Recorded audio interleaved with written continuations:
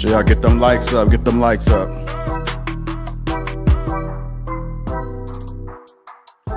Sure y'all get them likes up.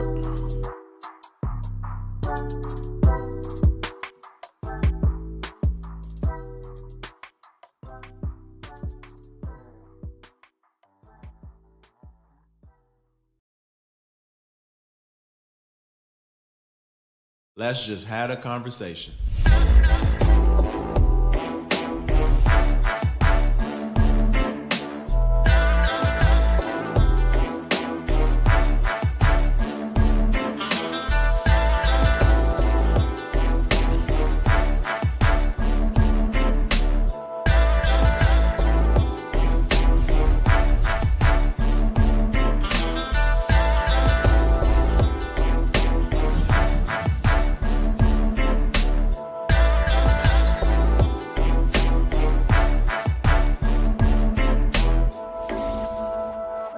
Family.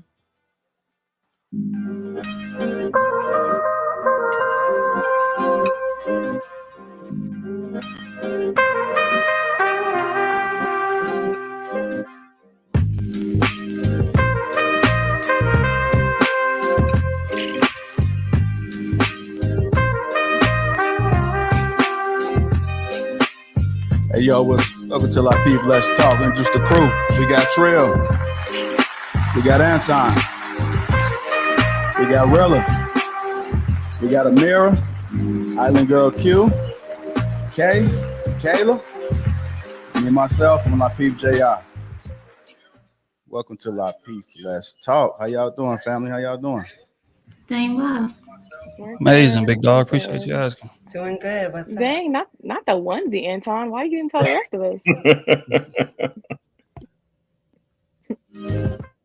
It's funny. Looking like a reindeer. Ho, ho, ho.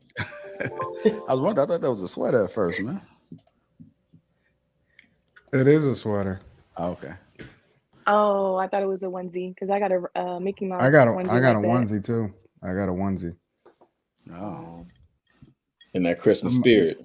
I'm gonna debut it on the next show. One day we should all wear onesies. Full body. Oh, ew. Yeah. I'm going full body onesie on the next show. What up, Trill? What up, bro? Slow motion. See y'all, man. Salute to you.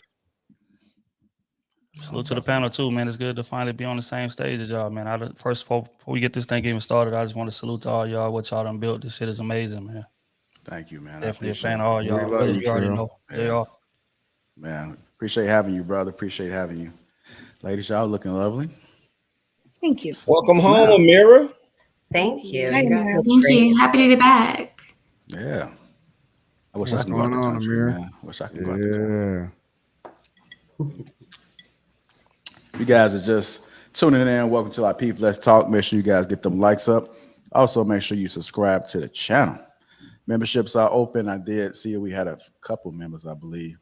Salute to you guys. I already got a super chat. Shout out to Mr. Awesome. Shout out to the Sleaze University. That's for you, Trail. Trail bringing a crew over here. I hear that. Oh man, the gang come through, man. They show love. Yeah, that's what I'm talking about. Well, you guys are in for a show tonight. Let's get this show started. Our first topic of the night is, hold on. I don't know if y'all heard that. Y'all remember that? Topic of the night. What you say, Kayla? Nothing. I was just repeating what you said. Oh, okay. Don't be starting already now.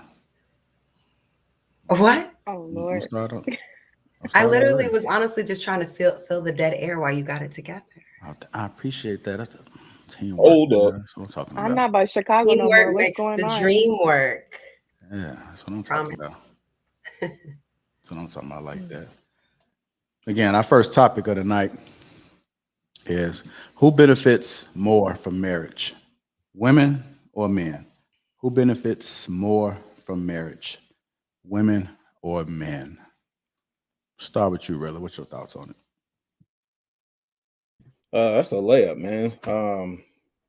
Women benefit more from marriage. Clearly. Everything is structured and incentivized for them, not only within the marriage, but should they decide they want to leave the marriage. it's incentivized for them. If you think about the early covenants, right? People used to get married to families. It used to be families. You know, fathers would marry off their daughters. They would groom their sons, and you would have these families. You have a family of warriors over here. You got hunter-gatherers over there, and they would bridge the gap, come together. And so in modern times, and especially in Western culture, it shifted a lot to where it's based on a lot of it's based on feelings. It's funny because I was talking to my uncles this weekend, and I had to call Anton. My uncle threw me a curveball. We sitting at the table talking. We talking about relationships and marriage, and my uncle just busts out. So yeah, marriage is a business. I'm like, what? He's never said this to me. He's never talked about this. And he sat there and he broke it down, but he broke it down in the sense that confirming a lot of what we've been talking about. He doesn't watch any of this stuff. He doesn't pay attention to it. He's super old school, but he broke it down that the marriage, by and large, yeah, men want legacy. We want lineage, all those things. But the woman under the covering of the man is the one who benefits most from the marriage. Okay. Kay, who benefits more from the marriage, women or men? I think men benefit more from marriage, just based on some things I've read before. At least, I don't know, maybe in this country. I don't know how it is necessarily other places, but I know that men who are married are typically, healthier, wealthier, things like that. Whereas women, I don't know if that's always the case. I think that the most successful demographic of men are married.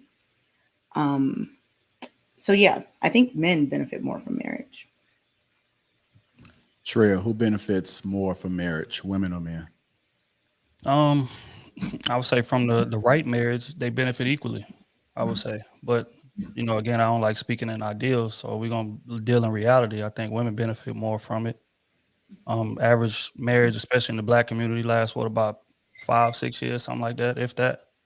So a lot of those benefits that's in that study that everybody likes to reference in regards to health and different things like that, I think that was more tailored towards something that's 30-40 years down the line. But if we 4 or 5 years married, I don't really get to see much of those health benefits that they're talking about, or those happy benefits, which I feel like is laughable because that's subjective to whoever you conducting the study with. What makes this man happy may not make me happy. But I mean, in terms of just, gains and losses financial wise, like man got to pay for the ring. Typically in the Black community, the man got to pay for the wedding. It's supposed to be her parents, but that's just not reality. So we together 4 or 5 years, we get a divorce. Typically, I got to pay you alimony. Typically, you're going to get custody of, you're going to be the primary caregiver of my kids. So I lose my kids.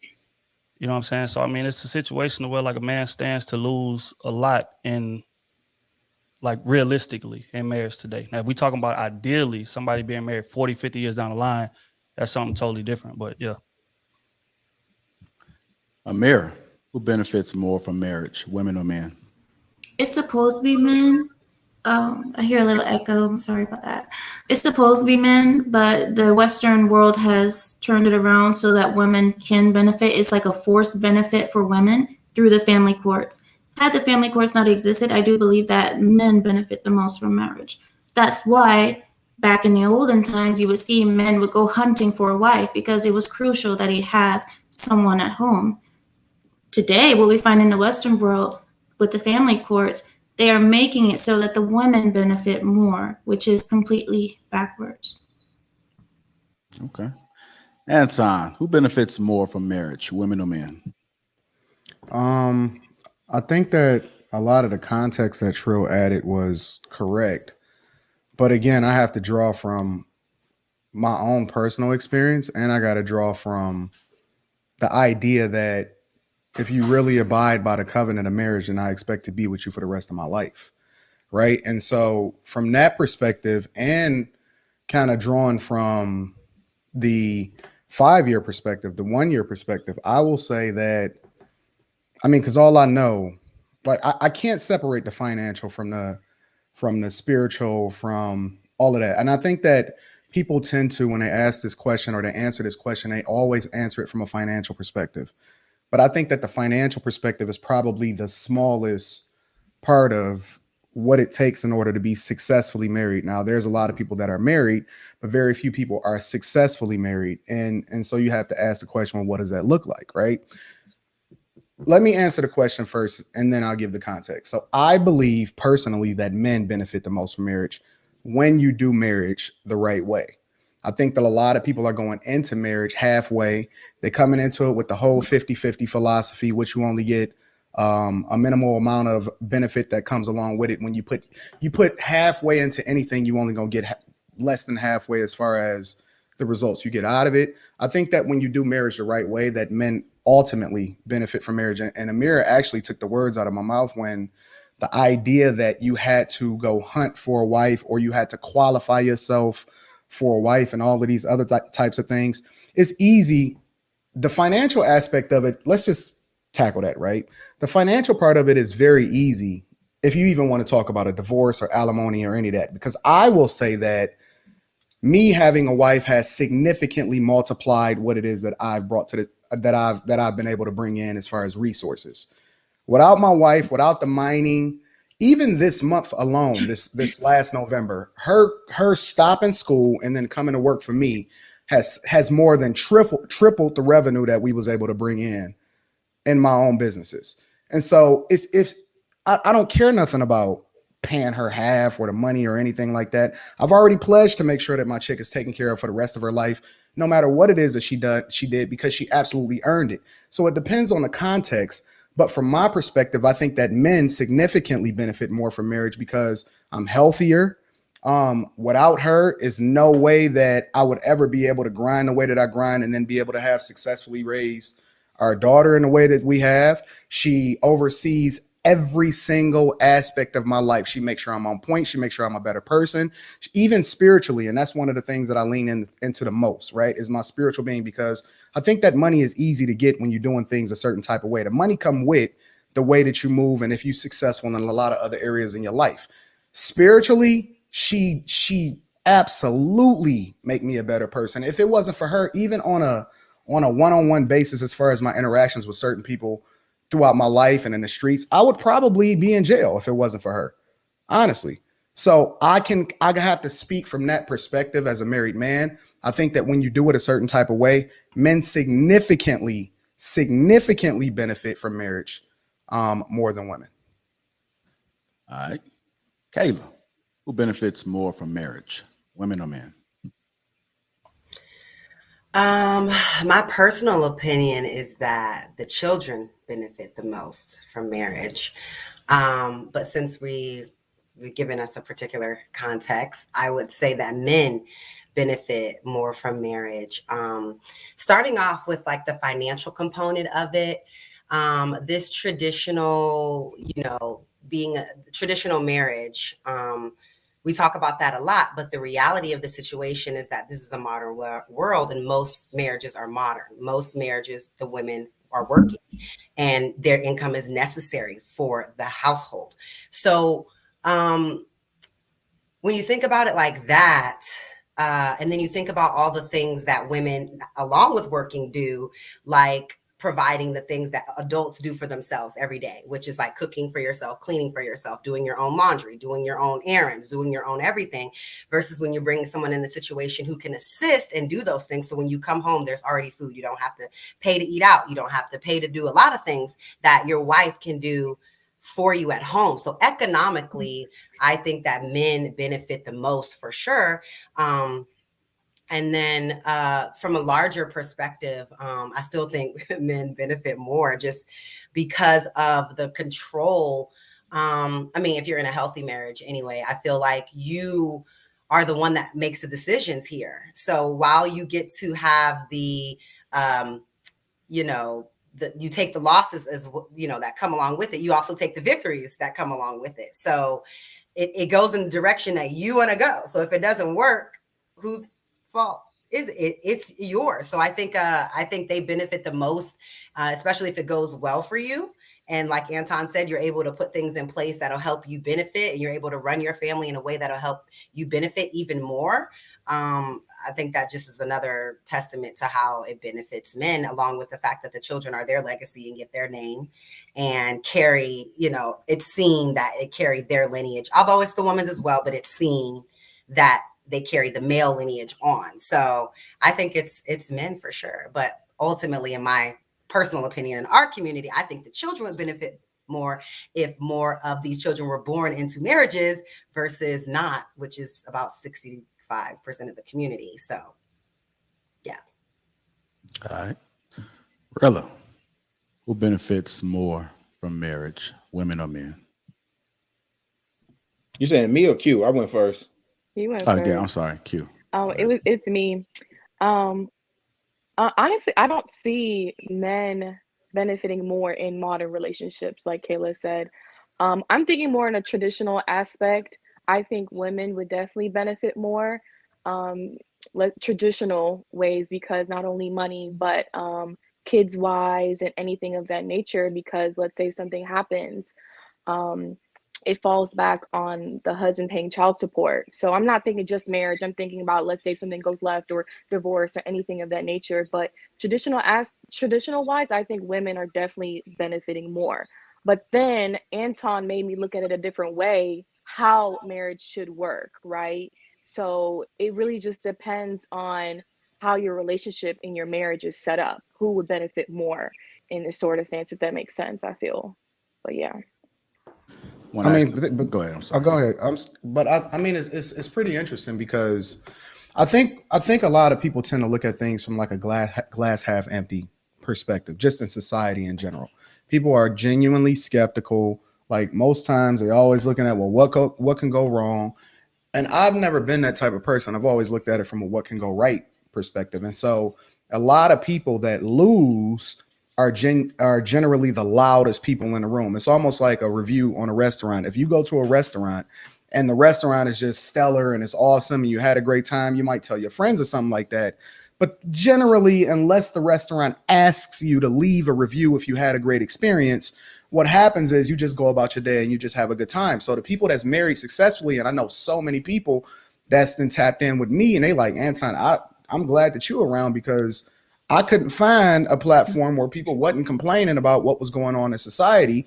And we having a great time. I got married early like you, and they have so many similar stories of me. Whereas if you have a bad experience at a restaurant, you're going to tell your homegirl, you're probably going to go viral. You're going to probably pick up the phone and record a video about it. You're going to pick up the camera and record the situation. You know what I'm saying? You're going to go and leave a review. You're more likely to leave a review or get vocal about something that you don't like versus the people that are living in it successfully, and they tend to be a little bit more quiet. So when I you have a take question. that, go ahead, Amir. I would ask the panel, if the benefit was more to the woman, why in olden times were men so crazy about hunting for a wife and they needed that wife? Like, you used to have men go to families and ask, is there a woman that is of marrying age? If the benefit was more for women traditionally, I understand today with the family courts is completely upside down, but explain that to me if anybody disagrees. No, I feel the Kids same and way. And I lineage. think that, oh, sorry, go ahead. No, I was Go just gonna ahead. say kids and lineage, especially we talking about tradition. Like back then, especially if I'm a man of like some kind of higher standard, my goal is legacy. And I think, to be honest, that's most men's goals today. Like most men don't aspire to be married. Most men aspire to further their legacy. So I think that's a situation I don't think that so, again that Trill. kind of represented that. Like I that don't man think was so, going to Trill. go find a I think woman he's to right, bring him there. Anton. I asked this think so. question. I asked this question last week to the panel, not to the panel, to the audience. I asked them about this, like, what is the benefit for men to get married today? And there's almost none, other But than think about it legacy. The though, Amir. lineage. If it's about legacy and lineage, then people are not looking at marriage in order to as the barrier to do that. Most people are shacking up and they having relationships. If we talking about the modern world today, they just having relationships and they feel like they can have kids out of wedlock anyway. Marriage is not the barrier for them to be able to do that. So that has nothing to do with it. Most people that get married, or most people that's looking to get married, they're looking much further and much more deeper into what the meaning of marriage is. And it's not entirely based off of having children. Otherwise, you wouldn't have so many children out of wedlock. Yeah, I don't know. When I asked this question, I had many men joined the panel that time, and nobody gave me that answer that you gave me, Anton. Everybody gave me the same answer that Trill gave me, was legacy. And I asked him, aside from legacy, what is the benefit for a man being married today? And to be honest, I cannot find one, except because of the family court. It's just the family court has made it such a risky thing for But men. again, Amir, you talking to a bunch of people who are online every day, listening to the majority of the population tell them what the problem is and what's going to happen to you if you get married and if you get divorced. They're not listening to people tell you all of the benefits of marriage. They're not listening to guys tell you it's over 1,100. If we just want to talk financial, it's over 1,100 financial benefits. I just did a show today on the morning show. I just did a show today talking about the financial benefits of being single versus the financial benefits of being married. They're not having the conversation to find out what the benefits are. If they ask you, think about it. Most of the time when somebody asks you, well, what's the benefits of marriage? They're trying to dispel what it is that you're saying positive about marriage. They're not looking to ask so they can get insight into how they can make a more informed decision of how it benefits their life. They're only looking to dispel whatever it is that you're saying. They have a glass half full mentality, and that's how they approaching the whole conversation. Nah, but see, Anton, I'll be honest, bro. I think the mindset go back a little deeper than that. I think it goes back to like childhood. Just look at men and women growing up. Like women actually aspire to be married. Like women are validated by being married according to society. If we're gonna just be honest here, men are not. When a man's growing up and they asking you, what do you want to do? What do you want to be? I want to go get this money.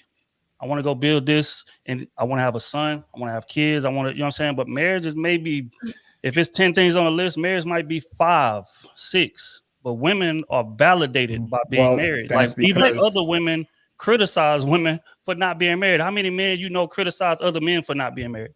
But I do. In my culture, they do criticize the men. Yeah, I do. I criticize dudes all the day long. Like in American, American culture, that is not happening. That's not happening. Never. If you in my family, if you out here moving like that, you are definitely gonna get criticized. I'm just talking on a general basis. I think Trill's talking like the general population and the culture.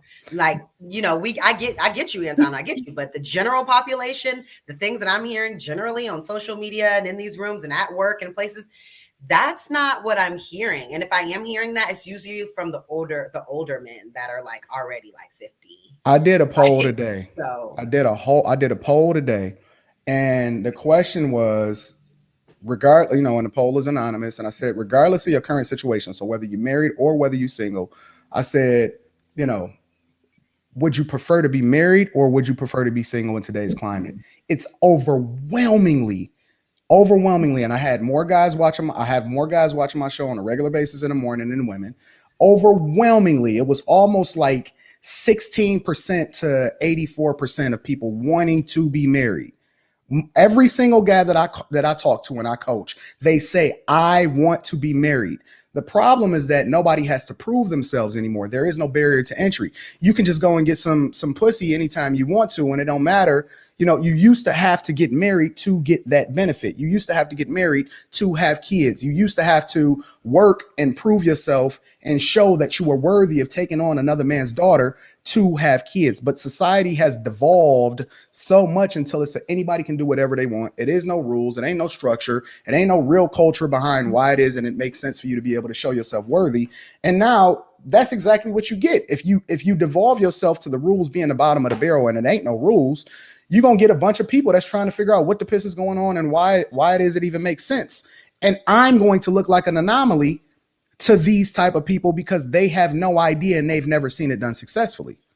But Anton, that's not the question at hand, though. We didn't ask who wants. Well, to I be was addressing Trill's statement when he was saying that society today and bringing it back into the modern society and all of that other type of stuff.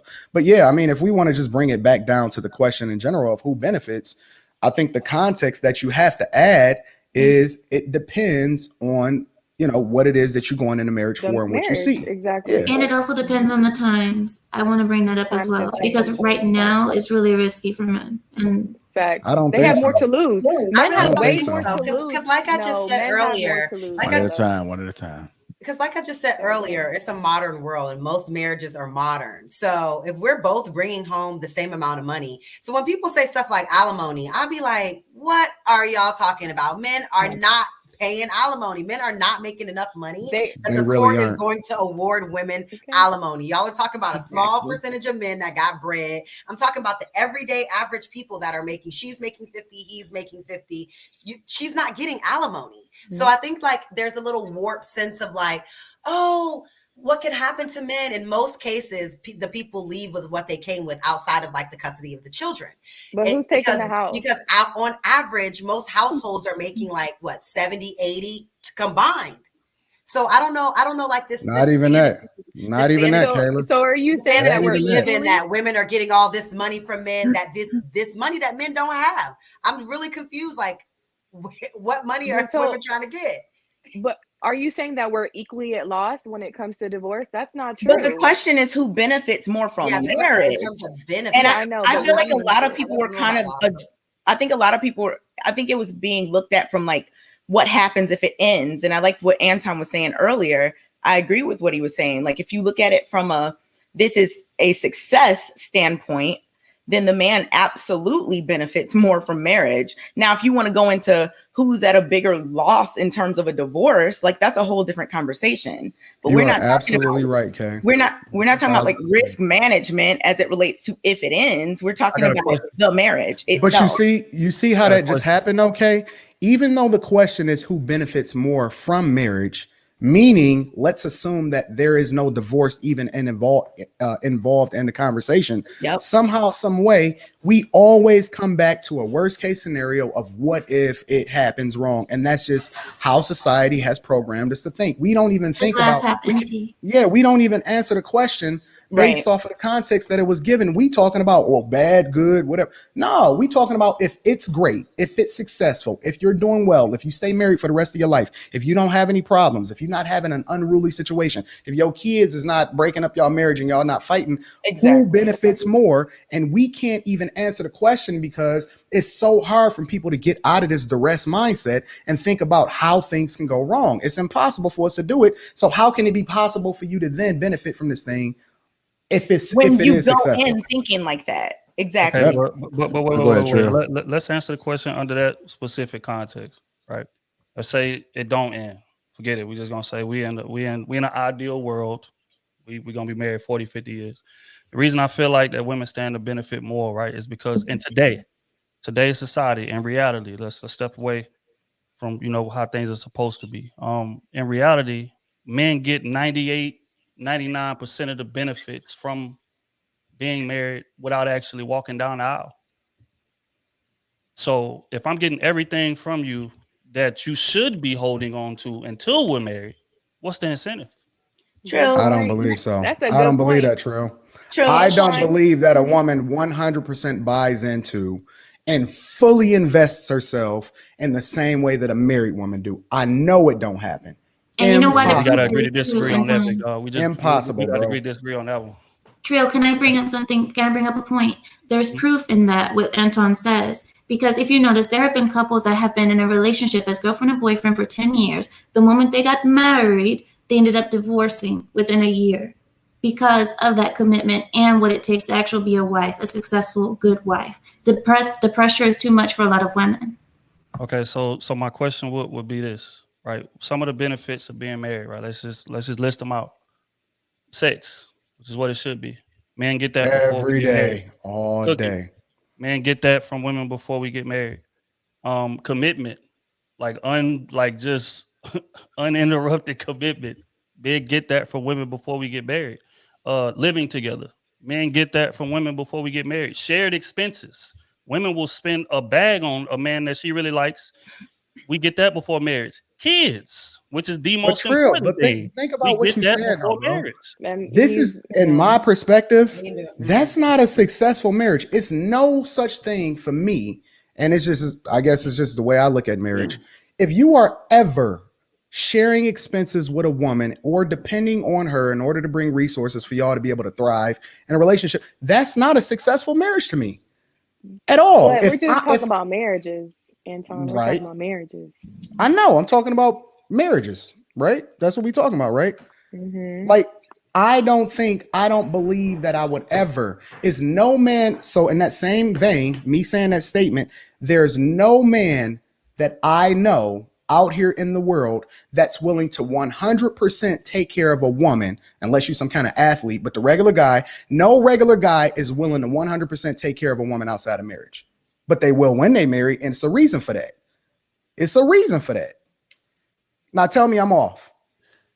I know some women in I'm relationships that are getting fully taken care of that are Exactly. married. That's real. Hey, Their boyfriends are not NFL players. Their boyfriends are like right lawyers, I'm marketing willing to directors. listen. I'm open to be wrong. Yeah. Financial coordinator. Nah, They make good times money, have but they're not changed. millionaires, and they still take care of their women. But Anton, you're not wrong, bro. I think you're just speaking anecdotal and you speaking ideally on how things should be. You're 1,000% right. I'm not saying that it Both shouldn't y'all work right. like that. Both I'm y'all saying right. in most cases it don't.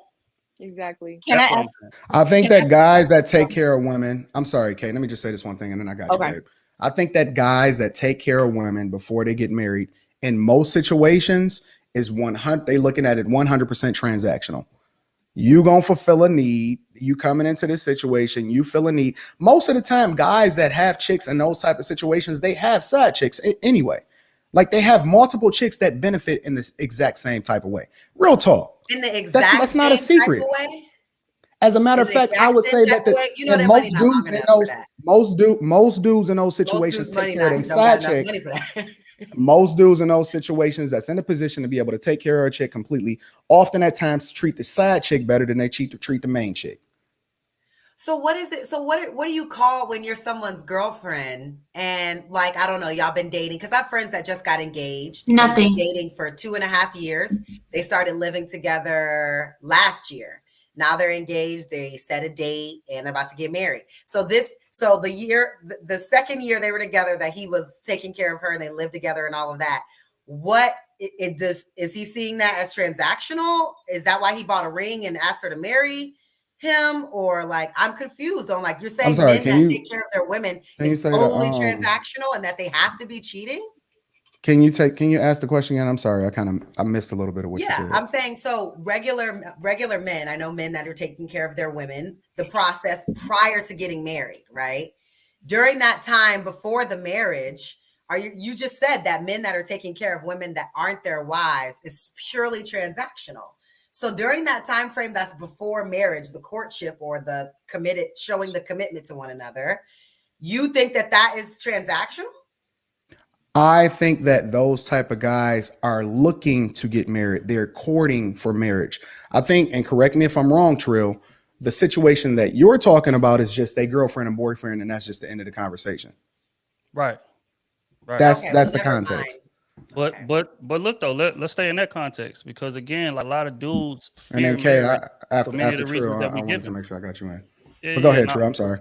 No, I was just gonna say, like a lot of dudes like just fear marriage. So you got dudes out here that been with chicks 5-10 years and won't propose unless she gives him an ultimatum. It's a lot of men out here like that. Now he's still taking care of her. They got kids together. He paying the bills for the kids. He doing what a married man would do, but he's just scared of being married. So he's not going to propose unless she pushes him to. I think there's plenty of men out there like that, and that y'all are overlooking them. Is what I'm saying. So Trill, when I referenced like some studies and whatnot about men benefiting more from marriage in several aspects, you were quick to say, that's specific to maybe those men, that might not apply to everyone else, right? Mm-hmm.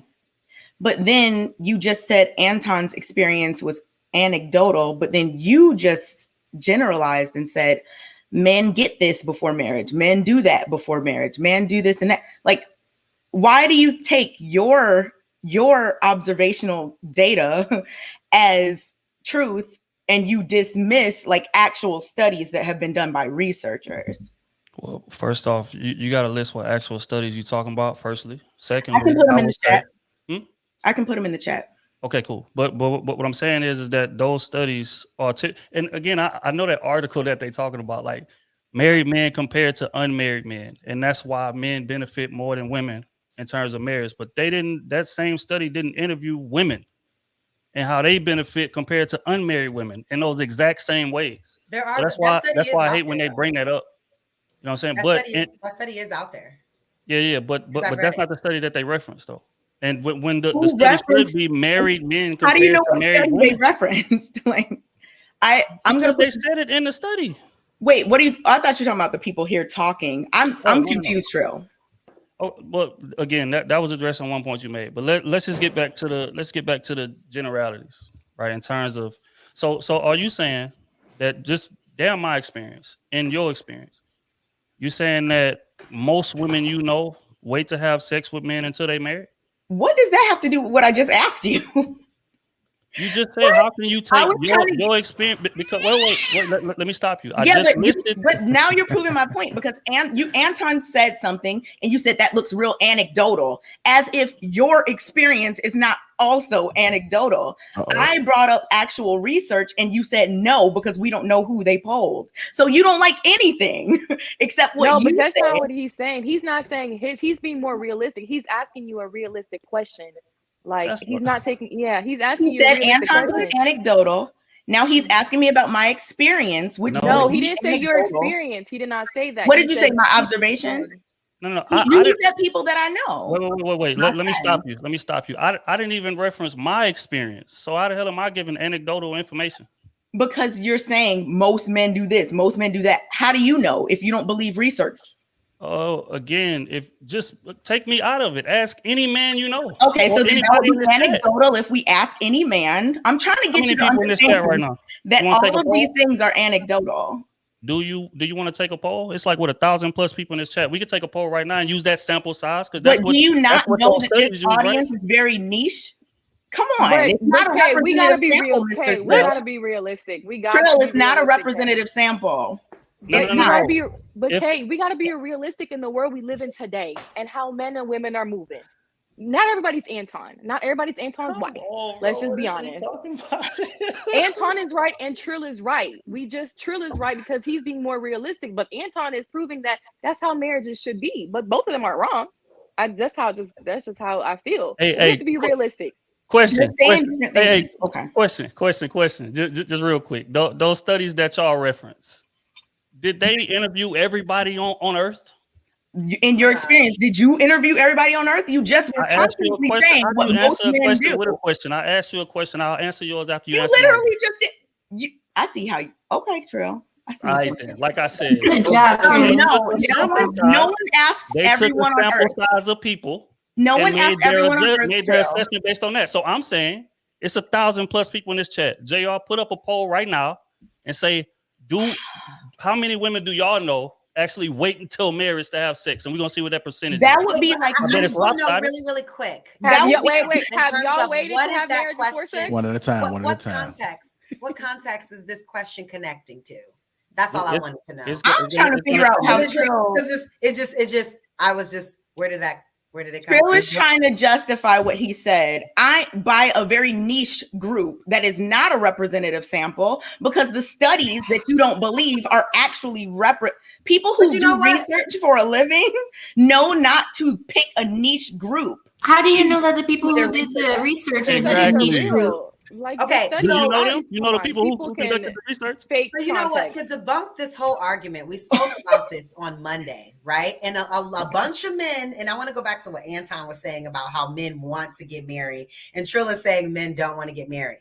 Now, that's not what he said. Trill did not say that. Man, y'all not listening. Trill, what's the question in the poll? I thought I heard you earlier say that men's focus is on legacy, and that most men aren't thinking about being married, and that men. He did say that 5 to 10 years because they're just whatever with marriage, and it doesn't mean they don't love their woman and have kids with her and all of this. But marriage is taboo. You just said that. No, I say marriage is taboo. I said when growing up, men are not focused on marriage. Marriage is 5th or 6th on the priority list. And what I'm saying is most men are more focused on their legacy than getting married. And the reason being is because I'm getting 98 to 99% of the benefits that I would get from being married to you before I'm married. True. And you know how that's wrong, Trill? Hold on, Kayla. Hold on, Kayla. Trill, you know how I know that's off? How? Most young dudes is focused on getting pussy. They are not focused on their legacy. They're not focused on leveling up. As a matter of fact, I would say that most dudes don't even start getting their life together until they start approaching 30. Anton, you're right, but that's not what I said. I definitely said not men are trying to more have kids. focused on their bag than being married growing up. That's what I I said. don't think so. Comparing the two. I don't think so. I think that dudes is more focused. I think that most dudes, younger all the way up until almost 30, is 100% everything they do is for women. Most Right, of the no, stuff that they do. everything they do is for pussy, not marriage. Right, That's right. different. But Trill, you speaking from the perspective like they us. Like we got confidence, we chill, we grind, Right. we understand how to get money and all of that. Most dudes are simps. Most dudes are simps, and if they had the opportunity to get the type of chick that they wanted to and marry her and have her and lock her down, if they wasn't, on some red pill rage type junk, if they didn't get spun and fall into a hitch moment, you know what I'm saying? They would find themselves in a different type of situation. And the They thing is, not focused on their bag like we think they are. Trill. They dudes start getting themselves together a little later in life, and women start getting themselves together a lot earlier in life. You okay, know see, what? I think I was about to I'm really telling we you. gotta agree to disagree I was on that. about But I to mean, go Think to about this. it. Think I about understand it. you The completely whole wrong, but I'm saying that idea. we might Think have to about it. disagree on that. The whole idea. We said it in the very beginning. From the very beginning, a girl aspires to be married. She aspires to be in a family. Women mature faster than men do. Women do much better, and they're focused on legacy much more than men are earlier in life. That's true. That is real, bro. Women are more focused on the things that is actually going to be more beneficial to men earlier than men are. Yeah, I'm not disagreeing with that, bro. So, I'm what not. I was I gonna, got a follow-up question too. what I was just Go gonna ahead, say really Caleb. quick I to go what after you. Anton, you know what, Anton, I was about to get with you on that, but the city girl culture, I've seen these young men are focused on the bag because they know if they want to get the woman that they want to get, they need some money. Hypergamy, like it's totally, it's supposed to have its little level, but it's out the roof. And if you broke niggas, No, I was, deserve no pussy. but I It's a was, whole but song. I'm Like agreeing with you though, men, Kayla, younger because that's dudes what I'm are saying. focused on getting the bag because they know But that if they they're want the girl only that they doing want, it. they gotta have a bag to But get you're her. right though. But they're not doing it for their legacy, and I'm agreeing No, with not you. for legacy. I'm agreeing for with you. sexual. They're doing it for the women. The women are the priority. If women did not exist on this earth, we would probably be musty. We wouldn't have no point for all of the cars and the Rolexes and the jewelry. All of that junk.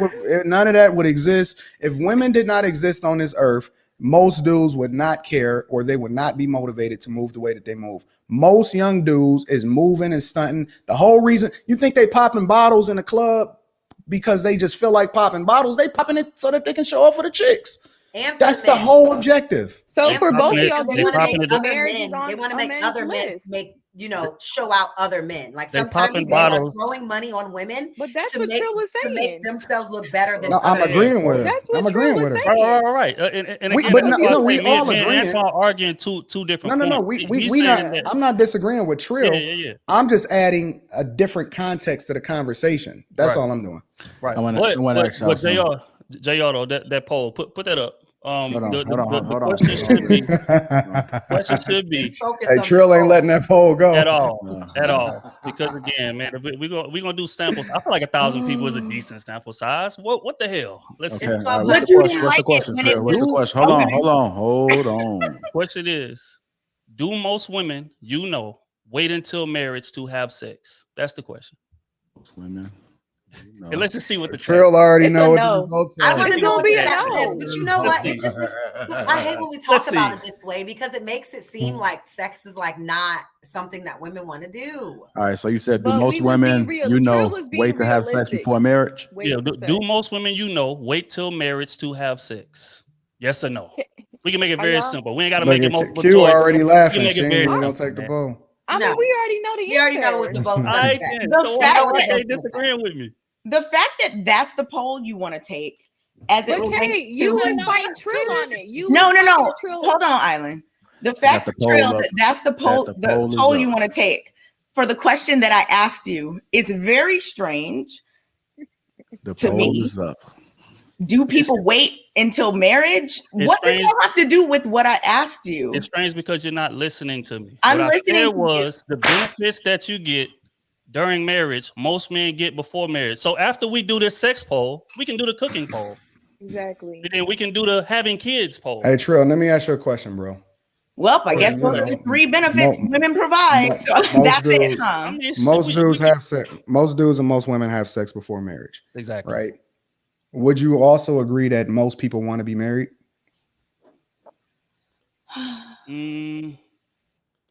Both guys and girls. That the majority of the population do want to be married. I think later in life they do. Like once you hit like 30, 35, that's when it starts setting in. Why would you say that? Why would you say that most people later in life, even though they are getting all of the milk for free, especially guys, because we get better as we age, we get more money, we have more access, we got more game, we more confident, all of that. Why would a guy want to get married later in life? Because he get to thinking about who I'm gonna die with. He get to thinking about legacy. You get to thinking about, I want all my kids to grow up in the same home, if possible. You get to thinking about benefits like that you're not thinking about when you're younger. When you're younger, I'm just out here sniping because men are raised to hunt. Men are not raised to be husbands. And that's reality. But we get all of the same benefits as far as a woman submitting to us, though, right? If we would, going back to your point, you said that women, right, is going to do the same thing regardless. We get all of the same benefits regardless. Then why are guys still trying to get married later on in life? It's a situation where like old folks with church. Like most people don't go to church until they get to about 60, 70 Y or 50, 60, 70 Y. Because they feel like I'm about to die. I'm trying to get right with God before I die. It's a similar situation with men. I don't think so, I'm getting old. I need to buckle this thing down. I done already ran through as many of these bad women as I want to. Yep, it's selfish as ever. I don't think so. And now I want somebody to take care of Listen, what I you can't be this young. Go ahead. I'm gonna let you. But let me just say this last thing. You can't be as young as 30 and 40 and worried about I need to get right. Most people, they think they got a whole nother half life ahead of them. Stand on this topic. Does marriage increase a man's lifespan and decreases a woman's? Does marriage increases a man's lifespan and decreases a woman's? It's increased mine already. Statistically, that statement is literally true based on the data that was I'm not going to have an argument about sample size, not doing it. Okay. But based on the data of this study, which includes tens of thousands of women and men, that is what the data says. What's the name of the study? Men that are married live longer and women that are married live. What's the name of the study? Where do you collect this data from? Did you put it in the chat, Kay, or do I need to go? No, I was trying to listen and I'm writing. I have a note that literally says, get Trill some data about who benefits. But I'm saying these data that y'all collect, like, is it women our age? Is it rate? What type? Is it defined by race? Like these studies that y'all talk about. You can find that in like the studies. You can find that in the methodology and like there's sections in research that tells you who they use for their sample, what the methods were. There are different sections within research, like actual, peer-reviewed research that will give you the answers to all the questions you're asking. Who were these people? That's in the study. How old were they? That's in the study. Like these things are present in studies. Like it almost feels like some of y'all have never read a peer-reviewed article before. That's not what we're saying. Like if you're gonna say a study, you should know it. the criteria. Exactly. Know the criteria. Know who said it. No, it's 100 Kayla, people that's black. I feel like if y'all say these studies, like y'all could be just making this shit up on top of your head. Like who I studies get devised on? I get you, Island. For them. They want to be critical, Island. That's what they're saying. Because I'm the same way. That's why I made myself a note. I'm gonna So wait. No one's ever cited anything that they said for me. Exactly. And I mean, I don't bring up studies in my answers. You need to cite your work. No, I don't actually. No, I don't bring up studies in my answers. If I did, I think I would reference back like Encyclopedia 34. John Smith did a study with 100 black males and said they live longer. You know what? I would agree quote with that. That's what you do when you write a biography or something like that. You quote who wrote it and what was it based on. I haven't seen anyone post their knowledge here, post their research or anything. Like Kayla said, no one posts their studies. Like I said, I'm making notes, but because I don't want to look up things right now. And that's why I don't use percentages, Island. I've had the same argument before with Amira when she said 80%. We've had this argument before. Yeah, I have heard Amira make like multiple. People never know where the things data they say. I've never seen. But like, you can look it up. It's very easy. I mean, you hear me say it. We don't need to get back on but you didn't not cite there. it. But I wasn't citing from some kind of a study. You can use your eyes. You can see. I used to work in a law firm that was family court. But then if you say your eyes, then we're saying. I'm sorry, I can't hear when both people are speaking. That you use. If we say use your eyes, then that means that we can use our own anecdotal experience and apply it to everyone. Are you saying that that's how it should be? Well, you didn't give me another percentage. When I said 80, you didn't give me anything contrary. So I heard, you remember what I'm talking about, Amira? Yeah, when I said 80% of women, divorces are initiated by 80% women. Yeah, only thing I've ever seen is between like 62 and 69. It was by Dr. Michael, I think, Rosenfeld, if you want to look it up. Because people always talk about 80%. That's the only study that I've seen about that. If you have more, please feel free to let me know. But when you say things like 80% and now you're like, why don't you guys cite it? But you can't look. No, like Kayla said, no one is out here like, so-and-so et al. 1992. Like, hey, no one is. Hey, do you think that there's a huge difference between 62 or 68% versus 80? Yes, it's still an overwhelming amount. That's statistically significant. It's still an overwhelming amount. It's still absurd. 68, did you pass? No matter if it's 62 or 80. Did you? I mean, I get what you're saying, but then I'm trying to speak to Kay. I can't hear you, Kay. If that's the case, and I get your it's just that sometimes people sensationalize things by making some far out percentage. And the reason we're even bringing this up now is because you seem to be very, critical about this data. I actually agree with what Island said. Ask, like, where did you get this from? I'm the exact same way. So I definitely agree. And that's why I'm taking notes about what I need to send to who. But it was just funny that you brought that up, Amira, because you say some percentages and you ain't never cited who or what. And these things are nowhere to be found online. You're telling me that number is so different. The point when me saying that was that it's an absurd amount of women that are filing for divorce. No matter if it's 68, if we round it up to 70 or whatever it is, it's still absurd. So you're making a point. You're trying to argue numbers with me when I'm arguing that women are the ones that are majority in divorcing the men. So what does it matter if it's this number or that? It's still so now it doesn't matter, but you just were asking for people to cite their sources. You got to pick one. No. What we were you were talking about the divorce thing. What we're talking about now is a little bit different. But we're talking about now the percentages and the citations matter. But when you say it, come on. What are you trying to say? That's not what I was saying. That is so inconsistent. I'm trying to understand how you can say I am not.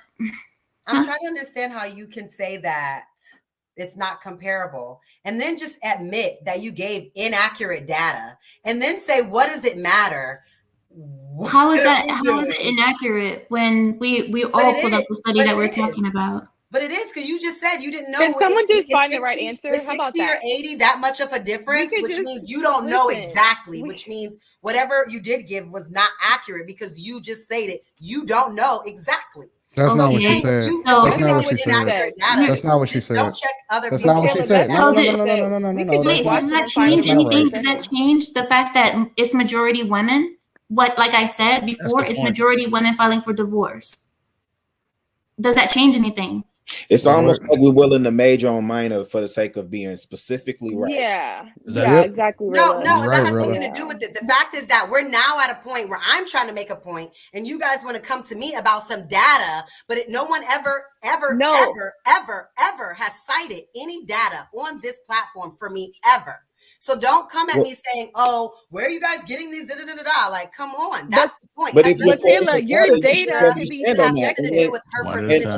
To what Q was saying, Taylor, your data can be subjective based on race, based on the age. Her data was not sample size. No, her data was not. At the end of the day, women are more filing for divorce. It doesn't matter the percentage. She already got it right. At the end of the day, your data, y'all's data that y'all like to reverse is subjective. When was the data? Was it 20 years ago? Was it 30 years ago? Is it white men? You can Is ask it those black same men? questions So to it's, Amira about her data. What are you talking about? That poll she has, you think that's of every woman in America? done. I Did don't every argue. woman in America take that survey? No, they didn't. So that's still a particular sample size. Take What what are we survey? talking about? Kayla, this is the Take thing. what survey? Kayla, it's clearly The survey that it's she clear. said that not the survey, the whatever her poll was is based on the people that Talking about women participated getting in the divorced. poll.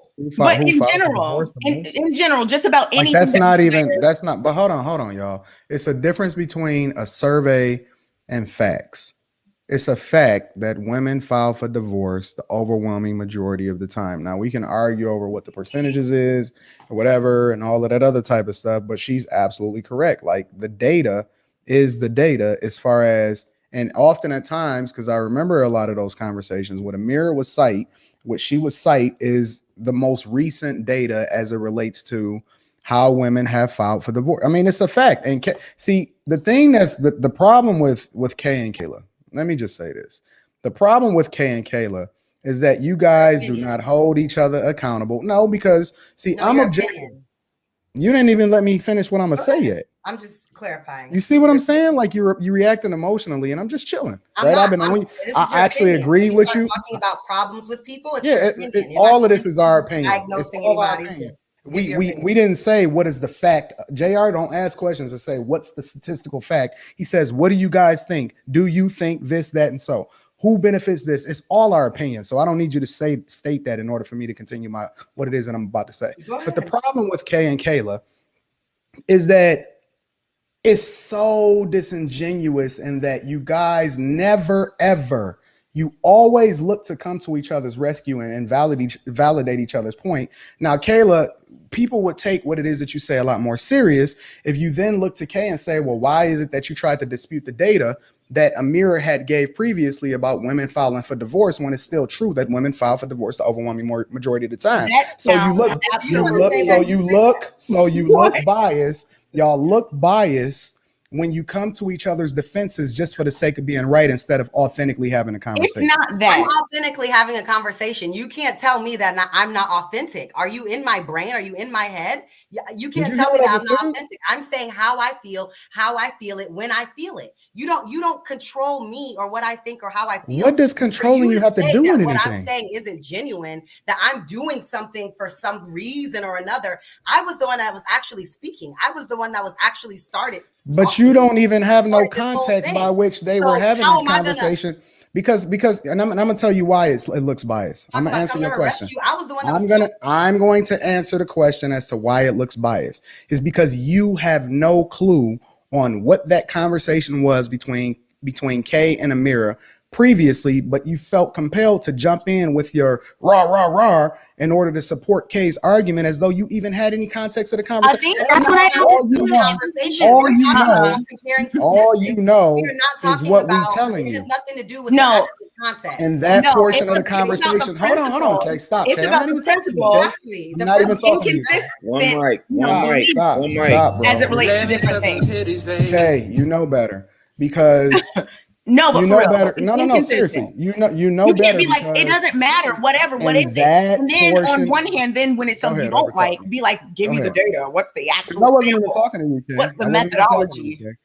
But my point is that you can't have it both ways. Okay, just let me know when you're done. Point is that that's not an answer. Go ahead. That was my bad. I've been trying to. I'm just curious because in that portion of the conversation, she should have just been quiet because she don't know nothing. But it's not about what she knew. I'm sorry. Go ahead. You go ahead. Thank you. It's not about what she knew though. That's why I jumped in because you're not correct. It has nothing to do with the percentage itself. It has to do with the inconsistency. Sorry. If you on one hand are like, why does the data matter? It's still close. But then somebody else says something. It's like, what's the exact You want exact when it's something you don't agree with. And you want old ballpark within 50% when it's something you don't. That doesn't make sense. How do I want anything? And I wasn't even a part of the conversation. I'm not talking about you. Anton, I'm not talking about you. The point that I'm making is talking about what Kayla was jumping in about. Exactly. The point that I'm making is this. Exactly it. It was about the principle. It's clear that you guys are more concerned with being right than getting to the truth of whatever it is that we're talking about. That's my whole point. There's no You didn't right. say that. How come you There's didn't no say that right. This is every an person opinion. except arguing numbers. Remember? Concerned about being right. Why are you saying that to us? All of our opinions are right. Trill I'm was saying it. I'm saying it because I was Kayla saying- clearly. I mean, everybody said their opinion. Kayla clearly displays bias when it comes to supporting I your didn't. narrative, No, I even didn't. when she don't know what I she's didn't. talking about. Nope, So I it's clear she's more concerned with being right But it's than it not. is that she No, is in getting to the truth. She literally As a just matter of fact, she clarified. would have even been literally more. just clarified my whole intention. So Just because you if talk don't more get it, over me then you doesn't don't have mean to that get you're it. gonna It's necessarily get better. But she would have been even more like objective if she would have even just asked the question as to get in the context as Okay, to so what are you happened want to previously. speak for me? Every time it's time for me to speak, I'm gonna just let you speak since you telling me what I need to say the whole show. You can just talk when it's time for me to talk, and then you can talk when it's time for you to talk too. So you can hear yourself more, even There more. you go with that masculine energy again. We Oh, keep telling you it's about masculine that. because I am coming for you. It's not. I'm How calling you you gonna out. come That's for what's me? happening. It's You not can't come masculine. for I'm me. calling you out. It's very rude of you to be telling me what I need to be saying on this show. I'm How you telling gonna- you that you're how not you going to gonna- do that. That doesn't make how me you- masculine. I'm telling you that you need to stop speaking for me. That doesn't make me masculine. And I'm actually giving you the opportunity to hear yourself speak more by letting you have my time when it's time for me to speak. I don't know Your how that's time? masculine, but go right ahead, Anton. How you gonna come for a dude with a reindeer hoodie on? Like I'm not even in the Really? confrontational mood right now. I'm Really? chilling. I'm vibing. I ain't got my voice raised. I'm just slow motion. I'm being You don't have to do objective. that to come for anyone. When you said something, I agree You with can come you. with When I think some it's right, person. look at you. You Coming don't for even let someone, look. all I'm you in do is use your peace. words. I'm in peace, all and you you have to still do. talking over me. What? Why? What? And that's why I say you it's so didn't much say much. masculine. It's so much masculine energy because how can you come for a dude That with a is like reindeer your hoodie on? go-to. Are you gonna get a new line? Like it's been like 2 He's months. been saying it. He Swear to said it God. the first show I was on. He was I mean, like, hey, if "Why are you- you so Literally, he masculine?" has no other rhetoric or no other. Okay, like, that's no not true. other I said did. that I gave you a lot of credit in being in your feminine energy on some shows too. No, I'm talking about from the As first. if I'm you just saying you've been validated saying this me for a or long anyone time.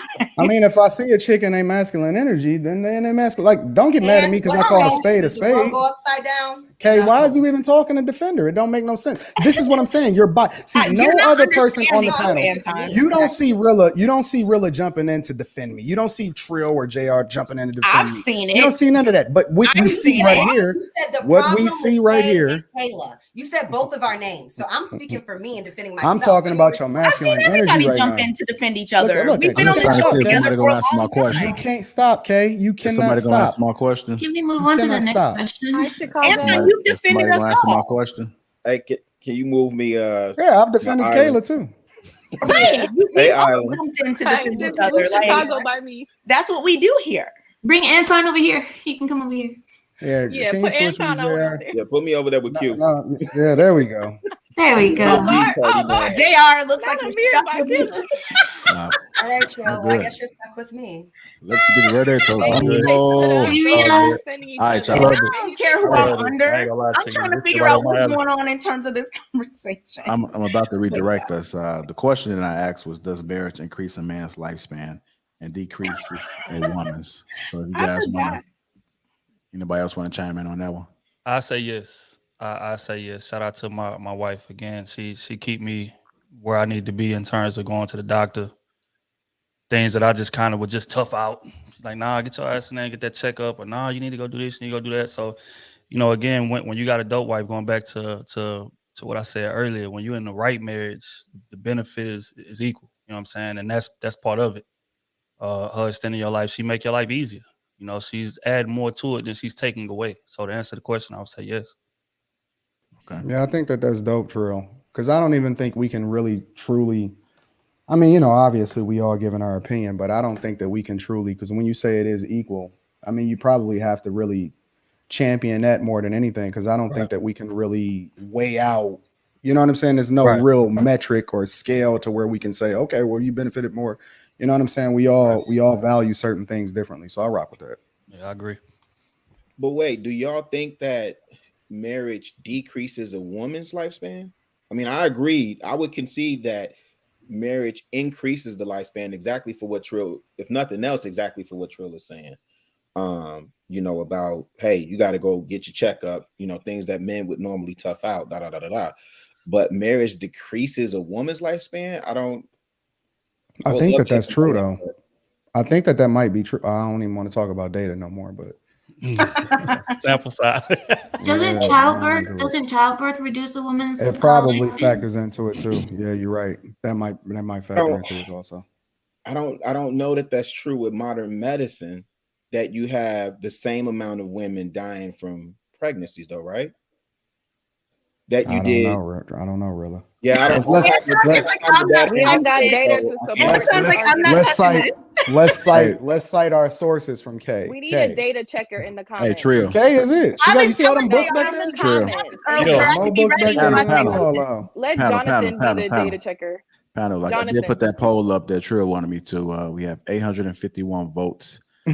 sample size is important. It's very important. 4% said yes, and 96% said no. Exactly. Which shows that this is 854 a votes. very The niche question was, audience. do Nah, most don't do women, that, K. you Don't do know, that. wait to marriage to have You gotta sex? focus on the 4% numbers. said yes, and 96% said Yeah. no. Out of 857 votes. So now we want to Trill, you are, I don't know if you're serious or What not. did y'all I've think never of had me? a, Dead serious. Kayla, Are you gotta you? be I'm dead realistic, serious. Kayla. Kay, I'm sorry. I've never had Kay, a we gotta be conversation realistic. with you, so I wasn't sure, Trill, if you were I'm- serious or if this was all a joke. I'm dead serious because it makes the point I made earlier about we get a lot Do of you the know what a benefits that we representative get. sample is? Huh? My Do you friend know what a Derek says the representative same thing. sample is? What is Okay. a representative sample? It would mean that there are people from different demographics, different types of, maybe That everybody's represented in status. the, There's a lot of people are represented. Lots of different Right. groups of people are represented within the sample, right? So, not to get all into the demographics of this specific niche audience, it is a niche. It is. Mhm. So for you to be like, yay, I won, based on that would be like if I went to like a concert for, I don't know, I'm not going to say anybody because I don't want to be shady, but like somebody, and the women there might all think a certain way about certain things. Hence why they listen to this type of music and they're at this concert. Okay. You don't understand that? Okay. So you think any place you poll is just accurate? I'm just Trill. I will help you. I'll help you. Okay. So But Kay, how can you say that and you cite all these manuscripts and whatever? Exactly. But I'm confused. That's We're my just talking Island, about realistic. Island. We're just talking. Hold on one second. We're just talking about realistic. Are you a virgin? Are your friends a virgin? We're just talking about realistic times. I and get how it that, is Island. today. I That's get all that, he's Island. saying. That's all I'm saying. No, I get that. I'm talking Okay. about Trill's excitement about the niche audience having the same opinion. Okay, I was being I mean, facetious obviously, with the most of excitement, them are Kay. going to have the same opinion Hey, I was being about things. facetious This with is the not a excitement. representative sample. That's Hey, all I I'm was saying. being He was like, facetious yes, I with the did excitement, it. Kay. I was right. Welcome I to was being Thursday, Trill. facetious I mean, everybody with knew the he was right, excitement, but one Kay. person. But my point still stands. I still believe that point. I don't care who It's you okay ask. for you to White believe that point. demographic, Spanish demographic, black demographic. It's okay for you to believe that point. Benefits are being given up before marriage. That's So a fact. Trill, just a quick question. Sure. So do you After this think, question, I'm gonna move on. because I know you said that most men's priority, let's clarify before we get into semantics war, most men's priority is not marriage. So do you think that if women stopped having sex, that men will start proposing? Like Yes. currently, like women in their relationships, in their situationships, yes. whatever they're in with men, they just tell them, look, we are not having sex anymore until you get down on one ring, and then we set a date, and then the date comes, and then we jump the broom. That Yes. is 1,000% right. And the reason it's 1,000% right is because a lot of men act like they actually like women to get the sex. Well, Let's of just keep it course. real here. And So I men mean, pretend- a lot men of will men do pretend pretty. that- No, my point being, men will do pretty much anything to get the sex. That's a fact. So yes, to answer your question. 1000% right. We'll say anything. We'll do anything. We'll do whatever it takes. Yep. Yep. Interesting. Very Now, ideally, should that be the case? No. But again, we don't live in an ideal world, so we got to go with what we see around us, and that's just reality. Welcome to Thursday, Trill. I love it. I love it, man. Shout out to y'all. Quite different than Tuesday. Definitely, man. Way more. On this episode of Lapeef, let's talk. Yeah, there you go. Hey, so still stay on this topic real quick. I wanted to bring up a few more talking points. And one of the things is that to death do us part, right? To death do us part. And they often talk about how love is a feeling and talking about commitment. It was a conversation that I overheard or heard somewhere about in other countries that they get no options, that they don't even look like it's an exit. So because here we often see a lot of women that think it's okay to mistreat men, their husbands, because they know that they have an out. So let's speak about that real quick. Speak about it. Start with you, Amir. So the question is, Go ahead. I'm sorry, go ahead. I didn't, can you say the question a little bit more clear? I didn't really ask a question, but I just kind of made a statement about what I was overhearing, but I would try to format it in a question form for you. So basically, we often see that women mistreat men because they know that it's out here versus in other places, once you're married, you're married. There is no out. Right. So let's talk about it. Yes, and another thing is that the court backs them up, which is, I speak constantly about this, of how the court backs it up, because I don't think that women would have the power that they have now to abuse men in the fashion that they do, had it not been for the court system backing them up. I believe that the court system is what gives women the, a part of my French here, the balls to say these, to treat the men the way they do, because they know that they have a security net once they do so. So on our case, like, I'm Middle Eastern, so I'll just give the example from the Middle East.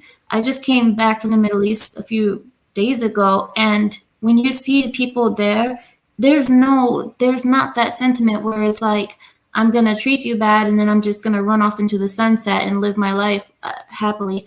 It doesn't work that way. Also because the families hold us accountable. So it's not even just a thing of like, how can I say, we just leave after we abuse the man and we take him for all he's got.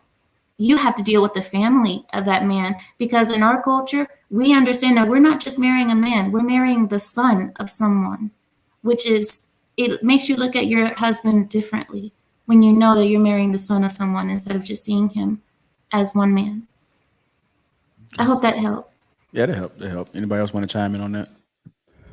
I think, Yeah, I can. Oh, sorry. go ahead, Will. Q. Do your thing, And Q. to tie into that, different cultures, like if you disrespect a man, you might get your hand chopped off or something else. So we're talking about culture aspect. I'm not talking about America culture. I'm talking about West Indian culture or even Caribbean culture. Like that disrespect, that doesn't really happen. Well, growing up, that doesn't happen. You can't talk to a man no type of way and get away with it. What is divorce? We don't look at divorce in that type of nature. So the respect things, just, we are embodied with that, because we know if we're disrespectful to our man, we might get some backlash. You might get hit. I mean, up here it's a little different. That's domestic violence, of course it is, but you just have to respect your spouse in all shapes and forms, no matter what, or something might happen.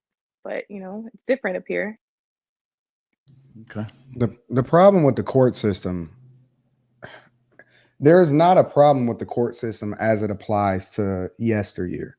The problem with the court system is as it applies now that women, so to speak, have been liberated, right? They advocated for equal rights. They advocated for being looked at in the same way as men. We want equal pay for equal rights. Okay, well, now you got archaic court laws that don't apply to you anymore. That's what's the problem is with the court laws today. But the reason why, if we go back to the foundation of how we got here, the reason why those laws were in place in the first place is that when we had absolute power, speaking about men, we abused it, right? We often at times left women that did not have the power to be able to earn. They didn't have the power to be able to take care of themselves. They didn't have the power to be able to do some of the same things that they're doing today. And so they needed a safety net for a dude that often at times utilized his power in the wrong way. It was a lot of dudes that didn't hold down the fort. And so as a result, you had to create, because the laws they're reactive. The laws aren't put into place as a result of something that you're doing right already. There is no need for a law then. The laws are reactive. And so you've seen a lot of simps and a lot of busters that did not take care of their family. They left the home. They did what they wanted to do. They got these chicks pregnant, and then they went off and did what they wanted to do. And then they was looking at the chick like, well, why you ain't still respecting me? And so that the law served their purpose for the time by which they were created, in order to give some level of respect to a woman that may have bared a man's child. And she wasn't in that space to where these modern women are today. She was completely submissive, and she was rocking with him, and she was largely whatever it is that he wanted her to be, but he still wanted to have his cake, eat it too, do what he wanted to do, and then hit the streets and say, okay, what'd you say to me? You can't abuse power and then expect for things to go a certain type of way. You have to then abide by whatever it is that you've made a vow to, which is, I'm going to take care of you. I'm going to make sure you're good for the rest of your life, whatever, so on and so forth. But now we have these archaic laws that don't apply to for the situations in which they were created for. And so that's the dilemma. I think that the dilemma largely lies on the people that created society in the first place. We built it. We let the kingdom fall, and now you see the results of it. You see ashes, and now we're trying to pick up the pieces and say, well, why aren't women moving a certain type of way? Well, because, yeah, they not right today based off of the laws, but largely you dropped the ball earlier in life. And so as a result, would you expect them to do? Roll over and die? It was like, okay, well, skip it. I got to get up. I got to do something. All right. Everybody else want to chime in on that one? Yeah, I'm trying to think. Anton, give me a when you say that, you know, this was indicative of men's behavior, what time period are we looking at? I'm not sure. I can't cite specific time periods, but we know that, for example, I'll give you an example. We know that it's only been a half a century since women been able to vote anyway. Right. That's, you know what I'm saying? They had no right. No. And I'm not disagreeing, because I think, and I just want to add a little bit more context, because I think it's important when we talk about, you know, family court and laws and spousal support and alimony, and why some of these laws were created in divorces and stuff like that. Mr. Palmer talks about how when these laws were created, I think Lee talked about this too, they were created, family court as we know it, and some of these laws that are still on the book, they were created because there were so many men at war and they weren't coming back. They were staying over there creating families. And the women here were being left without any type of support. These women were married. Men went, joined the army. They fought for their country, and they hit them with that Harlem Nights, like, hey kids, put your mom on the phone. I ain't coming home. Right?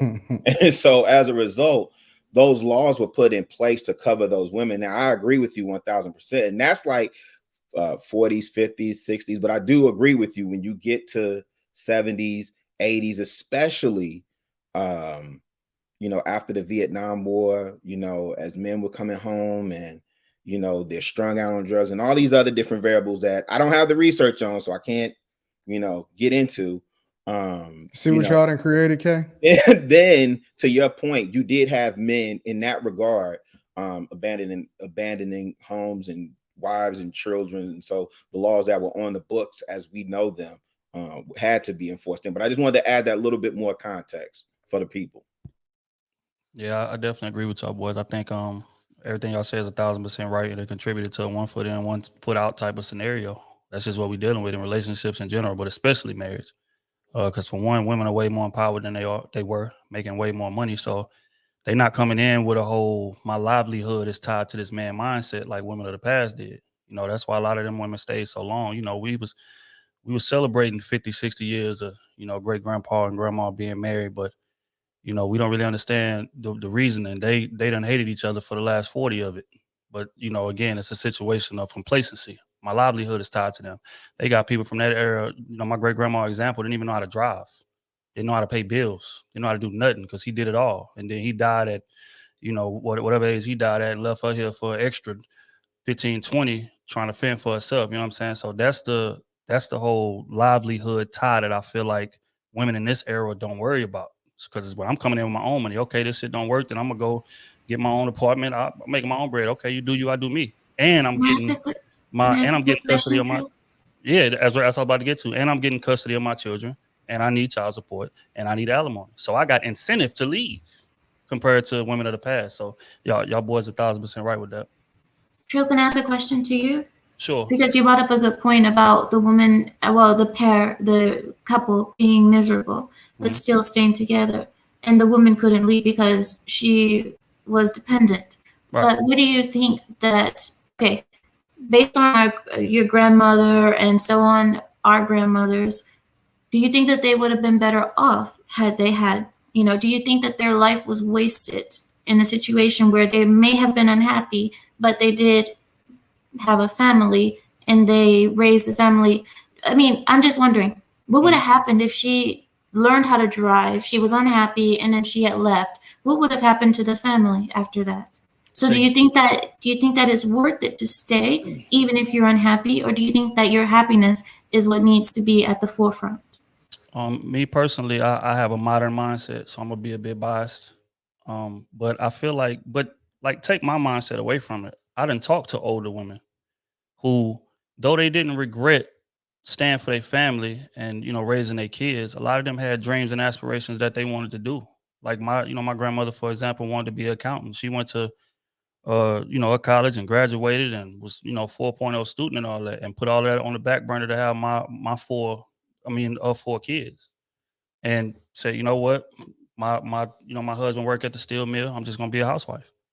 And when I asked her, she said, I don't regret the decision I made, because that would mean that I regret my kids and I regret the family that I done built. But if I could go back, I would have definitely at least tried it to try to see if I could make it work. You know what I'm saying? And I feel like a lot of older women have that regret. And that's why, again, just like I spoke about earlier, the last 30, 40 years of their marriages, they don't really like each other. They sleeping in separate rooms. Only time they really talk to each other is during family functions.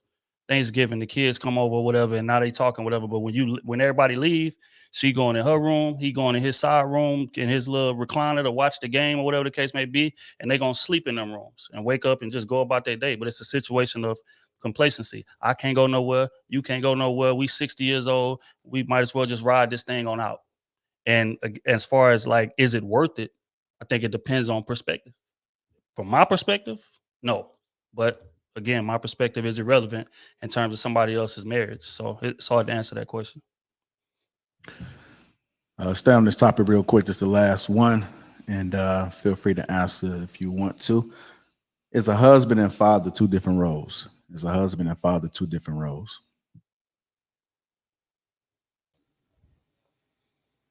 Rila. Go Rila. You see, I'm over here thinking hard. I missed that real. I'm thinking hard about it because my first thought is, yeah, those are two different roles. What am I talking about? They may overlap in me, but maybe some similarities in terms of maybe instruction, guidance, things of that nature. And I know that may, maybe not tickle the ears of some women, but yeah, men do provide instruction and guidance to their wives, or husbands provide instruction and guidance and direction to their wives. And I think the biggest difference, I don't know if it was on King Talk or if it was on this platform on Thursday, or somebody asked the question. I don't know if it was Bolo or somebody asked the question like, yo, if you was drowning and it was like, save the kids or save your wife, who would you save and why? Jay, I feel like you asked that question one time. And I think the biggest difference is based on one of the ways that you could tell that different is how would you respond to that question and which sacrifice would you make and why? All right. You can't function as a husband over your children. You shouldn't function as a father over your wife. Although some husbands do that. You shouldn't function as a father over your wife. All right. So yeah, those are two different things, man. I gotta disagree, Rilla. I am very much a father figure in my wife's life. I am very much a father. As a matter of fact, was her father absent at that time? Yes. Okay. That's the. But here's the context, though. I said this, I think, a couple shows ago when me and Kayla had our annual weekly powwow, as usual. where I was talking about how the structure and whether or not I would let my kid do a certain degree program in college and all of that. And I said that the goal for me is to be the covering for her until she gets her husband. Her husband then becomes a covering for her. And it's a transition, which is one of the reasons why we walk our daughters down the aisle. We giving our daughters away. And now he serves large. Listen, I taught my chick how to drive. I helped her get a license. I bought her first car. Like, I am very much a father figure in the role in my household over everybody in the household. I give the instruction has to come through me. Yeah, I empower her to do certain things and make certain decisions, but ultimately we all understand that there's a hierarchy and that this is not a partnership at all. I don't believe in partnerships. I believe in a hierarchy, and I believe that there's an order and a structure of things, and that's how things stay so smooth and they roll. Because there's very few companies in the world that got 2 CEOs. I don't believe in that. Anton, do you think that the dynamic of father figure is the only way there can be a hierarchy within a romantic relationship? No, I mean, he was saying as a father and a husband, two I know, I different was things. just asking I think that what you said. I think that is more similar. I think that it more intersects than we think it is, because I think that a husband often at times in so many different ways serves a father figure role, and everybody that in the house, we just don't like the word that come along with it. But we very much cover. I know that you think that. I was asking if you thought, or if What do you mean a romantic relationship? Like somebody that's just having a wife. That's not Let's married? say a wife. Do you think that there's any other dynamic between a husband and wife in terms of the hierarchy that you just mentioned, besides father figure? Like, do you think the man can still be at the top of the hierarchy without it being a father figure? No. Most men are emasculated. Most men are simps. Listen, the reason why you got so many weak men today is because the men of yesteryear failed us. There wasn't women. A lot of relationships were endured through. They weren't successfully married. Trill kind of highlighted it. I am answering it. I'm saying that I'm giving a context to the answer. I'm saying that no, it can't exist without that hierarchy. And then I'm asking, is father figure the only way to have that hierarchy? Like, is there any other way? Okay, so you have to be a father figure to your wife, in your opinion. Yes. Okay. That's what I was asking. No. Let me revise it. I'm wrong. It can work. It can work in the context of staying married. I don't think that you can be successfully married with that, without that hierarchy being there. Without the father figure. And so what would the woman be? That's my baby. So like daughter figure? That's my baby girl. You know, I'm speaking like that's my baby, you know, whatever. I seen Kayla's eyes light up like, you like little babies? No, Kayla, I don't like babies, okay? I didn't say that you did. I just don't like to refer as that. Like, even in some relationships, I think that we should stop calling men and women baby. Like, refer to him as king, not daddy, and not because everybody is he ain't no baby. Daddy. He ain't my daddy. He is my king, and I will refer to him as King that. Biggling, aka Big Drop. I don't call nobody daddy but my dad. I ain't calling no. I have a daddy. Call me daddy. That ain't my daddy. I can't. Kayla is so derailed in these conversations. I have Let me ask idea Kayla. what the heck is going on. Really quickly, Kayla, what do you call your husband? I'm not married. I was just wondering about what Anton said with the, because if that's the only way. Honestly, I call her name. I say Rita. Yeah. Like, well, hold on, Amira, was there? You say Rita or my chick? Yeah, I call her my chick too. Yeah. Which is cool. My chick. Because I call her my chick because it puts me in a mindset of staying on my toes, not getting too comfortable. Like in the beginning type of thing. Yeah, it's like, yo, I just met you for the first time every single day. Hold on one second. Amira, what was the purpose of the question? Because you were talking about like not calling someone baby. So I was curious, what do you call your husband? But you said you're not married, so. I said that before. I don't know you. This is my first time seeing you, so I don't know. No, in terms of if I said I don't call my man baby, if it was my husband, my man, I don't call him baby, and I don't call him daddy. It don't matter whether I'm married or not. If I was, I wouldn't call him baby. If I wasn't, I'm not calling him baby. So that's what I was asking. Like, was there a purpose for you asking a question I had already answered? That's why I was asking. I gave you the reason why. Are you triggered or something? What's wrong? No, I was wondering if you had, you were listening or not. That's why I was asking, because I had just said that, and then you asked me it. Look at Island. You look pretty triggered. I'm sorry if I trigger you. I didn't mean to trigger you. I was just asking. Just Stop trying to Really? set up. You just said trigger like 4 times in a row. Hey, I'm speaking It's really funny. Yeah, let them she's a grown talk it woman. She can out. defend herself. Kay, Yeah, stop let that. them talk it out. So glad y'all are able to She's a spot it the grown way I was woman, able to Kay. spot it. I know you, Amira, you've learned from me well, but I'm still going to speak when I want to speak. No, let them have a conversation. Ain't nobody Okay, interrupt. let them have a conversation. It really isn't not my business or your business to butt in. Like, honestly, let them have it. I mean, we're not having any business. I was clarifying. It's not really any business that's happening. I said something. She asked me what I said yet again. So I was clarifying whether she was not following the conversation or we're not even talking about you. We're talking to Kay. If she had a further point. No, we're talking about Kay. That is I wasn't talking about why you. I was saying that. No, I think the question was taken out of context. I think maybe she was asking like what? How come nobody's telling Trill to stop? Yeah, I was just asking, what do you call him? And then she's like offended. Go ahead, Island in Chicago. Tell him I'm to not stop offended. I asked you, how am I offended by asking? I'm trying to see if y'all are just biased against me or because what. Island said the same thing. Hey. Island, what do you call your husband? So I'm trying to figure out. We both just said. But I wouldn't have took it that way, Kayla. I honestly, if she would I have asked a question because she asked that. So I was literally waiting for the follow-up to see what point she was trying to make. And she didn't have one. She literally didn't even respond. So I said, well, what are we doing that for? No, Kayla. Because what else am I supposed to say when you say, take this, all of you. Look at all the Either people who said don't jump in, jumping in. It is so weird. Like y'all like when It's somebody not does weird. It's yes, not it weird. is. It really is. When everybody got to do the same thing to back up Amira, which is fine. Let's get focused. It's fine. Hey. Yeah. The same thing Like, that I was doing with Kayla, and now it's cool. Like, and then Trill jumped in and let's do this.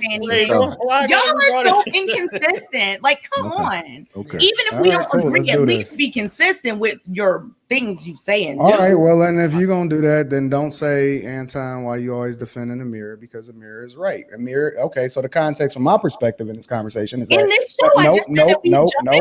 You want to do this? Let's do it. So the context is that Amira is very similar to me.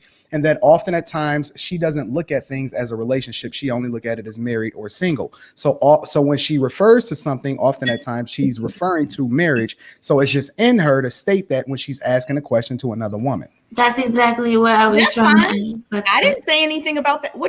Are you talking to me, Anton? I'm talking to everybody. I'm talking to Kayla. I'm talking to you. I'm talking to everybody.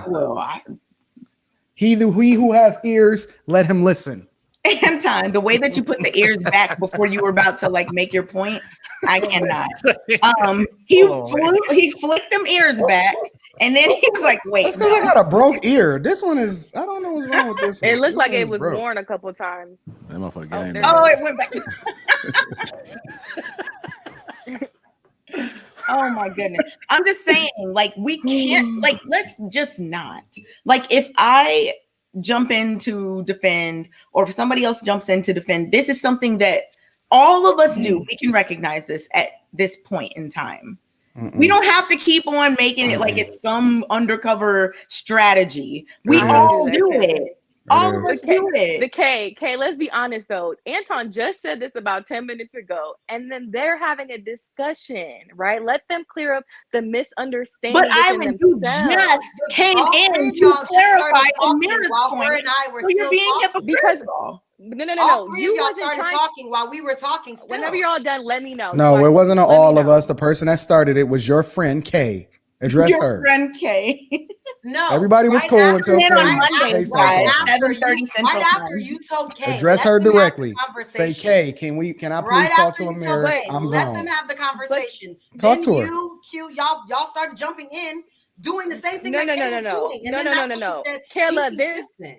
Exactly. You're jumping Exactly. into her and I discussing, and you just told her not to do that. Exactly. wait, but there's a It's difference. cool Kay to is jump jumping. in if you agree. no, That's no. what I'm saying. I Let mean, her First if off, you jump in don't, so I can see. when All right, y'all done, let me know so I can see. ladies. Wait, can I say something, JR? Ladies. Because Last there's a thought, we're difference. moving on. Okay. There's a difference between Kay jumping to defend Kayla and me trying to rectify so it can be an understanding. There's a difference. Because I said there was a misunderstanding of communication. there was and a that's misunderstanding exactly for Kayla okay. too. Hold on.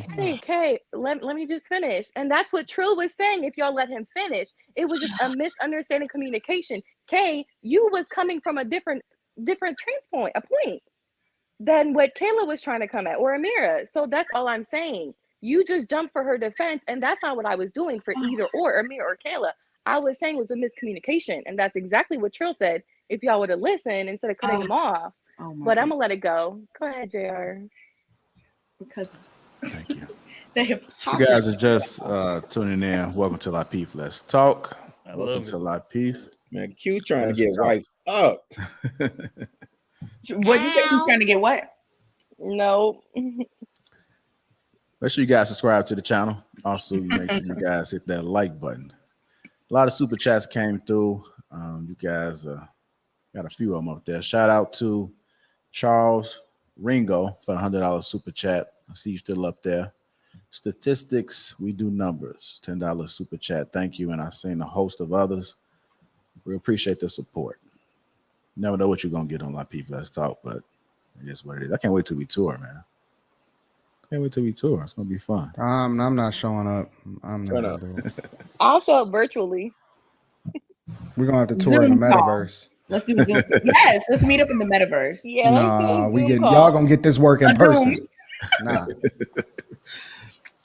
All right, you guys. There was a story. Let me take this off real quick. It was a story that came out within the past 24 hours. Jalen Rose, wife, analyst for ESPN, reportedly worth around $3 million, moved to Connecticut for work, and Rose cited her work-related decision as the result of the divorce filing. Which brings me to this question. Again, we don't know all the facts. We just know what was given to us. But it raised an interesting question, and I wanted to ask the panel. Are high-value women choosing their careers over family? Are high-value women choosing their careers over family? Let me start with you, Rilla. Yeah, high earning women are, I think. Wait, Rilla. Can I ask for some context right before you go? Yeah, go for it. What would you say is a high value woman? Because we all talk about what a high value man No, is. Anton, I was gonna go there. Oh, my bad. I'm just curious because I don't know what a high value woman is. I don't know how we define that. Really, you can go. You can. No, I didn't. Hey, you know what, Rilla? I'm gonna change. That's a typo. Should be higher now. Yeah, I was just gonna say I didn't. I've heard it spoken, but I can't speak to what a high value woman is at length, especially as what we understand in this space, a high value man to be. So I couldn't speak on that. So the way I understood the question is high earning women, and I know we speak in generalities. I know that not every high earning woman is single. Get that. Not every high earning woman is filing for divorce. I know there are some pretty successful high earning women, but with the visible eye, and what we observe, including the messaging that gets taught and drilled to a lot of women in terms of putting their ability to earn over starting a family, contributing to their family, so on and so forth. I mean, I was literally just watching MTR before we came on, and he had did one joint on Jaleesa from BET, and she's 40 something, single, chose her career. She talks about it. She chose her career over having a family. Who else? Roxy from 106 in Park talks about regretting having chose her career at 40, single, no kids, over being married. The Kendra G's of the world. I mean, we can go down the list of all these women who chose their career before they decided to get married. And now they hit a certain age and they look back, and the men that they thought were going to be readily available are no longer there. And so for me, if we look at the Molly Karam situation, I mean, to be honest, for me, I was surprised that Jalen Rose got with her to begin with, player or what have you. But it doesn't surprise me that, she would move to Connecticut, for her career. I don't know. Okay. Are high earning women choosing their careers over family? Sometimes I think that high value women choose High earning women. We changed it. Why did you change it? You didn't see it? I mean, No. Okay. So he's a moderator. Why he can't change it? Okay, Anton. We don't question the moderators. Nope. Okay. So I thought we was teaming up today. I thought we was WWE today. Whenever you're done, let me I want you to know how it feels, but go ahead. Anton, I know you're not talking. I know you're not talking about how Hey, Trill, you see how this easily derails the conversation? Doing this. Anton, honestly, I just gave an example. I gave an example. Trill, don't butt in, Trill. I gave an example. Anton, how are you going to derail the conversation then complain? I gave an example of what you do and how it derails the conversation and why you shouldn't do it. Okay, go ahead. Great example, bro. All right. So are high earning women choosing their careers over family? Sometimes I think they are, depending on what the woman wants. I think some high earning women are not. They do both. They have their career, they have their family. Some give up their career and, tend to their family. And some are just like, you know what, I'm not even trying to have a family. I'm not getting married. I'm not having kids, whatever. So it just depends. I mean, there's multiple things that can happen. Okay, can I ask a follow-up real quick? Mm-hmm. These women where you talk about some, who are these women? Who are the some that are, and like in one point you said there are some women that, they have it all. They're high earning and they have their family. Who are these women? What do you mean? Who are they? You said there are some women who want to do that. No, you said they have that. No, I'm saying my answer to your question is the women who want to do that are those women. The women who, let's say a woman is a doctor and she's in a marriage. I was just say there's plenty of women on marriage. There's plenty of women. Wait, hold on, Karen. I know this earn woman, Louise, but listen, I'm asking specifically because when I said I was given specifics of the women that I saw, so I didn't know if you had certain women in mind. That's why this is not a gotcha moment, Kay. I'm asking you a genuine question. I'm asking, do you specifically know women in these scenarios that you're referencing? Mm-hmm. Do you specifically? Absolutely. High earning women that are married and have kids? Absolutely. Yeah, cool. I'm not some coworkers. Is that specific enough for you? No, but it's cool. What do you want me? Okay, give me an example of an answer that would be suitable. For an example, okay. You said there are women that is doing, and I don't want to. I'm the first person. Don't have specific examples. I do, but I don't know if you want me to give people's names or social security numbers. And what do you want from me? Yes, I know women like this. I don't want anything from you. So then, why is my answer not good?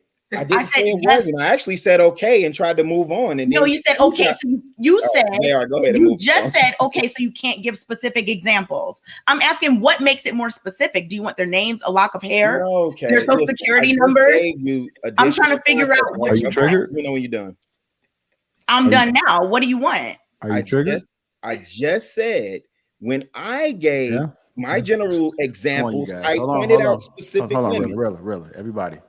Let's breathe in. I pointed out specific women. I said some coworkers of mine are high earning and they have families and they're married. Okay. All right. Thanks, Kay. I don't know what's wrong with that answer. Let's breathe in again, guys. Breathe in. Real is not breathing, and it's just evident. Yo, you was a man. What the? What's considered high earning for women? I need to clarify that. I need to get that clarification first before we answer, because high earning can look different in people's eyes. It's very subjective. So that's I'm wanting to know that. For a woman in y'all sample, what's high earning? Because 50,000 could be high earning for some people. And Nope. I'm gonna do the sound what's effect high myself. earning? Nope. What's high earning for women? You sounded just like it. Nope. Rilla, what would you consider? What would you No, I consider think a high the earning same woman? rules Rilla? would apply. I mean, I'm gonna say listen, women want, I'm gonna say 100,000. listen, women want 100,000. equality. They got it. So I think the same rules would apply as what we determine high earning men to be, right? I agree, Rilla. So it would be 6 figures. And what is it? That ain't high earning. Six. That's not high Well, earning. okay. Well, no. I think 100,000 Compared to the general population, yes, it is. No, I'm not comparing it to anything. I'm comparing it to what we said was. I never said that $100,000 was a lot of money. I argued against it. I mean, I argued against it clearly. So I'm just being consistent in that if we apply it to women also, I don't think that that's a lot. That's a high earning woman. I don't. I think the context or the caveat is adjusted for Atlanta dollars, right? Houston dollars. Houston, correct. Exactly. That's why I asked this question. Correct. That's what high earning is. Okay. I don't think that answer. What about everybody else? Because I mean, most of these chicks that's even making that type of money got a mountain of student debt to go along with it. Like I don't think that I don't even go by how much you earn. I go by how you continue to contribute to your net worth. But for the sake of the conversation, I think that high earning is the same thing that I apply to men, and I say $250,000 a year. So okay. What is that, like 5%? Anybody else? Right. I don't know the statistics, but I don't think there's a lot of women making that. Yeah. I forgot the question. What's the question? What do you think is high earning for a woman in your eyes? Was that the question? No, no, that was her. Oh, my bad. I was derailed. Before I can answer this. She's asking for context. She's asking for context. Because it's like if we're basing it on our personal experience, someone's encounter of high earning women is not going to be the same for other people. So before I answer the question, because I just want to know what's high earning to y'all. I got you. Okay, well, shoot, I live in Houston, so I say 150. All right, we got 150, 100, $250,000. Really, what you say is adjustable? Well, it has to adjusted for Houston, Atlanta dollars. Yeah. Okay. All right, there you go. I think girl Q. So the question was, are high value women choosing their careers over family? High earning. I said value again. High earning. So why did we change it? It was a typo. It was?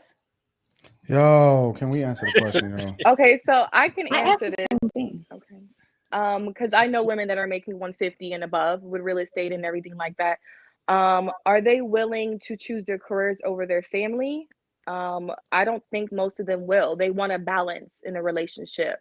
So are they willing to step back a little bit as long as that money income is still coming in? Yes. Because these women, they're setting up residual income. So they're willing to take a role and step back and say, hey, if I need to get some kids or take care of my kids, they're willing to do that. And some of my friends have done that.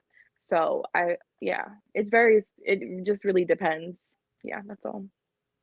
Hey, Kay and Kayla, I know you guys asked about it, but the original why I said this was because of Jalen right here. Jalen and his wife. And what I said was that she's reportedly makes around $3 million a year and either worth that. And she decided to move to Connecticut for work, and that was the reason that they filed. And that's the reason why Jalen filed for divorce. So that's kind of like the context why it's high earning. If that makes sense, right? Get it now? So it wasn't high value. I don't know if she had value or not, but it was more concerned about her focusing on her career. The only reason I asked that is because, like, in other spaces, when we talk about high value, we do speak about the character, the person, all these different things. But in the Red Pill Kevin Samuels space, high value is literally just talking about finances. So for using that part of it, that's why I was asking, like, well, not just finances, but relationships, network. It's nothing about character that I've seen in the list, at least the one that I've seen.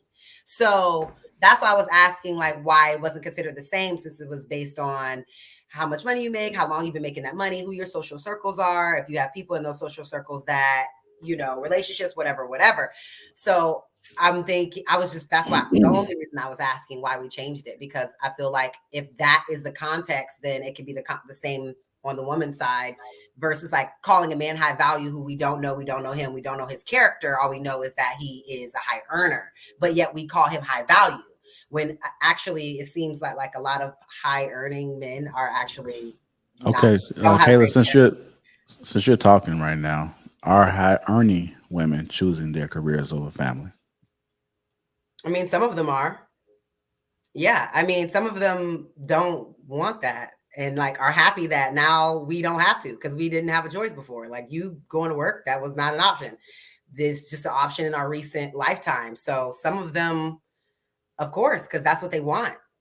Some of them no, some of them still want to stay traditional. And then there's a majority of them that do both, that work a really hefty career, and then it takes a back seat when they do, you know, have kids and things like that. Then they transition to doing, you know, more, you know, things at home. So that's, yeah. And then they pick it back up when the kids are, you know, old enough to do everything on their own, and, you know, they're teenagers and they don't really need you. Trill, are high earning women choosing their careers over family? I would say yeah, and I think it stems from upbringing. You know, it starts in the home. The parents are encouraging women to go out there and get yours, because you can't trust these men. You know, I think Anton said some earlier about men of previous generations dropping the ball, meaning not being, you know, a stand-up dude and not raising your family. So a lot of these women are growing up in single mother households, and they seeing her have to go get it all on her own. And then the message that's being passed down to them is like, you see what I'm going through. Don't depend on no man for nothing. You go do this, you go do that. And, you know, it's kind of taken away from the, you know, incentive or the like urge to be a wife until, like I said earlier, they get to a certain age. It's like after I done amassed this, after I done went and got my, you know, doctorate degree, and I'm making 150, 200,000. I got a high ass loft in downtown Houston, nice car, but I ain't got a family. So now let me start hunting, or now let me start looking around. And, you know, unfortunately, a lot of those dudes that they would deem as high value dudes are taken. So yeah, a lot of women are sacrificing their families, or sacrificing having a family, to go out there and secure their finances, because that's what's been ingrained in them since young. Trill, can I ask something really quick? What do Sure. you think about the women who the reason that they do it is to provide for their family? Mhm. Like those women who are the first ones to go to college, the first one out, the first one to make any real money. They are supporting so-and-so's kid and mom's medication, and they are paying for everything because they're the first one that made some real money. Mhm. So they didn't have the luxury of like, oh, me stop working to focus on other things. Like my mom got diabetes, you know, my little, you know. So what do you think about like those kind of women, and how do you think that they can like mitigate being, you know, providers for their family and trying to, you know, get their own family? Well, I mean, I understand them 1,000%. You know, again, you're gonna move based on what you're seeing, or based on what your environment requires. And I think that that's what they're doing, and I think that's commendable. But as far as how to mitigate it, it's gonna take reprogramming. And it's gonna be a difficult ride for the dude that signed up to be with, especially if he's like a high earning man that wants to run his relationship a certain way. She's gonna be challenging everything, because she don't trust a man. She's never trusted a man, because she's had to do everything on her own, including take care of her own parent and siblings and cousins. You know what I'm saying? So it's gonna be a adjustment period. It's similar to like a dude, right? Like most dudes, you know, are not like wired to be monogamous. I feel like, or I don't even want to say wired, are not raised to be monogamous. So when he gets into a relationship, all he's been taught to do on the come up is hunt. And he's getting encouragement from everybody around him to do that environmentally. From my uncles, man, go out there and smash these chicks. From my boys, hey, whoever smashed the most chicks is the man. From women, whoever's highly desired, that's who I want. You know what I'm saying? So he's getting this ingrained in him all the way up into adult. And then when he meets a you know, a qualified woman, he's supposed to boom, flip the switch and be this domesticated, this family man that's used to being with one woman. It's going to be a transition involved. And I think it's the same situation for the scenario that you gave. So a man, you know, again, that's why you got to understand your woman, understand where she come from, and give us some grace if that's situation, but it's gonna be work. Amir, are high earning women choosing their careers over their family? When we were speaking about high earners, we were asking, the question was, what is considered a high earner? And I would say that the high earner is relative to the medium income of the average woman. And the average woman's income is around $45,000, I believe. So to say high earner, I would double that and say 90,000 and above would be considered a high earner for a woman, a female.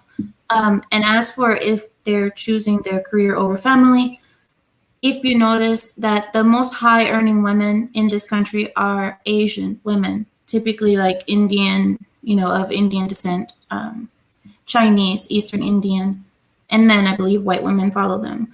So when you look at the average Indian woman or Asian woman that's like a surgeon or something big, a big doctor or what have you, the majority of them are married.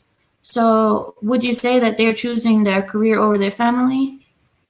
I don't think so, because they typically tend to be married, the really high earners, when you think about the Indians and the Asians. As for the American women, I do believe that they have a different mentality. So when they earn their money, they tend to think that they don't need the man. And these are the ones that are choosing the career over their family. But yeah, I think that's all. I like what you said, Amira. I completely agree. I think that certain women, Anton? come on. I think that certain women definitely do have the ability to like have both. Like there are plenty of high earning women, like I said earlier. But then I think, I'm not sure who was I think Trill right before you was talking about the point of like some women who kind of regret it. Were you saying that earlier? Mm-hmm. About, right. Yeah. And it made me think of that Kanye West lyric where it was like, on that independent S word, traded off for a husband and some kids. Like there are plenty of women in that situation too. So it's just like a complicated question, I think, because like Amira said, and like I agree with, tons of women are high earners and definitely have the family situation intact. And some like are like, you know what, I'm just going to focus on me. And some are happy doing that, and that's fine. And some are like, man, I wish I would have done this. And that's, like Jay-Z says, you got to learn to live with regret. Okay, look, did anybody ever hear that song, Regrets by Jay-Z? Of course. One of the dopest from him, but okay. Another conversation. Yeah, no, I think go ahead, Trill. Yeah, no, I just wanted to ask, like, do y'all feel like that type of woman is being the mother and the wife that she could be? Is she able to balance that sufficiently in most cases? The one with the career? Right, high earning out there, getting to that bag. Do You know what? She's able to balance the two? Trill, I'm so glad that you asked this, because when Anton during the Thanksgiving show, I wanted to ask Anton this question so bad, and I would love your input. So I know that you want your daughter to go into STEM, right? Yes? No? Yes. Are you asking Trill or are you asking me? I'm asking you, Anton, because this was something that I was thinking about. No. It's not that she has to go. I No, want I her didn't to say go she into has STEM. No. It's not that I want her to go into it. He said that if he's going to pay for college, it has to be for something. I'm going to pay for her education. If I'm going to contribute resources to something, it's going to have to be something of substance. That's what I said. Okay, so STEM, you specifically mentioned STEM. So like, okay, let's say she is a surgeon. Would you advise her, and this I'm asking you as a parent of a daughter, would you advise her like maybe you shouldn't get into that because that might take a lot of your time? Or would you say, you know what, go ahead and do that and then just try to do the best you can with both? That's a great question. With being a wife and being a surgeon. No, I would tell her to, it is going to take a lot of your time. It is going to take away from, who it is for you to become, and so on and so forth, or whatever. Yeah, I would absolutely give her that insight. Wait, but which one would you want her to do? Because I know you want to make certain decisions for your daughter. So like, would you say, do not go into this field because this is a highly demanding field. Well, see, If you're gonna be I a think surgeon, you got a lot of work ahead of you. So would the you tell her, context look, is don't this. do that? Let me tell you what the context is, because a lot of y'all say it's either or. A woman's ability to be able to put food in her mouth, she don't get credit for that. That's you being an adult. You have to be able to put food in your mouth. You should be able to pay for where you live at. Like, nobody is asking you to be a damsel in distress. Now, that does not absolve you from ultimately being the woman that you're supposed to be in your household. So, for example, a lot of women that I know is in STEM. They make over $100,000 a year. I know some lawyers that make well over $150,000 a year. You know what they say? If I found a guy that said, yo, listen, you ain't got to do this and you can just be a mom, I'd quit tomorrow. That's exactly what they tell me. They don't choose their career over the man. Ultimately, the problem with a lot of women is that they let their career define them, and then they lean into that as far as like the different conversations with men. They use it to emasculate certain guys and so on and so forth. So I want her to be able to feed herself, but at the same time, I want her to still realize who she is and don't get too far away from that. So would you say, because I think this is, I mean, It's not an either or is what I'm telling you. You should be able to feed yourself as a woman, right? You should, like, I don't want you to not go to college, but at the same time, that should not be the thing that defines you and determines who you are as a person. Don't lean into your career as that being the end all be all of who you are. so if she was like, hey, dad, I have this man, this boyfriend, you know, or not even boyfriend. I know. Let me correct it.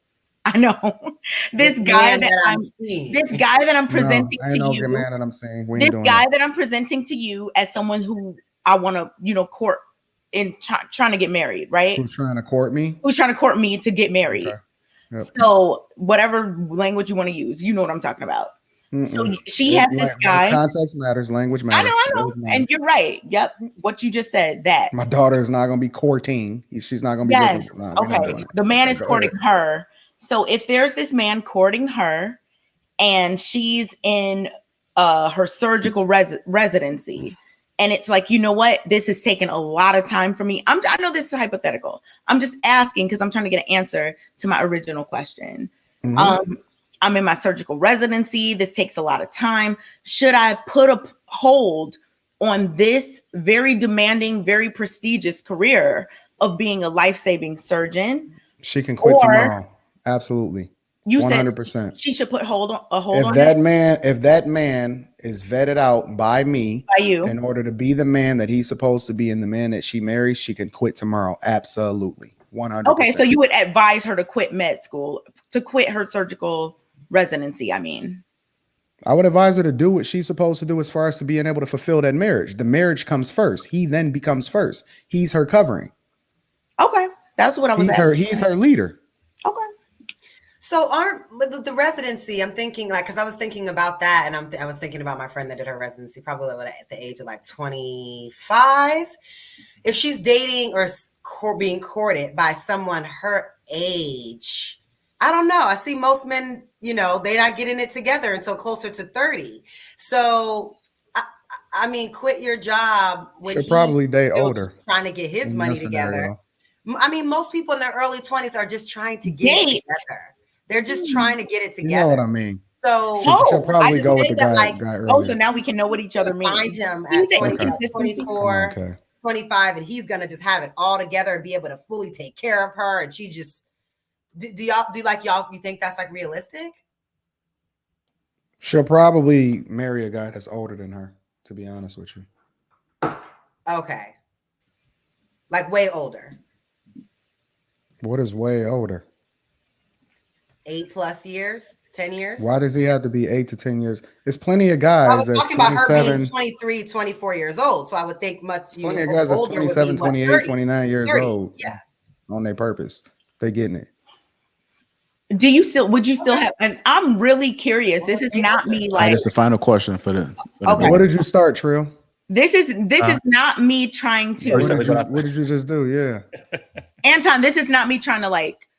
I really want to know the answer to this. I thought you got the answer. No, this is another question. It's another question. Okay, this is your last question. I know you just said that. Okay, I just want to make sure. So if your daughter was in a career path that was going to be very, let's say she was going to make $500K a year, and her person that was courting her was probably going to make, let's say, $200K a year. Would you tell her to still sacrifice her? Yeah, career she serves path? him. Absolutely. He is her leader. This is not a dictatorship. He is her leader. Okay. And I just wanted that answer. Nothing Absolutely. more. Go ahead, JR. What hold on. Well, what makes you think that just because y'all make a lot of money that should be that means something to us? We don't care nothing about how much money y'all make. Ask you a question. I just asked you. What makes you think that's how do you know we don't care about how much money a woman makes? What makes you think that we care about how much money a woman makes? If we're married, it's our money. And it's all coming to us, this household. But I mean, again, this is the difference. JR, do that poll. This is the difference. This is the difference. Shout out to This is the difference. Shout out to This is the difference between, bro. Honestly, what makes you think my daughter would care about money when my net worth is what it is? She don't care about money now. All I know is I better see that robe in my mailbox on. Nope. All of us better see those robes. Amira remembers the conversation. Look at her. Nope. We all better see these robes with this net worth of yours. Oh, we I wanted a white one. Right. I was gonna say people touting that net worth, and then when it's time to buy something, it's like, yeah. Nope. I showed my bank account online. It's out here. I showed my brokerage. I showed my bank account. I showed my real estate properties, and my whole life is online. You still want to talk about it? JR, you should ask in the chat. Oh, you don't want to talk no more. Wait, what? Okay, I just want me. To make sure it was clear. No, Kayla wanted to talk. I thought we were moving on. JR, please change the subject. Wait, one poll. Kayla, what? JR, I beg you. Let's take a moment. Let's take a moment, y'all. Let's take a moment. No, please. Kay, that noise. The noise is starting. JR. It's starting, remember? That noise. JR. No, just shh. No. Commercial break. Oh, yeah. Oh, please don't. Every time I hear my alarm in my head, the next thing that goes on is it's too early. I hear JR's voice saying it's too early every time my alarm goes off because it's the same iPhone alarm. Okay. From the T. Chinley commercial. All right. We're going to move on, man. I know we didn't get around to it, but I wanted to go ahead and switch it up a little bit. If you're just tuning in, welcome to Lapeef Let's Talk. Make sure you guys hit that like button. Also subscribe to the channel. Appreciate all the super chats that have been coming through. And let's talk about this, man. This next topic right here. Y'all good? Yeah. Okay, take a sip of water, breathe, relax. Let's go ahead and take it home, man, the right way. Go ahead and play the commercial. I'm not playing a commercial. No. Right I'm so thirsty. You want to see them socks? Oh my goodness. Got a sock fetish. I do not want to see those socks at all. I can't believe you sleep in socks, but Oh my God, he sleeps in socks? he did it for the commercial. He was like, it's Wait, how does your if his feet is horrible, I understand why. That's Just understandable. because somebody has socks on. Wait, I don't any socks though. Like you slept in them. You know you ain't sleeping in them socks. Okay. All right. Yeah, I was like, it's too early. Anyhow.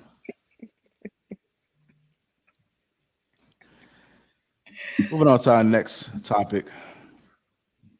Is it hard for women in dominant roles in their career to come home and not be dominant? Is it possible for women to turn off that aggression? Are the men settling by allowing their women to be 50-50? Can she be dominant in some areas?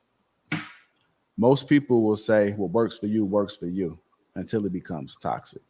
I'm wondering if men who encourage this behavior, if it will eventually backfire down the road. Brings us to our next topic, which is, are there certain roles in a relationship or marriage that women shouldn't have control over? Are there certain roles in a relationship or marriage that women shouldn't have control over? Start with you, Anton. I don't believe that women should have control over a lot of roles in a marriage. For me, I run everything as far as finances. I also run everything as it relates to anything that may need to be tackled from a physical perspective. I don't want you playing a role in having a conversation about what happens if the water heater go out, for example. I don't want you being concerned about dealing with contractors. I don't want you to be concerned about anything regarding, the maintenance or the covering or taking care of business as it relates to taking care of the household. I want you to be completely focused on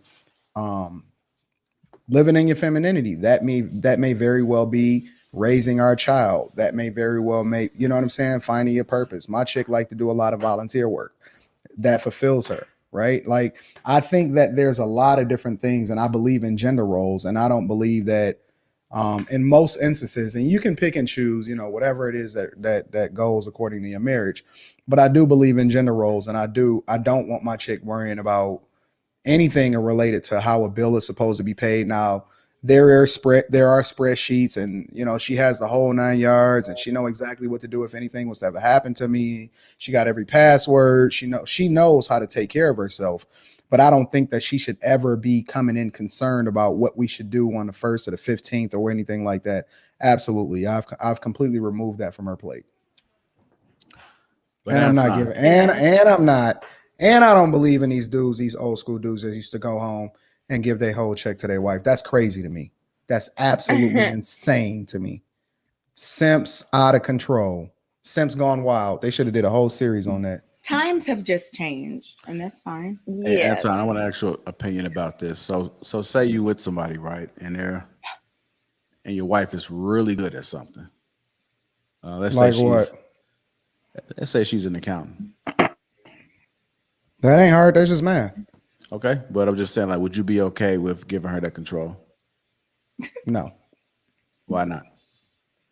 Because that's just my role. The same way if she was really good with her hands, she ain't going down there and fixing nothing. That's just my role. That's just the way it go. Okay. Can I answer? Because I have a different view for it from Anton.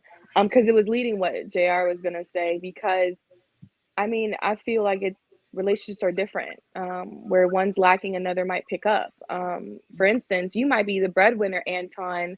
Let me use someone else. Another man might be the breadwinner, but he might not be good with his money. Where his wife knows she wants to take care of the bills. She wants to, hey, this goes there, this goes there. She might pick up that slack because, hey, he's How out you there not working good with your and money? everything of that nature. You need to fix that. What you mean? But there what you mean? What man is supposed to not be good with his money? But your partner can be better. No partners. Can alleviate some of that stress. No partnerships. Okay, but let me give you an example. My parents' marriage. My dad, he's a provider. He's a breadwinner, right? My mom is more organized, right, on that aspect. So she takes on paying the bills. That's not no stress for her. I've seen certain relationships on that same aspect, but it's basically, I feel like it's benefiting both of them. Okay, so let me ask you a question. He doesn't want to. Let's dive into that. I found, anybody correct me if I'm wrong, I found that guys that ultimately come home and hand his check to his chick to take care of the bills and stuff are unmotivated to continue to grind. They do what they have to do in order to provide for the bills, and then they go home and they chill and they relax and they just have a good time.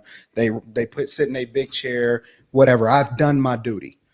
Majority of men who do that aren't high earners, in my opinion. They're not. They're average, very average to low earners who do that. Sorry. And so what happens is, if a guy is acutely aware of what it is that he's grinding for, if he's participating in his success, if he knows that, okay, this is what's coming in, this is the lifestyle that I want to live, this is what I got to grind for more. If he's actively participating in his success and not just giving the money over so that they can be happy, he's much more likely to be much more successful and grind harder because he knows and he's participating in every aspect of how it is that he's living. So I don't understand how a guy can just come home and just hand his check over to his chick and be like, all right, well, I don't know what's going on. I'm not good with money, so let's just keep it. That don't make sense to me.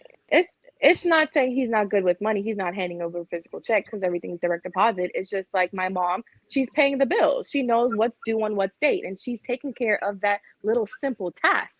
Okay, that's a simple task that's done.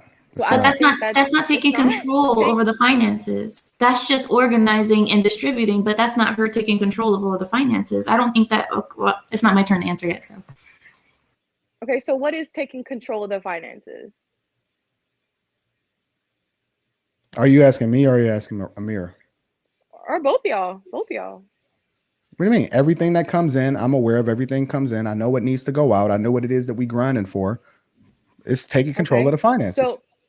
So even though you're the provider, you wouldn't let Rita be like, okay, can you pay the cable bill? Can you pay the internet? Rita ain't You never wouldn't let paid her do none of that, that or stuff ever. shoot, Rita damn, ain't never Island, paid a you dinner. click the button like pay. Yeah, Like, that's what yeah, I'm saying. right, That's what I'm exactly. saying. She's using your money, but To pay she's it. paying the bills. She's That's what I'm organized. referring to. I can give you an example. Yes. I pay the bills in my family, but I do not have control over the money. I make sure that things are paid Exactly. because I'm the wife, but I don't have control over the finances or the money. That's my husband's money. Okay, so maybe I had the wrong term and terminology, and I used the wrong word. But if it comes to vacations, my mom's planning all of that. It's not the husband. My dad's not doing that. When it comes to, What? she's using, I mean, Exactly, no, he's Island. like, hey, let's go here. Hey, let's go here. She's organizing everything. If we're going out to the restaurant, sometimes she's using my dad's card. That's just how it is. Yeah, well, I sometimes. thought you was meaning So- like she was planning it. Like, yeah, you can say, yeah, can we go here and all of this other type of stuff, and let's make that decision. But you know, I don't know. I run this. I don't play. I don't know. I don't know. What Island, that I feels get what like. you're saying. Because Yeah, you're but saying my typically, my dad runs it too. Yeah, it's just tasks. Like, let's say, Anton, if you don't know how to do plumbing work, why can't Rita just call up a plumber? Is that too much? Is that, or do you want to call the plumber? Why is she even involved in that conversation at all? Let me know what ain't But let's working. say All you're right, not now at go and home. stay in your lane. I mean, let's say you're not at home and I she's got like, hey, this. baby, I got there's it. something wrong with the sink. Can I? So it's got it. wrong for her to call the plumber. I feel like I don't want I got to it. take charge and like, okay. I got it. Don't worry about it. Island, what you said made complete sense. I got it. It Did did. it make sense? Why does it make I feel sense? like, why Tay? would I want? I'm Why just would I curious. want to bother Anton? That's something so simple. Like, that's something. Why would I want to? You're out there physically working and stressful and doing X, Y, and Z, and I could just call 1-800. Hey, plumber, come fix this. I'm gonna tell you. Instead of Okay, bothering you. on I that time, feel. I got it. I'm gonna tell you why. If it was me, I would prefer for her to call me because we may not need to call a plumber. We may not need to call a plumber. I mean, there are people that come out that scam people all the time. I need to hear what the issue is, and then I make the determination as far as how we gonna move next. But that I don't. Okay, fine. For the plumber example. No, I get that because the same thing with the cars. You know, they don't like women to go get the cars because a dealership. I or totally a get that. mechanic. That's understandable. Right. But No, in don't you terms worry of about just, that. in terms of just let's say it has My nothing. chick don't even. She never even used to put gas in her car. We don't know what Let's that say it feels has like. nothing to do with actual maintenance of anything that's broken. Let's say it's literally just the act of paying the bill. Like when I was a kid, my dad had me make all the usernames. I clearly wasn't a kid. I was in high school, and he would have me pay all the house bills. Clearly, I didn't even have a job, but it was just me like managing that. You know what I'm saying? And that's what I thought. Kayla, but that doesn't mean that that's Island. I correct. don't like though. that. Yeah, Yeah, I that don't doesn't like mean that it's at all. correct. What? Not if you train and show the person, why wouldn't you have confidence that they could pay a bill correctly? It's not. Why that do they you can't need to pay a bill? Why do you have to have that? Why If is it someone okay? is Here's at the home- no. If someone's Here's at the question. home, Here's the question. Why do you have to have that? Why are you no, you fighting don't for this? have to. You don't have to. I'm saying what. Okay, so then stay out the way. When I say I got it. Why you No, questioning? and that's fine. Just like you said earlier, it depends. I think you said like, what people do within their marriage. And in your marriage, your wife doesn't have to. I'm just saying, like, what's the problem if the man puts the money, like for the bills or whatever, in the bank account and the woman clicks pay, like, or whatever, pay now? The problem is that Why you is want to that a do it problem? too bad. So now I got to remove it from you being able to do it. That's what the problem Because you don't is. like people to do things that they want to do. No, it's because you're gonna do what I tell you to do and not what it is that you think is best. You can bring it to me and we can have a discussion, but you're not going that big of a deal. because you want it too bad. You keep bringing it up. You not paying it. Now stay out the way. What you need? You want that new 13 Pro? Whatever you need, I got you. Go ahead, take care of your business, whatever. You got the car, go shopping. Yeah, she say, what's my budget? I say, try to stay under 5,000. Okay, cool. Stay under 5,000. But I don't want you going to check the. You ain't got to check no credit cards. You ain't checking nothing. Stay out the way. Okay. I mean, but I'm saying outside of your marriage, do you think it's a problem if someone does that? Somebody else can do it if that's how they want to do I'm gonna it. say this. I don't rock like that. Like I'm gonna say this, Kay. Like there's a difference between a man not knowing how to do it and allowing her to do it versus him, delegating her to do delegating. Exactly. So, delegating. So, like to me, I have a problem if the man don't know how to do it because he's not comfortable. Exactly. It's not his thing. I agree. I'm gonna let her handle it. You don't know what she's doing. I agree. So as the man of the house, you got to understand how everything moves within that house, including her. I agree. And so if you so choose to say, hey, go and pay that bill right here. I need you to manage this right here. I need you to do this. Then he's in control, because to me, if men don't set that foundation, I think that over time it's gonna break her down. Absolutely. It's kind of like in the psyche mind or something like that. So you probably see like people in their 50s and 60s sleeping in different rooms because there had to be something that was being broken down. There's no reason as to why you guys are not sleeping in the same room. She don't respect you. She done lost so much respect for you because you was sitting here being this soft ass motherfucker the whole duration of the marriage. She was just there. She was just existing, but she lost respect. So to me, you want to nip those things in the bud at the very beginning. You want to set a strong foundation. And I talk about this meeting. I talked about it on King Talk. That median, I'd rather be above that median than below that median. Because if I'm above that median, and then let's just say I start to slack off or something like that, I'm so far above that by the time we get old, it's going to balance out. I ain't got to worry about going below that median. She just done lost all respect and she's just moving differently. You women may not understand that, even understand what's going on. But what I preach to people is that, man, you have to set the foundation, even if you didn't start off that way. If you just learning now, correct that behavior. Understand your value. Understand how much it means for you to be in charge. And it's not like you controlling. You're not telling her like she's some type of servant. I think that she's going to naturally submit and open up and follow your leadership if you being the man you're supposed to be. I don't see anything wrong with you knowing how to pay them bills. If you don't know how to pay them bills, then learn how to pay them bills. Because she gonna look at you there. She ain't gonna say nothing about it. She ain't gonna respond about it. She's gonna just start seeing you move different, and she gonna move different. And it's gonna be positive. It's gonna be better. It's gonna probably be a different experience for you. The sex is gonna be better. She might even say some crazy ass shit in the bedroom, like choke me. I just, I mean, as I don't know, maybe Rilla and Trill, they got a completely different perspective. But honestly, like if you can compare women and you see a woman that has to get up and move how a man moves, she got to be up at a certain time, she got to get to work, she got to do all this. And I'm not talking about working for her man. I'm talking about she knows that it ain't no days off. She got to compete with the same thing that men compete for, versus a woman that can just wake up and just look out the window and determine she don't set her alarm, she chilling. It's a different type of woman that you're dealing with when she ain't got the same stressors. Even subconsciously, she don't even notice she got the same stressors as maybe some men do. It's different. I just think that it's a different type of woman that you wind up dealing with. But that's just me. Yeah, I think it boils down to options. I think women just want options. Like it's just like Anton's saying, if it's a necessity that you get up and do, like for instance, for my wife, I could pay every bill in this house and the two neighbors next to us house, but she wants to get up and work. She's passionate about education. That's what she wants to do. She done elevated in that field super fast, 2 degrees, assistant principal right now. For a charter and all that. That's her passion. That's what you want to do. So hell yeah, get up and go chase that, because I want you happy when you're in this house. You know what I'm saying? But if you have a woman that's the opposite, then you gotta appease to whatever, I mean, not appease, but like make sure that she's being fulfilled. But in terms of like how to run a household, I agree with him, man. Anything involving livelihood, let me get that. But everything else in terms of like what you good at, like my wife is good at planning trips. My wife is good at decorating. She's good at hosting when we have parties, different things like that. I'm not really a people person. I kind of just fall back and just chill and just let her shine. But anything in terms of like my wife don't touch trash cans. My wife don't touch door handles. My wife don't, you know what I'm saying? So it's like it's just certain things to where it's just like no. But anything else, like whoever's best at it, I feel like should do.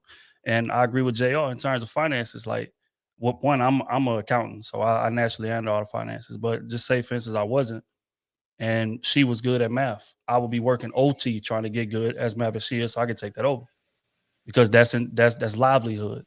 Anything in terms of livelihood, I gotta take care of that. So, but yeah, you know that's how I view it, man. Livelihood is important. I think a man should be responsible for that. You're an 'Cause you're the accountant, leader. Trill? Yes, ma'am. Oil and gas. I almost jumped in when Anton said, that's easy. It's just math. Please because I just don't think that it's just like, oh, math. That's easy. Yeah. Math is hard. Like lots of different types of math exist. But and I thought Anton was low key like belittling accountants. I didn't like it. Oh God! No. No, you said what are you doing that's is easy. That's math. No. The actual math of accounting is easy because all you're really using is for functions. Is it easy more to like be an the accountant? language? Is it easy to be an accountant? After you learn what you're doing, yeah. Okay, no. Is it easy to be an accountant?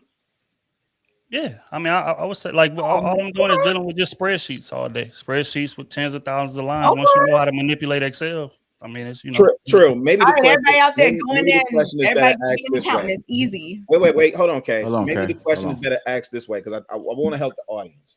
Mm-hmm. Is the discipline that you use for accounting in a business the same discipline that you have to apply at home?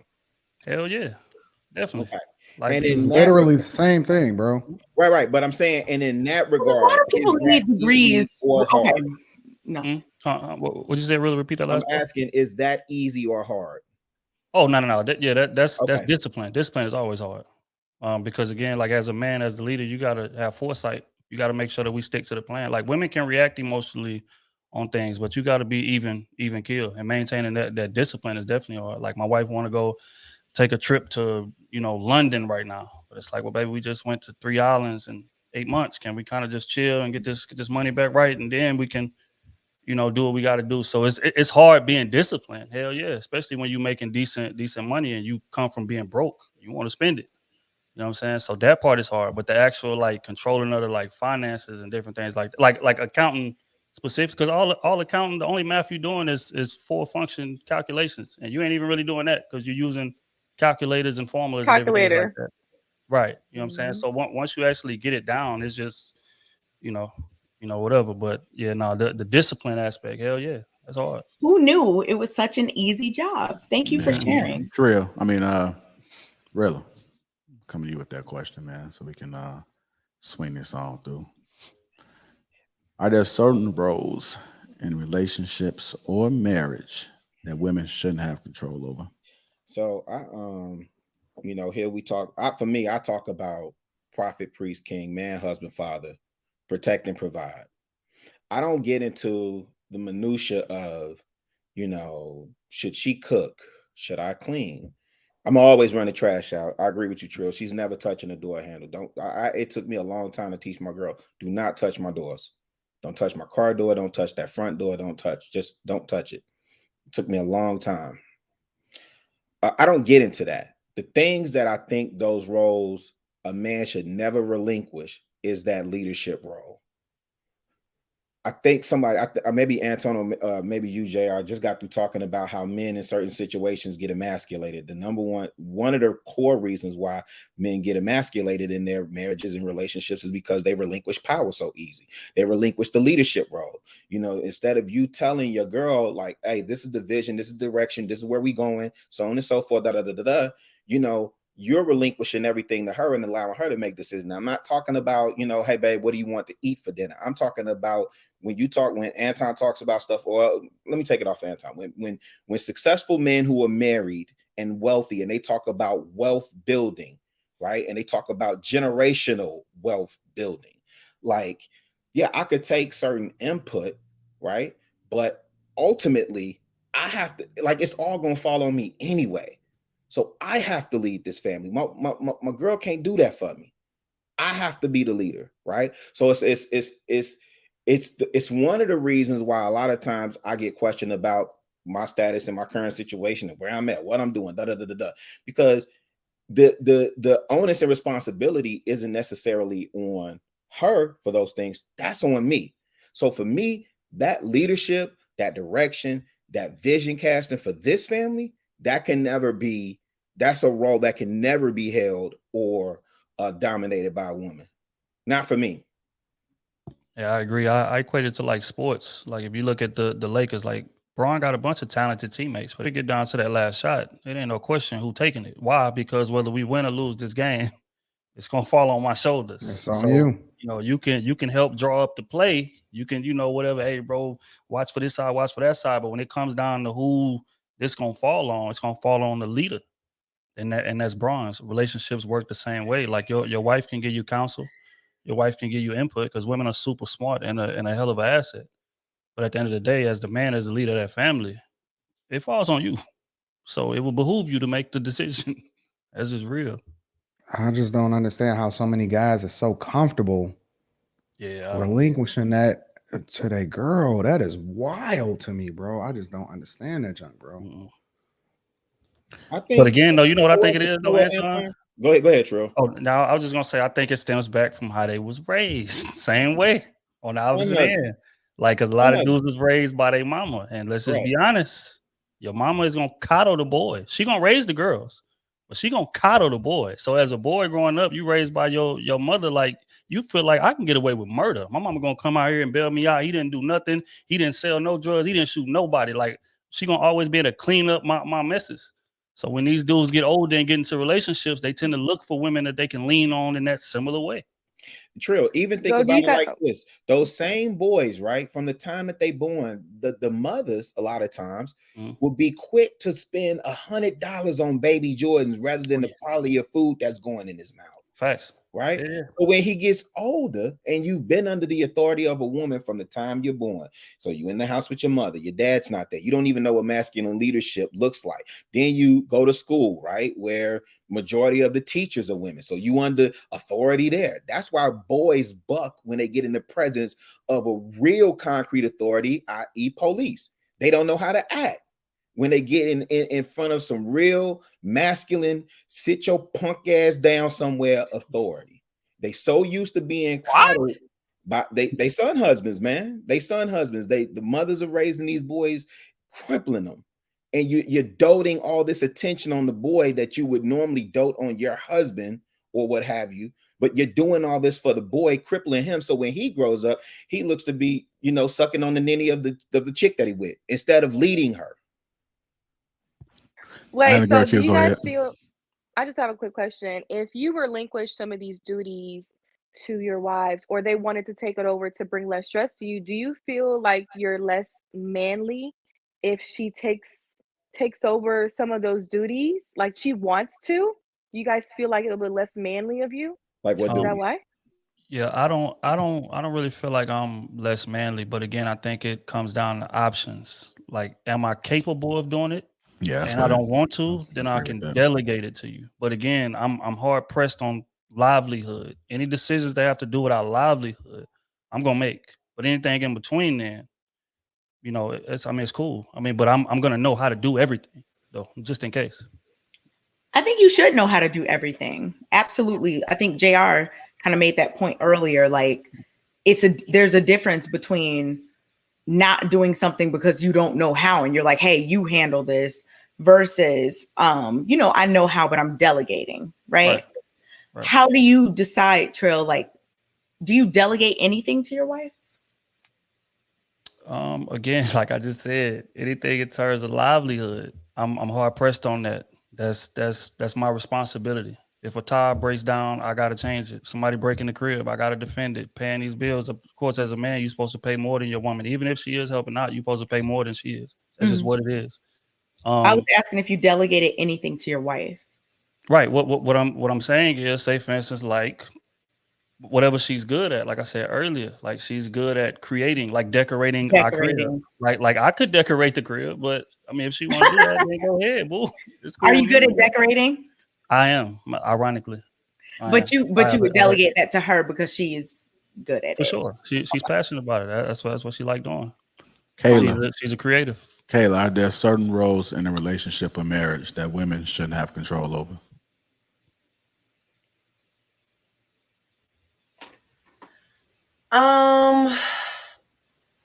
Definitely in terms of like protection. That's the first thing that came to my mind. Like something happens, I'm not going downstairs. No, I'm not going down there. However, I mean, that's the anecdotal situation. So I won't even bring that up. A friend of mine who was like, used to be a police officer, and like, obviously she has more gun experience than her husband, but that's like so anecdotal, right?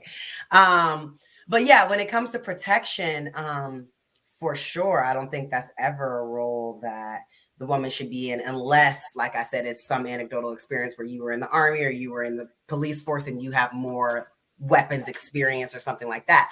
But other than that, I don't think that's ever a role that women should have. Your man need, and if he doesn't know, like, because all men ain't from the streets, so if he doesn't know, he should go find out. He should go take some weapon safety classes. He should know where the weapon is in your home. He should know. He should control the everything in terms of that. And if he doesn't know, he need to go figure it out. So that's like one of the main roles, that the first thing that comes to mind in terms of like a role a woman shouldn't have. Here's a just quick question, Kayla. Would you date a man that like didn't know how to use a gun or didn't know how to fight, but he was just a cool dude, like a solid dude? I don't think she would. Listen, I grew up around guns. My dad has a lot of guns. My stepdad got a lot of guns. And I would prefer if you have some weapons training. And if you don't, then you can go and hang out with my stepdad and get some. He's ex-cop. So, and my dad is ex-military. As long as he's willing to learn, he'll be you gotta go hang out with my dad and my stepdad, and you gotta go learn. If you don't, I would prefer you already have it. But if you don't, they'll be very willing to teach you. Interesting. Has everybody answered this question? It's a large panel tonight. I didn't answer. Okay, go ahead, Amir. I say that the women should not be in charge of finances, and God, this is going to be controversial, sex. I don't believe that women should be in charge of the sex as well. I don't think that women should be able to oh God, I don't believe that women should be able to tell the men when it's going to happen and when it's not. I believe as a wife, oh my God, the reactions from Trill and Anton. Okay, listen, just let me explain, okay? The reason I say this is because culturally, in my culture, the women are not supposed to ever say no when you're we're married, of course. We don't believe in dating, so we're not allowed to say no in sex, and sexually, we're not allowed to say no. So I don't believe that women should be allowed to do that, because a lot of women, they use it as kind of a reward system towards the men. It's like, oh, if you do what I tell you to do, if you do whatever I like, then I will give you sex. If you don't, then you will not. So I do not believe that women should have control over finances and sex. Wait, but you say you pay. So I guess the control thing, but what also the sex topic, do you think that women should initiate sex when in your marriage? Do you think that they should initiate? Initiating is fine. What I meant is like saying no and having control over that. I don't think that we should. Oh yeah, that's definitely understandable. I agree with that part, because you had to dig deeper a little bit into the sex part. But it's understandable. JR, please. That's kind of interesting. Kayla, y'all want to tell y'all thoughts about that? I like y'all kind of disagree with that. Yeah. What? Look at Kayla's face. Hello? They're quiet. Island, that should be a thing. Hello? Save that as the on the soundboard, JR. Okay. No, I'm not saying. We don't get a lot of. You know what? This is the first. No. I'm back. Come here. Get over here. It's just gonna start going into dangerous territories, and then people are gonna start thinking they can start asking me questions about my personal life and stuff. So I think she was just talking about if you was married. So it's just not anybody, but in marriage. But that should be in I mean- relationships too. I don't think it Yeah, I should was gonna only say be in relationship- marriage. well, What she said is a good no, point. No, Mm. no, not in Women- relationships. wo- In relationships, you No, don't have women- unlimited access. You don't have You that. can feel reminiscing on the pole. Well, this is why dating doesn't make sense. Pause, You don't pause, live and here. pause. You only Oh, I come over meant here the when I say you pole. can come over here. Like until you're a husband, you don't get like it whatever you want. I'm sorry, Q. I have to disagree on that one. Like, Well, this is why dating doesn't you make want sense. in-house to see you propose. Like that's what we're doing. Like no. So Hey, Hey, just Trill, this real kind quick, of goes against your narrative, though, bro. You said that guys is getting it all. Kayla is saying that no, I'm not they giving you are, some. and I'm from other women. They're right? not from me, but they are Yes. from other Kayla, women. are I you know a other women virgin? Are They you a wanna be virgin? wives so Why bad. did you ask her that? Island girl, Okay, don't that do might be it. too You're gonna personal. get That might be married. too They- personal. You're You gonna asked get me, married. you asked her. Island girl, don't I'm do sorry, it. that She's might gonna be get Got a girl mad. going Look at deep. Anton. She going Look at deep. Anton. I'm just Because I'm so confused, bro. I But am honestly, women bro. do that though. They do use power as sex. If you're mad at your man, let's say your man came home late, oh, I'm not having sex with you. That happens. I have girlfriends that Island, do like that. if you're mad and you're just like, whatever, you're just like, what, I don't care if I'm mad. Just I think I Kay- don't hold sex over men. no, Like, that's not what I asked. don't. I'm I don't saying think if there you're should- not in a good mood, if you're mad, if you have cramps, it don't I matter. don't get cramps. Cramps.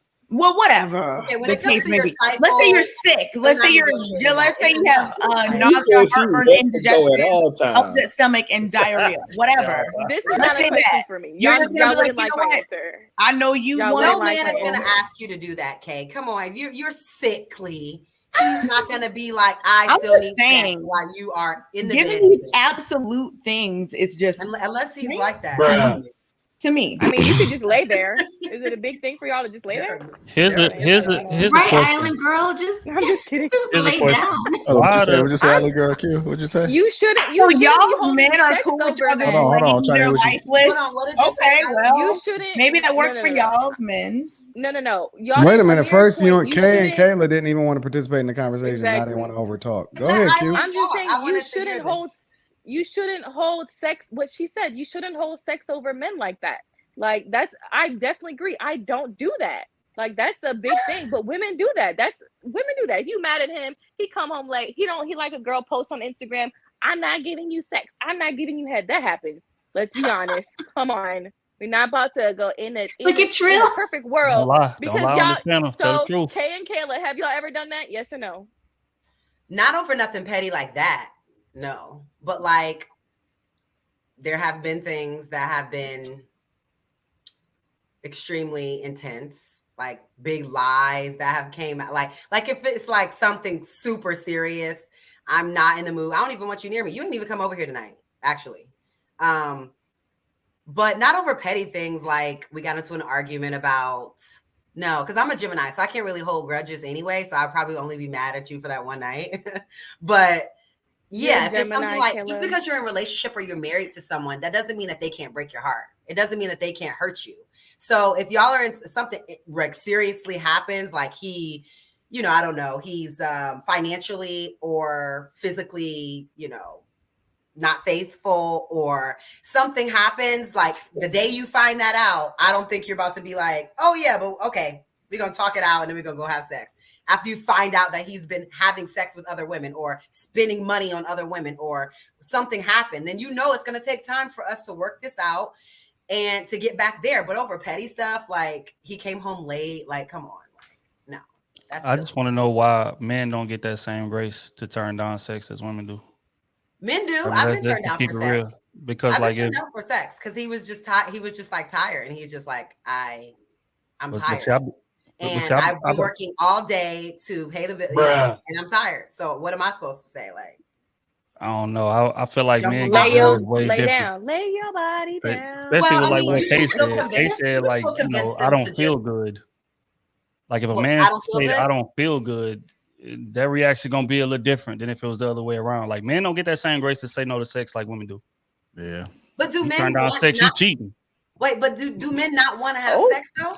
All right, final thoughts on this, y'all. Final thoughts. But Trill, do men not want to have sex? Because women have like, we have a menstrual cycle. We have days that things, the PM. You have days that things are just they don't, you know, they're not, I'm Right. not, it is not working or whatever. But I don't think men have that, because men don't go through menstruation. They don't go through ovulation. They don't go through like hormonal changes. What's not working? It might be there's an example. They might be stressed at job. There's That something might that's be not they working. might Okay, be yeah. If they're stressed at job, work, that might be something. because Yeah, that work, I mean, contributes yeah. to some men having ED issues with like financial stress, Oh, yeah. work stress, and they Or just they literally drink too can't or get it they up. drink too And I've much. Well, actually maybe he's just not dealt with turned it. on. No, they're Nah, they are. literally they're I'm just saying, everybody drowning. wanna That sound more like it, bro. It's Or always drowning something in wrong it. with her. or they I don't Might be got something into wrong with something her. else. What? I Don't mean, worry if a about it. man's not Don't worry attracted about to it, a woman, sweetheart. that's one thing. But I'm talking about a couple that's in a relationship that's been having happy, healthy sex, and then some, you know, men do. I mean, that is the number one reason that ED occurs, other than old age and, you know, that transition, is stress, financial stress specifically. When like men are thinking about like the load of the fact that I have to take care of this whole family, and I don't know, something could have happened. Now I have to come home and tell my wife that I don't have a job anymore, or I just lost this real estate deal that just cost, I spent our whole retirement on it thinking it was gonna, like, there's so many things that can happen with like You the sound pressure passionate of about this, being a man Kayla. that can affect his sexual performance. Sound a little But question passionate. is, would you judge him though? If he came in and course said, not. "Nah, I ain't really feeling like having sex." No. Especially like, no, like if he's Okay. going through something, I'm gonna try to be there as much as I can. Let's find a remedy. Let's Mm. get some toys. Like, let's find something to fix it. Let's mainly figure out a way to alleviate your stress so that this can get better. And if we have to seek professional clinical help, then we'll do that as well. If you guys are just tuning in, welcome to Lapeef Let's Talk. Make sure you guys get them likes up. Also, subscribe to the channel. Memberships are open. Hit the join button. Let's go. Last, I don't know, was it last week, Rilla? You was on the Kayla show? Or the week before last? Monday. Shout out to Kay and Kayla. They show us 7:30 Central Time on Mondays. They had a great show this past Monday, and Rilla was on there. And He there was yeah. Well, he was on there. He called up on there. It was like a 6-hour show. Like, that's how He good was it was. there. Oh no. It was I was there the whole time. Like, crazy. Me and Rilla got in a fight and everything. Yeah, I they was got in into a that. huge blowout. So What? A little yeah, tough. so I'm gonna add a little context real quick. So Rilla said the curse, mystery, and myth of the modern woman. The curse, mystery, and myth of the modern woman. I'm gonna go ahead and empower Rilla on this one. Go ahead, Rilla. Yeah, so here's the thing. I had two experiences this week, right? First experience was on Monday, and this is what made me think about it. You know, I looked at some of the commentary from the audience, and there just seemed to be this reoccurring thing. And it's always interesting when we get in these spaces. I often talk about, you know, my journey through this space since February. And it's almost like in some instances, the scales are falling off my eyes and I'm starting to see kind of like what everybody is referencing. And, you know, Monday, it was interesting. I juxtaposed that against what I saw yesterday, right? And so on Monday, and we've seen it tonight. We you know, you look at this panel tonight, and it's a lot of you know, aggressive tones and a lot of, you know, over talking. But then when I looked last night, I looked at a sister on the panel last night, and she was able to be assertive when she needed to be. She was able to articulate her points, but she was also able to stay composed, feminine, soft in her space, and she was cool. And that made me start thinking about some of these narratives, and I think we should really get into it. These narratives with the modern woman, and the first thing that came to mind was the curse, the myth, and the mystery of the modern woman. Now, I think the curse of the modern woman, one of the curses of the modern woman is that we have a lot of single mothers, right? Because women are sexually liberated. There's no consequences for women's sexual behavior, right? So you got a lot of single motherism and a lot of son husbands. As a result, we got a fractured community in the Black community, right? Then when you think about the myth of the modern woman, and you talk about feminism, right? You talk about feminism. I know everybody likes to go through all these different ways. All I can tell you is where we at now. And the myth of it all is that feminism has told women today, you can have it all and you don't need a man. You can have it all and you don't need a man. The mystery is people wonder why women wonder, or modern women wonder why they aren't married. And what happens is men see displays of modern women in this space, and there's some modern women that are doing their thing. They cool, whatever, whoopty whoop, blase, blase. But most modern women think that they can compete with men on every level. They think they can match energies with men on every level. They think their mouth is just the, like, I can say what I want, do what I want. I'm sharp with my tongue, and you're gonna take it. And it's almost like that. What's that? Jennifer Holiday, and you gonna love me, like we gotta accept it anyway. That's not it. So let's get into it. The curse, the myth, and the mystery of the modern woman. Come on, Kay. No, because Chicago and you gonna love me. That was just funny. Anyway, I like It that was song. funny. Regardless of whether I'm asking you to speak on it. Like, I was just saying, I thought that was funny. let me ask you this. Do you think there's a curse, a myth, and a mystery around modern women? No. I think people should date who they like or marry who they like. Like, I don't think it's that big of a deal. Like, you're not gonna like some people. This is not a new thing. In the 1600s, I'm sure there were people who didn't like somebody or whatever. Like, it's not it's a myth, no, like there's always people who don't like somebody. I don't think I understand. Okay, let me ask you this then, okay? Let me follow up with this. So do you think that can you point to successful modern women? If everything is everything, because now we're in a society where everybody is a free for all. Mm-hmm. Everybody could do whatever it is that they want. And everybody should just accept however, because people are people, right? Who are we to judge? Who are me to judge? Mm-hmm. But then we turn and we look at our society and we see the downward spiral that we're in. So do you think there's no correlation between, I'm talking about Black community specific. So I know we could talk about men. I'm talking about women specifically right now, right? Mm-hmm. You think there's no correlation between our community and modern women?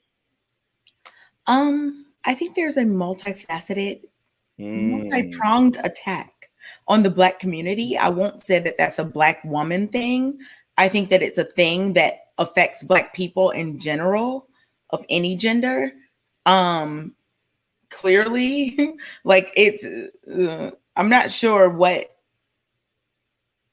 No, I don't think that that's a woman thing. I think it's a thing. If you're talking about us specifically, there are things that specifically target us. We can start with education. Wait. When you say specifically target us, are you saying Black people in the community, people or are you in general? And many of them specifically. Well, I got you. I just kind of want to deal with women right now. Is there anything that you could say that women contribute to where our community is? Yeah. Okay, what would you say? So if I'm talking about, let's say mothers have a huge impact on their kids. Mm-hmm. I mean, absent fathers also have a huge impact on their kids. And I think that I don't like to look at it from like it's women's or men. No, this is, like I said, it's a multifaceted, multi-pronged thing that's going on within the Black community. I'm not going to say, oh, it's the women, because I know y'all love to see a woman hold another woman accountable. But in reality, for Black people specifically, this is something that is affecting all the genders on every level. Like, I can't speak on it as if it's just something that's only coming from one place. No. Okay. All right, fair enough. Q, what do you think when you see a title like that, The Curse, Mystery, Myth of the Modern Woman? What are your initial thoughts? Can I skip this one? I mean, maybe because I'm more traditional regarding, sorry, I was emailing my client. For me, when I think of modern women, I think it would be the opposite of traditional women. Um, she definitely tries to idealize equality in relationships. She prefers to lead in relationships, and she more focuses on career and education than family, in some aspects. So it's a curse at times. I mean, look how, let's say city girls, because that's a big thing in this culture now. People, city girls and the hype, women want to be Miss Independent and say F men, they don't need men. So that's a curse because there are women that are out there that wants that man and wants that family and wants kids. And then you have these other women that are kind of not on that same track as us and then are using these men and screwing up good men in some way. So I think it is a curse. Like if people go back to having morals and standards, I feel like there would be more married people, more married women, and people not having babies out of wedlock and less baby mamas and baby daddies. But that's here nor there. That's all I think. Appreciate you, Q. Amira, you talk about modern women versus traditional women sometimes. What are your thoughts just on the title, just on the title of The Cursed Mystery Myth of the Modern Woman? What are your thoughts? There's no mystery to a modern woman. She's all over Instagram, so that should be taken out. Myth, it's not a myth. It's reality. It's a real thing, unfortunately, and it's here. And what was the other one? Mystery? No, you said mystery, myth, curse. I don't think it's a curse. It's just the times that we live in. We can change it, hopefully, if we realize or recognize the problem, rather. But I think the title is rather, the title doesn't fit, I guess. Okay. Thanks, Amira. Anton, you see the title. I saw you chuckling. What are your initial thoughts? I was laughing at Amira when she said they all over Instagram. It's not hard to see. I don't know. Honestly, I'm gonna be honest with you. Like, I don't believe that. I agree with Amira in that I don't think it's a mystery. I don't think it's a mystery to women at all. I think that women, honestly, are the same they are today as they were yesterday, as they were since the beginning of time. The only thing that's changed is the men that's governing them. I think that women are inherently who they are. I think that even if a woman want to label herself, now let's be clear, there are some anomalies that they just unruly, and maybe they just been unruly since the beginning of time also, right? Because I don't know, I ain't see them type of chicks. But in a general sense, I think that women are inherently the same since the beginning of time. And that's why you see, even if a woman is moving a specific way and then she runs into a certain type of guy, she evolved, she changed, she make adjustments, she submit to him. Most women, I think, that are in these situationships are really in situations where they just settle in for the circumstance instead of really being in an ideal situation. I think that there's a lot of guys that drop the ball as far as their ability to be able to govern and become the man that they're supposed to be, which ultimately the woman is supposed to submit to them. But I think that women are the same. I honestly do. I don't know a whole lot of unruly modern women in real life. It wasn't until I really started participating on the internet that I started seeing these chicks out of control. And that's weird to me. But yeah, I think that women are inherently who they are. I don't think it's no mystery. I think that the curse aspect of it is because we've dropped the ball, we find in ourselves in a space where we got to deal with a lot of this type of stuff. But that never should have happened in the first place. So I think that women are inherently who they are. I think it's certain types of guys that's just never had a problem with women moving a certain type of way around them. That's not a problem for dudes that's winning, honestly. And maybe it's because they're the quietest of the bunch because they win and they not on here complaining. But for dudes that's winning, they've never had a problem with dealing with women and having women move a certain type of way. Yeah, and when I reflect, it was like your reviews analogy earlier about your young. It is. It is. Same thing. Most dudes ain't having that problem. About it, I'm not referencing specifically out of just relationships. So I do understand that aspect. Dudes that are in successful relationships or marriages or what have you, or that are out here on their purpose and winning, are not complaining about modern women per se, for the most part. Trill, thoughts? You see the rolling bar at the bottom. I saw you when that first popped up. Yeah, I see. I think I think a lot of this is like society. A lot of it is also illusion. Don't get me wrong, there has been like a uprising as far as empowerment for women over the past 50, 60 years, something like that. So, a lot of women do feel like empowered to like compete with men, like challenge men on an equality level. But I also feel like what Anton says is 1,000% right. Regardless of how strong that woman is, regardless of how much that she accomplishes, regardless of how much money she makes, if she runs into a man that she feels like is capable of leading, she will follow suit. I think most women, regardless of the circumstances they in, they looking for a proven structure to follow. And I think it's just hard to find that proven structure because men have, again, kind of paved the way for them to doubt us, doubt our leadership, different things like that. So it's like it's hard to blame them for that because that's what the circumstances call for. But if they run into a solid dude who's not really moved by any of this back and forth online, not really moved by, say a chick's circumstances, for instance, like what Kayla spoke about earlier, in terms of, a woman having to take care of her whole family and all of that. And, understanding that it's going to be a ride, but, still this is a solid functioning unit. You're going to come over here and I'm going to take care. You're going to fall into the system and you're going to be all right. I think if women ran into more men like that, then we will see less of what we see today, but they don't. So we have what we have. That's my take on it. You know what's so wild about that? The perfect example for that, and I didn't necessarily care about his policies when he was a president, but I understand how he moved a certain type of way. Obama. Like if you understand the story of Michelle Obama and how the state that she was in, and she was already in her space and she was winning, and if I'm not mistaken, she was already working for like some high-powered, firm or whatever like that.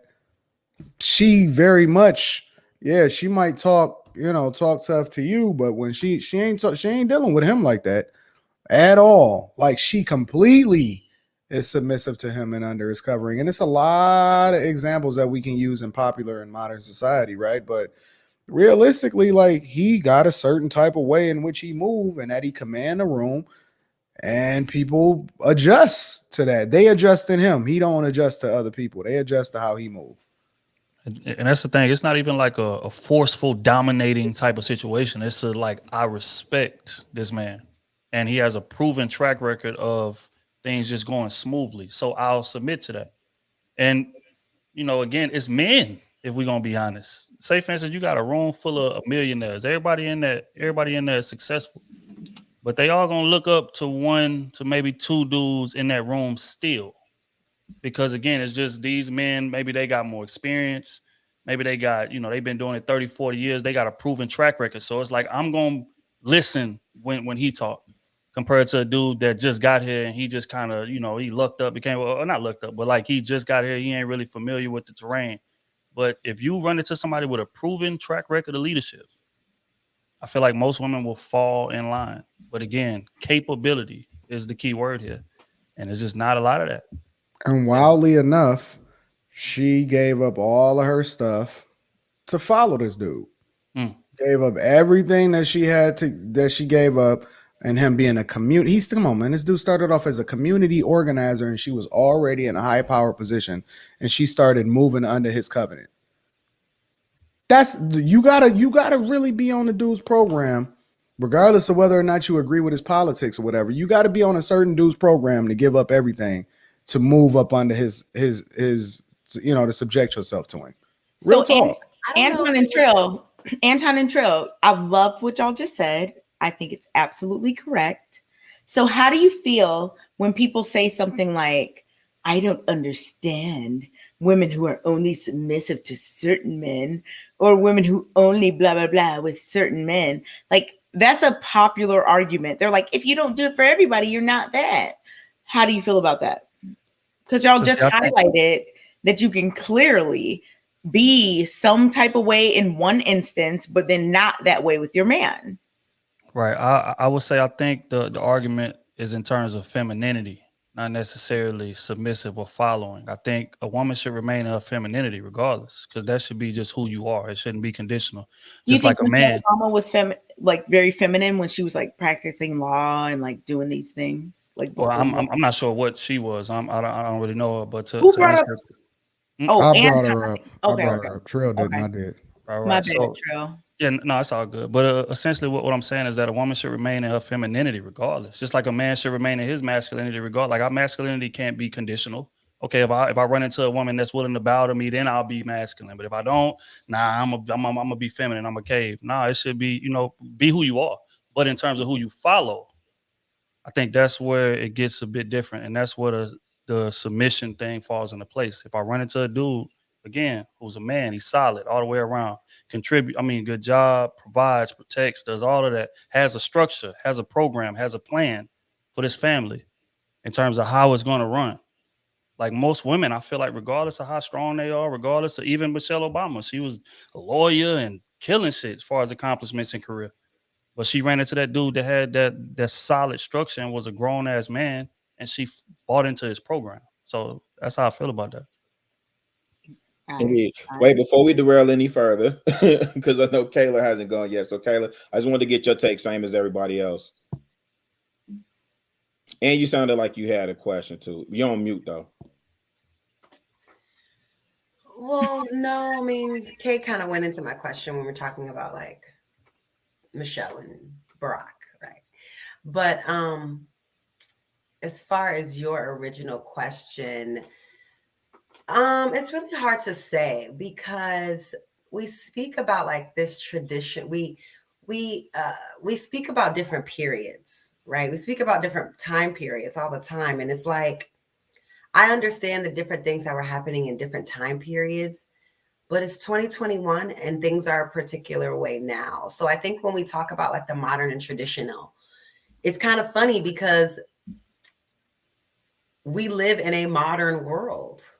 So even the women that think they're traditional, they're not traditional. Like traditional women won't even be in roundtables with men, having debates with men. Like if we really want to get down to the time period of traditional women, we live in a modern time period. So most women are modern, even the ones that stay at home still have modern qualities about them in terms of having their own thought process, being able to make their own choices about what they think or their political stance or whatever it is. So in terms of the curse, we have a major curse in the Black community, not just women, but in general, the Black community, when it comes to toxic relationships, absent fathers, toxic feminine relationships, the whole fighting, when you catch a man cheating, you're fighting another woman when you should be mad at him. I don't know what that is between women, like that whole thing where women are tearing each other down instead of building each other up. And then you said the myth. I mean, I don't really know about the myth. And then what was the last part? The last part was myth, mystery, and curse. Myth, mystery. I think that the biggest mystery is where are we going to end up now that these times have changed? Like I said, traditional women still aren't really traditional. They're modern with maybe traditional aspects of their life. But the mystery to me is where are women going to be, I don't know, 25 years from now? Now that we have we have our first female VP. We have all these things happening, all these things changing. I attended the Women in Tesla meeting, and all these women are running half a Tesla, and women that are in NFTs and in the metaverse and all these things. So the mystery to me is that how are relationships going to be conducted as we move forward with how involved women are in the everyday livelihood of our country. And, what is that going to look like? I'm hoping that looks like equity for women.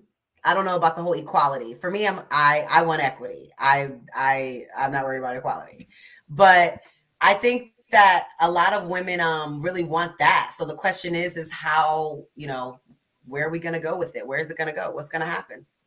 So then what is so then Hey, Rilla, let me just throw this in there and then you can go ahead. rock. I don't think that women should be in leadership positions when it comes to politics. And Kamala Harris could quite possibly be the worst vice president of all time. I think she's the perfect example of why women should not be in those roles.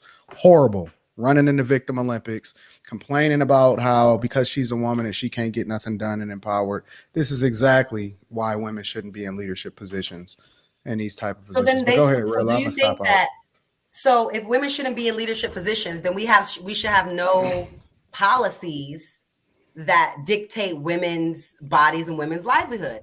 How are there not going to be any women in the room, but you're making rules and policy for women or women's bodies, women's choices and what they want to do with their bodies? You have men making decisions about women's bodies or women's reproductive systems, and there's no women in the room. So to say that no women should be in leadership anywhere, it doesn't really make sense to me. Even like when you said earlier, oh, no women should be in the Army. The Army got like attorneys. The Army has doctors. The Army has nurses. The Army is just America that does a specific thing. But there's still people that are necessary for all types of jobs within the Army. Being in the Army doesn't mean you go work on the front line with the rifle. Like, you know what I'm saying? So I feel like I get what you guys are saying. I don't know what you're saying. Leadership position, but there has to be space for women because you're making laws for women. So there needs to be women in the room. I mean, I said what I said. I don't have the same respect as for a household that's a married household and it's a man and a woman and the children, and the man defers to the woman and you got to negotiate with the woman of the household versus the men. Like, I'm consistent across the board. I would have a severe lack of respect for a man that says, oh, go talk to my wife. She's the head of the household. And then I got to go and kick it with him. So if I don't believe, because I believe that it first starts at home. And Real, I'm sorry, I don't want to derail your conversation. I just got to cook on this one.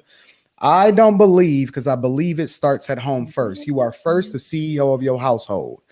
If you don't have the same level of respect for a woman that's the head of a household, what makes you think I would have the same level of respect of a woman that's running a free world? Never, ever. No woman should have never. We are so out of place. We are completely out of whack. And this is the reason why everything is going downhill right now. And she is quite possibly, if you're looking at her, because again, I don't care about more women should be in position. I don't care none of that. I don't care none about that equity crap. I don't care about none of that. She is quite possibly the worst vice president of all time to date. And it's a reason for that. And it just so happened to be the woman. So I said what I said. Go ahead, Rilla. I don't want to derail Rilla. Anton, outside of your views of Kamala, which fine, you don't have to like her, whatever. Can you give a concrete reason why you don't think women in general, not her? No, let's use her. She's the vice president. No, let's not. Nope, she was the cited example. You didn't say she was the cited example. But you said women shouldn't. You said women to her directly. So I just gave you a perfect example. I don't even have the same respect for a woman that's the head of her household with a man there. So why would I respect a woman as a leader in the free world? Okay, why don't you because I believe in gender roles and I believe that the man is the head of the household. Okay, so you just generally don't think women should be leaders. I don't generally nothing. You can't compete with me. You're not built to compete with me. Listen, if you're elected, wait. You know who the best is elected. You know how I don't care about elected. Often at times, you know how people get elected. That's mob rule. That don't mean nothing to me. That don't mean she deserves to be in that place. Okay, you know who makes the best CEOs? I'm explaining it to you. You know who makes the best CEOs? Engineers. Often at times, engineers become the best CEOs of companies. And most times, if you look across most companies that are successful, they're engineers. You know why engineers are great CEOs? Is because they understand what it means to solve for and build things. We understand the intricate details that go into it. We don't care about your book knowledge. We don't care about how smart you are. We don't care about anything. You ain't even got no skin in the game. You did not build anything that we ultimately use to be successful. You are the beneficiary of men that came before you and then built this country for you. You have no skin in the game So, whatsoever. like, would a You woman know what it engineer be means. over you, Anton? Because you're not an engineer. You're missing what I'm saying. I'm keep trying to asking compare. You keep trying to compare apples to oranges. No, I'm asking you. This is Nope. I'm direct. gonna bring Should a this woman conversation all the engineer way be back. able to be in a I'm position bringing of this power over conversation. you since you're I'm not an bringing engineer? this conversation full circle, and we're using Kamala Harris as an example. She is quite possibly the worst vice president of all time. Okay, but you and don't. that's But you're fine. going Hold to on, Kay, support hold her. on. No, You're I going to don't. support her. I don't care You're about. going to I support don't care. her. I'm asking You're you a going to question. support her because No, she's a woman. Okay, but You you gotta don't let even them know. finish. You don't know any of it. I'm But we asking got to you, let Rilla get back. I'm not. Anton. Okay, I preface this by before, saying that please. Rilla, I didn't want to derail the conversation. He I said knew it it was was going to cool. kind of derail it. Rilla but just said it again, was cool. I don't believe in that. Rilla said it was cool. Wait. So I think before it's that, equality, by the Anton, way. if there is a Ultimately, where are woman we going with this? engineer, do you think that that woman deserves a position of power over you because you're not an engineer? Most times, no. Most times, no. Even though you Yeah, just there- He said just there- he there's- answered. there's- He answered. He answered it, Kay. Most He times, answered. Where are no. we going with this? Like, to what end are we going with this? He answered. it. look at y'all jumping in saving. Q, why didn't you tell No, us no, to Saving stop? who? I'm just asking. Saving who? I said what I said. I said exactly Why what didn't I you said. stop I'm them? not moving Like you from it. No, they I didn't don't save believe him. that They- women Okay, all overwhelmingly right, need to it's be in all good. leadership I'm positions, done. I Go think they're ahead. including saving the him. They just leader want of to the move free world. on. Yeah, All right, they that's said cool. Go ahead. existed. This is stupid. So and again, and so this is the thing, and Kayla, when you brought up that, you framed the you framed your point, modern versus traditional, right? And most time in these spaces, what most men talk about is modern women ideology, not necessarily versus traditional in terms of gender roles, but in terms of traditional women. Pay attention. On by and large, Watching you. are cut it out, Jr. Way Oh, you more heard me? feminine. I'm sorry, my bad. Way more Call feminine HR. than what we see modern women to be today. Call HR. And so, for what you were saying, for everything that you were saying, then what is the end result? What is the end goal of it all? Right. So most times, again, just again, most time, modern women, like even in this conversation that we were just having, right? Again, I point to the fact that we saw a young lady yesterday, poised, composed, could deliver her argument without over talking, without super aggressive. So when people say, "Oh, you and your masculine energy," women take that as an insult. Most men and most women view aggression they associate that with being masculine, right? So what's the end result ultimately with your point? Because End result of what?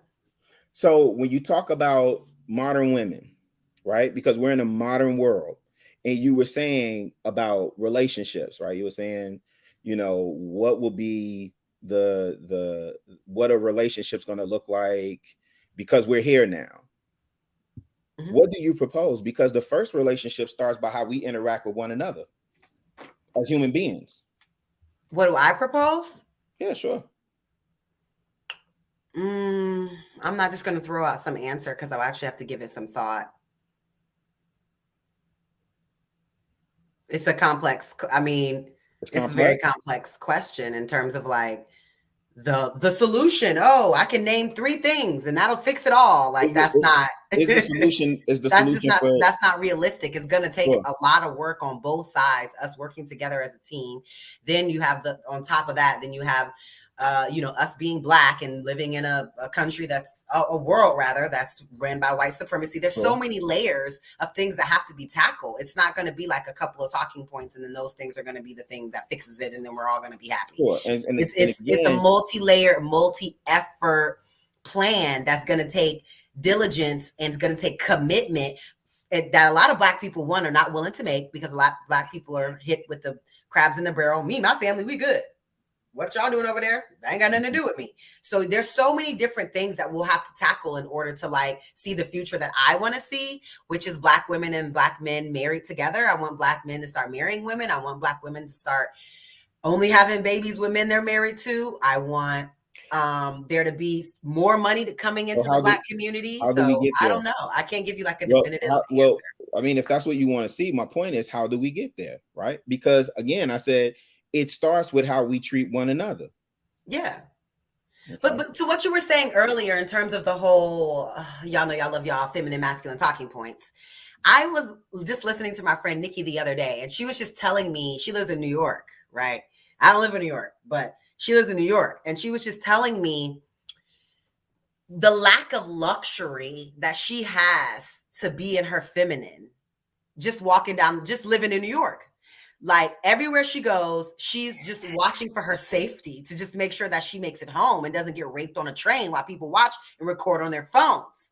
So, I mean, there's a lot of different variables because I can't relate to that. I don't live in New York. I don't walk the streets and have to think about that kind of. I mean, I think about it when I park and I get out of my car. I do a double take, but I can't relate to like what kind of like where she has to be every day to just make sure. Wasn't that fake? Wasn't that found out that it was fake anyway?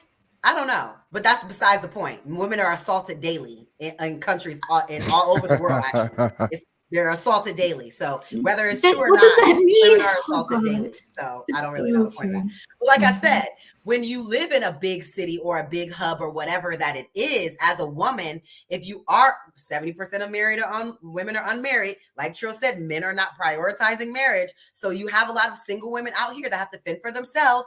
And then when they're walking down the street, the last thing they're thinking about is, oh, let me be feminine. If someone says something, I should just say, hi, how are you? No, they're thinking, how do I get home safe? How do I not get masculine in order to get not get sold into sex slavery or trafficking or whatever it is by being at the wrong place at the wrong time, or not even that? Remember in Atlanta, the girl that came home and a white van pulled up to her house and abducted her right in front of her house while her husband was in the house. But so I don't know. Do you think they should be masculine? Luxury of like, oh, I'm gonna be feminine with every man that talks to me and be all kind and nice and blah blah blah. When a lot of women that lives in cities are like just trying to make sure that they're safe and that they're okay. I think it's like a little disingenuous for you guys to not realize the reality of that. Agreed, 100%. Wait, but so do y'all think? Sorry, go ahead. No. Go ahead, Q. Go ahead. So do y'all think that women should be like? Since we gave that example, so do you guys think that women should be masculine? No, I don't think that should be the whole being feminine with every man. Random man on the internet, random man you've seen that you need to be a and that is how you are all the time, and that it's not something that is exasperated with your man. When you're with your man, it's different than when you're with other men. And I just heard a lot of times, though, if you're feminine, you're just always feminine. You're the same way, and but you're not. The way I am at work is not the way that I am with random dudes on the internet. It's not the way that I am with my man. We are as Black people, we are not a monolith. We are so different, and in different environments require different things of you, especially when I go to work. Code switch like a mother. I can't be like in every different environment, I'm different. And so who are you to say that I need to be the same in every environment? If I'm walking the streets of New York, I am not the same than when I'm at a restaurant with my man, or if I'm out with my family. It's exactly. I'm different in all these different settings.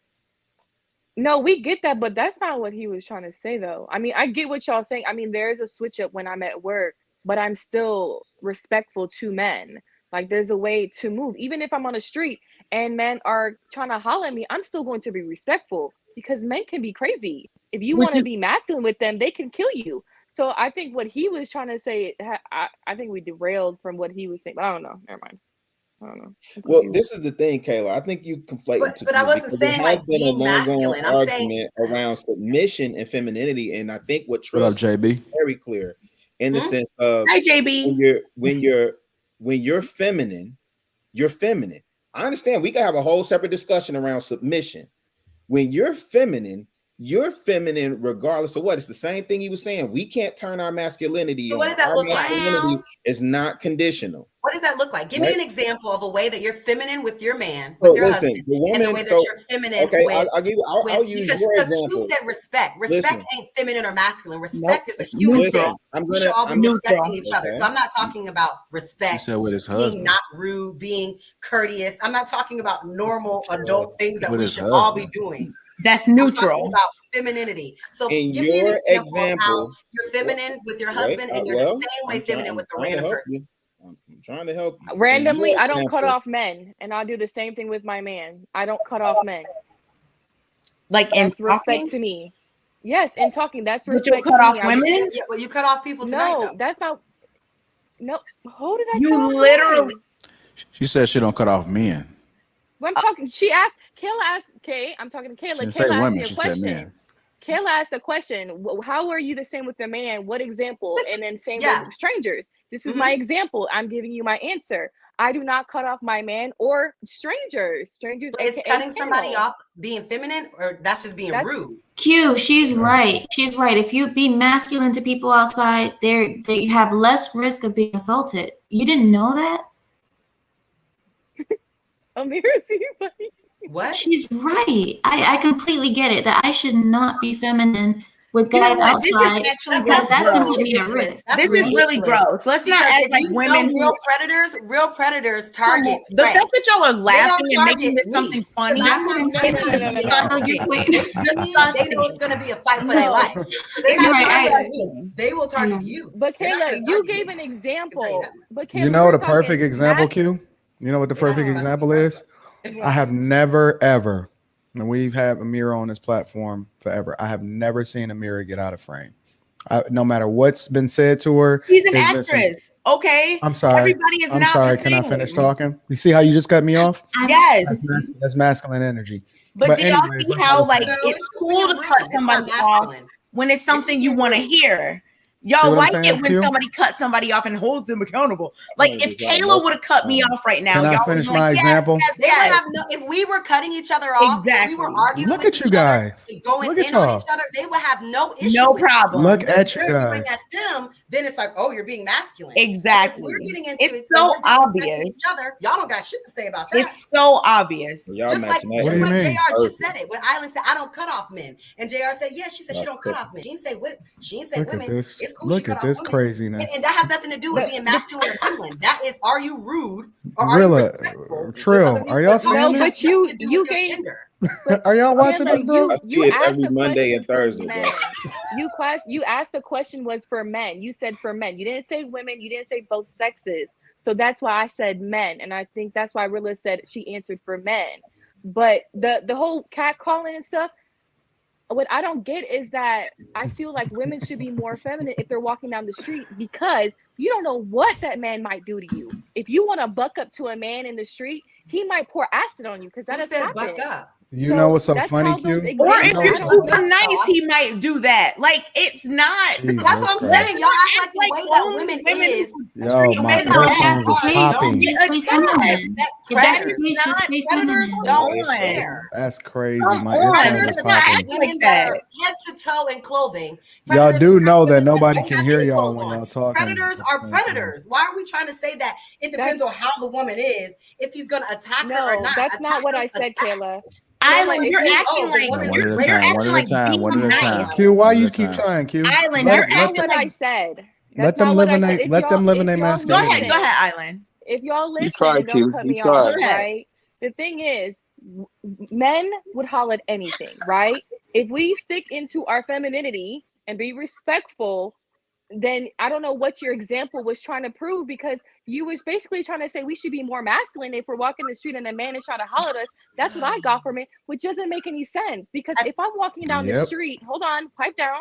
If I'm walking down the street, should I buck up to a man that's saying, "Hey, little mama, Who let said me that? holler at you"? No, Nobody because Who said that? Who said Nobody. anything about bucking? hold and Nobody. on, hold on, because you were giving an example that we shouldn't be feminine if we're walking down the street. Basically, that's what you were saying. Because how did that go? I don't know how it went left from Rilla asking a question to, if you're walking down the street, women, don't be feminine, be in your masculinity. Why should we choose? I didn't Why say should that. we stick? She didn't. No one said that. I didn't say that. Nobody. I didn't say she said that, but No, that's what but she Island, gave I off. asked That's you what she direct question. I asked you, what is the way that you're And I feminine answered. with your man? No, that's not cutting someone off. That has nothing to do with femininity. That is a human It does trait. have things to do Either with you are a femininity. rude person that lets someone finish speaking, or you're not. It has nothing to do with your gender. Men cut women off, women cut men off, men cut men off, women cut women off. Cutting somebody off means This you're is rude and you're crazy. not willing to Yeah. hear them speak. It's It has definitely nothing to do with your being a woman or being a man if you're just a rude person. So I'm saying something specific, a feminine trait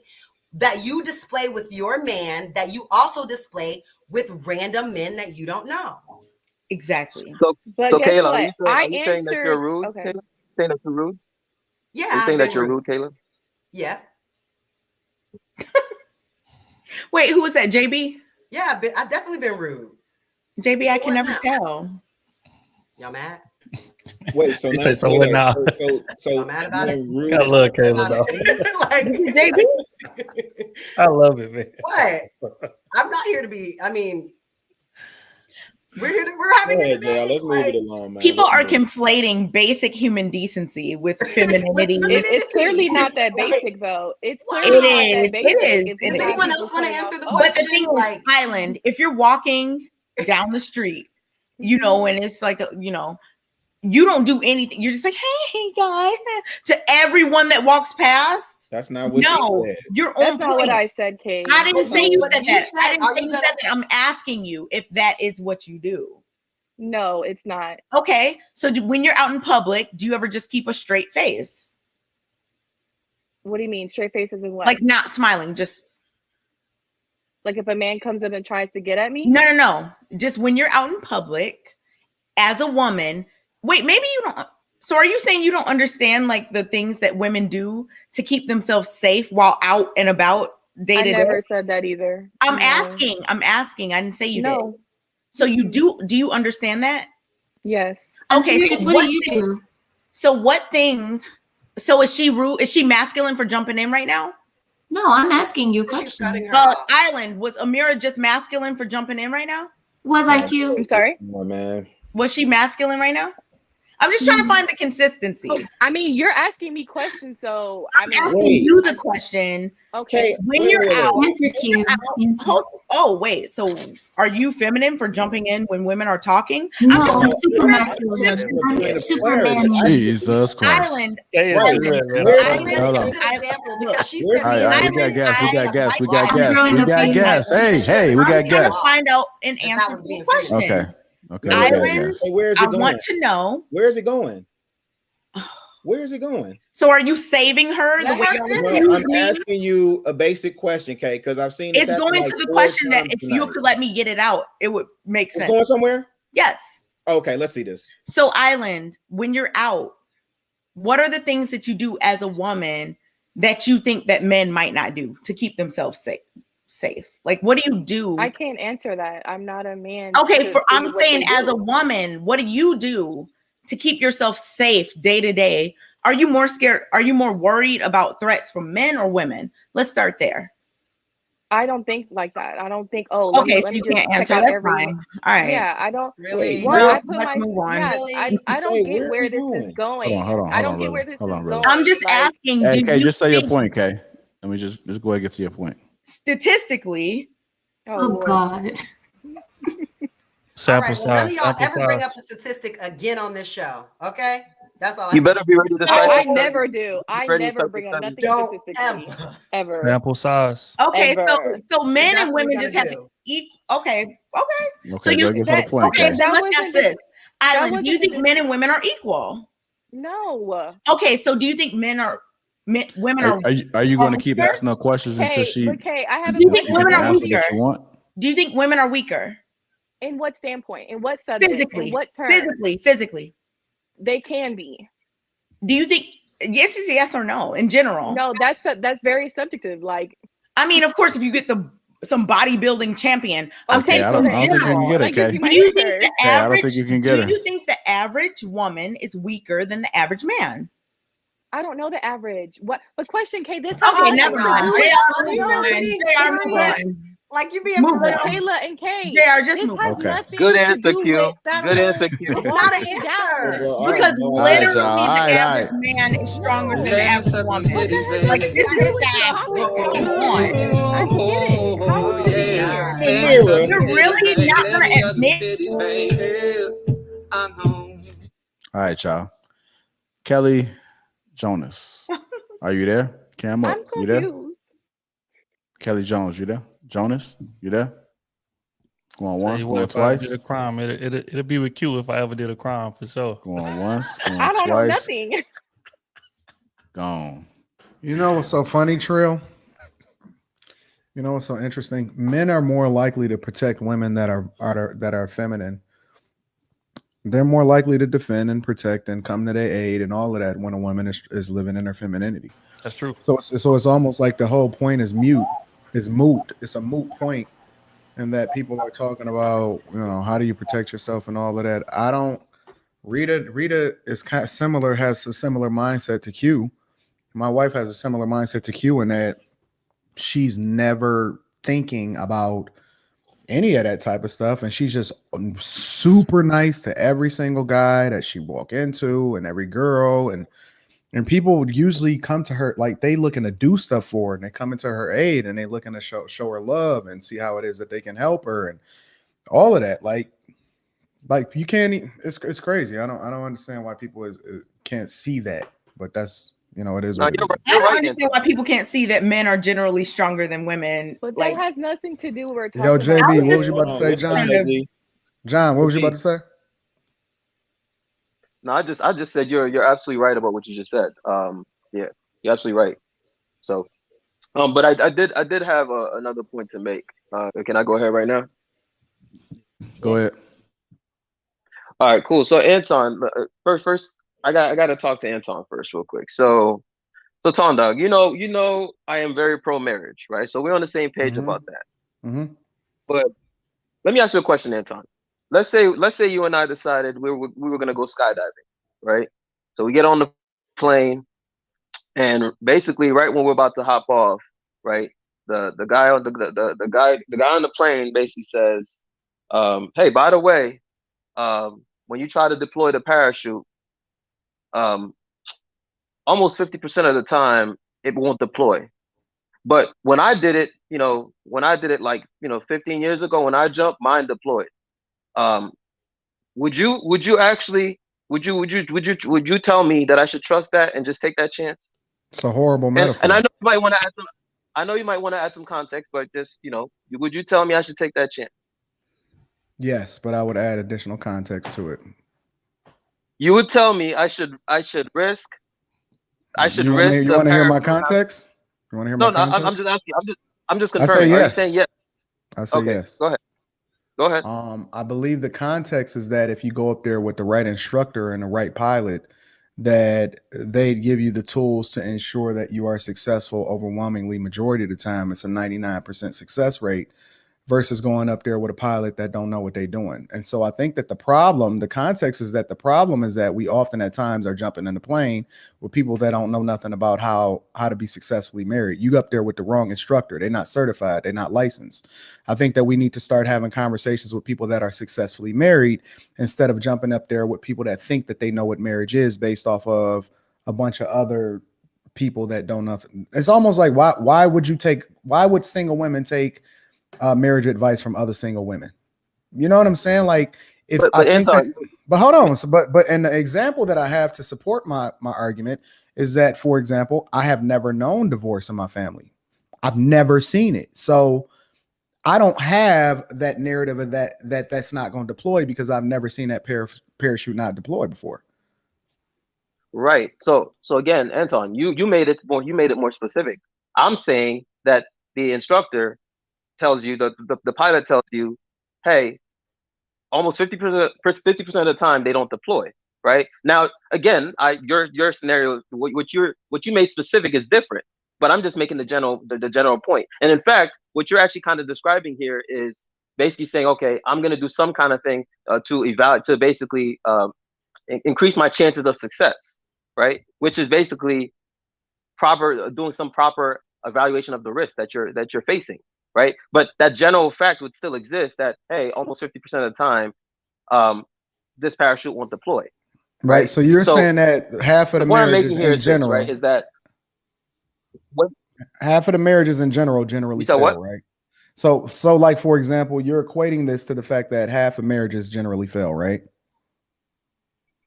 Yes, and in fact, there's even more. But yeah, go ahead. Yes, go ahead. But then what if I told you that you have a lower chance of failing in marriage the higher you go in your tax bracket as far as how it is that you're married? And then I add something else on top of that also adds that caveat. And then I add something else on top of that because those statistics don't apply to everybody. In a general sense, it does apply, right? If everybody go to college, right, the average person that goes to college makes $1 million more than somebody that's not at college educated, right? We can say that, oh, well, the average amount that people make is between $40,000 and $45,000 a year, right? But then if I tell you that, oh, but if you get with this person and you go in this specific field, you have a higher success rate and you have a higher ceiling, and there's a much greater chance that you're going to make more than $1 million than somebody that only graduated from high school, it changes the numbers completely. So what I'm saying is we shouldn't use the overall experience.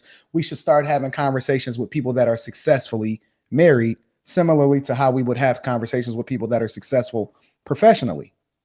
So you're again, Anton, We're not you're telling correct. people not to go to college. But Anton, we just telling them that they need to be a little bit more disciplined with what it is that they're going into. But Anton, you actually kind of proving my point, because even the example you just took, while you're correct, right? The percentage of people that you're saying where the marriage, the percentage of success for the marriages increases, those people make up literally about 5% of the overall population, right? Which is one of the reasons why I say that poor people shouldn't have kids. Okay, fine. Let's say we accept that premise then. And let's say we accept that premise. Then you can't say that when most of the men are saying are basically against marriage, or at least afraid of it, you can't say that they're just looking at it from a glass half empty perspective, right? Because that means they have a reason to, since you're saying that most people should not do this. So yeah, we all have a reason to believe everything that we believe. You have a reason to be scared when you go outside, but I have less of a reason to be scared when I go outside because I live in a specific neighborhood. Now, what I'm saying is you need to figure out how to get into a different neighborhood and stop just leaning on everybody else's experiences, because men that are successful are not having conversations about why women are not on a program and how it is that they having problems with their chicks. We talking to the wrong people. Again, Anton, we're not disagreeing here, right? Like what I'm saying though is when most of these men are talking, right, and they don't fall into that category, you can't then tell them that you're speaking from a glass half empty perspective, because most of these men will never reach. Most of these men will not reach the percentage that you're talking about. They're not going to reach $250,000 income per year. They're just not, right? So you're talking to a small minority of people, right? So you can't then say, hey, you guys are just speaking from fear-based. You off, bro. And one of the reasons that you off is because if you have to be consistent across the board. And I don't think that you're consistent across the board because you think similarly to how I think, especially when it comes to being in the Victim Olympics and finances and resources and being intentional when it comes to that. Why is it that we then change the narrative and we can be intentional for every other aspect of our life, but for some reason, then we pull back and say, well, that doesn't apply when it comes to marriage and relationships. The reason you control the narrative for everything except for that. So the reason I changed my narrative, Anton, is because I understand my situation is drastically different from most people. That's the reason why when you say it, I can understand your perspective, right? And I can see myself in your similar position, right? But I understand that I can't just look at things anecdotally and then apply it to everybody at large. You know why you got to look at it anecdotally? Because then it changes your mindset to ask the question, well, because everybody comes to me and they say, well, Anton, you wrong. Anton, you wrong. Anton, you wrong. Nobody comes to me and say, Anton, how are you doing this to where you are successfully married? And let me take that into consideration as far as making my decision. Nobody is asking for a solution. The only thing they want to lean on is the thing that glass half empty mentality, because if they had a different perspective, they would ask different questions, and nobody asking that question. They just trying to debate a point. It's a difference. If somebody come to you, Jonathan, and they say, fam, I'm never going to make more than $50,000 a year, you going to debate them and you're going to say, why would you ever say that? Why aren't you asking me what I'm doing in order to be successful? People don't ask that question. They only want to complain about the fact that they only make $50,000 a year. You have the blueprint, John. Hold on. You have the blueprint literally on how they can be much more successful, make way more than six figures and become a millionaire. Am I off? No, you're not. Okay, so then why don't we apply that same logic as far as looking for a solution so you can make a more informed decision when it comes to marriage and relationships? Because again, Anton, like I said, that first of all, the scenario you took is a bit different, right? Because if somebody just comes to me with a, like, this is just not going to work, like, this is just not going to work, I can't do this, I might tell them, here's how you may increase your odds. But I also can't gaslight them to think like, okay, like, for example, like when we talk about people who make over 250K, because that's the stat that I think you're referring to, right? People who make over 250K, as it relates to being a high earner, yes. Yes. So I'm not going to take that. I'm not going to take that person telling me that and tell them, yeah, you know, you're absolutely going to reach that 250K and be able to face those odds much better. I understand that more than likely, they're probably not. Right now, I might give them that as a bit of encouragement to at least consider it. But those are two different scenarios. It's not, because nobody is promising them the success. I'm just saying that why aren't you, everything that we do, we need to be solutions based, because the problem with the conversation, John, is that people are not removing themselves from doing the things that married people do. The problem is that they're not getting the benefits that come along with it. And so I'm looking to give you all of the tools that you need in order to make an informed decision. I'm not trying to prevent you, or I'm not trying to disable you. I want to give you a well-rounded view so then you can make the decision for yourself. In the same way that you would give somebody the information financially or how it is that they need to move in college, and then they need to make the decision for themselves. But if the only conversation is 90 to 99% about how things are going to be bad, then you don't even have all of the information on how you can be successful in marriage in the first place. All right, so that's fair. We can move on. I did have one second question I want to ask you, Anton. I'm gonna make these very quick. So the second question is, how is it that you can say that you can agree with Amira that you guys see these women all over Instagram, for example, and yet say that women haven't changed? Because, and just to add some context, right? Like sometimes, like if I show, let's say my mother, right? I show my mother some of the things that women are doing online these days. Like she can't even wrap her mind around the fact that a woman would do that, right? So how can you say that women haven't changed, right? Where we have explicit proof in front of us that they obviously have changed in terms of, you know, their morals, in terms of their values, in terms of just how they comport themselves. Like, how is it that you can, on one hand, agree with Amira, and then basically afterwards say that they haven't changed? Because that was in relation to what Rilla said about the mystery, and that there is no mystery to what a woman is or who she is, and we can see that as a result of looking on Instagram. Furthermore, I think that the majority of these women, right? Because, okay, so let me bring it back. Women of yesteryear, we don't have a any real visibility into who they really were. We don't. They didn't have social media. We didn't document it. The only thing that we know is what they presented us. As a matter of fact, they're more similar. And I made this argument on my other channel when we was live streaming last weekend. They're more similar to these women today. The Supremes and all of them, hoes, whores, for the streets, all of that. It's well documented that all of them chicks, all of them bandmates, they was for the streets, bro. As a matter of fact, what we found is that, or what my conclusion is, my theory is that one of the reasons why we are the way we are, especially women, is because all of them was doing the same thing. They just hid it better. So instead of giving us the real insight as to how we can overcome and ultimately be better versions of ourselves as a result of leaning on their mistakes, they just tried to present themselves as angels and holier than thou, when in reality they was busting down. The milkman, the plumber was coming through and getting some, the pool guy was coming through and getting some, there was horn for the streets, everybody was hiding. They was hiding all of the stuff that they was doing, but they were still modern women back then at that time where it was modern to be.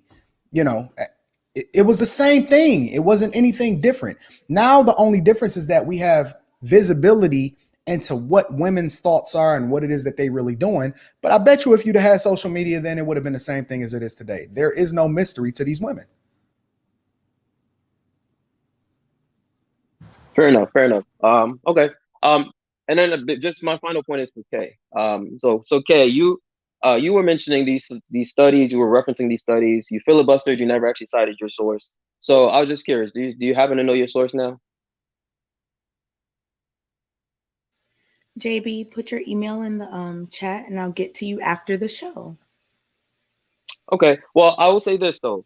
So when you guys talk about marriage and men's health and like general health and the fact that men live longer, the most recent reputable study on this was by Lee Lillard, where the name of the study is Marital Status and Mortality: The Role of Health. And this was in 1996, right? Since 1996, there has not been a reputable updated study on this. And since 1996, marriage and divorce rates have changed pretty drastically in terms of marriages are declining, and in different years, divorces are like fluctuating, right? So the point I'm making is that if the most recent study is in 1996, right, and we're in 2021 now, and we still have no updates on this yet, we have enough proof that there are drastic changes in terms of marriages. Doesn't that tell you anything? I don't know. Put your email in the chat, and we'll talk about this further. Okay. All right. That is all. I will. Such a I will nice hop off guy, the fence. John. You're such a nice guy, John. We love JB. JB, I would have great never show let that last fly. night, man. Oh yeah, Proud of you, definitely, G. Proud of you, G. definitely. Thank you, brother. Appreciate you, man. Thank you. How come you didn't thank me, little bro? Because okay, Kay, you give me. JB, I see what time you're on. You give me headaches. I see what you on, JB. I see you. Kay, Kay, listen. I just had to take an ibuprofen 800. Okay? Prescription strength. Okay. Yeah. I'm just saying, JB. All right, JB. Appreciate you, brother. All right, Thanks, y'all. JB. All right. But wait, didn't JB just present a stat, but it kind of got dismissed, right? I mean, is there anything that we have to combat that or no? Okay. Wow. Amira, put your email in the chat. I'm not about to do this right now. No, I'm asking you now because you're the one who always says I have this stat and I know, and I'm gonna put it in the email. You're right, Amira. Put your email in the chat, and I will send you whatever you need to know. But during this live stream, the only thing I leave to do is go to the bathroom and pee. So, like, if I'm not about to leave the stream to do research, I'm not going to. So that so that JR can be messaging me, why are you off camera? No. So Amira, if you want to know something, put your email in the chat. Put it in the chat. Okay. And I will do it. Unless you're just trying to like have some kind of talking point. We're having a debate. If you really want to know, put your email in the chat and I will get back to you. You're killing me. Thank you. What's up, John?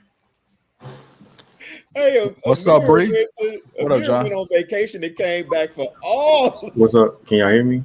Yeah, okay. What's going on, brother? What you got for us? Not much. Back to the dissertations again. I'm trying to get through this quick. Yeah, quick, John. Quick. But quick. 30 seconds. Go. Let me get a minute.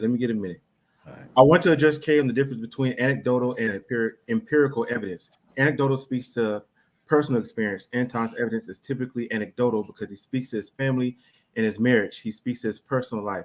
Empirical evidence speaks to your observation of the world around you. Big difference. Both can be right or wrong. As for me, empirical evidence would show that most women are on their purpose, making more than most men, like Anton suggested. As I live in a moderately well-to-do area, have more single women as neighbors than men. The women I typically know are college educated, including my sisters, earning above average. But according to the Bureau of Labor Statistics, www.bls.com, if you want to look it up, more Black men are on average still earning more than Black women, whether college educated or not, which then begs to argue who benefits more in a marriage on average. So it would seem my empirical evidence is wrong. It simply is indicative of my environment, but it also can be right, as Truett proved with the poll. Ain't too many women saving themselves for marriage. And to speak to Kayla's question, if women withheld sex, men would get married, and the answer is absolutely yes. Regular sex, while not the only thing men require for relationships, it is at the very top of the list. Women's mindset as a collective needs to change, and it would change how men will move as a collective and what they prioritize. I like to suggest that the lack of dependency is the reason for the lack of marriages and relationships, specifically in the Black community in modern times. While I do believe women should have equal rights to men, it is clear with their independence they choose to be single because there's no pressure to unite themselves to men as it once was. No fear, no dependency.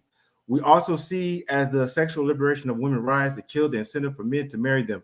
As sex, specifically a woman's body, is no longer a sacred thing to men because access is given so freely. And society encourages women to be free with their bodies. Lastly, I think that society has evolved. The mindset of people as individuals has yet to catch up. As in many ways, both men and women have traditional expectations, all while living in a modern society and abiding by modern society's rules. Not to mention the egregious difference in today's economic climate. And I'd argue, Anton, that society has stripped men of their authority to sovereignly govern women. Even for the rich man, he lives in fear of losing all he has to a woman. And the poor or even average man will lose his woman to welfare. And lastly, Black women are conflating the things white women were fighting with their men to their battles with Black men. Do y'all think they were creating national policies with Black people in mind back then? Their experience is not ours, and we seem to be overlooking that on many topics. Feminism has shown itself problematic for us. That's all I got. That's all? That's all. Rich men do not live in fear of losing all their stuff to a woman. I wouldn't say necessarily live in fear, but it's something they have that risk of having. There's a risk of that. There is a risk, but I don't. But you said that they live. That's not a risk. That's not a risk. This is I just had the lead attorney on my show when he said specifically that prenups done correctly by a lawyer hold up well over 99% of the time. They're ironclad. They cannot be broken if they are done correctly by a lawyer. It is nothing to fear, not even a little bit.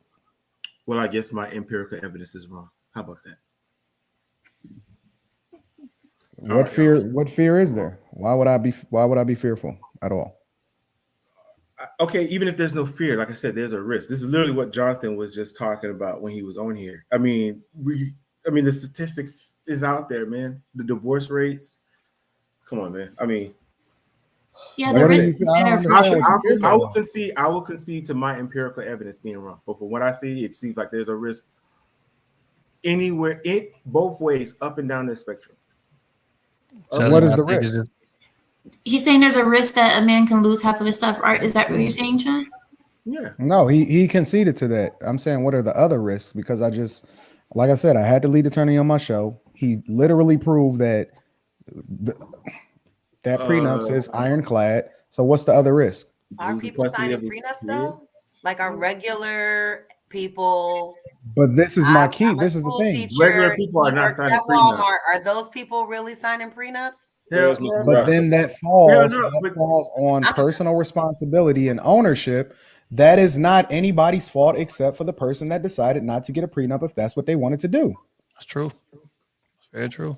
I chose not to have a prenup. I didn't have anything when I got married. We built this together. I will gladly give her whatever it is that she needs in order to be successful and continue to thrive, and I'll take care of her for the rest of her life. I have no problem with it whatsoever. I don't get where the fear is. Well, let me speak to that because I think there's a difference between like building with your woman and already having it and then a woman coming in. I mean, that's what a prenup is for.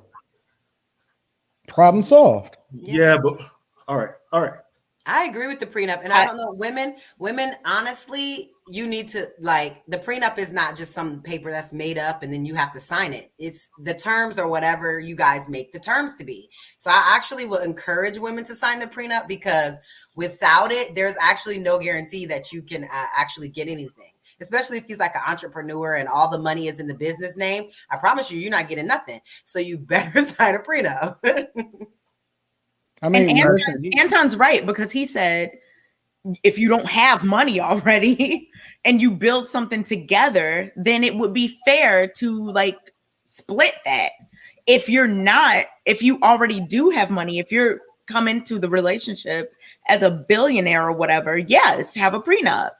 But outside of those situations, like You want to? I don't think you have to be a billionaire, Kay, because even But you for don't have me, to like be rich I'm to doing get a prenup. I mean, assets. You it's don't have not. to be rich to No, get I'm okay. Okay, let me or any rephrase. of that, and then That's You don't lose have your to be a final billionaire. thoughts. Final thoughts. Let's say you have some properties. Let's say you have like a high paying job. I'm not saying it has to be as extreme as a billionaire, but if y'all are both broke and you're working on something together, or you're working on something and your woman is helping you, like, come on, are you really going to get to the end of the marriage and be like, because Jeff Bezos, like, his wife was there while he was building Amazon. She deserved. Yeah, she was the that. accountant. She was there. She helped Exactly. build that company from scratch. And he He didn't think about it. He was like, yo, I'm still the Exactly. richest man in the world. What is he tripping about? Exactly. Even after He giving don't care her. about paying her. Exactly. Like Caucasian men, like they will get married and get divorced and keep paying these wives because there's not a lack mentality. Like, I don't know. Sometimes in the Black community, it's a lack mentality. It's, oh, I work so hard to get this. And it's like white men would be like, I'll just make more money. No, Like, I'll just make more money. Like whatever I lost, I'll just make more money. In entertainment. I do you one even better. I do you one even better, John. John. You can move to the next guy. John, hold on, no, John. I want you to come up here and say what you want to say, and then not have to, because you said what you said. All right, so cool. So, are you telling me, how old are you, John? 38. You 30? 38. 38. Okay. Are you telling me today that you are afraid to get married because you're going to lose half of whatever it is that you have? I don't know what you have. I'm not going to guess. Are you telling me that you are afraid of losing half of what it is that you have today? Half? Well, I mean, I own my own place, so is that a possibility? Yes, that would be a possibility. Okay. And then if you got the prenup and you got it 6 months prior to you getting married, which means that there's enough lead time to make sure that it wasn't under duress. She got her own lawyer to put it in. You got everything taken care of, and it's guaranteed that you're not getting half. What are you still afraid of? I mean, that she's not taking your stuff. What are you still afraid of?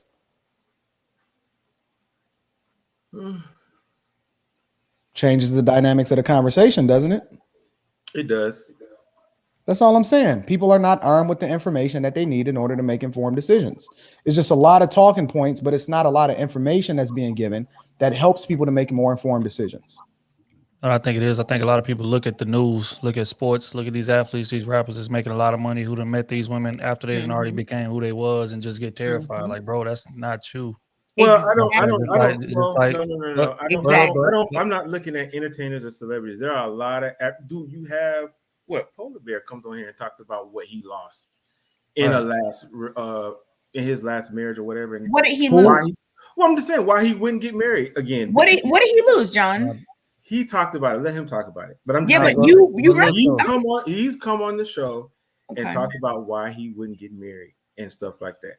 So if he wants to come up and talk about it with y'all, go ahead. But I mean, you brought it up. But I'm just saying, because you're acting like this is kind of disingenuous, because you're acting like there are no regular men or average men who have not lost. You're talking about me. I'm not even said that. John, give him that smoke. I was just asking you a question. John, hold tight. This is what I'm saying. But what I'm saying is this: is that I've never met a man who would have met his woman broke, and we'd have been married for 10 to 15 years, and I done built whatever it is I done built. I've never met a man who wouldn't be willing to give her half if I met her broke. Exactly. Now, if I met her when I had money, that's different, because it's a situation where I can control that, which goes to what Anton is saying. If I feel that uncomfortable about this situation, hey, here's a prenup. If you don't want to sign it, well, we can't get married. But in terms of somebody that I'm with when I'm broke and we both broke, I have zero problem giving her half of that. She deserves it. She helped me build it. I don't disagree with that. Right. So then we don't even have nothing to be arguing about. All right, I gotta move on, John. What's in that cup, John? What's in that cup, man? John, I appreciate you, bro. Yeah, thanks no problem, for coming up, bro. I appreciate you, brother. Bolo, what's going on, brother? What's going on, family? How's everybody doing? Okay. What's good, my G? Alan Garilla, Anton, Trell, my people. What up, Bolo? I'm listening to some of the conversations that you guys are having, and which is awesome. I think that, a lot of men are falling into this prenup thing because they're not doing the work to pick the right woman.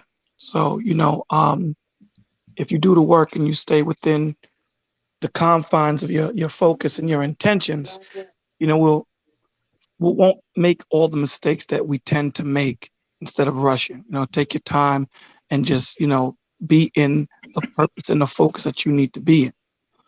When we're talking about feminism, you know, being feminine and, you know, rude, it's kind of funny how, you know, we conflate the conversation and act like we don't know what feminine is and what masculine is. Like we don't know how a woman can speak masculine and put up that vibration of a masculine vibration opposed to a woman that doesn't. You know, it's kind of crazy how you hear the conversation and you say, well, what does a woman do that would be masculine opposed to what a woman would do that would be feminine? Your whole aura. Again, you know, no disrespect. I look at Island Gal and I see feminine all day. I look at a mirror, I see feminine all day. Even if they speak, even if they cut you off, they're feminine, right? And at times, Kay, you can be feminine too. You know what I'm saying? When you cut people off. But the young lady, Kayla, it's a masculine vibration that she gives off. It's masculine. And this is not me picking on anybody or anything. That it's a masculine vibration. And the regular cats ain't want to deal with that because it's not. You have to understand that even in science, they've broken down feelings into frequencies. This is not something that I'm making up. They've broken down happiness, anger into frequencies. So when you come with a masculine vibration, it's not about whether you're a man or a woman. It's the frequency that you're coming in that I have to meet now, that I have to deal with. So now when I see who's coming with that frequency, it's more of a problem for me. So when you have a woman, so just in seeing the attitude in the conversation here, that means that you would argue with a dude in the street. That's what that means. Because if you can argue with someone on a screen, how much more would you argue with someone in the street? Now you're talking about keeping yourself safe. How are you keeping yourself safe? By putting yourself in a position to argue with the man. Because don't say you're not going to do that when you're doing it here. So you can't act like you're not something when all you do is exude this. So we have to understand that to every action, there's a reaction. Understand that. So if a dude is coming at you a certain way and you're very feminine and you submit, not in the way that you would submit to your man, but you submit like, I don't want no smoke, then there's no reason for his heat to continue to rise. But when you start yelling and start talking and start doing this and start doing that, he's going to have to greet that with fire. So I'm trying to understand how this is not being understood. This is the problem that we have in the Black community. This bull crap right here, where something that is so goddamn simple becomes so goddamn hard because of pride. It's pride. And I don't understand why any of us have pride when we're at the bottom of the totem pole. Bottom. But we want to talk about, you know, Black people this and Black people that, and Black people ain't got shit. We don't have nothing. But we want to talk about going out there and telling the white man he can't do this, but we can't have a conversation amongst 9 Black people, 8 Black people. There's arguments to the point where the moderator just got to sit back and throw his hands up and be like, go ahead, go. This is our problem, man. We're not talking to each other. We're talking at each other. We're not listening to understand. We're just listening to respond. So my question would be, why are you so hostile? What happened to you that made you want to be this hostile where you argue every goddamn week? I watch y'all. Every time I see Anton and her arguing. Why are you arguing with Anton? I don't understand. If Anton want to boast and be braggadocious, let the dude do what he do. That's what he does every goddamn week. Let him rock. Let him do it. Do you think it makes you look better arguing with him? What dude is looking at her and saying, damn, you know what? I want her as my wife. You out of your damn mind?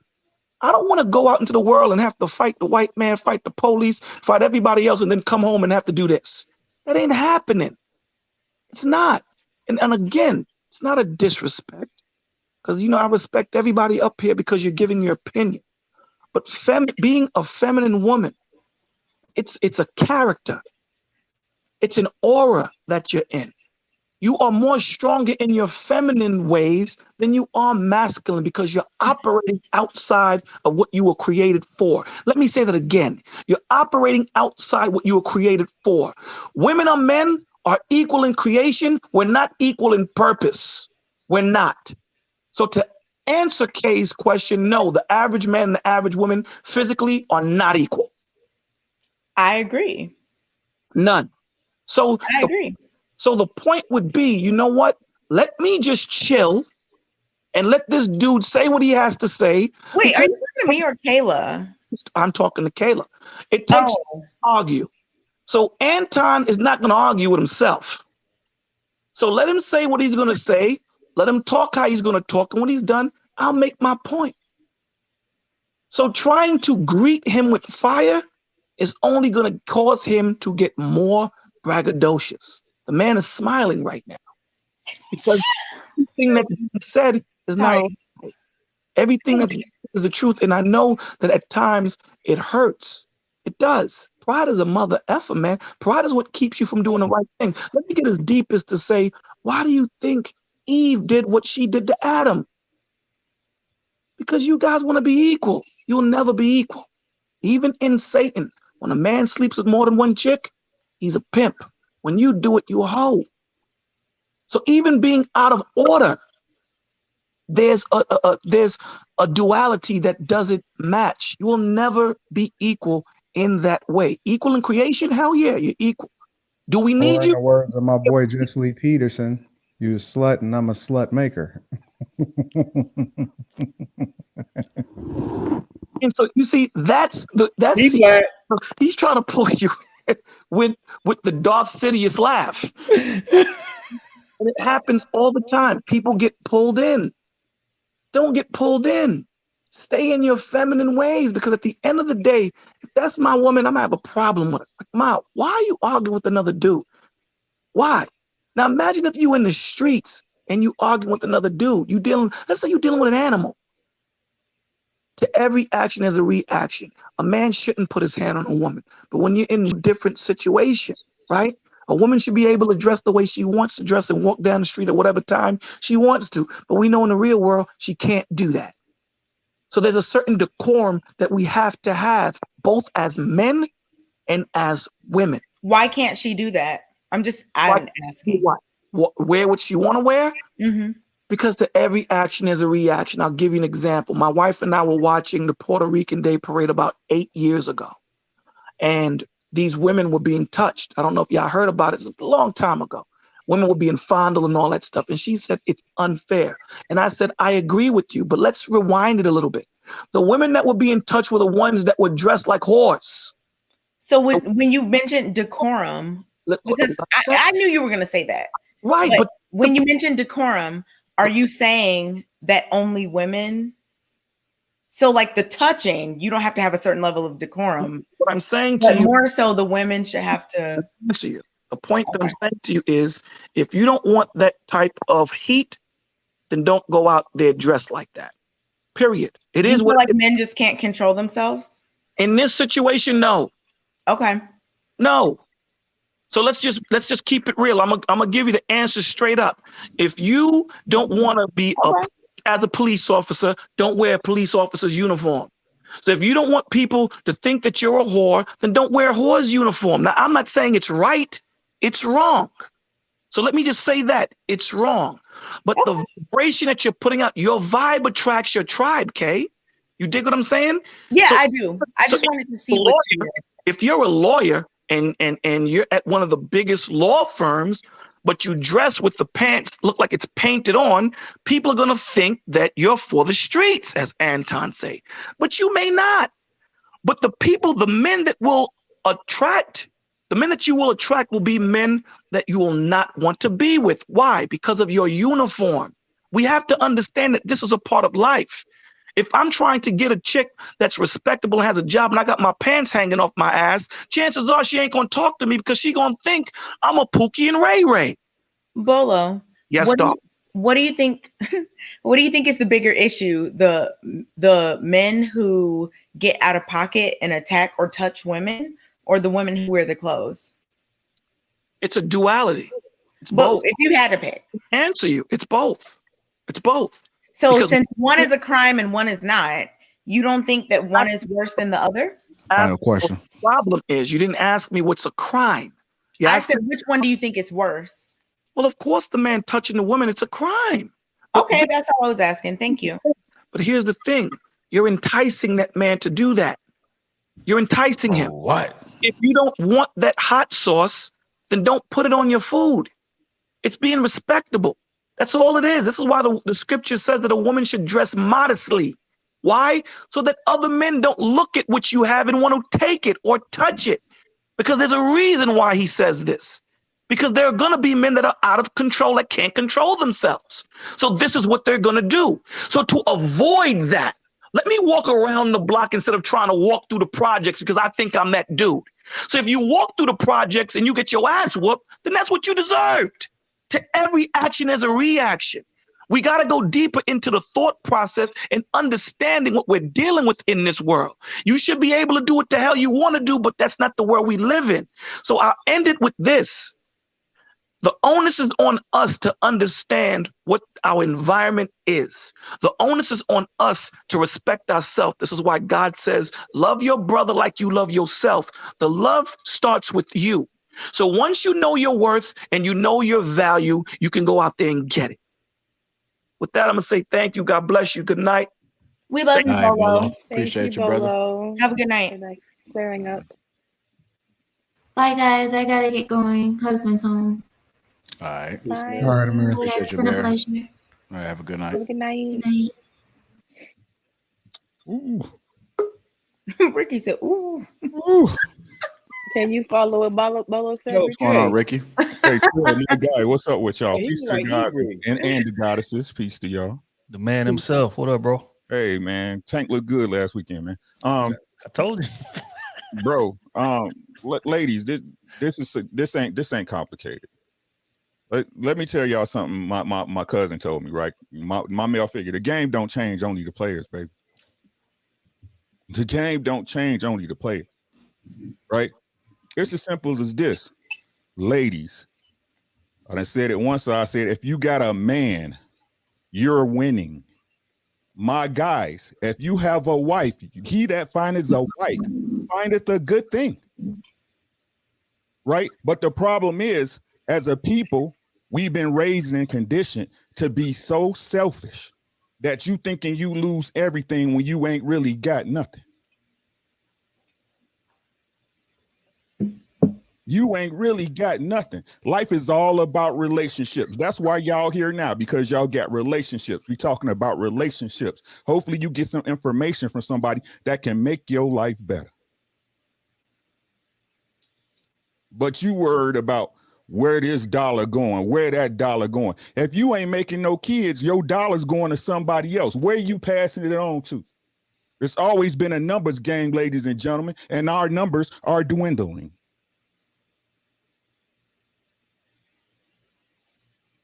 If you not out here building with a significant other to pass something on to your family, you are waste on this planet. And I tell everybody that. I don't care who you is. I don't care if you was Barack Obama or whoever, bro. And the only way y'all can do that, contrary to what these people trying to tell y'all in the society with the backwards, having y'all go against y'all nature and us go against ours. Right? It still take a man and a woman to make a baby. So remember this. What you put in life, that's what you gonna get out of it. And I appreciate the brother talking on the good book. You ain't got to believe in God. You ain't got to believe in the Bible. But I can tell you this, everything that happened to you, you got a choice, whether it's uncomfortable or not. Just know that if you want to be strong within yourself, can't nobody ask you or tell you what to do. Guess what? It's going to be consequences to come with that. Be ready to deal with it. You risking everything. It was a risk for you to get here. What was the odds of your mama and daddy making you the night they made you?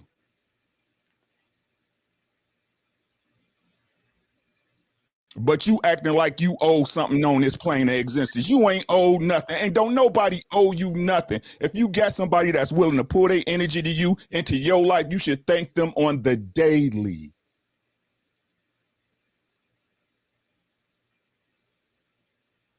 Right? Love each other. That's the whole problem. Y'all too busy loving y'allself. You can't love nobody else. You the problem. I'm in love with myself. Let me walk past the mirror and watch my booty jump up. Let me walk past this mirror and see how fly I am in these clothes. How fly I am in this Lamborghini and this Porsche. When can't none of that stuff go in the grave with you. Can't none of that stuff hold you, bro, on your last days. Yes, Ricky. I like that part. I like all of this. Good. Go ahead. Let that man talk, okay? Get out of your ego.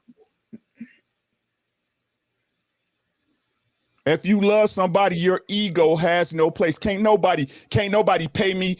Anton couldn't give me $1 million to give up my life. My wife is my life. We done built 20 plus years together. Mm-hmm. But it's people out here willing to give that up for, oh, I'm bored. You ain't gonna be happy every day. What you think this is? Preach. Yes, Ricky. What do y'all think this is? Your life is simply the journey from one obstacle to the next. And hopefully you got somebody that love you that's willing to take that ride with you. Quit the bullshit. Mm-hmm. Get back to loving each other and making babies. That's what we supposed to be doing. They out here killing us in the streets. I ain't no victim for nobody, but I know what's going on. Yeah. Mm-hmm. We all we got. And everybody sitting there arguing about who ain't this and who ain't that. A man, I ain't talking about no dude that's faking it till he make it. I ain't talking about no guy that's showing you something he not. I'm talking about a man. He gonna take care of you. What's the problem? Your wife, a woman, is gonna take care of you. Now, if you chose wrong, just say you chose wrong and get over it.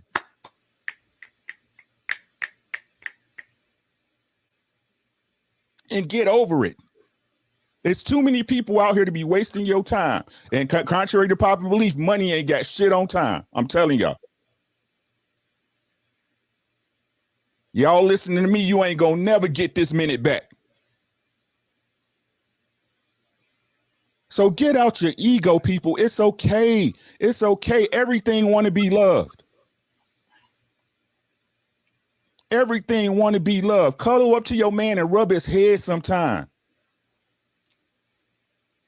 Rub his head sometime. It's okay. Man, go ahead and tell your girl you love her. You know what I'm saying? Rub her feet, bro. It's all right, man. It's all right.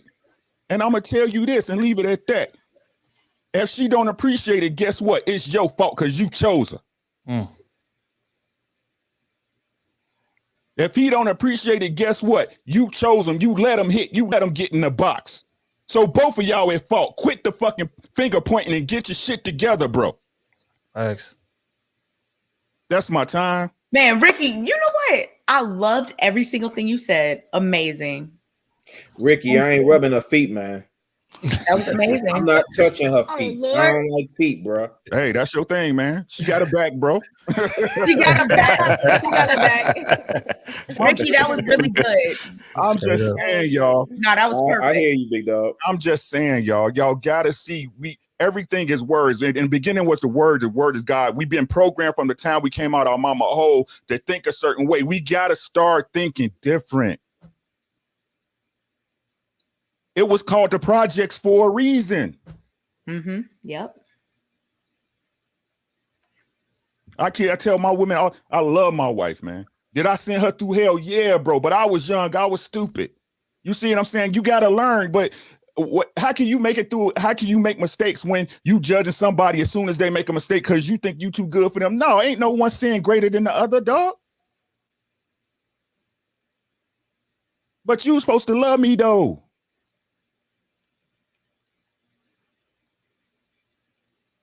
Let's get back to loving each other, man. Let's get back to loving each other. Money is simply a tool. It ain't the end goal. That money can't go with you. People talking about black people at the bottom. I ain't at the bottom of shit. I got everything I need. I got a woman who love me. I got kids that's outstanding. I build an okay life for myself. I ain't gonna be rich. Everybody ain't gonna be no goddamn millionaire. Everybody ain't gonna sit up there and have no, where I'm gonna do this or where I'm gonna have it. I need to get some tax. That's not everybody. That's a lot of think that, bro. That's the exception to the rule. And that's what everybody move on. Y'all move on fear with the exceptions to the rule. And I'm telling y'all, ain't shit to be scared of. Fear is simply your lack of faith. Fear is simply your lack of faith in the choice or decision you made. You.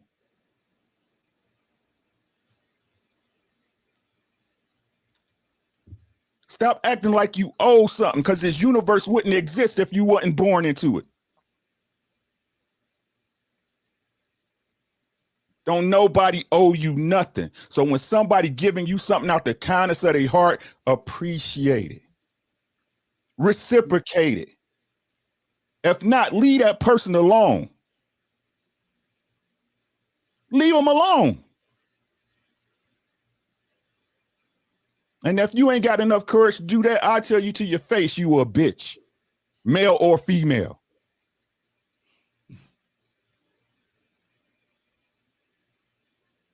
We all here. We all here. And guess what? Y'all all won already. You won. You won. It's cemeteries full of people wishing they was you. I hear you, Ricky. Ricky, you might be one of the realest callers we ever. I mean, Stand up guy right there. That was dope. Stand up guy. Everything you said was dope. Amazing. We love y'all, man. We Thank love y'all. I'm telling y'all, but we just want y'all to love us back, bro. We love y'all. Ain't no dude really trying to go unless something wrong with him. That's just keeping a $150, or you done shut his options down so bad he ain't had no choice. Ain't no man came out no woman and his mama was a half decent woman and he don't love you, bro. Stop playing, bro. The problem, like I said, I ain't talking about goofies, y'all. These are exceptions. I ain't talking about goofies. Them exist in every race, every nationality. I don't care. Mm-hmm. But what it really comes down is what results you want, what type of person you're trying, and what choices you make in your life. And are you brave enough and willing to deal with them? Mm-hmm. There it is, Ricky. That's my time. Y'all take care. Peace to the gods and the goddesses. All right, family. Y'all, I love all of you. Appreciate you. Take care of yourself. Peace to the God. Thank Peace to the you. God. Have a good night. All right. He was dope. What's up, humble dad? Hey, humble dad. Somebody's staticking. Hey, I'm getting some feedback on with that. Get some type of wave. It's Sound a like fan. a falcon. It's a fan.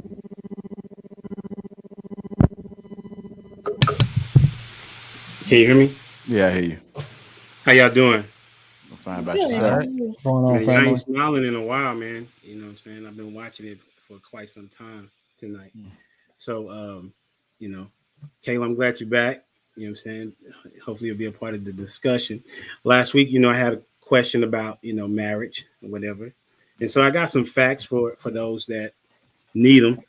If you go to, let's see, what is this? FamilyScholars.org. It talks about why marriage matters. You know what I'm saying? Do I need to put that in the chat? FamilyScholars.org, right? Okay, I'll put it in the chat after a while.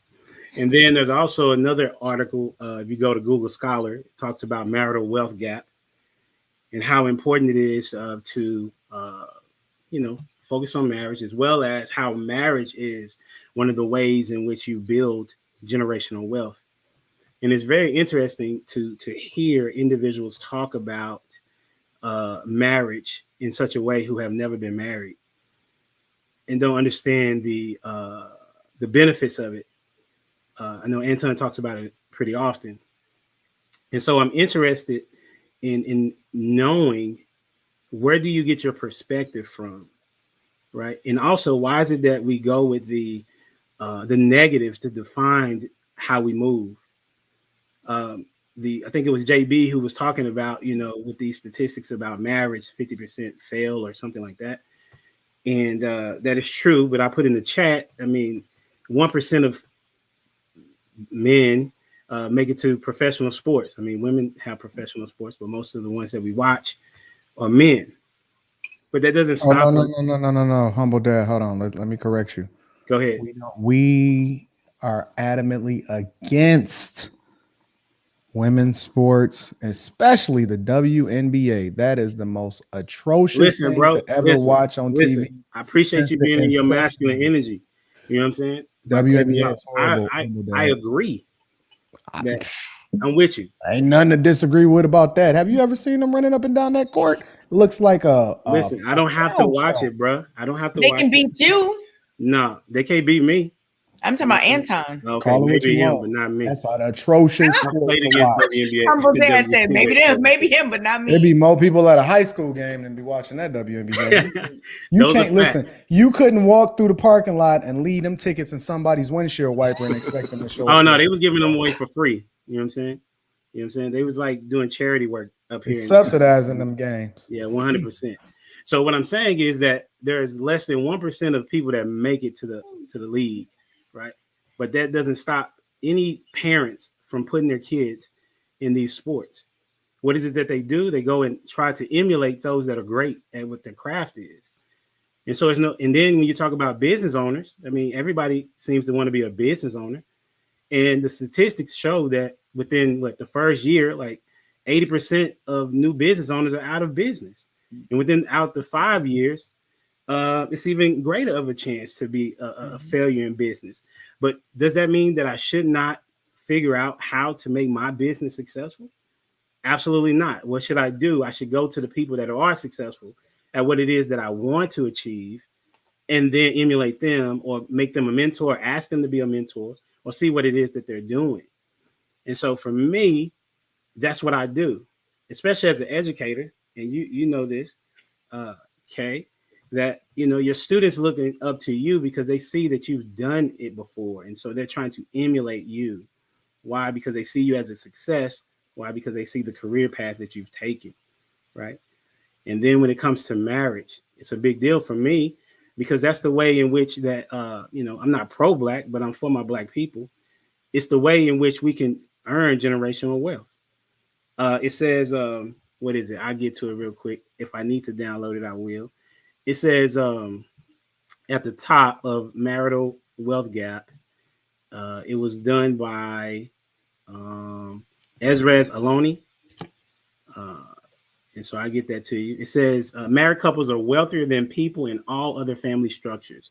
The top 10% of wealth holders are in great proportion married. I think Anton sent that last week. And so this is empirical data for those that don't know. Even among the wealthiest households, married couples hold significantly more wealth than others, right? And so if that's the case, why isn't our priority marriage? Women are trying to say, well, I don't want to be submissive in no relationship.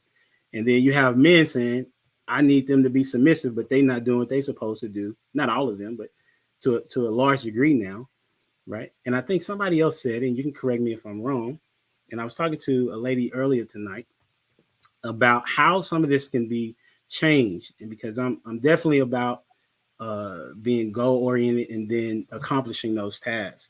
If women would close their legs, you would see a totally different dude approach you, right? Dudes would have to then get their act together. Why? Because men, if they get it easy, if they're going to get sex, then there's no reason to commit to a marriage. Okay. And so for the man, yes, you do need to be very selective in who you go after. But that is what needs to be done as far as marriage being our goal. And I just wanted to hear your thoughts on that. I'll go first. I think I want to spin back to what you said about, using all these stats to validate the success of marriage. I think those stats are just stats compared to what people see tangibly.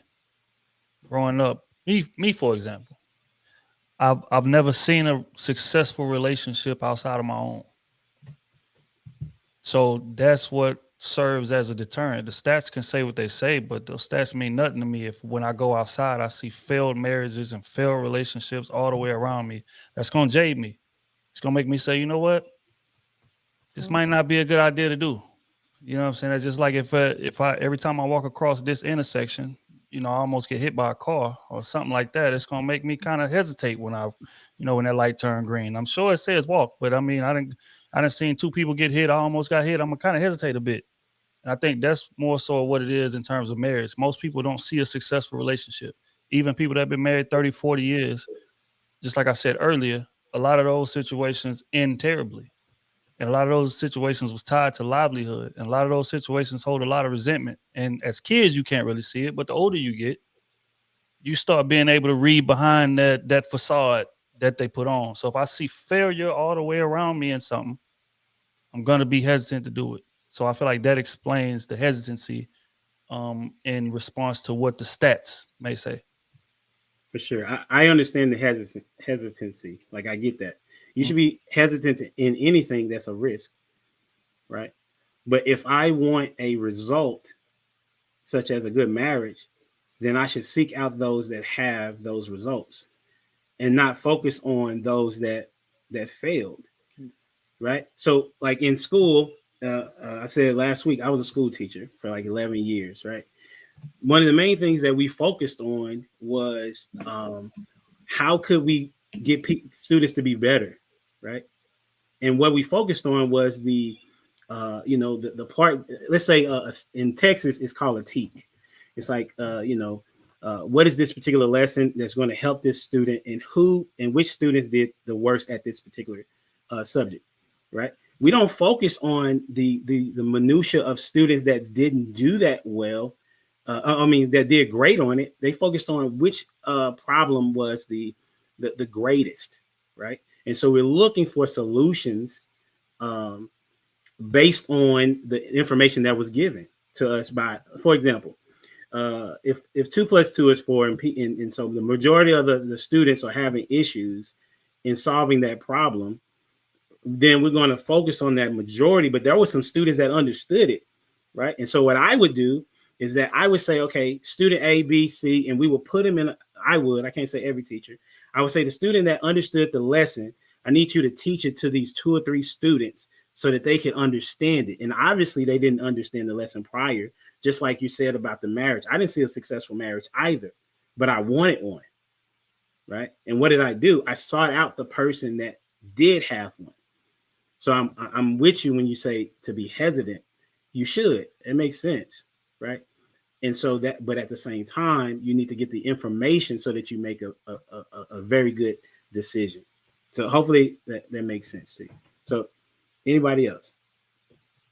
Or you can counter that, or if you would want me to. I would just say again, it points back to the examples you have around you. When you say seek out, let's just be honest, most people don't really go outside the radius of what their neighborhood is or what their family is, right? So when we say seek out, and I say looking around, I didn't see a successful relationship, that meant in my neighborhood, that meant in college, that meant in even like third and remove kind of people. I just never seen it work the right way. So it's like, how do I seek it out if I have zero examples around me? Like, it would be different if it's like, okay, somebody down the street, they got a decent situation going on, or I got a cousin over here that got a decent situation going on. But a lot of people have no examples of what it is. So for me, I literally went into it blind. Like when I was younger, I never thought I'd be married for that exact reason that I'm telling you this.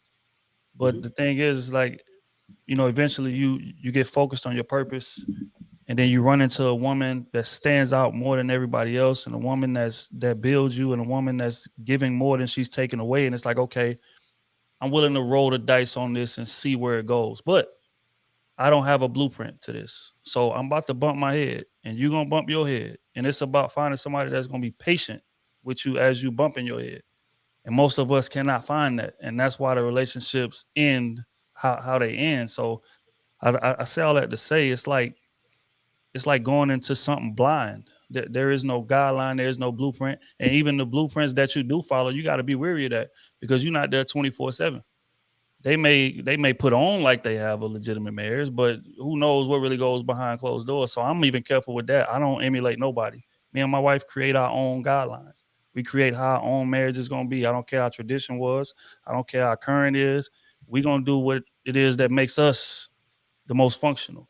And I feel like that's what worked. But it was a gamble, and it was a risk. And I went into it blind, and I went into it with losing odds. But here we are. So I say all that to say I don't blame somebody for being so skeptical when most of us grow up in situations to where we don't have a good example to reach out to or to lean on. Yeah, I'm with you. That's what I'm saying, that it's cool to be skeptical. Right.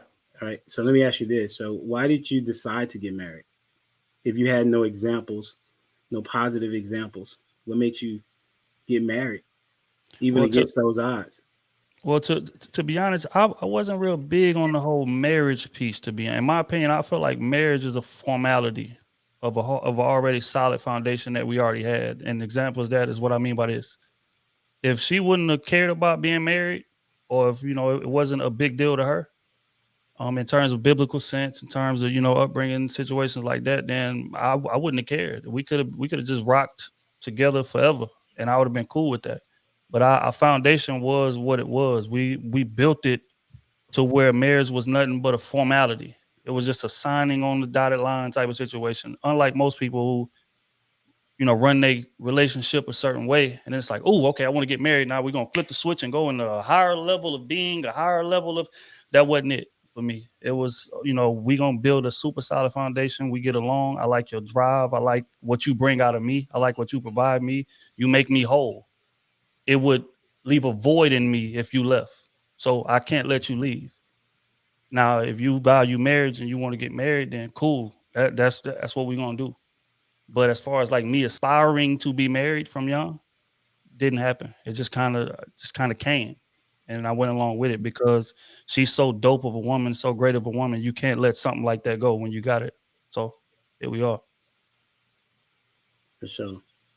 I mean, that makes sense to me. I'm still trying to. So, are you saying that you got married? You married her because she said, "I want to be married"? No, I married her because marriage is important to her, and in terms of my legacy. I think once I got to a certain age, I'm looking toward, okay, I want my legacy to be a certain way. I want my name to be on my family. I want unison, which is very different than what I seen growing up. You got kids, bunch of my cousins got different last names and different stuff like that. I wanted all my stuff to be under one umbrella. Mm-hmm. So it was more so legacy for me, long term down the line legacy for me, not importance in the biblical sense like it is to most people, but to her, she grew up in the church, so that's very important in that aspect. So that's more what it was tied to. Me, it was more legacy. Her was more in the biblical sense.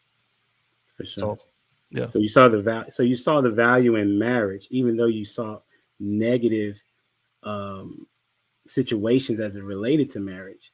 Mm-hmm. Yeah. No, I seen what it could be, Yeah. even though the reality around me was unsuccessful. but I mean, it could be great. So I'm willing to roll the dice on it because I feel like you are so great of a person, and I feel like I don't want to lose you, and it's of great importance to you. And you know, again, my legacy is very important. So that was the mindset behind it. That's what's up. I appreciate you for sharing that for sure. That's all good. Yeah. All right, Anyone? humble dad. Gotta keep it moving. Oh yeah, Get the guys 100%. I understand. All right. Thank you, I humble appreciate you. dad. Thanks for calling. Absolutely. Yeah, I'll have a catch you good on one. rebound. You too. All right. We're Trill, I gonna. have a quick question. I'm sorry. Sure. I just wanted to know, what age do you think you wanted to settle down? Where you wanted to, because I think you just said that your viewpoint changed, and at a certain age you wanted to settle down. What age did that come about for you?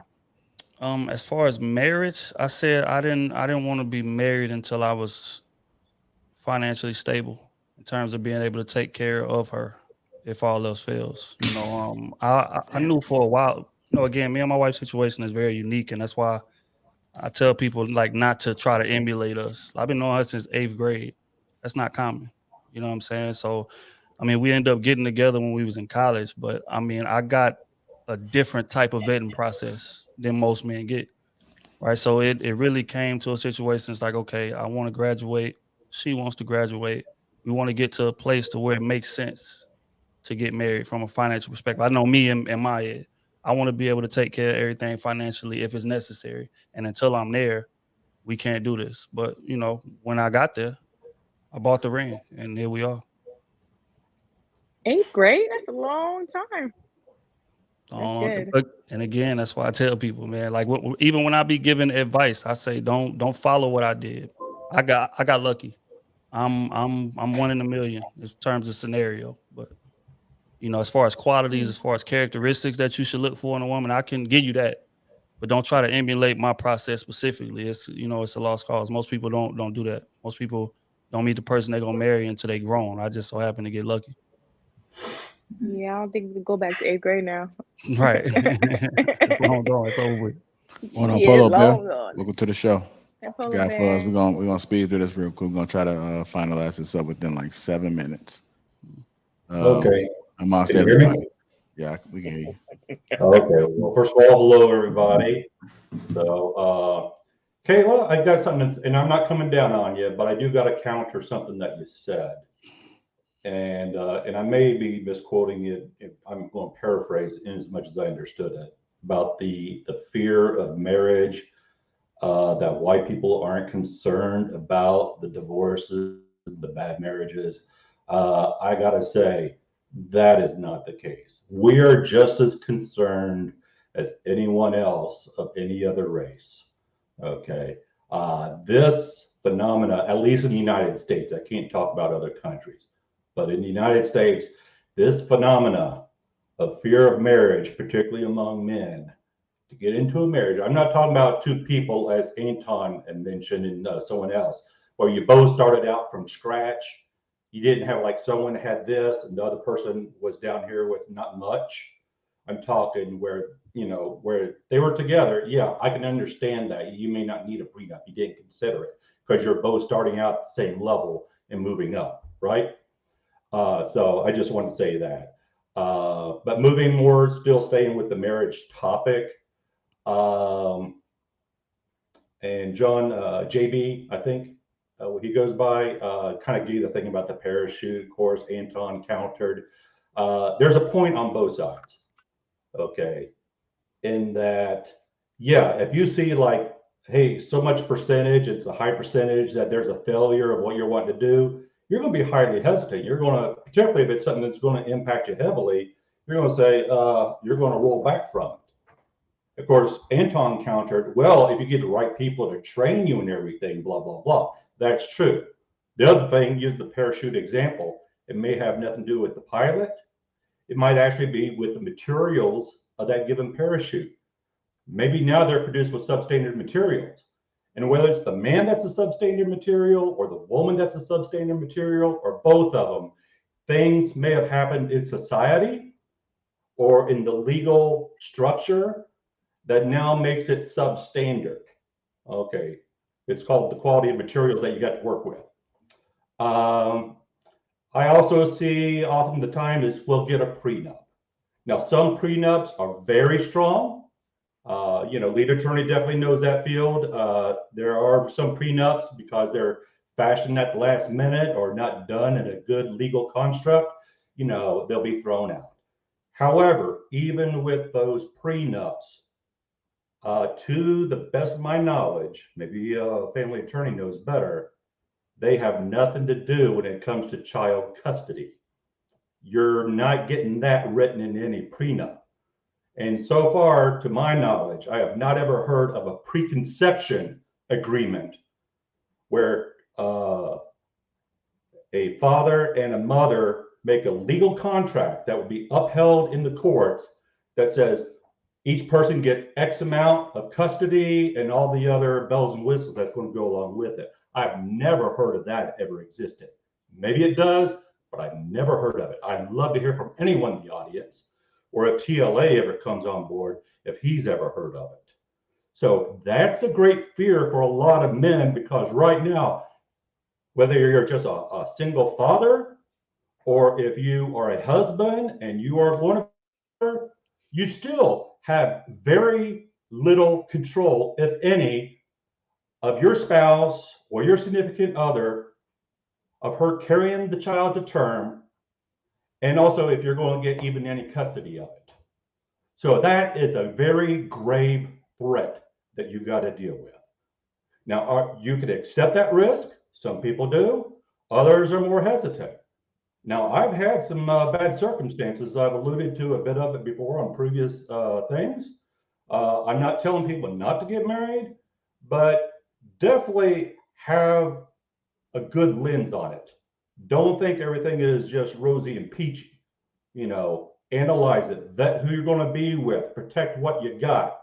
Have the best people you have in your life that care about you, vet whoever the other person is. And this is for the women to have the man vetted, and for the man to have the woman vetted. I don't take sides, and I actually like that we're getting into the marriage topic instead of men talking negative about the women and the women talking negative about the men. Let's talk about the actual issues, how to resolve situations. So over. I don't want to crowd on time, unless anyone wants to have replies or whatever. Well, the only thing I was going to say, Polo Bear, it's Polo Bear now. It ain't Polo. That's all right. That's all right. This is Polo Bear now. Prenuptial agreements is about the division of assets. It's not about custody of children. That's a whole separate conversation or legal document when you go through the divorce procedure, which is why what TLA was saying, when you go through drafting prenuptial agreements correctly, then they're ironclad in that way. I actually wish Mr. Rucker would pull up so he can explain a little bit more too, because he's the one in the comments always preaching around prenups. But I just wanted to add the clarity that prenuptial agreements are about the division of assets the event of divorce, not custodial agreements around the children. Exactly. Yeah, you're quite right, and that's what. So the assets is one concern, but putting that aside, that issue about having access to your children, making sure they get to live and having time with them, that's not fashioned into those prenups. So, and JR, if I got is JR awake? I think JR needs a coffee date or something. Who? I was just about to text him too. That's how he posted. What? No. JR, give me 7 seconds. Hold on, I got something. All right. Oh. In the meantime, Polar Bear, I never said that white men don't care. What I said is oh God. I come from the Bridge Troll Commission, and we're out to stamp out all these internet trolls because they are inferior creatures to the bridge trolls. So just want to make that known. Wow, I wasn't prepared for that. I wasn't prepared for that at all. But what was I gonna say? Oh, so like I said, I wasn't saying that white men don't care. because they Okay. care. But what I see from my observation and in my neighborhood, because I live in a majority white area, is that white men will get married again and get married again and get married again, versus like a lot of black men that I see will get married, don't work out, and then be like, I'm never doing that again. That's never happening again. Not doing it. I'll get a life partner and start talking these life partner terms and all that mess. But white men will just get married again. Yeah. And then don't work out, get married again. So that was my whole point. I know that all men fear, losing whatever, but whatever. Okay. I'm just saying that like white men, some white men are the ones, like I said, my community here in South Florida, they will get married again. I mean, I have a coworker that's on his fourth wife. Well, maybe they just don't have, those particular men just don't have brains. I don't know. That don't have what? Brains. They didn't learn their lesson. No. So well, like Anton said, if you have a good prenup, then, and these are people of people that have a deal of money. So if you have a great prenup, I don't see why. Whether that would bounce back the to issue the would other be you argument. protect your assets, and then Go ahead. I think the one girl, or at least my coworker, his ex-wife, the agreement was she gets $100,000 for every year they're married, and that's it. They don't split nothing. They don't. Ain't no share. Ain't no nothing. That's it. And they were married for 3 years, and she got her $300K, and she's gone. Okay, so let me ask you, if you happen to know, using that circumstance.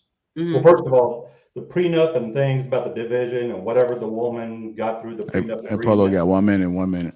Okay, well, I'll just stop there. Yeah. Yeah. Well, yes, it's empirical and it's anecdotal. It's both. Yeah. So obviously not every man and not every woman, and yeah. Well, there's just the thing about the children, because that's just important to the man as the assets. I'll just say that. Okay. So anyway, thanks, JR, for the time. No problem, Mr. Bear. Appreciate you calling in. All right, you're welcome. Bye-bye.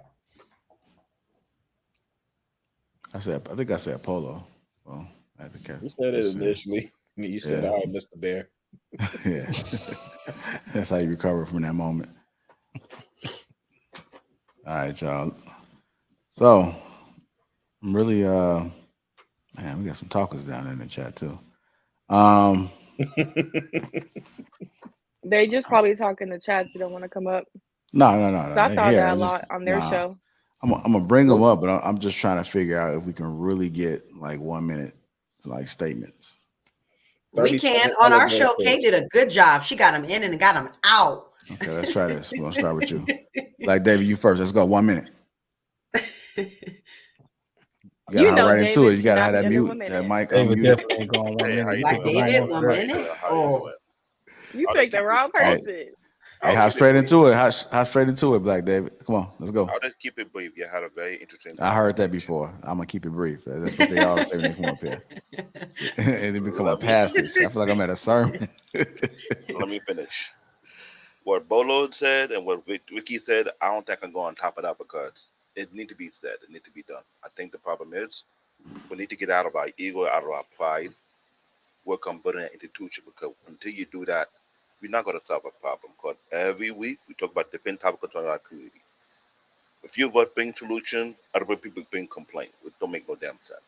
I said it before throughout this week on other people's podcasts. Unless you're willing to build an institution to build our community back where it needs to be, then there's no more complaint about it. Marriage is a great thing. It's a great tool. What we were taught, we get married at a young age and build from there, become a great equalizer for your family. Not everybody believes the same thing I do. I understand that, which is true. I got at Chicago, you're showing the counter. I gotta rush you through. Kayla, I understand you have your point, you have your view, but what people say in the chat will be is the same thing. If you've never been married, you can understand what marriage really is. I cannot speak about marriage. I reached out to my elder who were married for 30, 40 years, and I asked them questions for that. And they show me the rope, they show me the way, they show me the guidance. I can't make things up on my own. Until I've been married for 12 years now. And I could say marriage have great benefit. It brings laughter, it brings peace, low blood sugar issue. I don't have to worry about anything other than that. And like JS show me the counter, other than that, Willa, chill, keep doing what you're doing. Appreciate you. David, I got a question for David. But David, what if they have friends that are married? They have their parents that are married, and their parents and friends give them suggestions and stuff like that. Are we able to speak on that? I'll put it like this. What I did is that I asked these questions to people who have been past more than 5 to 6 years. I asked them, what are the pros and the cons in your marriage? What do you learn from what do you learn from your marriage that will be different from another person's marriage? And what do you think you should have done different that I should learn from your mistakes?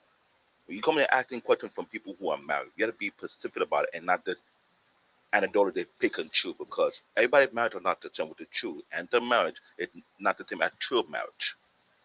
What you can learn from their experience, it could benefit you even more than what you can imagine.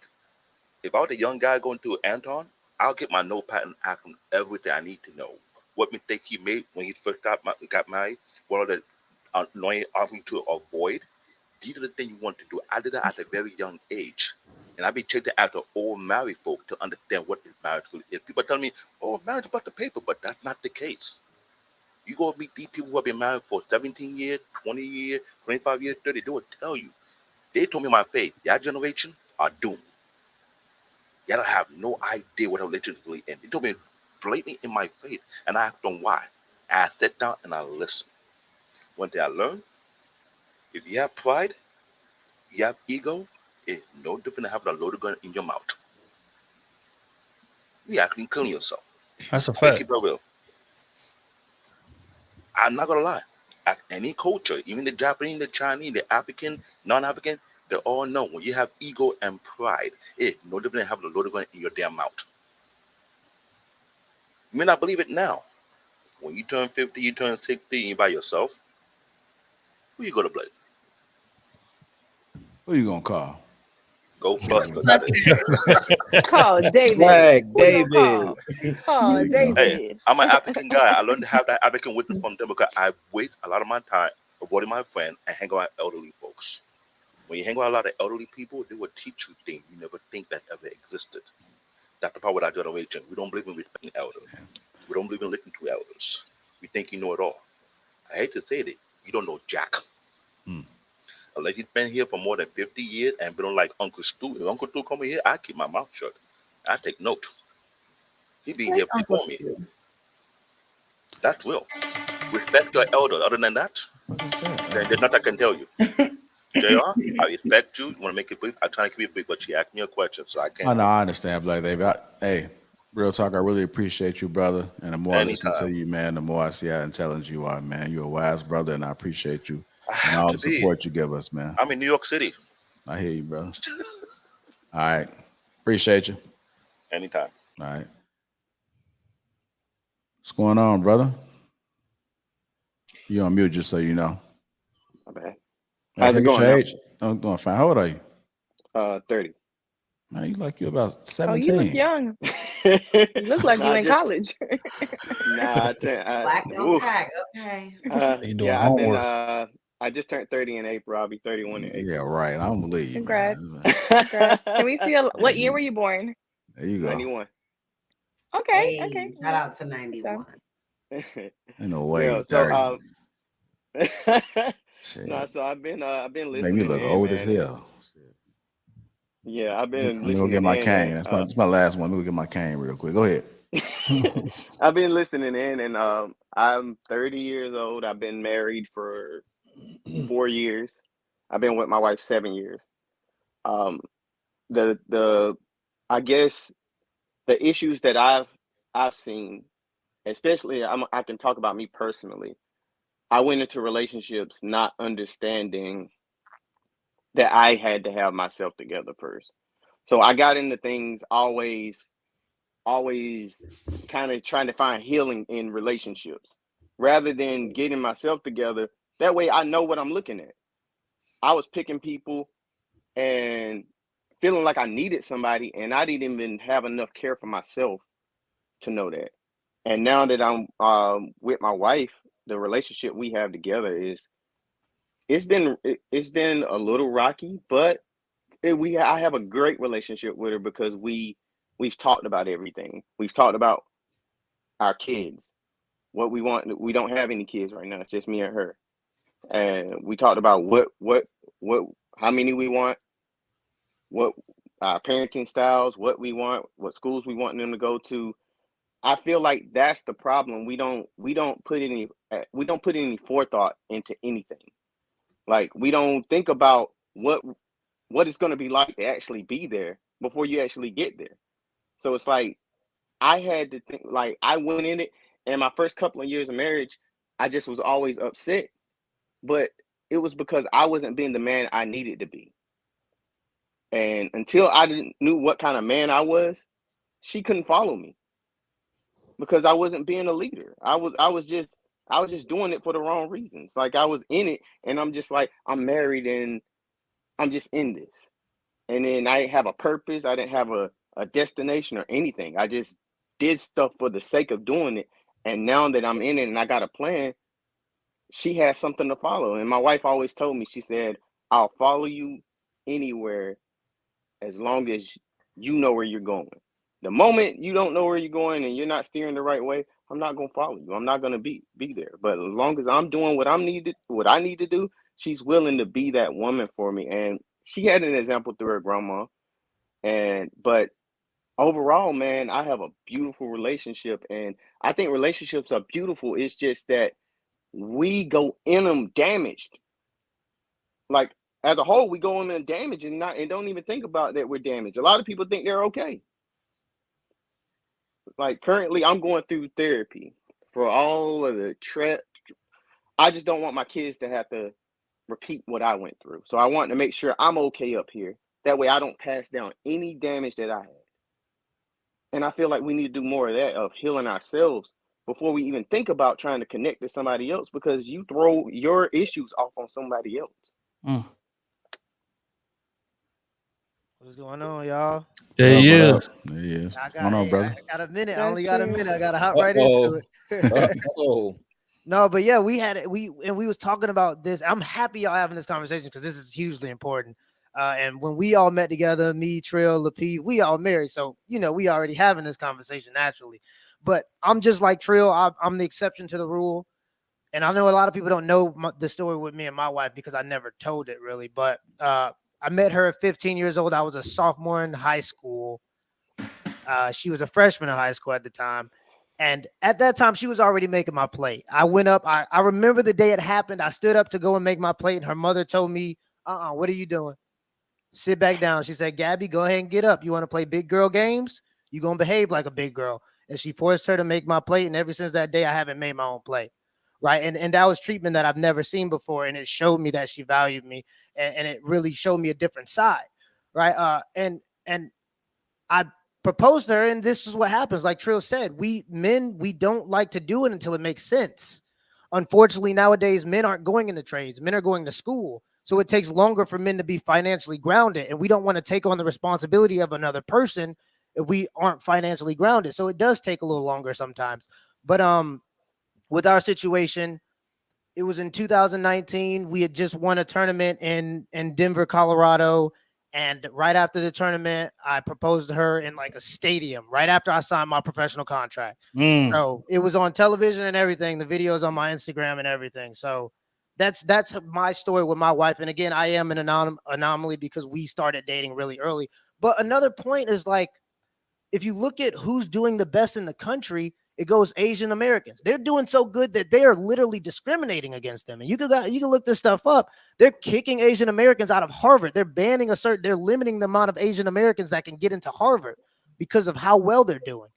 And the second is white Americans. And then you look at the marriage rates. You see Asian Americans at the top, and then you see white Americans at the being second on that list. Now, white Americans are facing some of the problems that all the other demographics are facing currently. So they're starting to decrease in that. But still, nonetheless, you get the point that I'm trying to prove, that for success in the country, you have to have marriage and community. And I was a part of, well, I wasn't a part of, but I had a lot of Hmong friends, and they would literally in high school, y'all. I'm not making this up. I remember when I was 15 years old, they would be married. And the reason why they would get married is because they had standard. And I'm not going on this rant. I'm not taking it in this direction. I do want to keep the topic on marriage. But they had standards for their young women and young men. And that standard was, if y'all want to be sexually active, y'all are going to get married. Now, they weren't legally married, but under their cultural restraints, by all means, they were married. And as soon as they hit 18, they were getting legally married. And all of those couples to this day are still together, and they're doing well financially. When my mom finally got married, that's when she started doing the best she's ever done financially. And I don't think it's a coincidence that when cultures and communities practice marriage, they tend to do better. But to have that, you have to have standards amongst the women and amongst the young men, and have certain expectations when it comes to promiscuity specifically. So it was just really interesting. I just wanted to give y'all my tidbit. I ain't gonna take up too much of y'all time. I know. And if I could say real quick, I just wanted to feedback off what he just said. We got to have if it's a standard, it's got to be men that are not willing to break it either, or men or women. We got to be willing to hold the standard. It's like, if you have a standard, if someone's willing to break it, then what's the point of having it? You understand what I'm saying? Like, if we're gonna have certain rules, it's just like rules don't matter amongst our people. You know what I'm saying? I'm just going off of maybe my experience with different people that I've interacted with. Like, if you're gonna have a standard and the standard's there, then it's got to be people that's just gonna. And I'm gonna say this, I'm gone because I got to go to work. But if you got a standard, it can't be broken. We got to unify together and actually hold to one standard and not be willing to break those things. Gotcha. All right, brother. Oh, he just hopped out. Okay. Hey, I had a real question quick, for I both don't know of if them, you know? Old Man Podcast still listening, but I saw them congratulate him in the chat. I didn't know he had 200 subs, man. That's big. So salute congratulations, to you. brother. Yeah, salute to you on 200 subs, bro. Yeah. What up, fam? It was just like yesterday. We was just talking about the 190 something. Fast forward a couple of days later, 200K. Bro, getting to it, man. Yeah. Inspiration. What's going on, Black Man? Unfiltered. What's going on, y'all? What up, bro? So I want to say real quick. So the whole thing with Kayla, whatever, earlier in the show, I don't want to come down on Kayla either, but I do think that constructive criticism is important when you're trying to build or trying to get a foundation of who you are. And I remember the old people saying that, you know, if one or more people tell you the same thing, then you pretty much have to pay attention to what people are telling you. And I think that when people are trying to give Kayla constructive criticism, or trying to say, when it came to the whole masculine thing, and she said she can turn it on and turn it off, it shouldn't be something you can turn on or turn off. It should be just the person you are. It should be the person that you want to be on a daily basis. When you're walking down the road, you shouldn't, or down the street or down the sidewalk, it shouldn't be, oh, I'm gonna turn this off and be masculine with a dude and buck up at a dude, and then the dude, you may meet the wrong one and get slept. And so you don't want to put yourself in that position. I just wanted to address the situation when it came to Kayla, because Kayla good people, but I feel like, feminism is just feminism. You're gonna be feminine, or you just have to choose which one you want to be. And I agree that you should be feminine at all times. I don't think it should be something that you turn off or have to have a safe place to go, would be masculinity to protect yourself. That's all I have. But Black Man, like, I think the issue is with the fact that, like, so many people think that regular things aren't feminine, quote unquote. Like, if I'm walking down the street and I'm just like looking like this, now I'm suddenly not feminine. But if I'm like, now I am, like, what? Like, the criteria, the things that people use to measure femininity, I think, are extremely limited. And I think that's where the problem comes in. You can still be feminine and carry a weapon, or, protect yourself if need be, or be able to discern whether or not this is someone you should be having some kind of conversation with, or keeping it moving, or whatever. Like, thinking that, I don't know. I think that the limitations that people put on feminism is where the problem is. It's not like, ooh, you're masculine.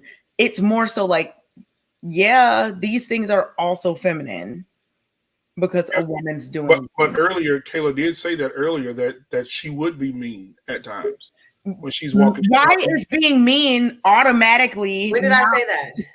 Well, I we can. Mean? I know I didn't say nothing about mean. I mean, I didn't hear that either. you But said like, you, I didn't say you, nothing about you being said mean. you I said said I can be rude, but that again is the not same a thing. feminine or a masculine. exactly, That's just exactly. it's a person thing. It's a people thing. So I Somebody's think that's being what rude, and they being rude. Being rude is not masculine, nor Being is rude it is just being feminine. rude. It's just well, being. being, It's well, a being rude, neutral. well, being rude All right, can y'all. be Let's get back on track. Let's get back on track. yeah. We So gotta so push through being this. rude can be masculine though, because Can it be feminine? no, I don't think so. No. See, It this can't is what I'm talking about. These limitations on No. femininity is just. It's just like these Because labels. like They're so important to hey, guys. help us all out, Kay. You tell us Right. what's feminine. Yeah, what's feminine, Kay? What's femininity? Things Wait, that women do. before you Hold answer on, that, hold I on, had asked an hold excellent on, hold on, question hold on. earlier. We're gonna get to Kay. Nobody Kay answered. first. Go ahead, Kay. Things that women do. If you're a woman and you're identifying as a woman and you're doing things, I can't say like, oh, if you do this, you're not feminine. If you protect yourself, that's not feminine. What? Like, why do people like? There are people who call Meg the Stallion masculine. She is. Okay, I mean, I understand that people do that. All right, go ahead and finish saying what you were She's saying. hyper feminine. You were She's saying you couldn't- extremely feminine. You were saying They're that you just can't saying answer it the because they're question. a body type. Because she's muscular and all things, just like people say about me, because I look better than them, and they're mad that I have more Hold muscles than on. them. Kayla, So nobody now I'm Kayla, masculine nobody because says I have anything a fit about body.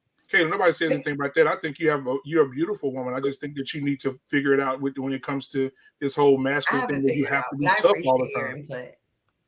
I know. Oh no, you didn't adopt. Black man, you can't tell her that no one says something about her when she's been living her life this entire time. Right. But when the constructive criticism comes, the camera goes off, or we get quiet, or because when Bolo called in, and when he started cooking, everybody left the restaurant.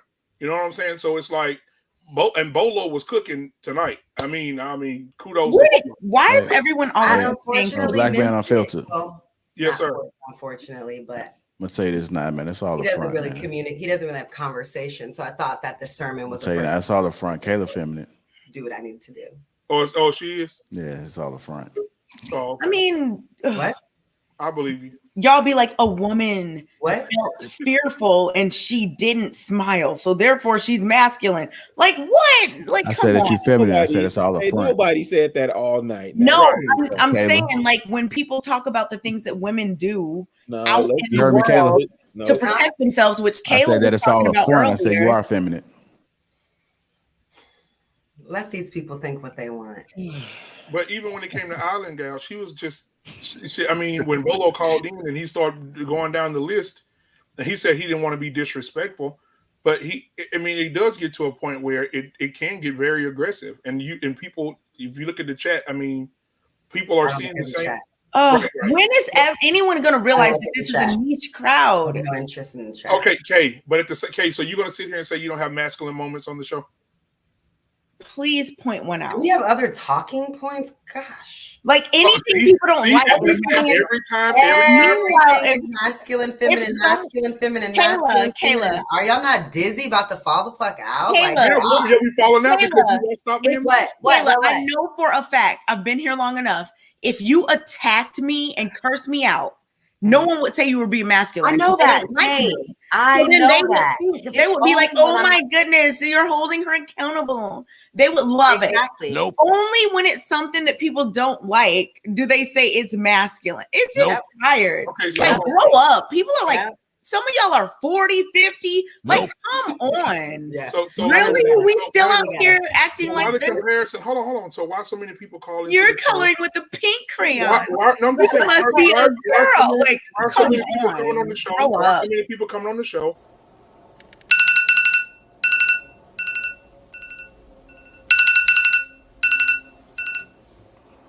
It's too early. JR, I promise you, every time because I have that alarm. Every time. Everybody has that alarm. I'll be like, Okay? your voice, it's too early. Nope. It's too early. It's too early. Oh God. That is crazy, bro. It's too That late. was hilarious. I saw a black man get pressed behind the scenes when you put that on. He was like, huh? Man, about to get in his bag. He was like, hold up. Yeah, I saw the little hand throw up. He was like, oh my goodness. We can see it. We can see it, black man. Oh wow. So hey, there you go again. That's my homeboy K. But anyway, look. It's a homeboy. So okay, and now you're calling me a homeboy and everyone's laughing, but I guarantee if I called you a homegirl, I would be attacked. Do you see what I'm talking about? So what you're doing right now is that feminine behavior. I'm joking with you, Kay. Okay, but I can't joke with you like that, is what I'm saying. If I make a joke and call you a woman, it would be a problem. So right now you're doing something passive aggressively, and I know that people think I am, but no, I'm direct. And you're saying my homeboy K. Would you feel okay if a woman said that you were their homegirl? No, I'll just roast our ass. Oh, okay. It's simple. Okay. It's just. How old are you, black man? I'm 38. It's just that simple. I'm not gonna let you just call me a female. And you're still calling people. Okay. Calling people. I remember in kindergarten, but okay, whatever. Go ahead. No. Talking about roasting. So what's gonna happen is this. So I see where the shade is coming, and that's fine. I'll sit under the tree with you. But now you're the victim. You called me your homeboy. Now you're the victim. Now you're the one talking about. I see where the shade is coming. Hey, when the heat black man, you're too old for this. You are. And I expect better. I'm kind of confused though, black man. She says that she doesn't want you to refer to her as that. Why is that a problem? I didn't say it was a problem. What are you talking about? Okay, so what y'all arguing about? You are now my argument is, I see where the shade. He literally referred to me as a boy, and now he's talking about shade. Really don't like. He's talking about shade, and she doesn't want you to do that. This is why people don't respect. This is why some people don't respect certain people. You get that bottle ready. Act this way. Oh yeah, I got why. But okay. So when someone, like I said, when Bolo called. Then why did the camera? Yeah, we're gonna sweep that under the rug. Okay, go ahead. I'm not gonna. I apologize. You are. Hey, I apologize. I didn't mean to call you homeboy. It was meant to. You just want to take it back. It's not personal. What y'all bring this from Facebook or something? Right. What's this Facebook beef? No, because I've never called anyone out of their name, and I expect the same courtesy. Okay, or out of their whatever. I identify as a woman. So when you call me a boy, I never called you a girl. Okay, you have called men out of their names. You said you've called me you called me effeminate. You called me. No, I didn't. No, I didn't. My God. Wait, so calling someone feminine and masculine is calling them out of their name? No, I didn't. You said, when have you ever called a man out of his name? When did I call you? What did I call you? Not me. I'm saying I watched the show a lot. Okay, you have. Oh my goodness! You have called a guy feminine before. What are you talking about? When? Who did I call feminine? When the guy, he said how masculine he was, and you said if I ask you how feminine you were, what would you say? You asked. Okay, was that me calling him feminine, or was that me asking him a question? It's like calling him a girl. Stop, black man. Just apologize and be done. What are you talking like you're some freedom. You're fighting for something that never happened. You're like, what about all the men of the past? She can't break me, bro. Because I seen Bolo open the red. Black man, you are too old to be getting on here calling a grown woman a boy. Even Chicago the other day, somebody called him a boy. And he's actually identifies as a man, and but I corrected that. He corrected it. So what do you expect me to do, black man? You're not about to get up here and disrespect. I apologize. For some viral moment for yourself. Hey, can I show you the Absolutely not. You still going? Yes, I'm still energy. Masculine energy. Okay, so what energy did you just have when you called me out my name for no reason? Out my gender for no reason. I apologize to you, and you're still. So I should just shut up. Exactly. Oh my God. He said, "Here, take your funky ass apology and go." Welcome to Thursday, Trill. This is entertaining. I ain't gonna lie to you. Don't call me masculine on the regular, and I don't ever clap back. I don't do any of that, and then that's my homeboy. You got your money. Big D. And clip this and do whatever you want for your channel. But my thing is, I'm not about to just sit up and let somebody just talk to me any kind of way.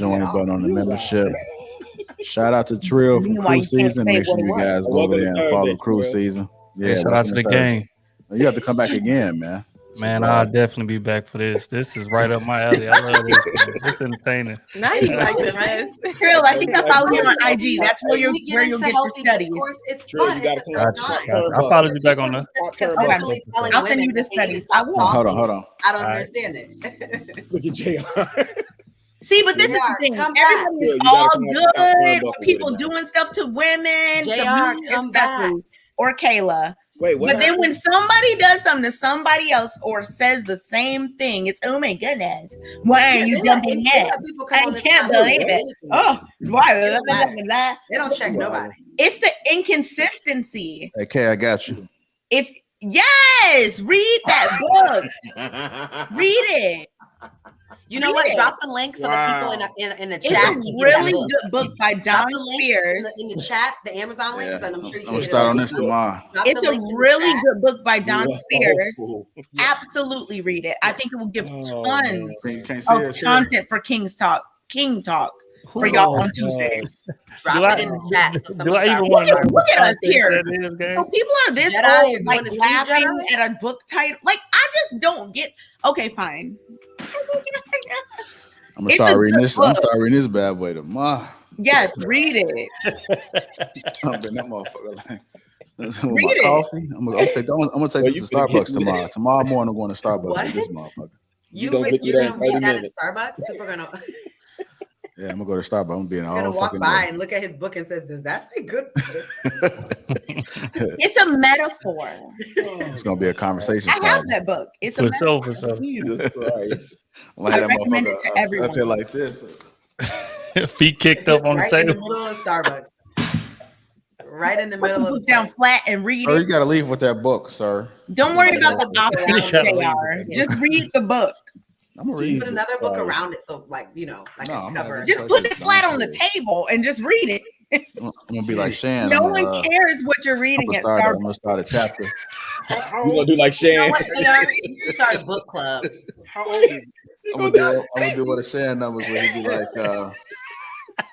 oh, this is good. This is good right here. Thinking grow rich or bro. Now that I got your attention, No. got a book. More concerned about people looking at the cover than reading the content of the inside. I got it. How old is that? I got Audible. Do they got that on Audible? Yeah, that's Look what at I you. was No, y'all trying to get the game. No, I shouldn't even showed y'all this shit. Look at you. Reading You books. seen that good pussy. I need somebody to read me the book. That book is actually really good. Is it on How old Audible? is it? Okay, how old is it? Like, you know what's crazy is that I was on It's an somebody. old book. Yeah, I was on somebody else's page and I seen somebody was like they just got it. Like it was hard to find. Was this book hard to find? Okay. No. Okay. I don't know. It's what on it is. Amazon. The links that is that in one of the links that you posted, Kay? That's for the No. book? In your chat? Nope. No, people were supposed to leave their What is emails. good pussy? Send them information Good directly. pussy She is wasn't putting anything in whatever. the chat. No. What is I'm good- saying one time she had put all the books Yeah, no, that book's not in in there. in a That's post. not, that book's not there. Hold That on, book's not there. What is good pussy? Chapter 1, page Good 1. pussy is whatever absolutely makes your day. He got It's super that loud. feeling or that thing which gives you undeniable. Let me stop right there. Undeniable what? Catch me in the morning. I'm gonna break this. Undeniable Finish the sentence. Undeniable what? I'm going live at 5:30 a.m. in the morning Central Time. 30 a.m. in the 5:30 morning. in the morning. Yeah, Undeniable what? No one's gonna 5:30 in the morning for the creeps. No. We're gonna break it Kayla down. said, what? No one's going to be up. What that now? Fam look like pimping on the cover, man. Yeah, I know. 5:30. Chicago. I'm about to order it. Yes. Yes. order It's so good. Hey, just Highly recommend real quick. What's the metaphor for it? I'm curious before I go read. He it. just read it. He just read it. Or just anything that feels good. I mean, I guess on the surface, but What's yeah, the title, Kay? What's the title of it? I'm not going to say it. Good pum pum. I don't say those things on here. I don't say things like I that. just asked you to say the title. Man, I'm about to get deep into No, this. Chicago, I hate them so I'm about to get deep in this good pussy. I'm about to get deep in this good pussy. Pause. I see what you did. Chicago, I don't like it. Because you Dude. know I'm Stop saying not that, gonna say it. JR. Stop saying that. Chicago, you did it on purpose. Look, I'm finna order it. Chicago, you did it on purpose and asked me to say it, knowing No, that I just was wanted- not. No, look at your face. I wanted to make sure I had the right title. Who are you That's fooling? what I had the right Who are you title, trying Kay. to fool? Oh, you wanted to throw it out? Is doing it on You feel purpose. good Oh and my very God. I don't like it. Oh my God. Okay, What, you don't Chicago. like the Okay. book? No, I don't like that you're trying to make But me that say is a a word. subject that we have to discuss because sex is a big part of relationships. Apparently, relationships don't exist to some people on this show, but they are things that happen on the show. People have Let's relationships see what this back cover saying. and marriages. Really about to go deep in that good pussy. I too? know, JR. I mean, I know JR. that you would like that book. I know you would. I can't even do I'm this. gonna dive right I can't into take it. you serious. Especially with All you. right. You're very. Why do I keep walking Hey, into like this King lane? Talk gonna be lit on Tuesday. I'm gonna have this motherfucker finished. No, Yes, it's a really quick read too. It's quick. The fuck are you That's what I talking said, wild? That looks a little Read it thick. in That's cool. one quick day. Mhm. You're welcome, JR. I appreciate it. I definitely appreciate it. But how come See you you didn't again. talk about the What is other the book book that I sent you? What is the book in general? Is it like a metaphor book, like similar to like Who Moved My Cheese, and like, you know, is it like one of I'm those? gonna tell you. Now, Okay. Fan look like pimping. It look like he really in search of good pussy. Okay. Yeah, I just ordered it too. Kay and Kayla. You guys know about what's happening on the 13th, right? What's today? The 9th? What's happening on the 13th? Monday? That person's coming. Yeah. Oh yeah, yeah. Wait, what? I don't know. Somebody he won't tell us, but yeah. I sent it to you. For everyone in the chat asking what the book is called, it's called In Search of Good P Word. And if you just search that Damn, on I thought she was gonna do it, Rilla. if you just search that on Amazon, it's by Don Spears. He's holding a cat, a Siamese, I believe. And it's a really good book. It's dope. That's why JR had a birthday. I sent him that book and I sent him another book. This is Marketing by Seth Godin. I sent him 2 books. Those who do not know their history are doomed to repeat it. This simple quotation by George Sanataniana. Who is Don Spears? Kay. I need to ask that same thing. Who is Don Spears? When applied to the Black experience becomes absolute because the Black man in America has never had any. Watch out, Shan. I'm coming for you, brother. You know what's interesting about this? You know what's interesting? You know what's interesting about this? Just like bro, dog. No, that's what he be saying for real. Somebody said pastry. In search of good pastry. He sound like You know what's Why is interesting it about that? this? Why is it that? JR, you laughing? You better read that book. I'm not laughing at no. I was laughing at you know Shan does a read. He was So, imitating. Yeah. So shout out to Shan. I'll shout. Here goes Shan while he in there. Make sure you guys go and get the reading in the morning. In the morning. I didn't know Shan was in there. Shout out to bro. Remember when he wore a shirt that says Daddy? Yeah. It was right on point. Make sure y'all go to Shannon Rawls right here. Go to his YouTube page. He does a reading every morning. Is it every morning? Or is it just 5 days a week? Which one is it? I was going to do that too. That's a good idea. So if I made a suggestion for a book, would he read it, or does he only read a curated list? Well, he's only one man, so I doubt he can read so many books all the time. But yeah, go to Shannon's page. Also, go to Cruise Season, man. Go to Cruise Season page and make sure you guys subscribe. And check out the content, man. Check out the content. You got some dope content over there. Appreciate it, gang. Yeah. Somebody's all like, I'm looking at the chat, and somebody's like, I thought you don't pay attention to the chat. I said that many shows ago. You see how people be trying so hard to like prove me some kind of way? Okay, who are you trying to fight? The obsession is it's just strange.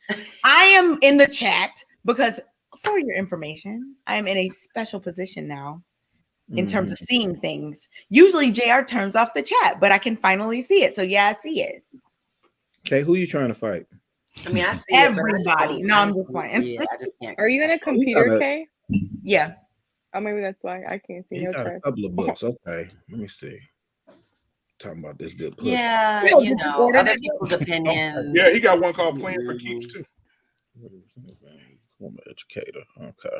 I like to read, man. I'm about to have to go find this book because Kay Oh, really shit. gassed me for Yeah, real. I I just gotta go ordered to it. It's good. It's good. Kay gonna have me reading this too. I just ordered it too, man. Good. It's good. You know what, JR? Just send me yours when you're done. Okay. I I'll get around to it. I might just open it up and How long start do you reading think it. it'll take you to finish it? I'm gonna finish it probably about an hour. Rilla. So you can send it to me tomorrow? I might just take it to church and just open it up on Tomorrow? on Sunday. You Just said start an reading it. hour. It's like 24 of those tomorrow. They're gonna cross you out on your head. Don't take it to church. I might open it up on the front pew and just start reading it right in front. Let me stop. Deacon No. might take it from you. Deacon might take it from you. Read it. Pastor already read it. Y'all are funny. Deacon might try to take it from you. I just want to know what the full context of the book is. Does it address actual vagina in any way, or It's just about a lot of things as it relates to like Black men, some Black men, I guess. It's really good. It's really good. Wait, Kay, hold on real quick. Let me just say this. I just said this in the chat before. I'm being real serious, fam. No disrespect to anybody up here on this platform. For real, for real. Now I said it in the chat. Now I'm saying it in the after hours. No disrespect to any female on this platform. Please and thank you. What are you talking about? Delete them. Yeah, I was gonna say just people block just being super disrespectful. Like it's not cool. That's all. That's why I don't look at the chat because no. There we go. What book is that? Oh, Think and Grow Rich. I have that too. Art, industry, and architecture, and in the profession were motivated by the influence Look at that chain. I I was know. about to say that Cuban link of a woman. I'm about to do this. Hey, motherfucker got the diamond earrings too. Shit. Look, I'm doing this. Guys, you Oh men, my goodness. that your I'm doing it. success or failure in life. Hey, that's Shannon Rollins right largely there, man. dependent upon the woman in which No, you that's Zaddy. He wore a shirt. I'm not calling him Zaddy. Yes, Yeah, you are, that's because he Shan. wore a shirt that for the said it. billions. Okay, Yeah, well, big dog. you call him Zaddy. Glad to have you here. You said I'm You not can just call him Zad. Oh, yeah, Research call him and Zad. Short, astounding just call him Not discovery Dad. went back to the pages of biography of history for more than 2,000 years. Wherever there was evidence I available can't in take him connection serious with the with lives this of Cuban men on while he's and over women here of doing great like achievement, it clinical, like indicated doing like most convincingly intellectual. that they possessed highly developed sex natures. You know what? Yeah, I think that's a really good. But him doing reading excerpts are great, especially for people that don't like to actually physically read. Audible is great so that you can listen to books being read. You can play them while you sleep. You can play them in the car on the way to work, and you can still get the knowledge. So shout out to all those people like Shannon who like take the time to like do those readings and provide those to us because But In Search of Good Pussy, is it on Audible though? that's what I was asking. Was it on I don't Audible? think so. I think it just order it on Amazon. It's not that it's under $20. But if it's on Audible, it will show up when you go to order it on Amazon because Audible is an Amazon owned app. I don't think it is though. It's not. I've been There's had some kind of partnership though, because you can buy audiobooks. Yeah, they do. on They Amazon. do. She's right. No. I'm not saying that. I'm saying that this book is there. No, this book is not there. It's not on there. Yeah, that's what I'm saying. I'm not saying that they're not, affiliates. We tried. I'm just saying that the book, might not. We hung in there. We tried a little Hey, bit. this crew season right here, man. Yeah, part of the game. Yeah. Gotta check them out, man. It's tricking whether you got it or not. Is it? Relax. Talking. That's a fact. That's a fact. Is it? That's a Kind of fact. handsome. I got in White's handsome. Talking points. You got to give the people what they want to hear. I was trying to get that hoodie, but Which is what? Talking point? We sold out, gang. We're gonna restock real soon. Y'all going enjoy. So hold on, I want to take it to that. Where's that thing that you had? That. Wait, Kayla, are you saying it ain't tricking if you got it? No. Oh my God. I mean, if this is how you live, and you bring someone into it. Exactly. I'm not tricking. I do this. This is what I do. You are here for the ride. Congratulations and welcome. You're tricking. Exactly. But no, like if that's how you already are living, that's how you already moving. If a person flies on private jets, they fly on private jets because they brought you with them. That means they tricking on you. This is what they do. Yeah, what are they supposed to do, Kayla? Be like, nope, I'm not gonna do what I usually do. You know what? I usually do every single night, but because you're coming with me, we're going to McDonald's. Like, no. Exactly. This is where this man eats regularly. The dude was gonna take the trip on his private jet, whether she was there or not. What are you talking about? Because he brings her along the ride, is that tricking? Do you know what tricking is? I think y'all might be agreeing. What did you say? No, we're not agreeing. Trick? Do you? Okay. Let me say this again. Do you know what tricking is?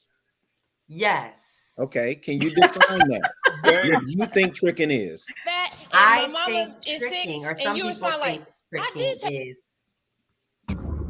Oh Lord, speaking of. Oh, I thought it was about to be like it's too early. I don't want to see it, Trill. It's coming real soon. Both couples I'm gonna committed start to editing one tomorrow. another, living with one another, raising a family together, no cheating outside of the household.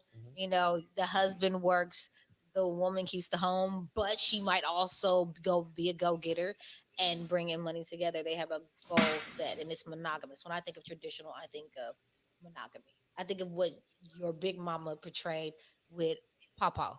Even though we didn't know what was going on in the backstory, that's what I think about with a traditional relationship, and I say absolutely hell no, because especially in this today's society, one, I mean, we've seen that you can be a billionaire, you can be a Beyonce, and a nigga will still motherfucking go cheat with a goddamn rat, a great value version of you, not even on your level. I mean, like 10 stacks down, and you'll be like, what the fuck? You can literally suck the skin off his dick, fucking with the ocean I should have vagina, told you, Misha and he's is still gonna be a unfiltered, fuck gang. nigga. Are they allowed to say? Cook, clean, don't argue, give him beautiful children, and provide him with an immaculate home and a decent meal, and he will still be a fuck nigga. So I think my definition for gender roles or traditional relationships is different. Everybody has been associating it with money and power, and I think that a traditional relationship are defined roles of what this person is doing and what the other person is doing. And in that sense, I do think that that has gone away because honestly, nobody knows what their roles are supposed to be anymore. Right. I mean, that's how I feel. Like I don't feel like anybody's really aware of the roles we're supposed to play because we're kind of like in the middle of two different generations before us who had no idea what the roles were supposed to play. So I think men know the role. Men know. I don't think women know. Men know. Like men know. I mean, me personally, I don't want a traditional relationship because in a traditional relationship, a woman is literally sitting back and not having any say in what's going on in her household. Because let's be real, if y'all are living in the same household, it's hers too. That's just not for me. Because if I live there, especially as hard as I work, I'm paying my bills. We're gonna go together on this. Even if it's not even just bills, we're splitting some way 50-50 or somewhat 50-50. So it's just more so like, okay, what works for us? What are we gonna make our traditional? Interesting. That is. Wait till y'all see the one with JR. This gonna be good. I can't wait to see. I don't want to see that one, man. I don't want to see that one. I would like to see that very much. Me too. No. Especially Very the very first much 5 I would minutes. like to see that. I've never seen JR talking bright light. Trill, when is that going to be available? I'm gonna start Trill. editing tomorrow. Hey. JR, let the man let the man speak. Chicago, why didn't you say he's a JR, why are you cutting Bro's him in off, his JR? bag. Trill, when and Don't where cut is him that off, going to be JR. available for the viewers? For Bro is in his viewership. bag. It's gonna be available real soon. Just say real soon. That's so real vague. If you could give me a Hey, definite shout out to Cruise Season. Make sure you so I can guys, put if it on y'all my want to see the rest of calendar. that video with a host of other videos, make sure you guys go over to Cruise Season. Check them out. That's what's up. It seems like y'all have a lot of mixed opinions though over there. Like a lot of people are saying a lot of different things. Yeah, I mean, like the guys, like we typically agree, but I think the dope part about it is like we'll bring like 4 to 5 different women with different opinions on, and hopefully disagree with ours, whatever the case may be, and we'll kind of debate. Hopefully. Like, yeah, well, I mean, sometimes you'll get a woman that agree with you, and it kind of cuts you at the knees because it is like a competition at the end of the day. So like I had like a chick sitting next to me or whoever's supposed to be the best debater sitting next to me. I mean, they typically lose, but they lose gracefully. And then everybody else is just kind of just be a little back and forth. It'll get a little fun, it get a little interesting. But I mean, it's all factual based, theory based. It's not nothing personal. Everybody shake hands at the end of it, and we go about our business. But yeah, that's how it should be. Yeah. Was that in Houston? Yeah. The women? Yep. Yeah. Like that's how we shoot it live. Like we typically we used to be in a dope clubhouse back in the day, but now we just get Airbnbs, rent out a dope Airbnb, invite everybody through. Oh, he meant actual clubhouse. Yeah. No, it's Taylor was like, What You club is can't. it?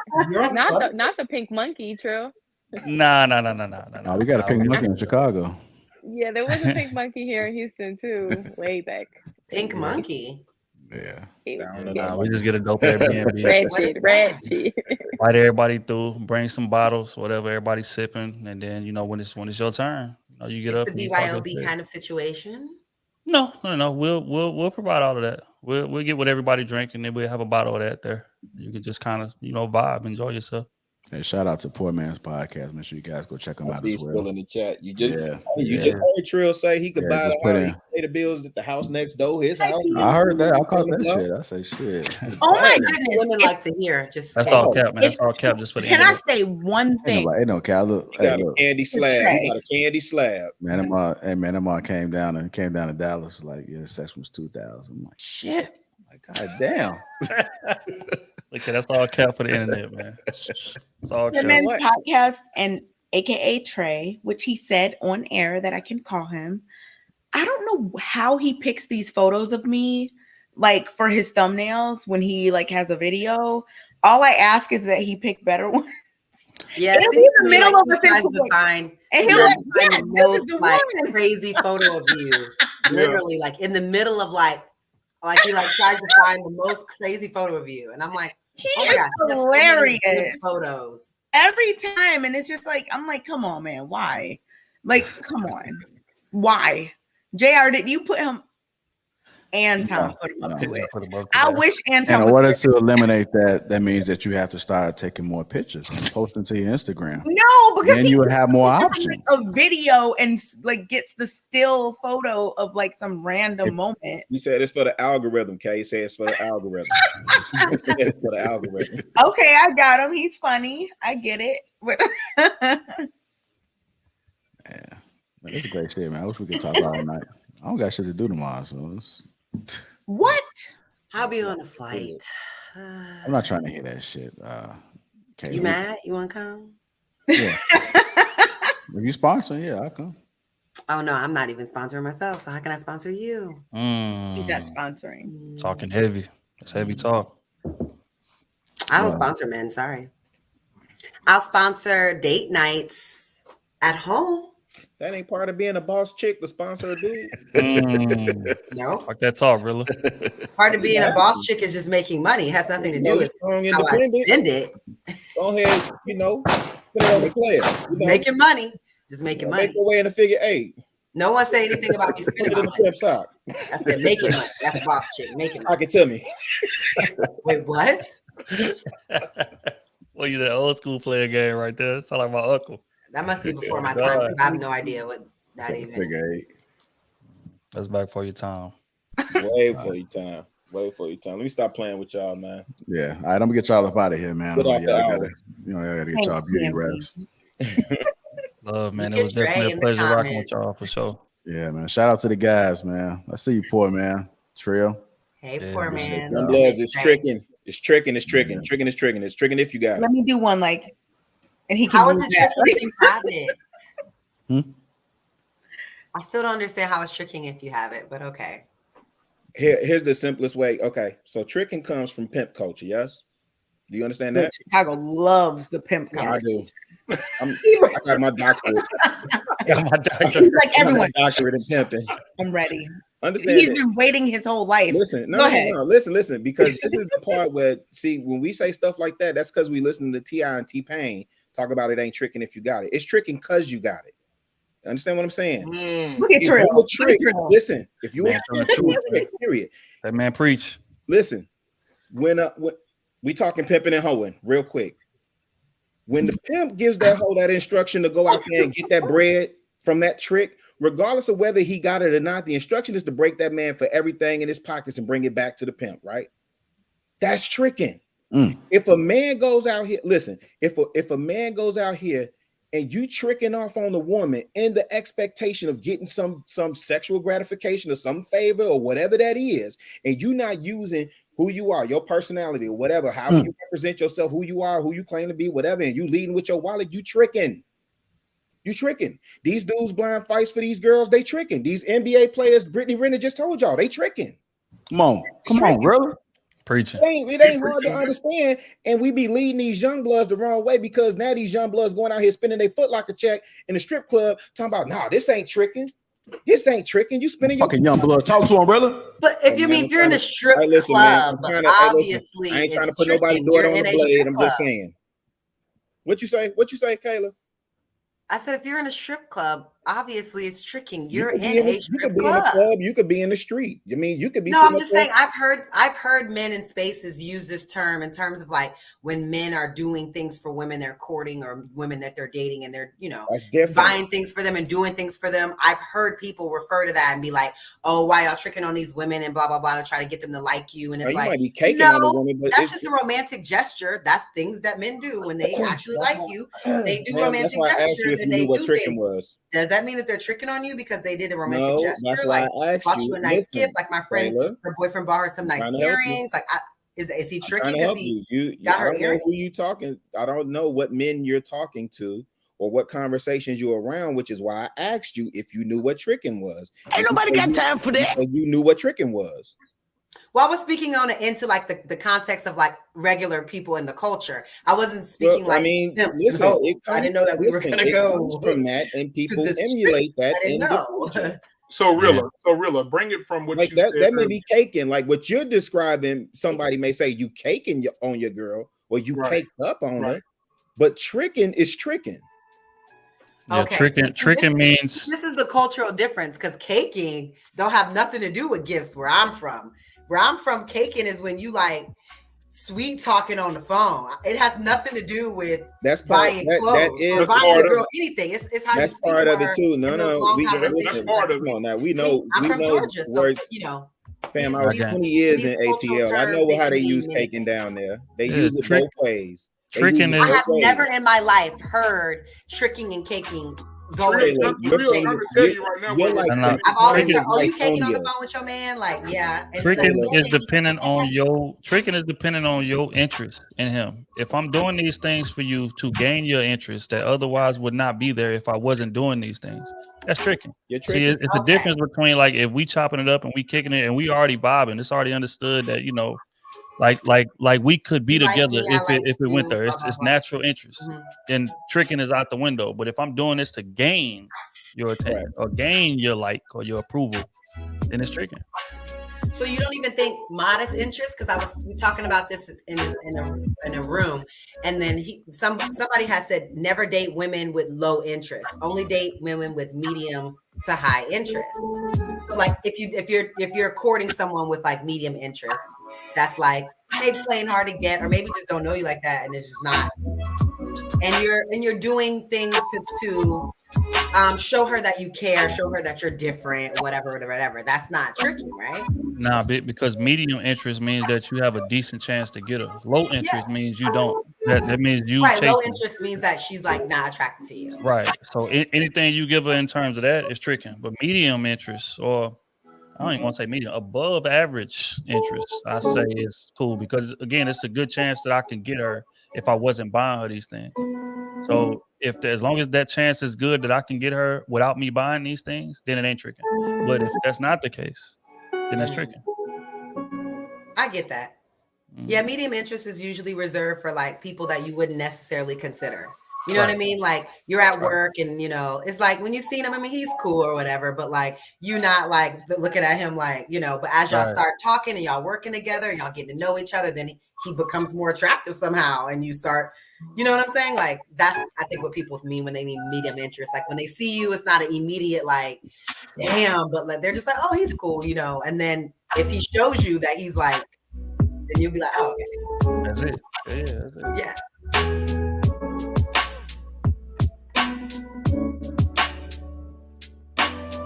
We about to fall out. I got a pack. I am tired. Salute to y'all, man. Appreciate y'all having me. I just came back from a trip, so I'm tired. Ain't nobody y'all tired. Y'all When you young. come back, Kayla? Y'all I young. don't even come back to. Well, the thing is I don't come back. I won't be back home until the 20th. Oh I no. flew in today, so I'm She on tired. vacation, The flew 20th. out, Oh, flew out. you Well, gonna no, be on I'm the? going to like Wait, you 3 gonna be different filming places on the in the beach? meantime. I just mean I won't make it back home to South Florida until the 20th because I'm going somewhere for 4 days and somewhere else for 3 days and then somewhere else for 4 days. Then I'll be back. So the next You gonna be shows y'all filming see on the me beach? will be in some kind of tropical location in my resort room or something. That must be nice. Nah, Hold be on. on the beach. Be on the Hold on. beach. I'm gonna see if I can Y'all want me bring. to take this show on the beach? How am I gonna do that? I'm gonna see if I Yeah. can bring. Hey, Kay, you there? Take an iPad. Kay. Oh gosh, yeah. Okay, I'll bring my iPad. We'll Hold on. see. iPad and a Hold on. tripod. Kay, you there? I need my ring light and iPad. everything, you know. Like on the phone. Hold Yeah, on. that's true. Kay, you Yeah, there? why is Kay not in the stream though? Where did she go? I'm so confused about what happened. I have you on a broadcast right now. You on Bluetooth. Oh, I thought she Hey, can you guys hear? Yeah, she clear. Yeah, we can hear her. All right. Oh my! All this technology. Okay. Somebody called me sensitive. Zoe, where is Zoe? Kayla, they're just Yeah, we didn't see Zoe or Jedi today. Why No, did they but come that's up? actually true. So I think it is funny that he said that. You are sensitive. I am. I told you it's all the front. Y'all- They all the think front. if you're making a point about something, it's sensitivity or being triggered. When sometimes No, not like that. No, not like that. Not like that. Oh. Like, oh, I get triggered. Like, no, like I just don't care about when I'm feeling like I need to make a point. Then if I'm rude, then you'll just deal. But in terms of like me personally, I am sensitive, but not like sensitive to what people say. I'm not like that, but like in here rather. Can you bring Jedi? Jedi said he had to I don't go know where say- freak Jedi is. I would have thought Jedi would have been up here. Jedi said hour he's ago. waiting. Hi, Jedi. Jedi, I you thought had your Jedi shirt would have on, came up here Jedi. a freaking hour I ago. thought Jedi had Jedi, no what's shirt going on. on, I boy? was like, More in the chat taking all kind of notes. Just is that about what to you're know doing? what's up, man. All right, Oh, y'all. I'm Lord. out, man. All right. All right, Bye. Y'all Good take it easy. night. Good job. Hey, what's up, yo? Just another Zoe. What's going on, boy? I was saying, Jedi, Tim, and hey, Zoe. what's up? What's I poppin'? was saying, what I wanted to talk about was a point that Q made, but what I You was saying in still the trying to chat get the was, talking points out, fine. We after hours now, Taking bro. notes. yeah, what I was saying in the chat was, like I don't like when people be in the chat talking about some Kayla's way more masculine than Kay and this, that, and the third. I'd be like, Kayla's really not that masculine. She's masculine. I would describe you as masculine, but I wouldn't say it was more masculine than her. I would say that you sensitive and that you react, but I wouldn't say that you being more masculine. You still seem sensitive to me, so I don't look at it as as All right, you go. I gotta as stop aggressive as Kay, if that makes sense. I got this flight to Bora Bora in the morning. That's all I was saying. I'm packing. Bora JR, please. What you mean, Because please? you know damn well if you was going to Bora Bora, I'll be. But I wasn't trying to come at Why you nobody. said Bora Bora? Yes. not going to Bora Bora in the morning. He is not going to Bora Bora because How you gonna otherwise tell I me would have that? heard about his COVID test results. Because you know you got to get him to go anywhere. You know how I move. I move like a How you ninja. falsifying? Yeah. 2 COVID tests this Hey, week. Jedi. How you 2. doing? How y'all doing? Hey, Jedi. Tired. Yeah. I know you Listen, ain't I, tired. I don't even I wish get I had tired. my girl on because like she left whatever, but like she had a lot to say. Who you talking about? Okay.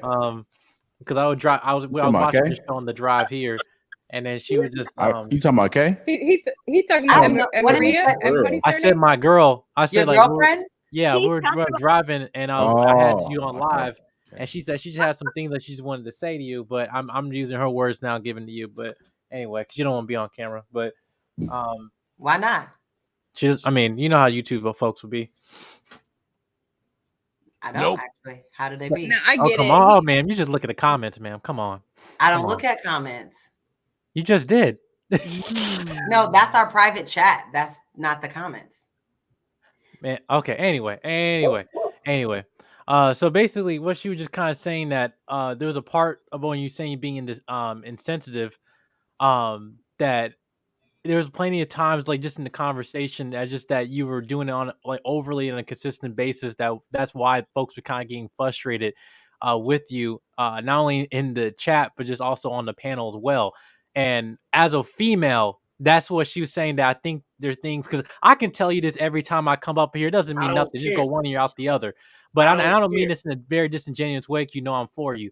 But I I don't just come care. from a female perspective. I just think that there's just some things. Obviously, you see how, with Q, her perspective is how when she was, trying to challenge you, and you and Kay were just kind of going tag teaming on her and stuff. It really, I just say, to me was really frustrating, because it's just that I think you were kind of wasting your time in that argument, not realizing what things you were saying. I don't care.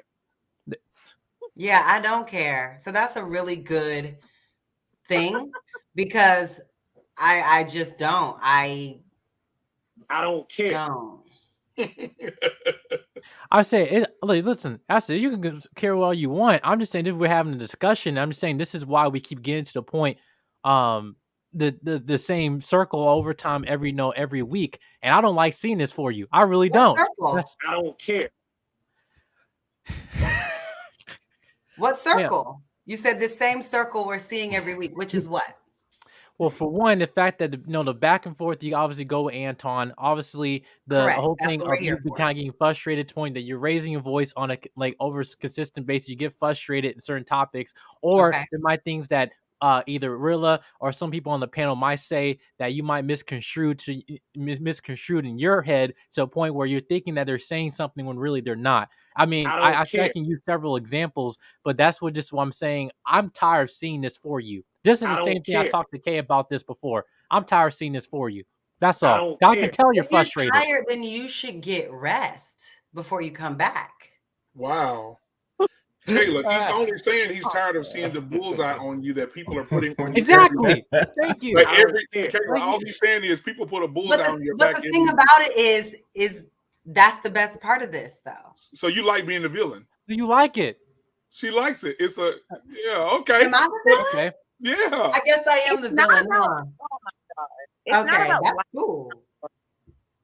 It's not about liking something or not. It's about being yourself. And the fact that y'all are actually even trying to encourage someone, because y'all did this to me too. I think it was actually you and I think it was y'all, both of y'all. Like, we did this before with me, and it's like, I don't want to see you like this. Understand that there are people who think differently than you, and that's just gonna be the case all the time. Shit out of us.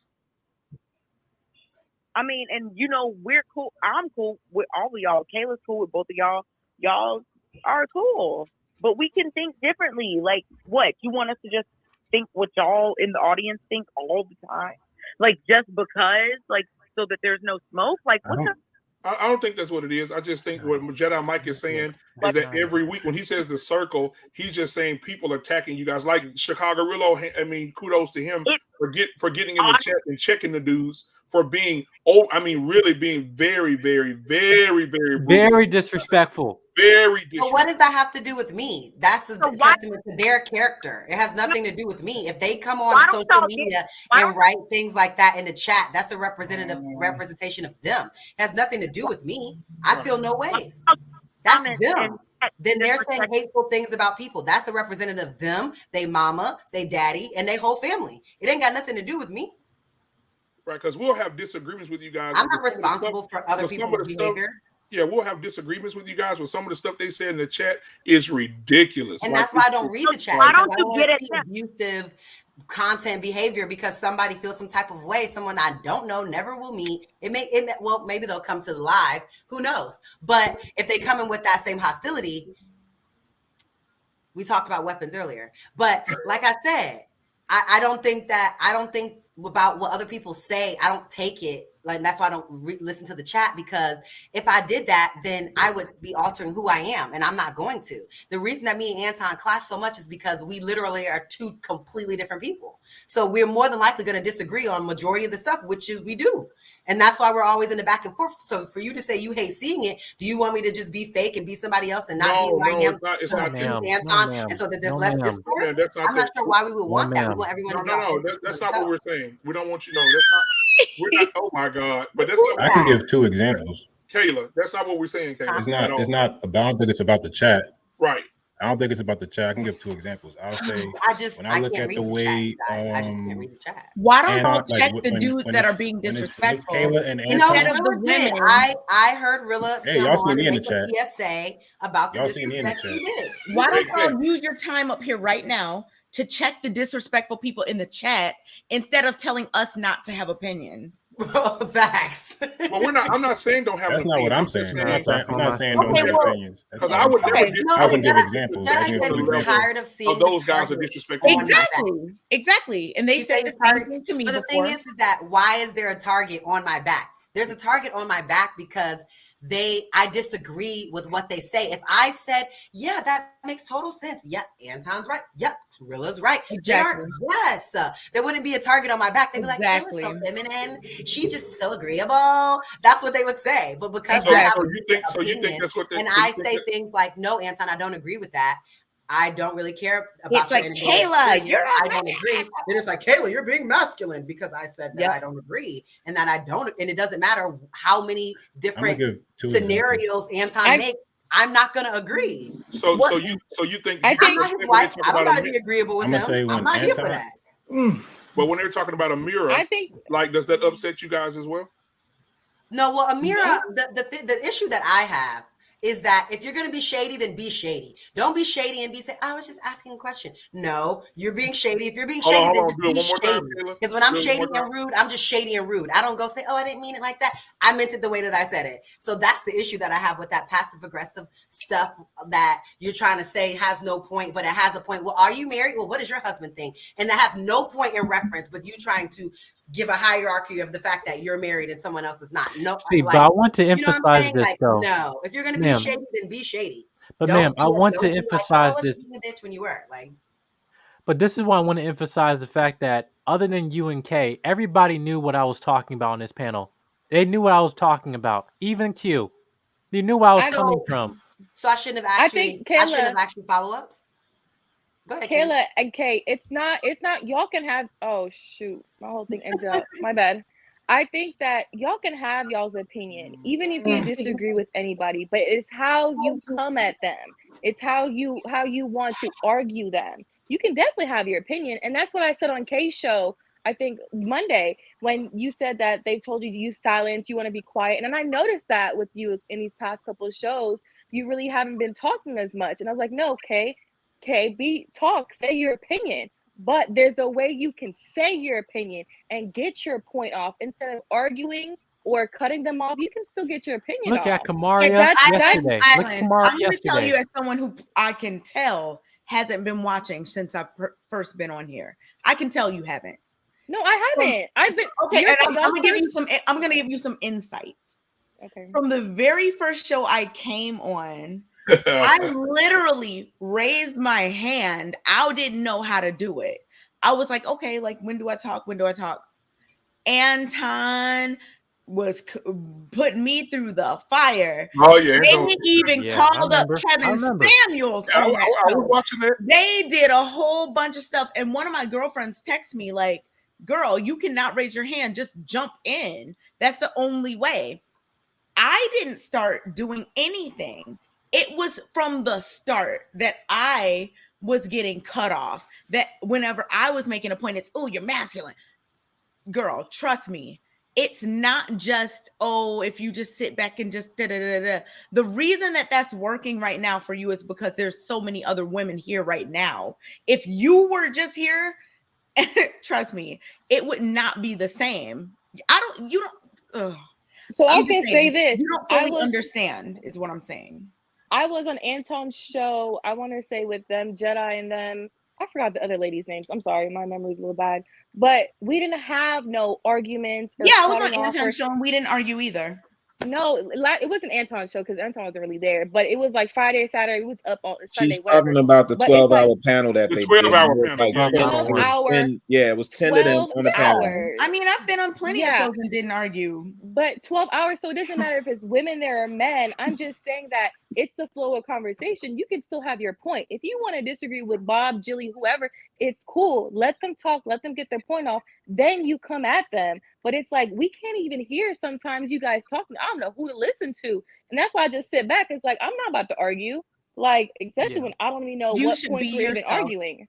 Yeah, I know, but that's what the men are saying. They're not saying you guys just be quiet if you don't have to agree with everybody. No, you can disagree or agree. Just make sure you're coming, like you're being respectful in the communication pattern, so we all can like kind of have a conversation together. That's all, you know. But like I said, listen, K is gonna be K and Kayla's gonna be Kayla. So that's what I was, and that's why I'm just coming here because I don't like seeing this. Cause I know I'm for y'all, but I just don't like seeing black women being put in this position. But just in general, but not saying we can have a conversation. It's just that there are just things where we can give constructive criticism because the way that we kind of can prevent type of conflicts and happening in conversation. But regardless, conflict gonna happen regardless. Even in terms of black men, Lapeef, Sharilla, whatever. People are gonna roast you in the comments, and regardless, just because this is the space that we are part of. So it's in general. But what I'm saying, but ma'am, let me finish. What I'm just saying is that where I'm coming from for this is that I just don't want this to have this at a recurring basis because in the chat, I'm sick of it looking at it, but not just the chat. I'm just seeing just address bickering them. between you guys. Like I see the frustration in Rilla and Anton and JR when they're talking to you. That's what that I see the frustration in that, and I see the one Q even today when talking to y'all. That's what I'm just don't want to keep seeing that over again because I know that you guys are on the same team. It's just saying I just don't want this to be just in terms of this civil war amongst family. That's it. That's it. No, it ain't no civil It's not war, a man. war. It's It's not not a a war. civil war. But I'll say this. I'll Yeah. say this. Hold on one second, not a Kayla, just really quick. I think it's important, good, bad, ugly, or indifferent, to see these perspectives because you see it in real time played out.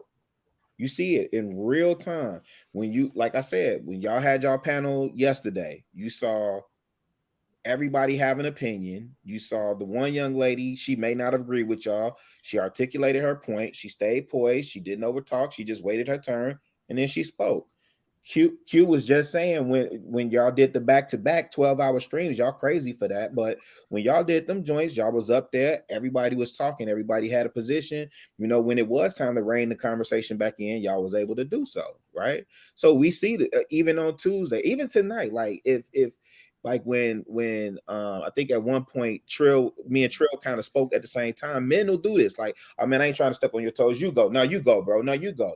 But when there's a need to be right, or you gonna hear me and I'm gonna get my point off, then it becomes this what appears to be a clashing. But you know, we good. It ain't no civil war going on here. And I think it's important that people are able to see all of these perspectives and hear all of these voices. Very important. You're not gonna stop K from being K. You're not gonna stop Q from being Q. You're not gonna stop Kayla from being Kayla. I'm definitely gonna be me 10 toes down. I don't give a food. Yeah. Yeah. And I mean, I love Kanye, so that should tell you enough. I do not care. You think he cares? You think he cares about what y'all say in the comments? I just think Kanye He's cares. there now. Oh yeah, yeah. Oh, he Kanye cares. cares. Like, Oh yeah, he Kanye cares. cares. I don't understand the concept. Yeah, he doesn't change, and he keeps doing the same things. If he cared, don't you think he would do something different? What is this concept of thinking like, I don't want this to happen? I get it. Okay, fine. Like, you know, women, you know, do whatever. But why is there no energy allotted to the people who are doing the thing that you find to be disrespectful?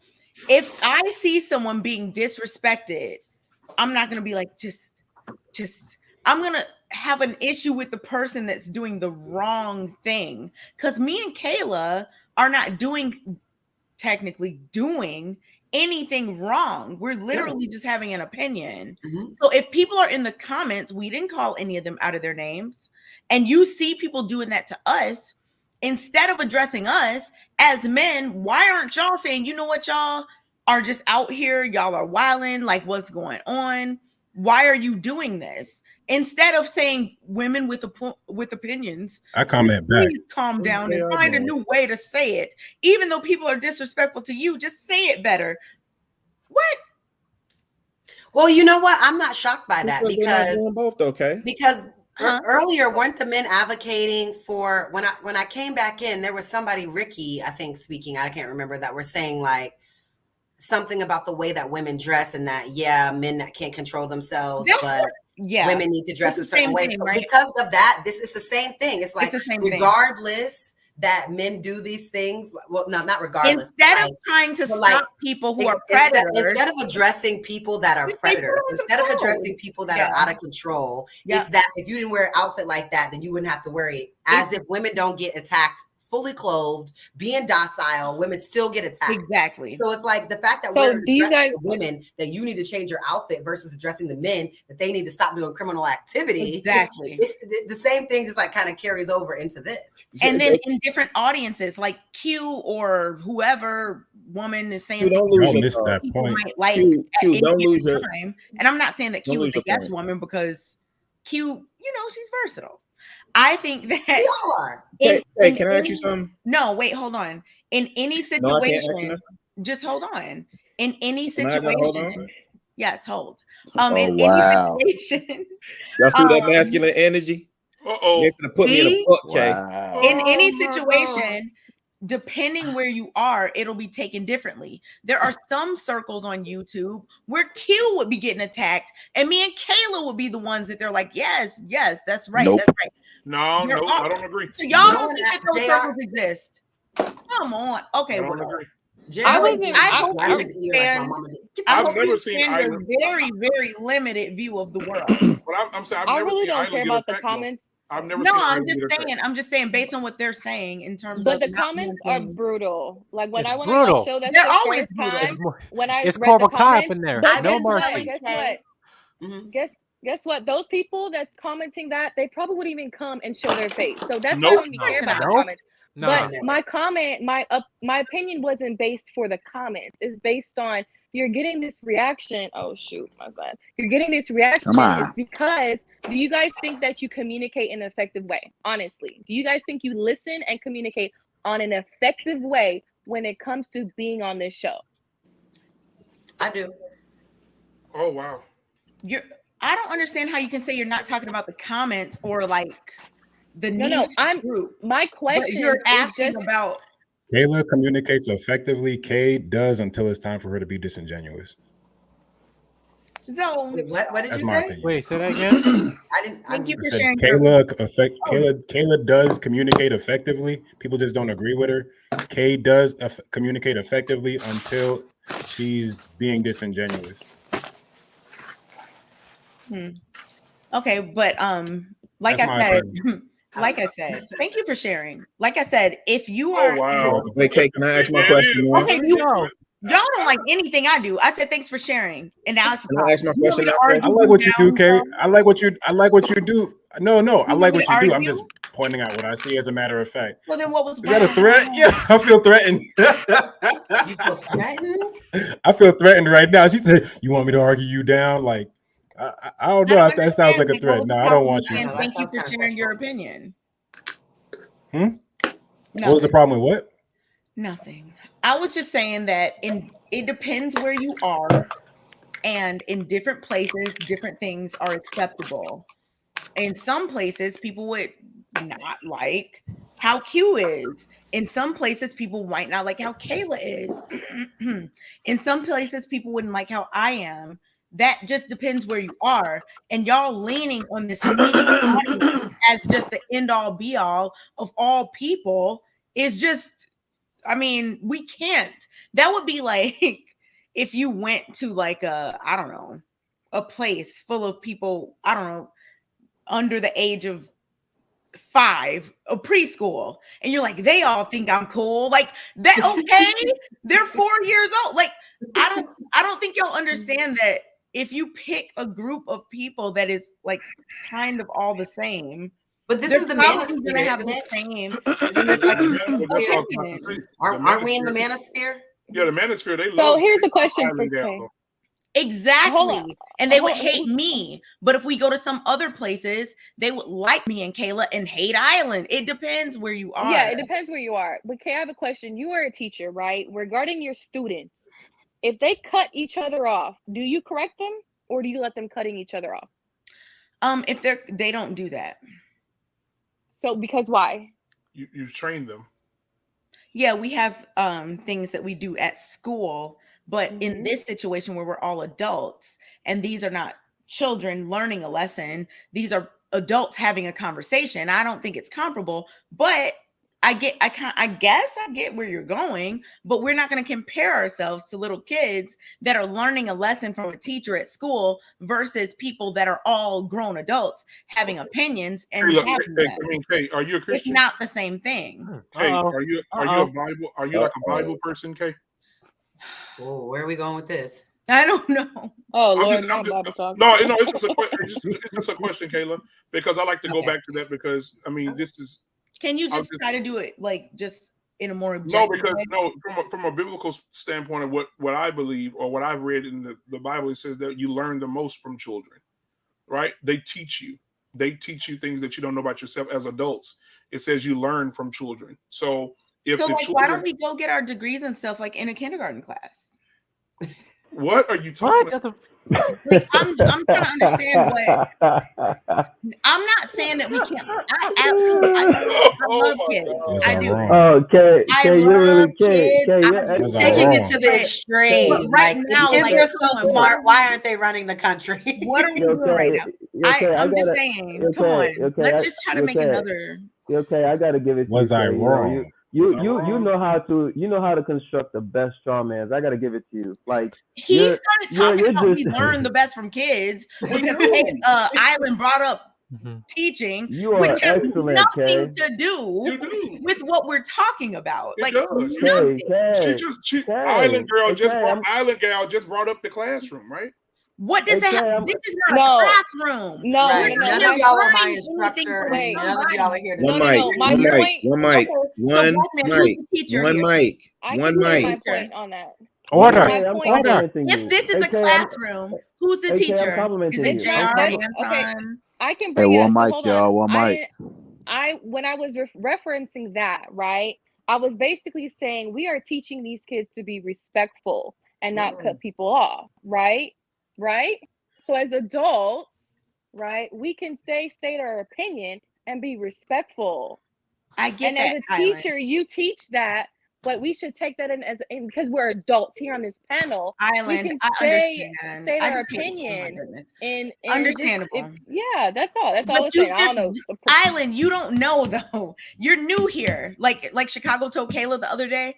You're new here. You No, I thought don't. she You just haven't got here. seen what's been happening this whole time. You haven't seen what the you. Wait, but you're new here. You're new. But Kayla and I Horribly. just but Kayla and I just started on the show at the same time, right? Except for one episode. What Except I'm for saying the that first episode. I'm saying that Yeah, Uh-oh. I was Yeah. on I'm one saying that episode what before I'm not you. saying Kayla's not new. I'm saying that Chicago the other day. Remember when he said you're Yeah, new the to other me? day he referred to me I as just new. He referenced said that. he I was said saying you the just same got thing to here. me. What's That I the, they just what's, think referenced that that. you Oh, that I what's haven't the been here point? long enough. Yeah, to no, I understand wasn't. the I wasn't dynamics saying of it like the y'all. What's your was point? What's your different. point? What's your point? What's your point? What's your point? Stop.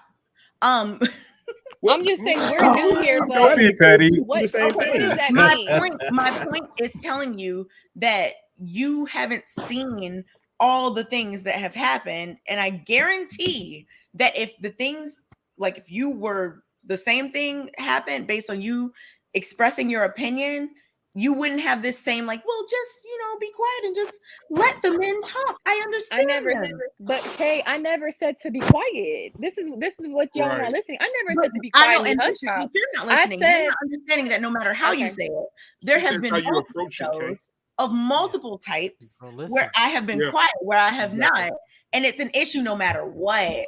No, she says Island, how that's you. the thing She you says don't how see. you approach it, Kay. It's She how says you how you approach approach it. it. Oh my goodness. Okay. That's what Island. Kay, That's I what don't people want you Island. to Island. Kay, yes, okay. I don't want you to be quiet because the past 4 I know you shows don't. on the I know Thursday, you don't. it's been quiet. I know But you you don't. can state your opinion. But that's what just you don't be understand, Q. It doesn't matter okay. how I say it. Okay. Maybe I I'm wasn't here. I'm new here. So okay. So I do So think it matters. I do think it matters how it's said in certain instances, not especially for with certain the jokey, people though, especially Kayla. with the jokey jokes. Right. If you're not cool with a person, keep the It jokey matters to jokes. me, You Kay. know what I'm saying? But I Right, do matters think to me. that Yeah, the right. issue that Kay has is that there's this whole don't interrupt, don't jump in. But the men do it every time. It doesn't matter what woman is talking. a man jumps in and cuts her off and feels the need to make his point. So when you guys say to us that even though people consistently cut us off and consistently tell us what we should be saying, or thinking, that when we do it, when someone's quoting us or misquoting us or saying something we said that we didn't say, and we want to jump in and correct it, then it's like, oh, you're doing too much. But they do that to us. Somebody's jumping in right now. Wait a minute. Like Polar Bear you came up here literally and just jumped in misquoted on me Q for when sure. I Q was wasn't like talking. not gonna jump in and say, I hey, don't Polar care Bear. about jumping That's not what I said, you know? Hey, You Kayla. literally Exactly. jumped in on Q when Q was talking. Exactly. What are you talking about? Hey, Kayla. Huh? I understand that jumping in happens on this show. It's been happening since my first show here, which is why I was saying that it's been happening from men, from women, regardless. The thing that y'all don't see is that it depends on who somebody likes. If they like a person, they don't care if they jump in. If they don't, they do. Come on, y'all maybe don't see it because you're not inside, but it is. That is how it is. Like even with Courtney, like I love Courtney. But back when me and Courtney were beefing, no one cared when she jumped in.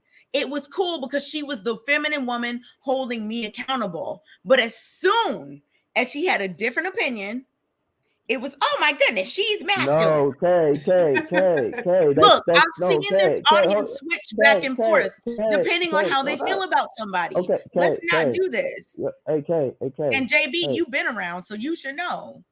Right, and I know, and yes, you're wrong, okay? Because even with Courtney, the difference was this. Here's the difference, right? Courtney would, yes, hold you accountable and whatnot, but she would still wait. She would still, the videos are still up. Like, the videos are still up. Listen, I know they are. are. That's why it's so funny. So, Wait, what? I'm not hearing. This is kind of hold up. muffled. What was said? Y'all can hear me? You're a little muffled. It's like kind of mumbled. Yeah, you're a little muffled over there, Tim. Oh, I'm not sure why. Not sure why. I mean, oh, that's can not y'all Tim. hear me clearly though? Oh, that's Jonathan. Oh, my bad. It was Jonathan. Can y'all hear me clearly though? We can hear you. It's just a little bit muffled. It's a little muffled. Muffled. Okay. So, all right. So I'm gonna get back to you, Kayla. I got a question for you, Kayla. Do you believe that you're equal to a man? Yes or no? No. Why? So then, why is it that every single point that anybody ever makes, you always go back to relating it to what the man does? Because I feel like it. Damn. Okay. Because I want to. Okay. Damn. Fair enough. Hold up. But fair enough. But again, if you don't believe you're equal to a man, then why should it matter what the man does? Uh-oh. Keep that same because energy. I interact with them when we're having a roundtable with men. We're all sharing our opinions. So just because I'm not equal to him doesn't mean that he's more, especially men that I don't know that aren't my man, that aren't related to me, that aren't valued to me, that he's more important or his voice is more important than me when we're having a debate, that he can cut me off and that he could just interrupt me and that's fine. But when I interrupt him and he's misquoting me or whatever the situation is, now I'm masculine. That doesn't have anything to do with my equality to him. It's just fair treatment. It's about equity and us both being level and the same, not necessarily equality. It has nothing to do with that. Okay, So you cool. think, all right, so cool. you- Hold hey, Yeah, Black just man, hold up. normal Black human man, hold up real quick. decency. Okay, cool, Kayla, cool, right? So let's say I'm walking down the street, right, and then I'm sagging my pants and whatnot. You know what I'm saying? Being in my best kooky energy, right? And then an OG stops in like, hey, Jonathan, why are you sagging your pants? Do you think it'd be an appropriate answer for me to tell him, what about homie across the street? Like, why is he sagging his pants? What's the relationship? What's the relationship between the two? The relationship between the two is that homie over there is not the point. The point is that I'm sagging my pants. So no, I'm saying the man. What is that man's relationship to you? It doesn't matter. He's just some random. It doesn't matter. That's beside the point. The point is that what you do is called there's a term for it. It's called whataboutism.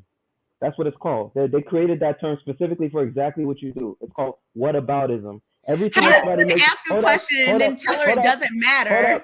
To make your point. No, hold up. Let me finish my point, right? They call it whataboutism for a reason, right? Because you're bringing up an irrelevant point when somebody's talking to you, right? Whatever somebody else is doing is irrelevant. So just because, let's say I'm extremely rude to you, right? And somebody's like, yo, Kayla, why are you so rude? It's like, well, Jonathan's rude. So what? You're rude. That's what they're talking about. You can, after the fact, you can talk about Jonathan being rude, but that wasn't the topic. So why do you bring No, and I everything get back to? that.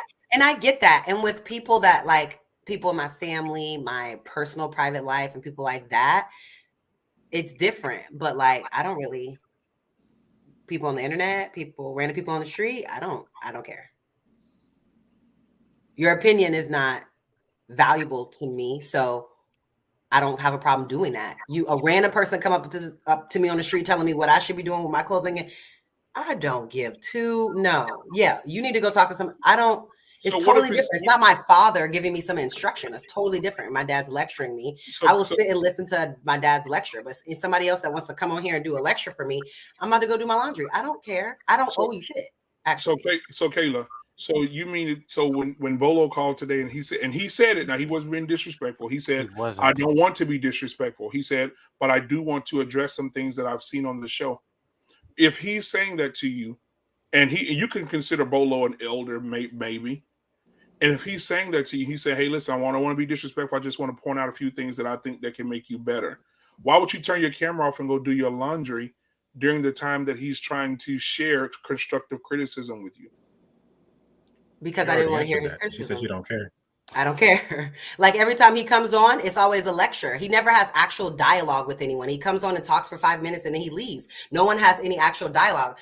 Kay told me that she asked him a question because I wasn't present. And I just asked her what happened when I was gone. She said she tried to have some dialogue with him. But every time he comes on the show, he comes to give a lecture. I get lectures from my dad every week. I don't need a lecture. And I'm leaving for the Bahamas in the morning. And I definitely didn't want a lecture from Bolo. So I don't have to. I don't owe Bolo nothing. So if I want to go do my laundry, I will, and that's what I did. So you're one of the you're entitled to that. So your mindset. This is my life. Mindset would be like this is my life. Who is Bolo to me? What I'm saying though, like okay, say for instance, Monique, when she see women out of line, she's going to approach them, tap them on the shoulder, and say, "Queen, you want to be a queen? I need you to present yourself as one." Because she says she feels she's an elder.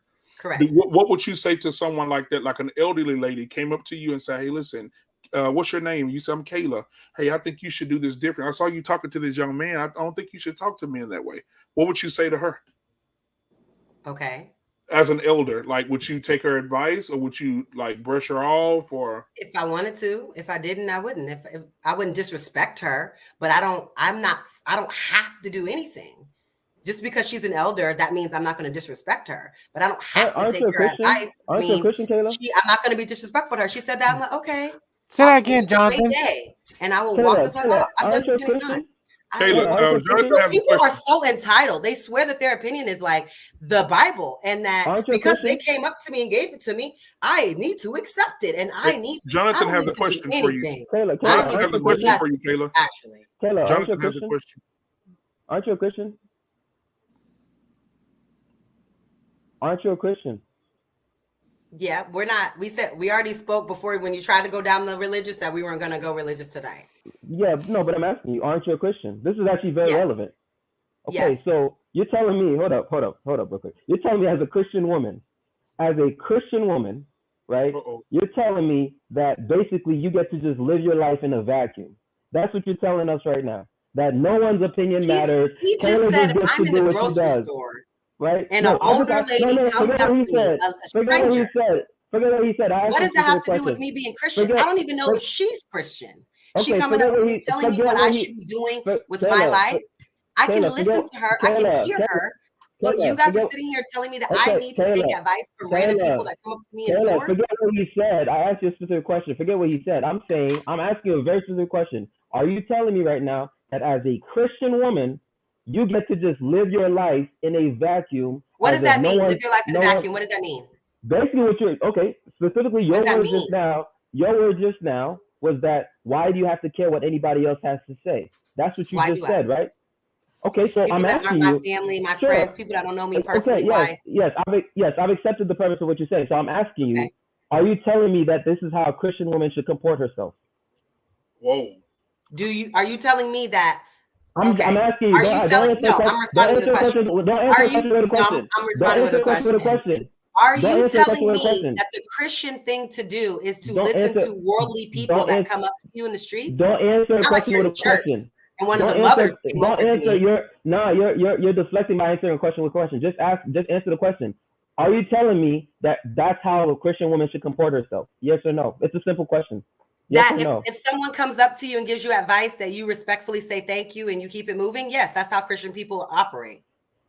That's not you. You You notice respect how other you people. hold up. Y'all Does notice? being Hold Christian up, mean that Kayla, you listen to everything that random strangers tell you? That's what Christian is to you? Kayla, listen. Thank Kayla, you. Yes listen. or no? Wait, hold up. Kayla, listen. We're both very smart, right? So you can't play these games with me, okay? You just did the whole thing where you took what I said, you reframed it in a very specific way, and then you answered it. I did. Don't do that. I did. Don't do that. So Yeah, I don't do did. that. Don't do that. I So asked you a specific now, question. No, hold up. Kayla, you're we're bringing just up smart. religion. Religion has Kayla. nothing to do with this. So I'm Yes, it not going to let does. you do it. Yes, I'm it not going to does. let you do it. The Respect, example Kayla. was, Kayla, if you're in the grocery store and an We're elderly not woman talking comes up to about, you and no, tells you, forget that Queen, I don't example. like your behavior, blah, Forget blah, that blah, blah. example. That is the scenario. No, that's Hey, not the Jonathan, scenario. strike my comment, Jonathan. Strike my comment. Hold on, Black Exactly, man. exactly. Forget that scenario. Hold up, Chicago Rilla. Forget that scenario. Go Strike ahead. what he I know said. you want to cook. Strike what he said, right? And Kayla, just for the record, right? I grew up, I was raised a Christian. My father's a preacher. Like, I know what I'm talking Mine about. So too. I'm just, okay, Both, so I'm asking you a question. both of my I'm asking you a parents. question, right? Here's the thing, right? You specifically said your words. And if I'm strawmanning you, tell me I'm strawmanning you. Your words was, why should I care what anybody else has to say, right? It's my life. Those were your words just about a few minutes ago. And I'm asking you, as a Christian woman, based on your words, is that how a Christian woman should comport herself? That's the simplest scenario. Yes, a Christian woman has discernment on who she takes advice Okay. from. A Christian woman You has got- discernment on where Kayla, she gets her information from. That's absolutely correct. Okay. Well, Kayla, if you can answer yes to that, you got it. You got it. That's all. Yeah. That If is you were in the all. church Go and the minister ahead, came up Chicago to you Rilla. and give you advice, that's one Wait, thing. hold on You're real talking about quick. being out in the world and taking that worldly advice from random people, and that makes you Christian? Like, no, you respect people. They say something to you, Kayla, you one respect thing, them. one Thank thing. you. One second, Black Okay, man. great. We Hold on keep one it second. moving. But Let if you her try to finish. correlate my Christianity to me listening to random people, you ain't say nothing about if somebody in the church. You ain't say it was my professor. You ain't say it was my father. It was my uncle. It was somebody. You said a random person. Honestly, What? but here's the thing, though. Okay, so Kayla, hold up. So Kayla, the thing is, Kayla, if we're being real, Kayla, if we're being real, right? Just the fact that Bolo is and he made this clear, by the way, and I'm sure you know this by now since Bolo has come on this platform. Just the fact that Bolo is one, a man, and two, a believer, means that you should actually listen to him. If we're actually going to be real here, right? If we're actually going to be real here, just the fact that because you think that. So wait, hold on, it's not JB. what I think. It's not what I think. It's all right. Go ahead. You said that I should. I don't think I should. Wait. We're disagreeing. It's okay. Kayla, wait. Here, and We're you're all right, going to Kayla. be all right. And I want everybody in the chat to pay attention to something I think really important what Kayla is saying, because when you say things like, I don't have to care, I don't owe you anything, I don't owe anybody this, that, or third, or whatever, it's the same. You can't hold that position and then get mad when men say the same thing. Oh, when men say the same thing when about women, what? wait. So when women, such as your friend who's in New York and walk in the streets and don't feel safe and protected, right? Those men, it's interesting that we have these same debates and arguments all the time about women saying, we don't feel protected, and men. But we're something as simple as decency, respect, a smile. I don't owe you nothing. I don't have to. And I'm saying, yep, that's fine. On the flip side of that, you can't get upset with men who pull or withdraw from you. I never said I was. Okay, then that's the same thing. I don't know if it was JB or Jedi. If we're on I the was street talking and about I'm not you giving living in the you, vacuum. Wait. I'm not giving I was you talking smiles, about you you should living in the withdraw. vacuum. Actually, leave me alone. You entitled If to a it. woman is not interested in entertaining you, leave her alone. No man on this panel has even said anything remotely close to that. Right. But this is what happens when we have these conversations. We're talking about something specific that everybody under the sun seems to get. You just said if I'm on the street. No, You just said if I'm on the street Okay. And I don't Everybody understood what I smile said. or give them great or whatever, that I should understand why men want to withdraw from me. That's what you just said. Did you not just say that? I think Tim is 17 or 19 years old. Tim was shaking his head that he understood exactly what I was saying. Is that what You're you the said, or only is that not person. what you Wait, said? Taylor. You're the only one. Well, then, if you don't feel like clarifying, don't. I don't understand. No, I don't have to. That's fine. If I you don't don't want have to to. continue the conversation, we don't have to. I I'll don't just want to now. misunderstand, and we'll just all keep it moving. I swear we'll be all right. I gotta work in the morning, y'all. I love y'all. This is probably one of the most amazingness. We had 7 hours. Jesus Christ. Amazingness Oh, Lord. after hours. You guys are awesome. Yeah, and you know what? One more thing, Kayla. Why did you say you were against speaking about religion or Christianity as a point to be as a point of relevance? Because if we were looking at that from a biblical standpoint, it does say fools think their own way is right, but the wise listens to others. That's Proverbs like 12 and 15. So you have to so when those scriptures like that are very important, if we live on the basis of Christianity and that's who we are, and that's what we believe, then yeah, sometimes God uses people that you don't even know to bless you. Random people. Yeah. Random people. So and the Bible also says be careful who you entertain, because it could be an angel, it could be someone in the spirit of things. So you have to be careful how you shun people's So what was advice the problem? that may approach you. No, it's what was the problem though? If we're going back to the example of the lady in the store, she comes up to me, she tells me her opinion. I say, okay, thank you so much. Have a great day. We go our separate ways. What is the problem with that? No, because you said it doesn't. A random person just can't come up to you and just tell you anything. No, random person. I mean, if I genuinely don't want them in my face, that I don't have to entertain them. But if an older, really nice lady came up to me and started talking, I would listen to her.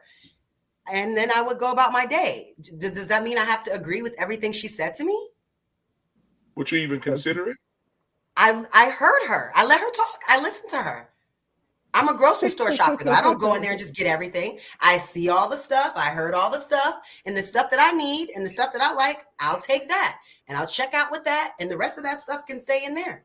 Because earlier you said that you got lectures from your dad. So did those lectures like upset you as well? With your dad giving you those lectures? No, because my dad is really, really smart and he has impeccable timing. So no, it's just that he's long-winded, but he's always speaking facts. So I don't love him, but I accept him because I know it helps me and he actually knows me. So I believe his opinion is probably the most valid in my life. So is there any similarities between Anton and your dad? Oh, not at all. Only in regards to the whole like career thing. My dad is very like, you need to do stuff that makes money. Because he, did stuff that made money. He has money. So he wants everyone to do stuff that makes money. And that's the one thing that he is like my dad on, like that, the arts isn't important, or, social workers and like things like that people like Anton and my dad don't think are important. They don't think that are valid. Like you turn on the TV every day, that's arts.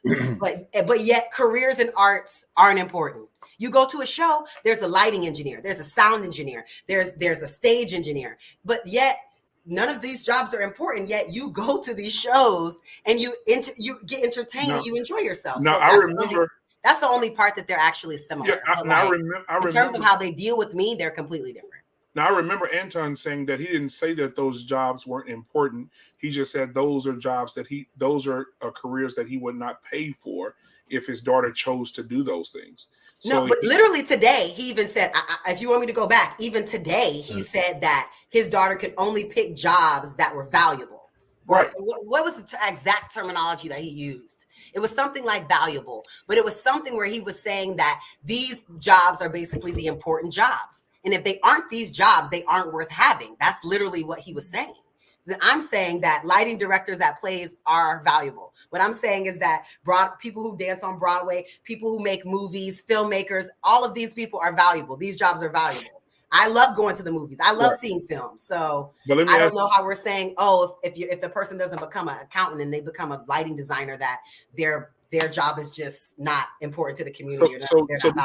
So did you get a chance to see Good Morning America when they opened up Broadway after the pandemic, and you could hear some of the stories from The Lion King or what was the other one? I'm trying to think of the other one they had on Broadway. I didn't specifically. Hamilton. What was said? But they were saying that some of these people said, I didn't even know how I was going to make it. I wasn't making any money. Yeah. It was shut down for 18 months. So you have to have. So Anton is right in that area because the arts wasn't paying no money when the pandemic hit. None. And I understand that. I personally understand that. But I think what you guys are missing is that the arts is a majority of our culture. It literally is a majority of our culture. You go on social media, you're watching artists making videos, you're watching commercials that are curated by artists. Like this country, we get more entertainment than any other country. We watch more. But Kayla, that's beside the point. That'll go to another conversation. This country but thrives on entertainment. Kayla, so I get what you're saying about like how artists can go through the up and down, but like I'm about doing what you really want to do in life. Because I've seen so many people that I know now that are 50 and 60 and have all these regrets about stuff that they didn't do what they like, and they got all this money, but they still not happy. So I just think that you should do something you're passionate about and not just do stuff that your parents told you. Because like my good friend, his parents spent all this money for him to go to medical school, all those years for him to do medicine and blah, blah, blah. And what is he doing now?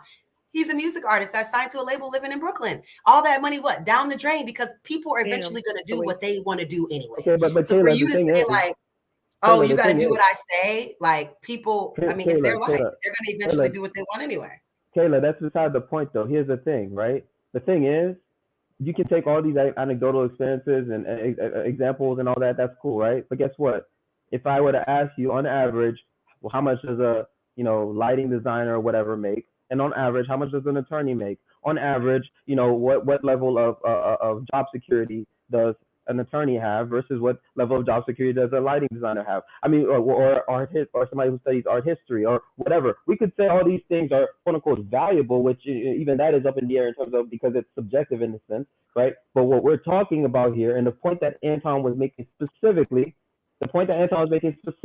is to get something that is valuable in terms of job security, in terms of income, in terms and stuff like that. Where if you go and get a art history degree, especially since most people and especially women are taking a lot of debt to go get these degrees, right? And then you have all this debt, you're not making much money, you have very little job security. It is a poor decision. Does that mean that you're guaranteed to fail? No, it doesn't mean you're guaranteed to fail. It just means that you have a high probability of being in a messed up situation, which is actually representative of what's going on in America right now.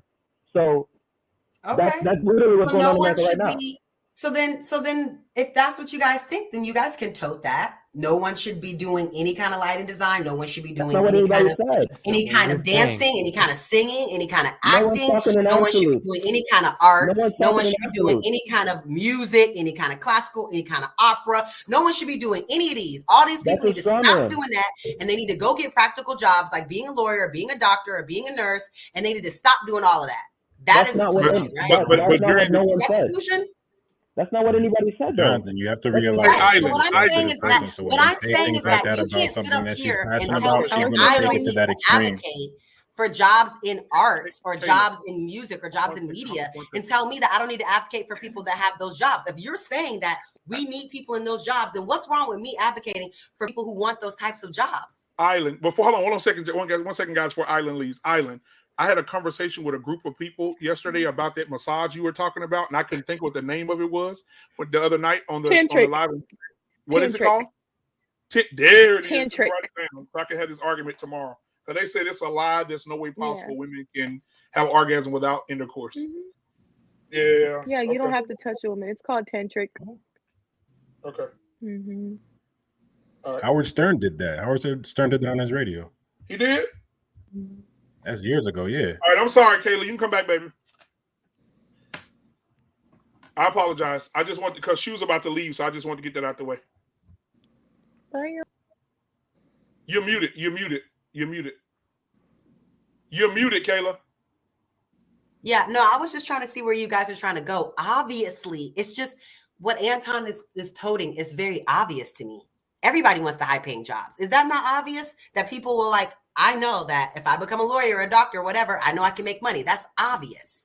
We know that. That's the jobs that most people want. Don't have the skill set to do. We know that. All I'm saying is that don't tell people that want to be social workers that they ain't shit and that their degree ain't shit. When we need social workers, when we have kids being abused, and we don't have enough social workers to even go out and identify these situations because no one wants to do these jobs. Kayla, that's not Kayla again. That's not what anybody was saying. The point that was being made. Saying? Hold up. What are you saying? Why are you disagreeing with me? So let me what make a reason point. are you disagreeing with me?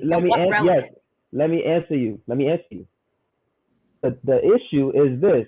You can be passionate about this all you want, right? But everything you're saying here is out of just how you feel about it, which goes back to emotions, which is cool. Yes, it is. Yes, it is. It's absolutely I know people in the arts. Okay, damn. Hold up. Just let me finish making my point. My point is, yes, everything you just said is based on how you feel about it, because you're even when you reference your anecdotal experience.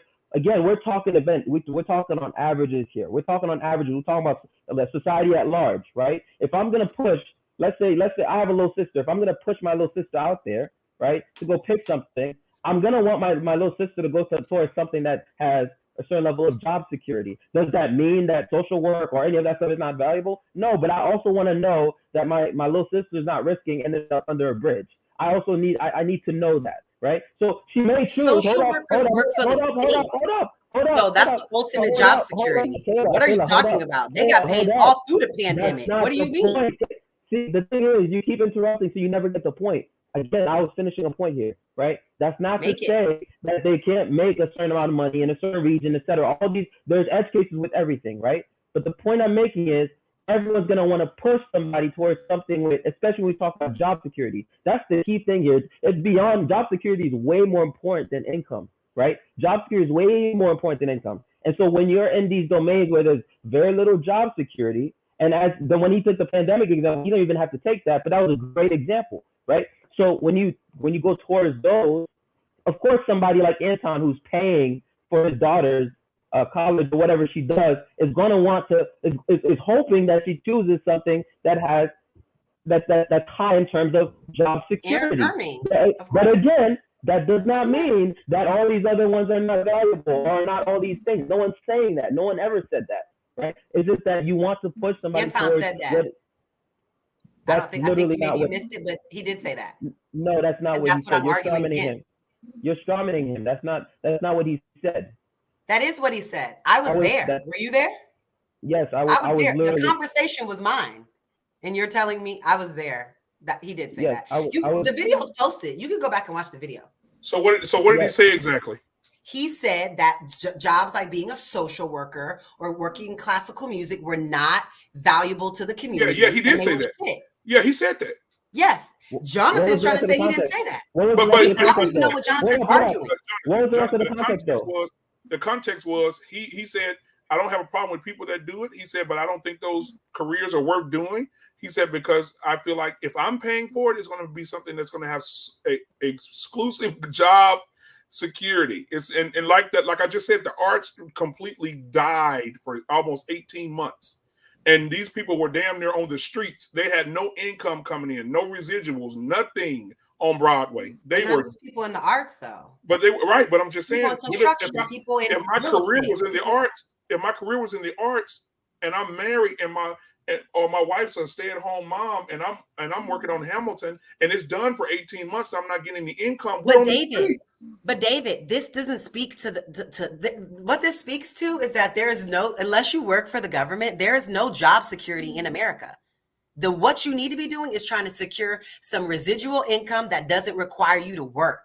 You thinking that just having some job is job security? The pandemic showed us that it doesn't matter where you work. There's no job security. I have job security and I still lost money during the pandemic. I don't know anybody who didn't lose money except for people who were like in trucking and deliveries and stuff like that.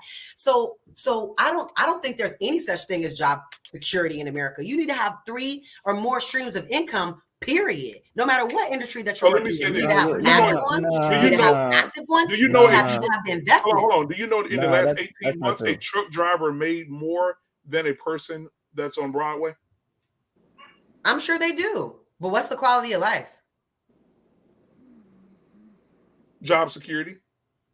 What's the quality of life?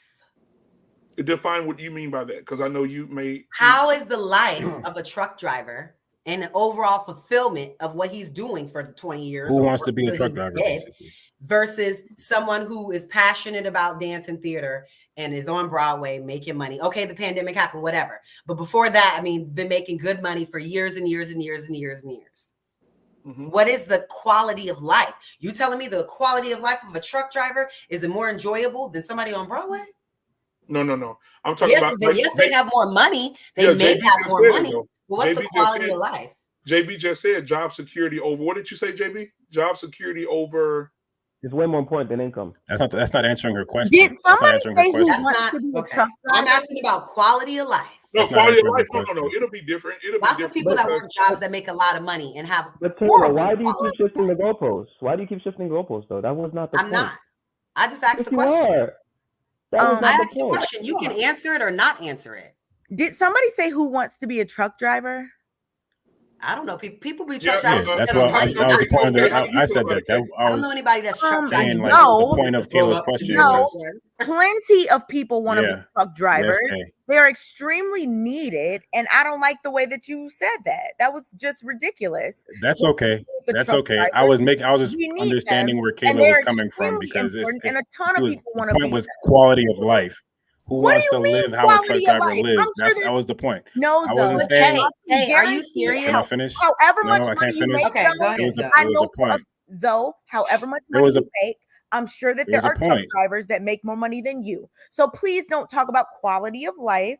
And I'm sure that there I are. don't know about that. I'm sure that the there are quality of plenty that are life, the happy, I don't know about quality that. of life. that are That's not. I'm happy, not. I and wasn't they can talking provide down for on their truck families drivers. It was a and reality. all these things. Quality of The life fact is the that you're trying to sit up conversation. here and disrespect truck drivers as if who wants There was to no disrespect.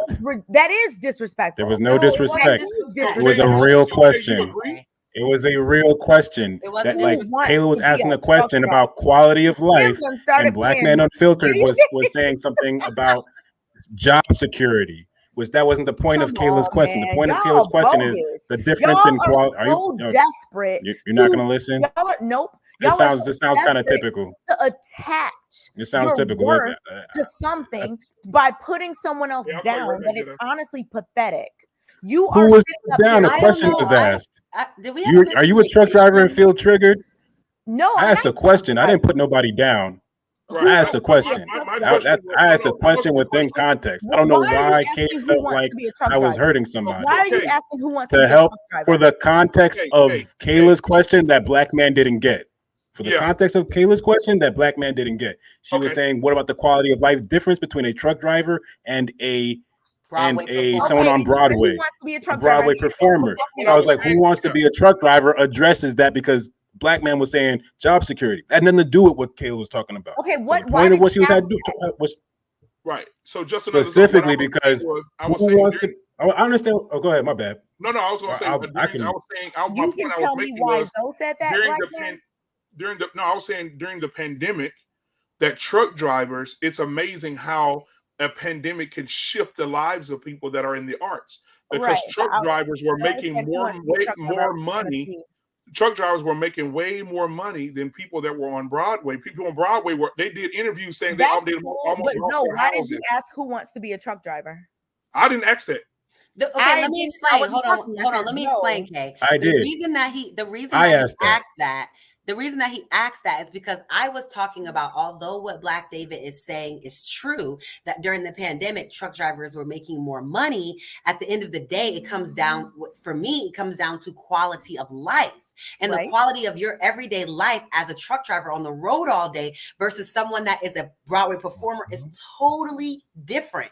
That's why he was asking, well, who wants to be a truck driver? If your choice was to be a truck driver, if all things are equal and your choice is to be a truck driver or to perform every night on Broadway, most people are probably going to pick Broadway. That's why he was asking that. That's the only reason why I was asking. There was nothing malicious of it. There was nothing Like, malicious let's not about it. act like Broadway performers are not elite, that they don't practice. And they are the top of the top. They've been practicing for this for 15 years. Exactly. Your parents So have been let's not spending act a rack a month on because I was there on let's dance not act classes. like- My mom spent $1,000 a month for dance classes for me Right. to travel, to compete, to take classes with the Rockettes. Like, artists put in mad bread, time, energy to do these things. And then it's just like, oh, being an artist is so hard. The competition is crazy. You go to auditions, they're like, no, you're not good enough. You're not skinny enough. then why are we It's so saying that much people would rejection. rather- It's hard. Okay, why did you attack Easier to be me? a truck Why driver did you attack me for without asking a being- question? You're All you not a gotta get is a victim, you're not CDL. attacked. I just asked you why. I'm did asking a you question say- again. And I'm asking you again. You said I was being disrespectful. I'm You called me telling you that you're not disrespectful, and I don't like attacked. that. You're not You attacked. called me disrespectful, and I Because don't you like said that. who wants to be This a isn't a truck victim driver? thing. You This is still haven't a told me. question. This is You let two other people. I don't answer get why that was offensive. Okay, tell me why. I was you ready to laughed. answer it. They was over talking me. Okay, well, And go Kayla ahead. already got it right. I'm asking you right say it now, in your why did you words. feel like calling me disrespectful? No, Kayla already said it perfectly. And you accepted the answer. Now I'm asking, why did you think I was being disrespectful? Because when you I said, was well, who literally wants in to the be a truck context of the driver, question. as if people don't want to be truck drivers. No, not as if people don't want to be truck drivers. drivers. As in who? As in who? There are people who want to be you truck want- drivers, you people want who it to be don't. like, When it comes to quality of life, that's all I was saying, and that's all the point of the a question. lot of people want to It be was not truck degrading to Kay, truck but drivers. Kay, at the I know same truck time, drivers. At the same time, I Okay. know many truck drivers that I've talked to in clubhouse rooms Right. who stopped truck driving because of the lack of quality of life, because they weren't able to be there with their families. They weren't able to be there with their wives, with their woman. That's what I'm Kayla, talking about. The quality of life that you have and being Kayla. on the road, the highways and byways, which are dangerous as fuck, every single day versus being with your family or doing something you're passionate about. That's all I'm saying. Kayla, but isn't the arts the same way though? Like if you're really Kayla, good, but the like you are a beautiful woman, then you probably you're talented, right? So if you got a man, right, and you and say for instance, you get a job that's in California and he's in New York, and they want you there for 6 months, it's the same thing, right? If you got to travel to New York and perform and do all the different things, and he's in California, But at the same time, if that was the case, and I'm prioritizing my marriage, and I did get an offer for a job, I would just tell my agent that I don't want to do any tour or traveling jobs and get me only jobs that are local. And so then I will only get auditions for jobs that are local, or to get me some type of position as a teaching professor, or to teach dance, or to be an instructor or something like that. Dance is it's so versatile that you don't have to go on tour. You don't have to take any jobs you don't want to take. Obviously, if the money is good, right? That's what I was about then to say. you If will you want get to an take offer, it. But it's if your the man same is taking thing. care of you, then you will be okay with just taking local jobs in your city. The thing is, any job you can say that people are stressed out, whether you're a rockette, whether you're a teacher, whether you're a social worker, whether you're a grocery store clerk, a bagger at the grocery store, whether you're the person, whatever, a lawyer, a doctor, a surgeon. Every career has people that are stressed, and it. I don't get. Can one of y'all add Q back? So when somebody says, I think JR still in. If he is, Rilla, I'm I think, here though. Why? Q's What's trying to get happening? back in. But Oh, no, who's trying to Q was get in? saying ask then it's Q. just rude. Island girl's trying to get back in. I don't see her though. She's not here. We're not in that link anymore where we can do that. I'm in the link. I can do it, but I don't see her here. She's not here. Oh, I don't see her either. Well, I'm not in that link, but I'm just saying every job has. I think that was every job has people that are stressed. So I just didn't like Zoe when you talked about how, like you said, like who wants to. You can say who wants to any job, any. So I'm just trying to figure out, and that's what makes it a question. Okay, that's what made it just a question. So I'm asking you, and I don't want someone else's response from it. I'm asking you, why did you say that? Oh, okay. I did explain this already, and then Kayla did re-explain this, but I'll tell you right now that she wanted the context of quality of life for why someone would want to be a Broadway dancer versus a truck driver. And when Black Man said specifically, he said job security. And Kayla made it about not something financial. It had to do with just pure desire. What does this person want in life? So why would someone who wants to be a truck driver? Nobody wants to be a truck driver. Like, oh yeah, when I like, not to say there's not people who don't. But I want to be a truck Right, driver. 'cause I know a lot of Most people are No, going that's to just be not a. true. Most Is people that their are. childhood Most people dream? are Wait, let him incentivized. finish. Let him Listen, let finish. me No, finish. that's just not Most true. people Though. are But incentivized. Jonathan, let him finish Well, let me first. finish. Let me finish. Most people are incentivized to be truck drivers. But as far as if you want to have a family, like what Kayla was just saying, you don't have the same type of family being a truck driver as, I don't know, I'm not going to use a Broadway dancer, but as a typical 9-to-5 job. So the pay, like, and men are typically expected to want to go into these jobs that for the pay. Like, who wants to be in oil? Who wants to work on an oil rig? No one Oh, they really make wants money. to work on an oil rig, but they No, make they the make first. money. You see how that's the first thing that come up? They make money, so the incentive is it. But what Kayla was addressing was the desire for what some people go with what they want versus what is the financially best thing. Not everybody's gonna be Bill Gates. That was it. It wasn't so deep as to be like truck drivers don't deserve to be regular people. It was just a simple question. It wasn't that far reaching. Two things. Go ahead. First of all, there are plenty of people who want. It's not just incentivized. Who actually want to be truck drivers. Exactly. That's just false. Second of all, yes, there are plenty of people who want to be truck drivers. Like I know plenty of them myself. We see them even in the manosphere. I've heard guys literally do We streams see on them why right they here on this show. Hold up. You said let you talk. So hold up. I've literally heard guys do whole streams on why they love trucking, on why they got into it, and then they talk about the money, sure, but they talk about why they have a love for it. Right? This idea, so yes, they're plenty of guys. But second of all, that point is moot. The point about you can't be with your family. Listen, any man that's working hard, generally speaking, spends more time away from home than, even if he's not on the road like a truck driver, he's at the office. That's the same issue that whether it's the CEOs, whether it's whatever. And now I'm taking CEOs as an example, but you don't even have to be a CEO, right? Any man that's working a lot, right, getting to the bag is gonna be away from his family anyway. So that's a moot point. That's a moot point. Exactly. And to what Y'all saying Jonathan moot said, point, but what I was saying specifically had to do with the question I was asking. I didn't say truck drivers are bad. I said in the context of Kayla's question, which I was only trying to clarify, who wants to be a truck driver? In the context of Kayla's question. Okay, now not outside of it, like how Kay came in and said, no, you can't say that. Like, nah, you stay in the context of the You said that's disrespectful to say that. Not in the context of the question, not in the context of Kayla's question. It wasn't disrespectful. I think more people at will all. be truck drivers than Broadway people, honestly. Like, when is the last time y'all went to, except for Kayla, when is the last time y'all went to a Broadway show? Put a 1 in the comments. I can't read the comments, but put a 1 in the last time. Oh, that's the point? But I know people that's in the trucking business, and you can make your own schedule. Me They too. can work a 9 to 5. They don't And have they to can work a drive long locally. haul. And they can drive locally. Yeah. Exactly. And They you can can be make your own home. schedule, because a lot of these 9 to 5 companies, you're answering to a man, usually a white man. And truckers, they can be independent and 1099 and tell the other person, hey, I don't need to work. I know a girl that one of my friends owns a trucking business. She opened up 9 months ago, and they were banking in COVID. So and to the other standpoint of social workers, nobody wants to be a damn social worker. I know this for a fact. You know why? They're underpaid, they're overworked, and the system is so effed up. Let me tell you this. I know somebody in social work. I know it. You're right.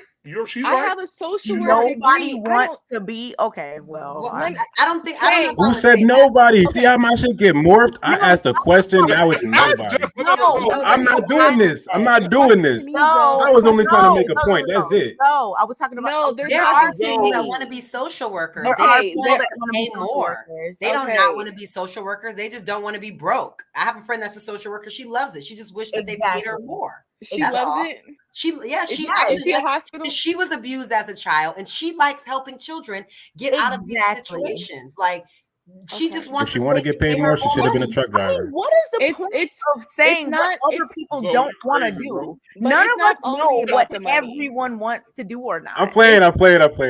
But it's the social work business is not only about the money. It's a burden. You see these kids falling through the crack because the system is so screwed up. Pedophiles are going, and you also see them doing well and stuff like that. Hold on, no, Kay. but Kay, I've been in the aspect of working in the social work atmosphere and did an internship. I see how it is. It's so much stress. And that was your perception. She has her master's degree, Kayla.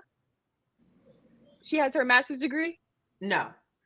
So what is she specifically doing? Because there's certain aspects in social work, it's okay, but when you get into the nitty gritty of CPS, like you see why it's underfunded. You see why they're lacking social workers. He lives in North Carolina, so it's hard to say. Island. Exactly. Island. I'm telling you, my my sister-in-law, she works in social work. And she says that they'll get the kids and find a hotel room for the kids, and they'll stuff them all in one room. And they'll call her late at night to come watch them overnight. Mm-hmm. And she said the kids are in there, no mask during COVID, coughing. She said it was a spread across all the kids and them getting COVID. She had to wear 3 damn masks because she couldn't leave because she get fired. None of this means that no one likes these jobs. She said it was so stressful. The thing is that there are people that like helping people. Exactly. You're right. You're right. And if there was more pay in this jobs, there were more people that would do it. Absolutely. I agree. It'll be worse. People that come from the foster care system that want to help. And if being a social worker pays 6 figures, I guarantee people will line up to be social workers. Absolutely. That's an easy degree to get. And that's what I say. And it's not a hard degree. They can get that degree. This is what happened already. But they don't pay social workers enough money. So people I ain't gonna do that because they thinking about what am I gonna do every day to make money? Not what am I gonna do every day to impact the world, to impact my community, to impact the environment. That makes me happy. That makes me feel passionate. That makes me feel whole. They're not thinking about that. They think about what job can I do that's gonna make the most money. It doesn't matter if I'm miserable every day, if it kills my body, if it kills my lungs. It doesn't matter as long as I make money. That's the perspective.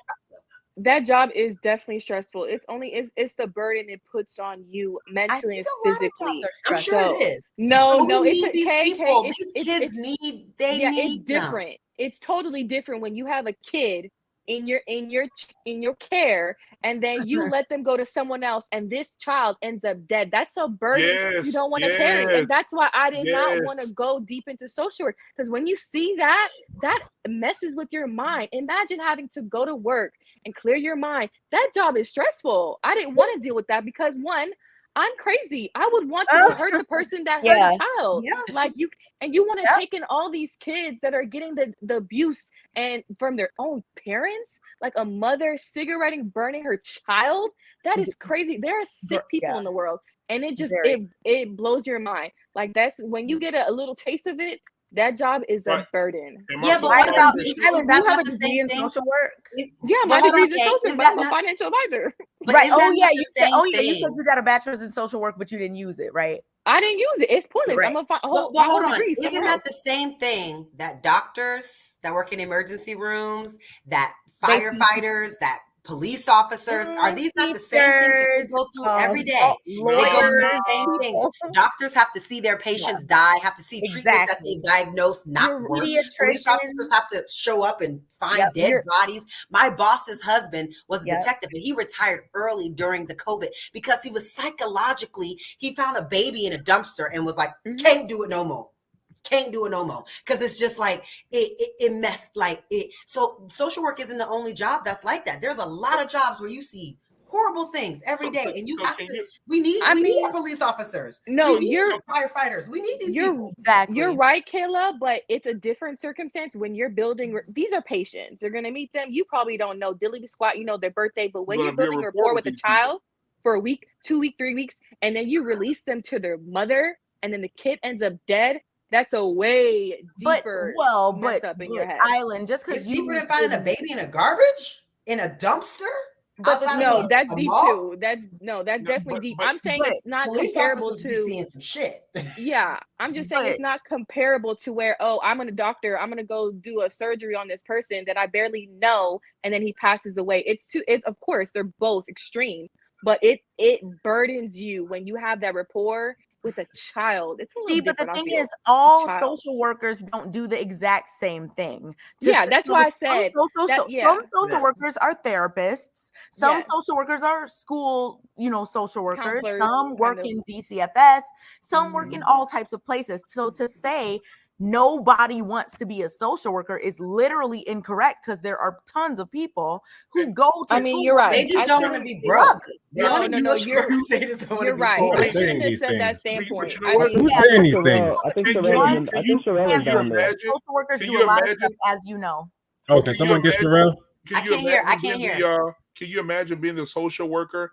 I don't know if you guys saw the story of the I think lesbian Sherelle couple. is down there. The lesbian couple, the white couple that adopted the 5 black kids, and the neighbors called CPS and told them there was abuse going on. And these people, you get on their social media page, they have beautiful pictures of the kids, they're playing with them, everything looks good, and the people's like, "Oh no, this is a loving family," and they put the file of the complaints from the neighbors saying the kids are sneaking over getting food from their houses. They just delayed going seeing them. And the day they decided to go see them, they walked in the house, looked like everybody left in a hurry. And the mama got in the truck with her wife and all the kids and drove them off a damn cliff in California. Killed herself and all the kids. Yeah, I heard about that. The system is so messed up. And the fucking social worker killed herself because she felt That responsible burden for those kids dying. She killed People, herself. people, I mean, But how do you think doctors feel that tell a mother, I'm gonna do the best I can to save your son, and then they died, and I gotta go tell her that her son's dead. I mean, doctors probably feel the same kind of like. Hold on, can we bring Sherelle up? Can we bring Sherelle up real quick? But back to what Kay was saying, Kay, I shouldn't have said nobody wants to be a social worker. I'm just saying when people go into college, that's probably not the first field. They're gonna be like, oh, I want to be a social worker. That's definitely not the top fields that people are saying going in. Just like the whole Broadway and truck driver, there's probably people that probably want to be more of a truck driver than a Broadway star. So I wasn't trying to say social workers are definitely needed. With all these bad kids and bad parents and stuff like that, they're definitely needed. I mean, and even with underpaid, overworked, Again, but the my system question was specific to Kayla's context. Okay. Yeah, but the system is also messed up. So that's where everything all aligns with. Like the justice system is so screwed up. Yes. When it comes to kids and stuff like that. Like the Exactly. stuff like how do pedophiles? I feel like all pedophiles should die. How do pedophiles get probation? How do they get probation when you got marijuana holders or whatever, weed, whatever, people that carry a little bit of weed and they go to jail? The system is screwed up.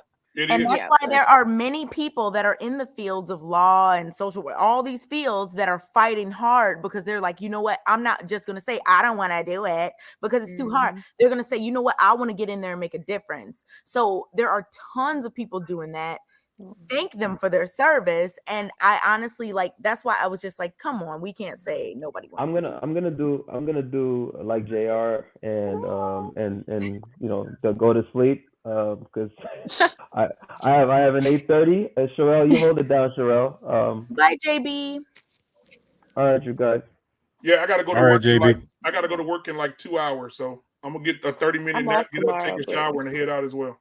Bro, I be tripping on these panels, man, because I have to like wake up mad early. I have these early morning meetings. I be tripping, bro. So You young, you can deal with You it. do be tripping, man. You be going in. yeah, you know, like yeah. All right, y'all. Bye.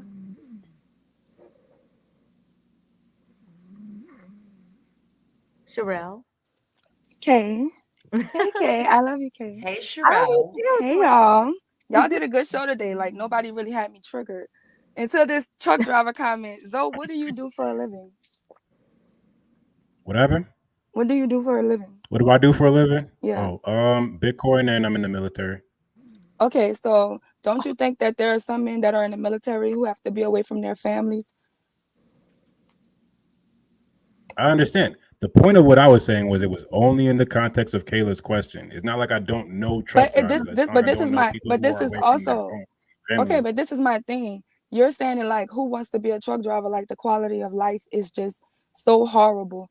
And that's not it. What you said was very disrespectful. Different from because Kayla's. this is my thing. You're saying it's dismissive and like in a disrespectful way, because at the end of the day, top 10 jobs that are most important to this country thriving are truck drivers. There is nothing that you see in your Right. house. There is nothing that you have on your body that hasn't been in a truck. That's You think about medical supplies. You think about everything. If it's shipped, if it's brought to a rail yard, it eventually has to be on a truck and moved around the world. So at the end of the day, there are people who want to do it, and there are a bunch of people. Do you know that the average Black man makes around $45,000 a year? The average truck driver makes at least $68,000 a year, and that's just company driving. And that's when you really get into it at the beginning level, because owner ops are making over $100,000 a year. That's lease ops.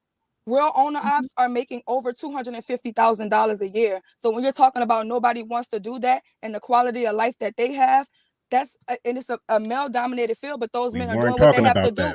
But this is what I'm saying. Those men are doing what they have to do. They're doing what they have to do to give their children a better quality of life. Men don't think about the quality of life that I have, but they can put their children through school. I know plenty millionaires through truck driving. I'm going to be a millionaire because of trucking, and I do love doing what I have to do. I can stop doing what I do tomorrow and still live a good life. I know plenty of people who fall in love with the road and want to do this. And at the end of the day, society's not always going to be about what you want, because tomorrow, if every truck driver decided to get up and go be on Broadway, the country is going to be shut down. You know how important it is, because when COVID happened, I totally agree. That's just not the argument. I pray for truck drivers every day. You're mixing up quality of life and financial security. It's two different things. I'm not talking about doing what you have to do. I'm talking about doing what you want to do. But this is what I'm saying, So Kayla. Believe it or not, some people want to be truck drivers. Kayla, I want to be a truck driver. Really what I'm telling you is people that want from to a be truck physical drivers. health perspective, do you think people that are truck drivers versus people who I don't know, a marketing consultant, are you trying to tell me that there isn't a difference in health-wise in the quality of life between the two? If someone that's driving cross country, what is a marketing? What do they do? Versus someone that is working in a marketing firm.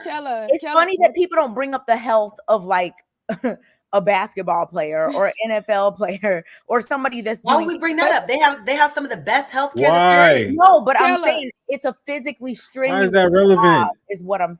It's I'm a telling sport. You guys. It's okay, but I'm being saying active actually keeps you more healthy. So what do you? Yeah, they got their health is way more important. Goodness. They got. Okay, hold on, y'all. I don't know I'm if that's saying, let's just not use I'm saying NBA players. That the body of a football player, there's a lot of injuries and whatnot that happen, but you don't hear people like, who wants to do that? But it's they get paid still. Body. They still get paid getting hurt, depending Truck on their contract. Drivers get paid to sit in their truck and drive and do the things they need to do. But Kayla, this is my thing. How is this you're looking at it as no truck driver has a good quality of life. Think about this. If you want to be a truck driver, I'm saying this. If you want to be a truck driver and go, no one's saying that. This We what were I'm comparing saying. that to Broadway. No one was saying that it's bad. We were talking, literally comparing it to Broadway dancers. But what I'm saying is, you brought up you just brought up the health thing. I have friends who literally go to the gym every day. Trust me. Just like there are unhealthy people in the rest of the world who do rest of the jobs, who sit on their ass and not eat right and not exercise. Those truck drivers that you see who live unhealthy lifestyles are just like those people who are choosing to live unhealthy lifestyles. Exactly. I know plenty of them. We can park at Planet Fitness. We can fit in every Planet Fitness. There is nothing wrong with dropping your trailer. There's always a Planet Fitness. My friends have gym memberships all around the country. If that's what you want to do, you can do it. You can go to Walmart. Walmart allows you to go there. You have salad. I have a microwave in here. I have everything in here, from an ice box to a refrigerator to everything. If you want to eat right and stay healthy on the road, you have that right and that choice to eat right and stay healthy on the road. If you want to go home every day, you can go home every day. It's not just one, it's just the unhealthy truck driver that's all the ways away from home. That's not even the people that make the money. The people that really make the money will pick up an Amazon load from Houston, run it to Dallas, and come back home and still take home $5,000 a week. So at the end of the day, it's not just one way to be. Exactly, Sherelle. We're not disagreeing. I believe you. We're really not, because that's just not. Yeah, Tim, you want to talk? we were speaking about. So most of the truck drivers I see ain't in shape though. Tim hasn't said anything as far as I've seen. Hi, Tim. Because they have to be. They have to work on that shoot. Like I've driven I gotta see Jerron. I've driven everywhere around the country just in cars and trucks. I've driven around the country myself, not as a truck driver, but I understand the toll it takes on your body. So I'm not saying they're trying to say that it's not worth the money or say that you guys don't want to do it. I was just saying in the context of the point he was making, it was a simple comparison of the quality of life of someone who's typically a Broadway dancer versus someone who's a truck driver. The ultimate point of being a truck driver, I would rather personally be a truck driver than a Broadway dancer. That's a given for me, but like I wasn't making the point like who wants I would to be rather be a truck truck driver driver than a Broadway want to be a truck driver. dancer. Being a High truck five, driver is Terrell. probably a little easier, even though it's more tolling on your body in terms of like, it's probably easier. So, I mean, I get it. and you make more money. Entertainment. It's easier and you make more money. So I get that. I totally get that. I'm not coming at truck drivers. I'm not saying any of that. I was comparing quality of life in terms of the time that you have, with your family, physical health, and things like that, compared to a Broadway dancer specifically. That is what we were talking about. We were not talking about truck drivers in general. We weren't talking about any of that. We were just talking about quality of life. That's it. Okay. Hello? Hello? Okay. What is that? Kay, you hurt my feelings. Tim, what's goody? Yeah, we can hear you, Tim. I've been trying to find like a good time to cut it.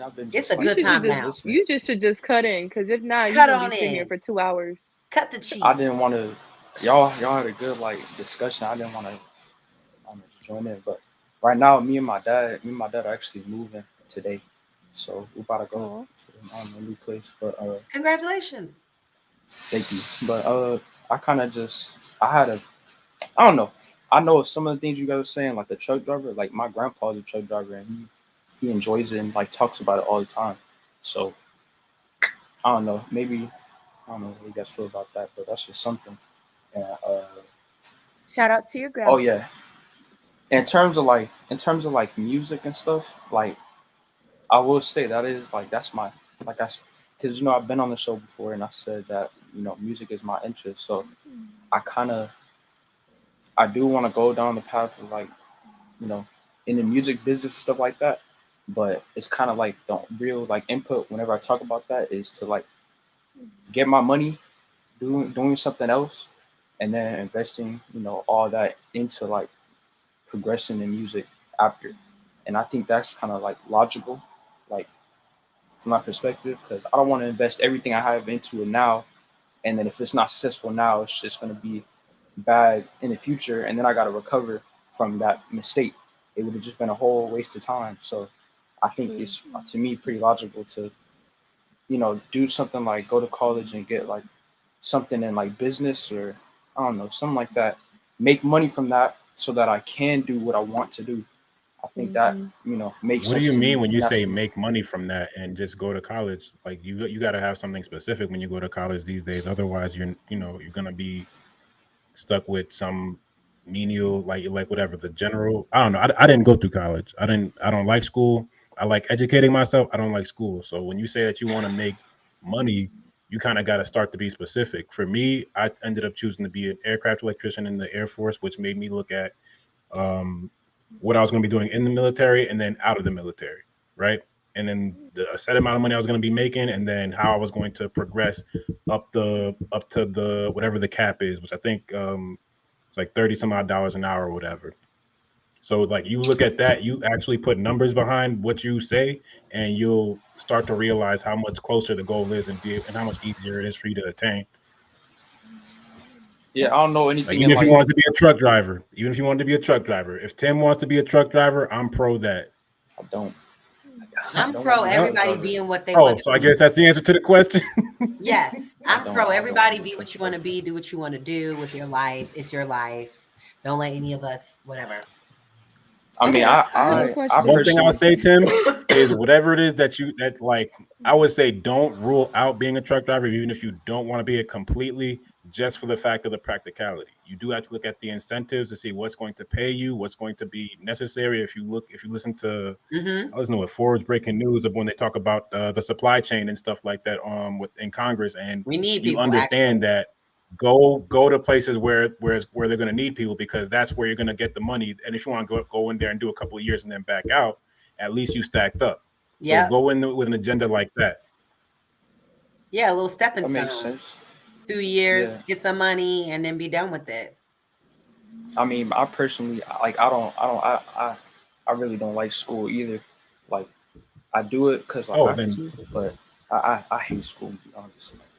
That's what I hated school by the time I was in 10th grade. I did not want to be in school no more. 11th and 12th grade was all just gratuitous. But is it what you're learning, or is it the fact that you're learning?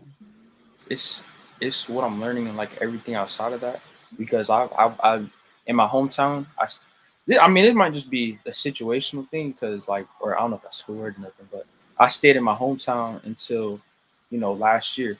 So now I'm at a new school my senior year, and it's been pretty difficult to just like. You're just lonely.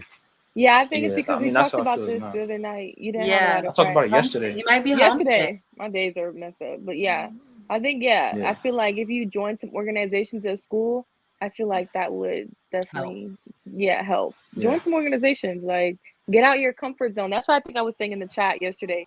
Get out your comfort zone so you can make some new friends.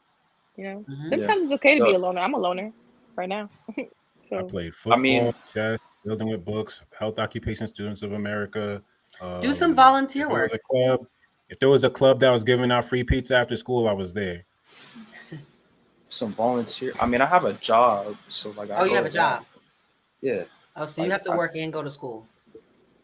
I mean, it's not taking up that much of my time, so I still go though, because like I want to make some money, might as well. But I could get into some organizations and stuff like that. I have 2 more weeks of school left. I mean, not 2 more weeks of school left, but like until all college apps are in and everything. Yeah, winter break. But like this is when the college apps get in and they start accepting and stuff like that. That's what I'm saying. So right now I'm trying to wrap up. How do you feel? No, seriously. How do you feel when you're at work? Like, what do you like? Do you mind like saying what you do for work, or like what your job is, and like just so I can have like an idea of where you're at and then like where you want to go from where you're at? I work at a pizza place down the street called Blaze Pizza, and I do like dough and like the dishes, and so I don't work that much. I work six hours on the weekends, so like sometimes Saturday, Sunday, or sometimes just Saturday. And when I'm working there, I don't know, it's a nice environment, like the people that are around me. So they make it easier to go through. At the same time, though, sometimes I feel like when I get to like that fifth or sixth or close to the 6th hour, I'll just be like sitting there and I'll be thinking like I don't know. It's like I don't even feel. Okay. It's kind of explain. I don't feel anything. I know what you're explaining. It's the you're ready to leave work before work is done, just because you're so used to being there that it drains you. So like it feels like I'm not even like asking living. was to see. That's what I'm saying. Yeah, I mean, I hear you.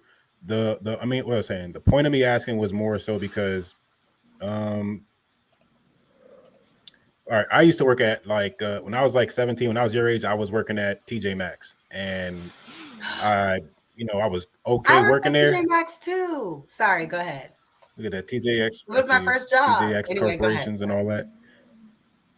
It was my first job, and I remember the dump code still. If you want me to change your, I'm kidding. So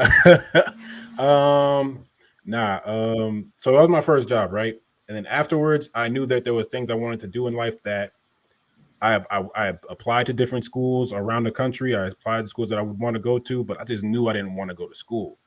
And I already had family in the military. I had family in different engineering positions around, and I just knew that I wanted to do something with technology. I want to have something where I was working with my hands, where I could be good with my hands, and then I could also be good with my mind as well. So when I joined the military knowing I was going to be an aircraft electrician, even though there were going to be other jobs that was going to be higher paying that I could do that would be more, financially rewarding if I went into the military and tried to do that, because I scored well enough on the ASVAB to take whatever job. I chose aircraft electrician because it was going to be kind of a good fit for what I wanted to do for the next 4 to 8 years of my life and what I was willing to do, what I was willing to learn. When I took that path, it made things a lot clearer for me. And that when I was showing up to work, I didn't have that dread feeling that you have at the pizza place. Because no matter how much you love pizza, working at a pizza place don't really cut it. You feel me?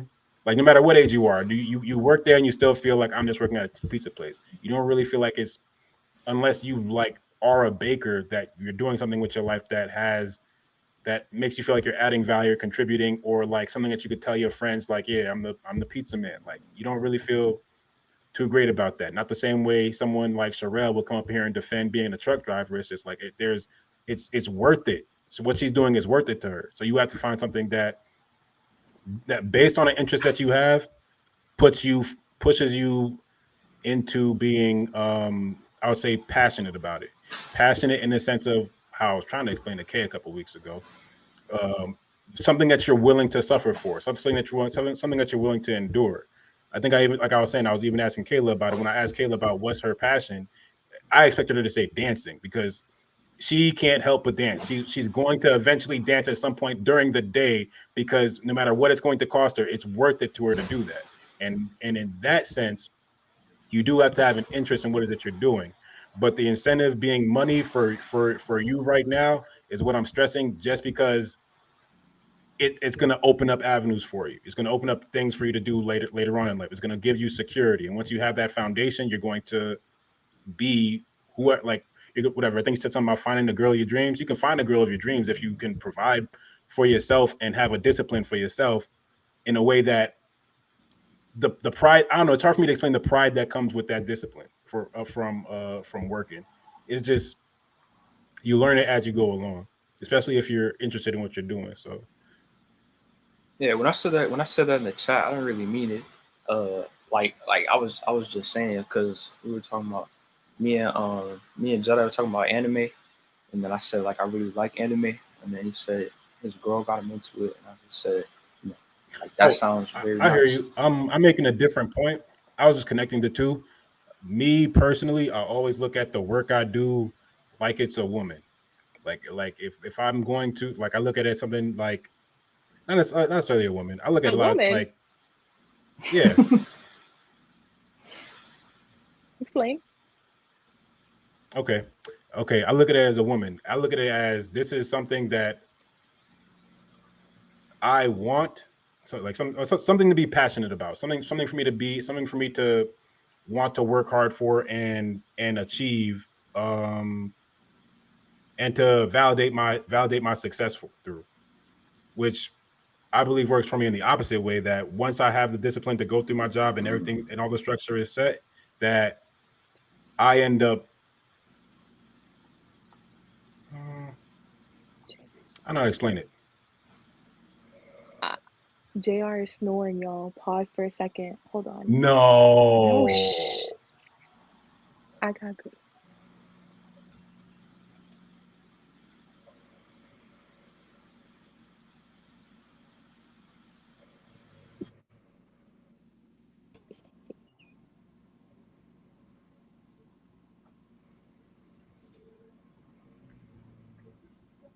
Okay, he was snoring, but I don't get your. JR. It's for sure JR is snoring. He's knocked out. Yeah, he This knocked nigga out. slob out of his beard. Yeah, he knocked out. But I don't get your analogy of a woman. How you What you were compare saying, that to a Q? woman? I don't get how you compare that to a Okay, woman. so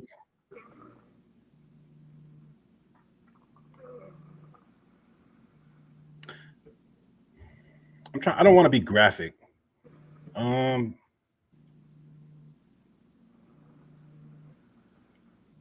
The way some men, I would say all men. Would I say all men?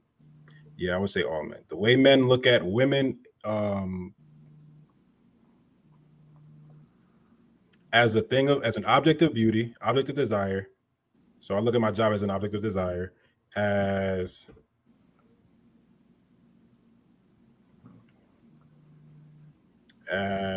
a part of my legacy, something that's going to represent me. I guess those three things: legacy, object of desire, and what represents me. Oh, God. Does that make sense? Not really. I'm a little lost. No. No. Okay, maybe. Tim, does that make sense to you or no?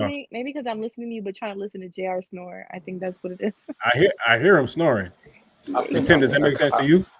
It kind of makes sense. I think some points are just kind of hard to like.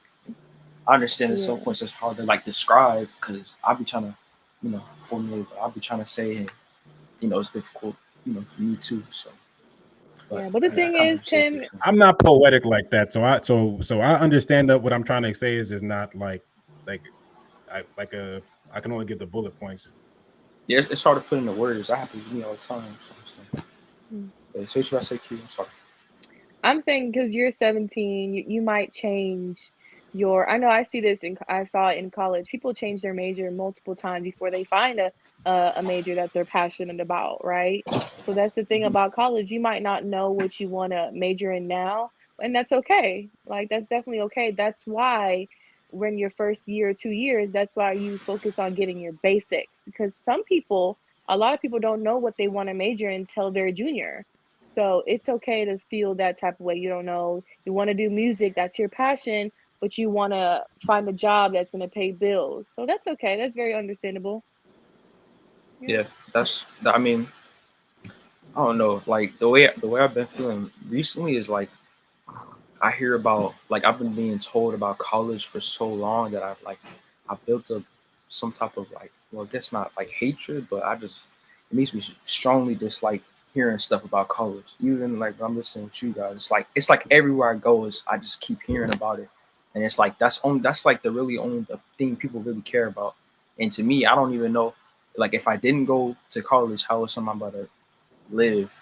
Because and then I start hearing how about homeless stories and stuff like that. So it's like I don't know. I don't know what major to choose. I'm not really. I looked up majors and it's like.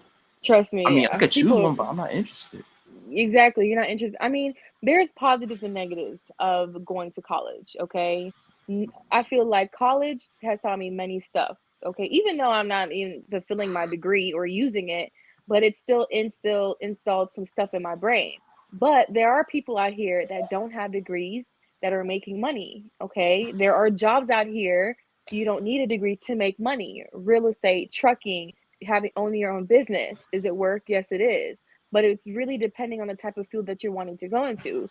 Let's say if you wanted to be a doctor, you definitely need to go into college. So it really just depends. Military, honestly, if I would have done things different, I probably would have went into the military because I see so many benefits that they're getting that I'm like, dang, I could have went into the military, retired, got disability, got a pension, and got another job on top of that. So I'm looking at just the positives of it. But so you just gotta, I mean, you're young, it's okay. People don't know what they're wanting to do, shoot, and they're 21. So I still just keep your head straight and it'll come to you. What about stuff because I also hear I have so much debt or student loans or something like that, and I gotta pay this off, and I have to have two part-time jobs, and I can barely stay in my dorm. It's like that sounds terrifying. And so Tim, you need to work on from now looking into scholarships, right? And scholarships are not only out there for people that got good grades. They're out there based on race. They're out there for minorities. So you need to, I don't know if you guys have a counselor at your school, talk to the counselor, see if there's any grants or any scholarships that they can give you, right? True, my friend has $90,000 in debt at the school we went to. I've already paid off my student loan, so I don't have that problem. I mean, it just really depends. So you can, it's so negatives and positives. You can go to my first year, I didn't know what college I wanted to go into because I didn't want to really leave. So I did community college, which is way way cheaper than a regular college. So Well, I mean, you can my also. dad says if I go to community college, I might. There's some consequences that will end up having if I end up in community. Like, Why? What like, consequences? well, it's like, my dad brings up sometimes like Probably I some might. BS. Well, like I shouldn't. By the time I turn 18 is around the time I should be, moving out and stuff like that. So if I am gonna stay, I might have to start paying for like my part of the rent and stuff like that, which means I have to work on my job longer and just stuff like that. That's what I mean. Did your Oh, dad you go in to a different type college? of situation. Did your dad go to college? He loves college. He No, went he can to love college. My dad loved college too, but he didn't go to college. But no did he your dad go to did college? he went there and stayed for like 10 years. He loves college. 10 years. Is he a doctor? What made him stay for 10 years? He's a well, I don't know if he wants me telling you guys what he does, but he gets paid. So Okay. So that makes sense. I mean, but if you go to a college, right? Who's gonna pay your dorms? oh, my dad will he'll help me pay for college when I go Okay. there. He So says if I don't want to do anything and end up going to community, that means I'm gonna be staying here longer, and that's gonna have consequences with this. but I feel like My, you need to prove your point to your dad that going to community college doesn't mean you want to do nothing. That doesn't mean you don't want to do nothing. That means Well, you yeah, just if I go there, it's definitely beneficial because if I spend my time there, like it'll help, like it'll yeah, it'll definitely help put me in mold a position you to get into it'll get to me get to a straight into the college. college. But right now, like Exactly. I have to make up, like I'm making up like 8 classes right now. That's one thing. So I have to like Oh. it's a big is there any part of you that wants to do what your dad does, whatever he does? Is your dad No. pushing it to do whatever he's doing to you? it's well, no.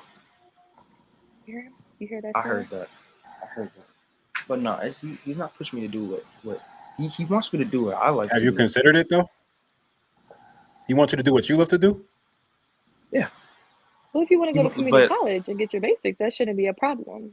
well, in terms of like what my interest is, like which is music, like he wants me to do that. But when it comes to like college and stuff, community, I don't know. Community just means more time. I don't know. Wait, It's a difficult situation. your dad wants you to do music, but you're wanting to not do music as a field, right? It's like I don't know. Like I want to get into the music industry, but at the same Mm-hmm. time, from like what I said, like what I hear from everybody, it's like you can't just go straight into it. Or I mean, I don't know. Yeah. It doesn't make sense to invest everything into it now and then have to pick up from messing up that time later. That's Like I can get the understandable. experience. I can get the experience of a music school, and then if I'm not successful off of doing music, then I gotta make up for it, and it would have just been a whole waste of time. So it's a bad investment of You have to money. do something peripheral to music. Then you have to do something peripheral to it that's going to make you money. What are the high like studio engineers? You got to do something. Not to say you have to do it. I'm just giving it. I'm just saying like if you have an interest, you don't have to stray too far from what your interest is to get money. Even if you did something electronics wise, something in that direction, you would be straight because at least who you are as a person would still want to be socially connected to people who are musicians. You would still want to have a network surrounding around you that would be beneficial to you. When it comes Yeah. to music, like if you're going to be pursuing it, it's not what you do, it's how you do it. Well, Yeah. I mean, to me, it seems like the jobs that you can actually get a lot of money from and stuff like that is pretty basic. Like if you like, I don't know, it's like it makes more sense for you to be a lawyer or something like that than you do something involving art. So it's kind of Your taking situation you away is from all right. Yeah, your situation is a little different. Your situation is different. Do you want to leave at 18? Do you want to leave at 18 or do you want to stay at home? Or like is that an option for you? Leaving. If that's your main There's priority is leaving, then you need to find a job that pays you 20, 25 an hour that at some degree that's entry level. Only thing I could think of right now would be cybersecurity, maybe trucking, maybe a couple of like electronics positions, depending on like the people who put cable boxes together to make $23 an hour. There's a lot of hands-on work that I or HVAC or plumbing or any of these apprentice type jobs where you go in right away and you are making money right away. So if you have that urgency to leave, like me when I was 19, I was like, I need to be out here in the mix. Then But like find I that don't actual have a job. car. Other Do than you that, have if to you get got licensed options, for that though? if you have privilege, then I for what? mean, yeah, like if I'm going house from house plumbing, I can't just call Uber every time. So it makes sense that I don't have my license yet. I like I know people that do, Yeah, but I haven't really You invested time into. you need to, buddy. You 17. Yeah, I I'm not mean, gonna lie, I didn't get my license till I was 18 because I was lazy. I didn't feel like I was already surrounded with so much stuff in school. So, but my parents was like, no, you got to get it because they were tired of dropping me to practices. No, but I well, I feel mean, like Tim, it's not really a just priority. yeah, just follow your heart, honestly. And the thing about community college, those years transfer into universities, some universities, depending on what you're trying to major in. So don't let that scare you. I mean, some parents, they don't know. It's a lack of knowledge, especially in the Black culture. They might deem that community college is bad, that you might just graduate a community college and you might not go anywhere. But that's just basically the lack of knowledge that we have. Whereas you can get your basics done at community college, go to another university, don't have to worry about paying so much in student loans or anything of that nature, and get a degree still. So, but that some people don't know that. But just follow your heart. I mean, Well, I mean, you're young. You what can change your mind multiple times. Trust me, people do it every day regarding degrees and stuff like that. So what my dad says is that it's hard to stay motivated the whole time, and that you might just if I just end up giving up, then I'm gonna end up failing. if I come back here, then I'm gonna have to work full time at my job, Mm-hmm. and then it's like then if I start living on my own, it's gonna be paycheck to paycheck, Yep. barely just scraping. That's your motivation. Your motivation is not to live paycheck to paycheck. Your motivation is not for your dad to kick you out. That's the motivation right there. Well, I'm Right? saying You want to if I left and did something that was $25 an hour and didn't go to college, how am I gonna escalate from there? I That's what can't I'm answer saying. that. It depends on That's what what you I'm do. saying. That's all right. Well, there's upward That's mobility in a tough. specific field. What happened? I Oh, would say it's no, not tough. You don't have any path in front of you that's not going to be tough, really. So Yeah. the point is that if you're making 25 an hour and you want to take classes on the side or do some combination or do what I did, join the military, now I have the option to get my degree for free. After 4 years, I was good. Matter of fact, within 4 years, I was in the Air Force or whatever. I had the option to get my degree alongside while I was working, Mm-hmm. and then it was going to be free at that point. So if there's different ways to skin a cat. If you want to go to school, if you're sold on going to school, then the military is what I would do because that's what I did. So that's what I'm going to advise. But that's risky though. there's I mean, other ways. There's corporations that will pay for your school. Mm-hmm. It depends on what you do or what happened when you went to the army. Like you didn't have to risk any type of injuries or Oh, like he's dying. talking about do you You want have the to go military risk? out You're in scared the of that? war and stuff like that? Yeah, like I mean, I guess that's just from what I I've had a see. You're privileged actually in career, it, so I've had a privileged career. So I've gone everywhere I've toured overseas was Asia, so Japan, Hawaii, Korea. We've had scares with South Korea, but it wasn't never like nothing that I don't have pride in my work for that for our air power to be superior. So I'm Air sorry, Force is from what I different see, than Marines and the Army. I would advise Air Force and then Navy. I would never advise someone to go into the Marines or the Army for the reason that you're Those saying are the right now. hardest. There is way more risk to life and that's probably and that's limb probably or all I whatever. see. Yeah. But I would They say go if through like if Hell you Week and stuff like that. But Tim, not yeah, I everybody mean, goes off base or not everybody goes into war or action. That's the thing. So like the military has so many benefits. You can be in the military and as he said, get your degree at the same time, right? And there's other incentives. if you get out the military or you're doing something stationed here, they will pay you to go to school, right? They'll give you incentives and everything like that. It's so many benefits of going into the military. And I feel it's a lack of knowledge that people have that they wouldn't use it for their benefit, right? Even if you get out the military, you retire, you have a certain number of years, you can claim disability and not be disabled. You can say you have PTSD, you can say you can't hear correctly or whatever, a doctor sign a note, and you'll get a good $2,000 check real quick. But you know, there are downfalls to it also, being in the military, what comes from it. So I just can't say everything about, I mean, it's But- from what You could like also from what join I the- know. but- From what I know, it's like I think like what most people know. I guess like from whenever I hear about Marines or Army, the only thing I'm thinking is like, yes, you build up your body, and then you go out and fight on the field, and hopefully you don't die. And if you come back Oh, alive, Lord. then you get the benefits. That's what I'm thinking. I didn't know you can go there and you don't have to go on the field, and you can make an excuse to come back. Because from what I know, that's like the complete opposite. So maybe Don't even think about all that. Think about the fact. Okay, if you want to think about Marines and Army, then whatever. There's a risk of losing life. I don't want to die. I don't losing wanna it, die. whatever, or dying, whatever. Tim, we can die tomorrow. If you're I could going die Air tomorrow. Force or Navy, you can focus on your career, or I would say go Air Force Reserve, or go Coast Guard. Those are not going to be high risk, but it's going to be the same amount of benefits as everyone else. The benefits are the same across the board. So let's say you join the Air Force Reserve, you become an aircraft electrician or avionics, or something that's going to be something technical. Now you IT. have everything prerequisite. Oh yeah, IT, cybersecurity. Thank you, Q. That's a big one. Cybersecurity right now in the Air Force is huge. They're trying to. The things they're trying to do on the military side. There's certain things I can talk about. There are certain things I can't. But cybersecurity is big. They're going to recruit heavily into cybersecurity in the upcoming years. So those are going to be certificates that they're going to pay for you. And if you still want to go to school afterwards and you want to become like an engineer of some sort afterwards, you have that available to you. And you have government jobs that are waiting to try and take you from out the military.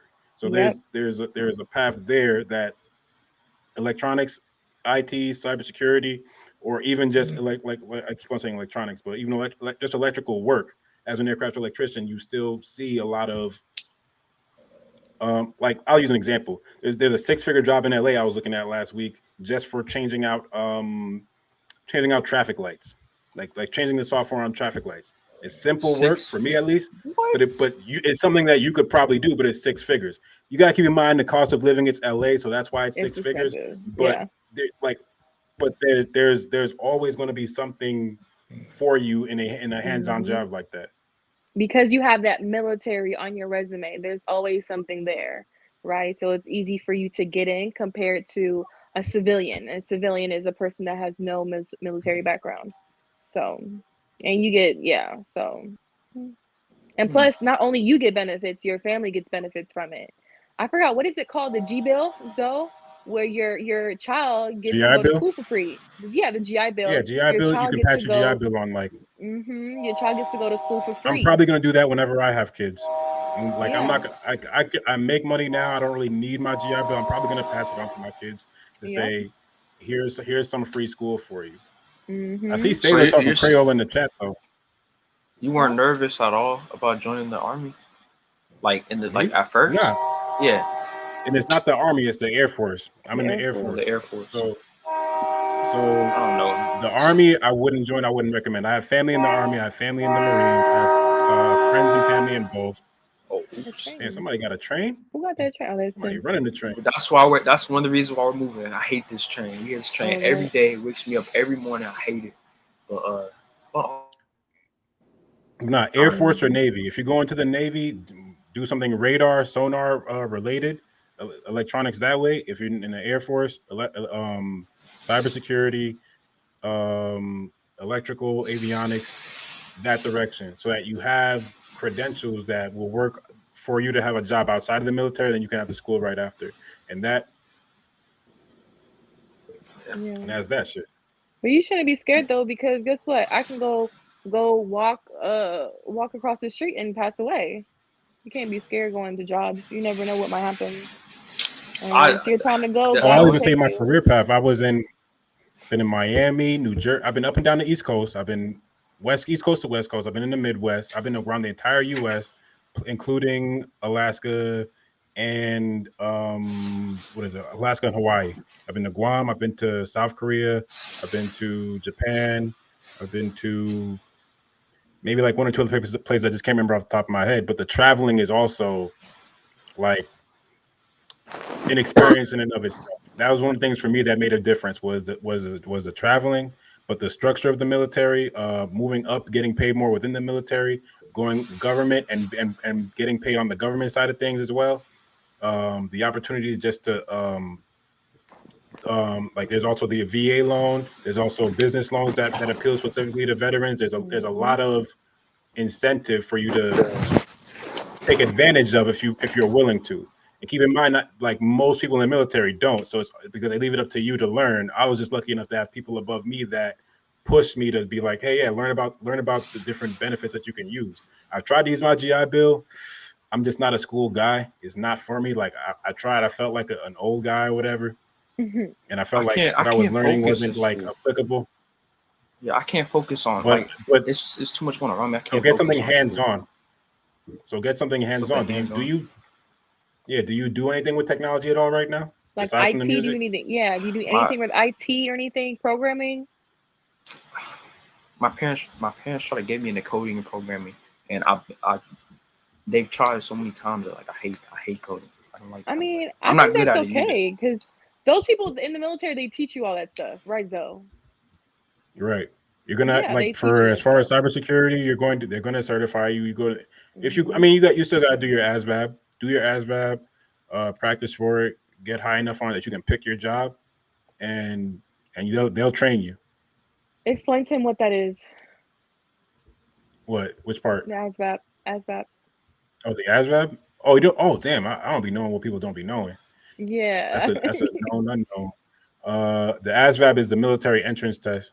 It's like you take it and then it tests you on math, reading, and then different technical, electrical, technical, and administrative skills or whatever are all on that test. So and it's multiple choice. So you just kind of go through it and then they grade you. It's like a dumbed down version of the SAT.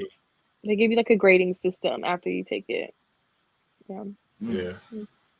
I did well on them. I missed like one question, but I still picked a job that didn't require like everything that you score for. You really got to get like high 60s on most of the stuff, and then maybe like an 80 on your general, 80 and up and on your general, 84 and up on your general, and then above like at least a 67 in technical and not technical, in electrical, mechanical, and administrative, and then you can qualify for any job. Did you know, Zoe, going into the military, did you know what field you wanted to go in? Yeah, I looked at it beforehand. I looked beforehand because I got my brother in the military. I've got cousins in the military. So I had people to talk to pull from for me to be like, well, what am I going to do when I get in there? Because I did want to do cyber, but at that time I didn't want to do technology at that time. But at the same time, I was like not completely sold on it. But the aircraft electrical work, I knew I was going to be doing a lot of mechanical work, electrical work, troubleshooting, some engineering level type stuff, which is what was big for me. I wanted to, if I was going to get a degree in engineering.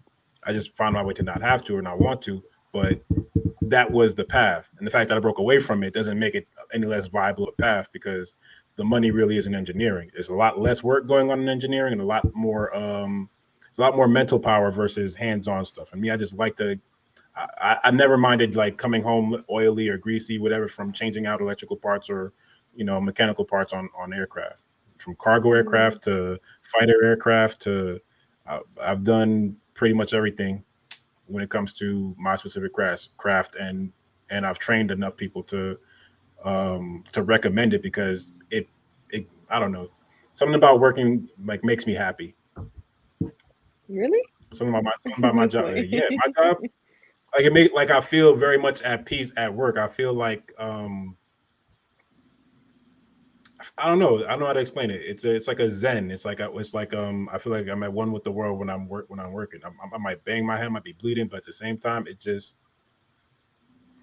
it for me. Yeah. Well, I'm about to go to sleep, y'all, because I've been traveling and I'm tired. So you guys have a good night. Right? I will see y'all. I'm gonna tap out too. Bye, y'all. Good night, Q. How you feeling, Tim?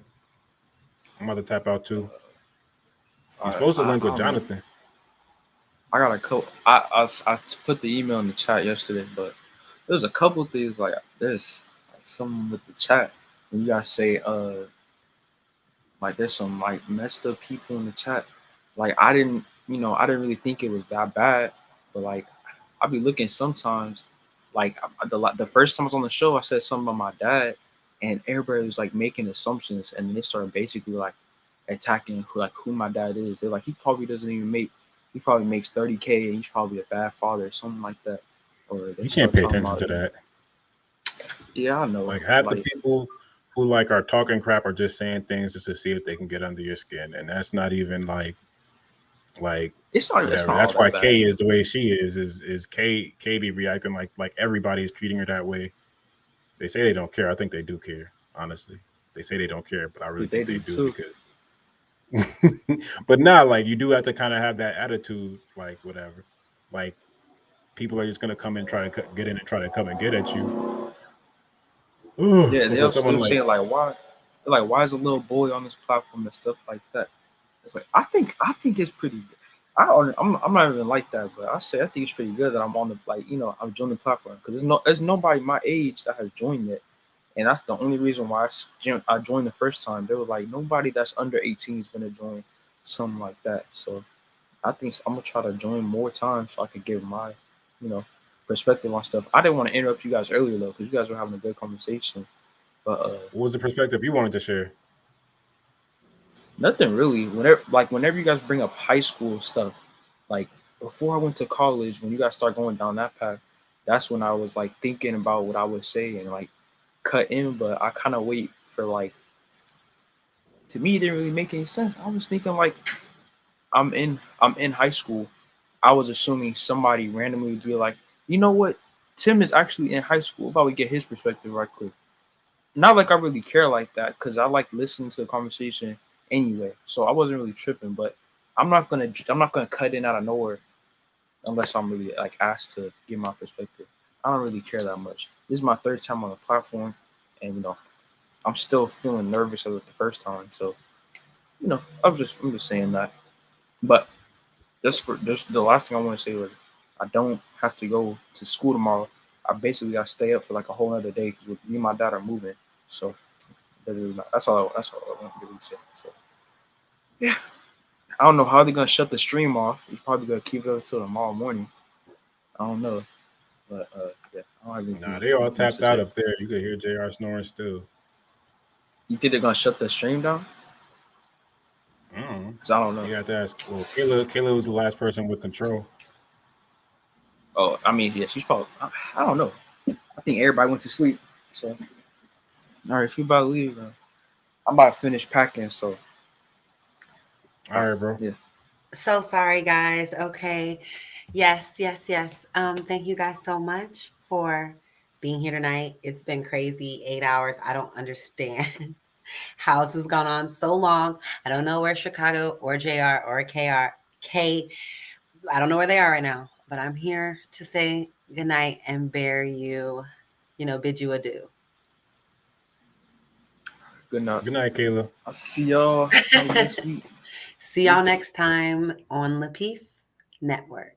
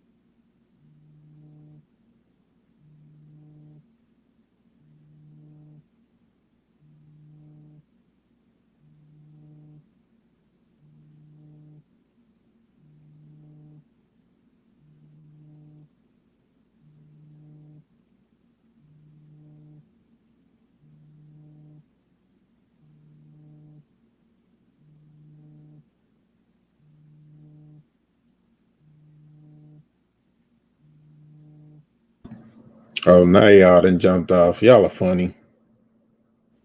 Y'all are funny.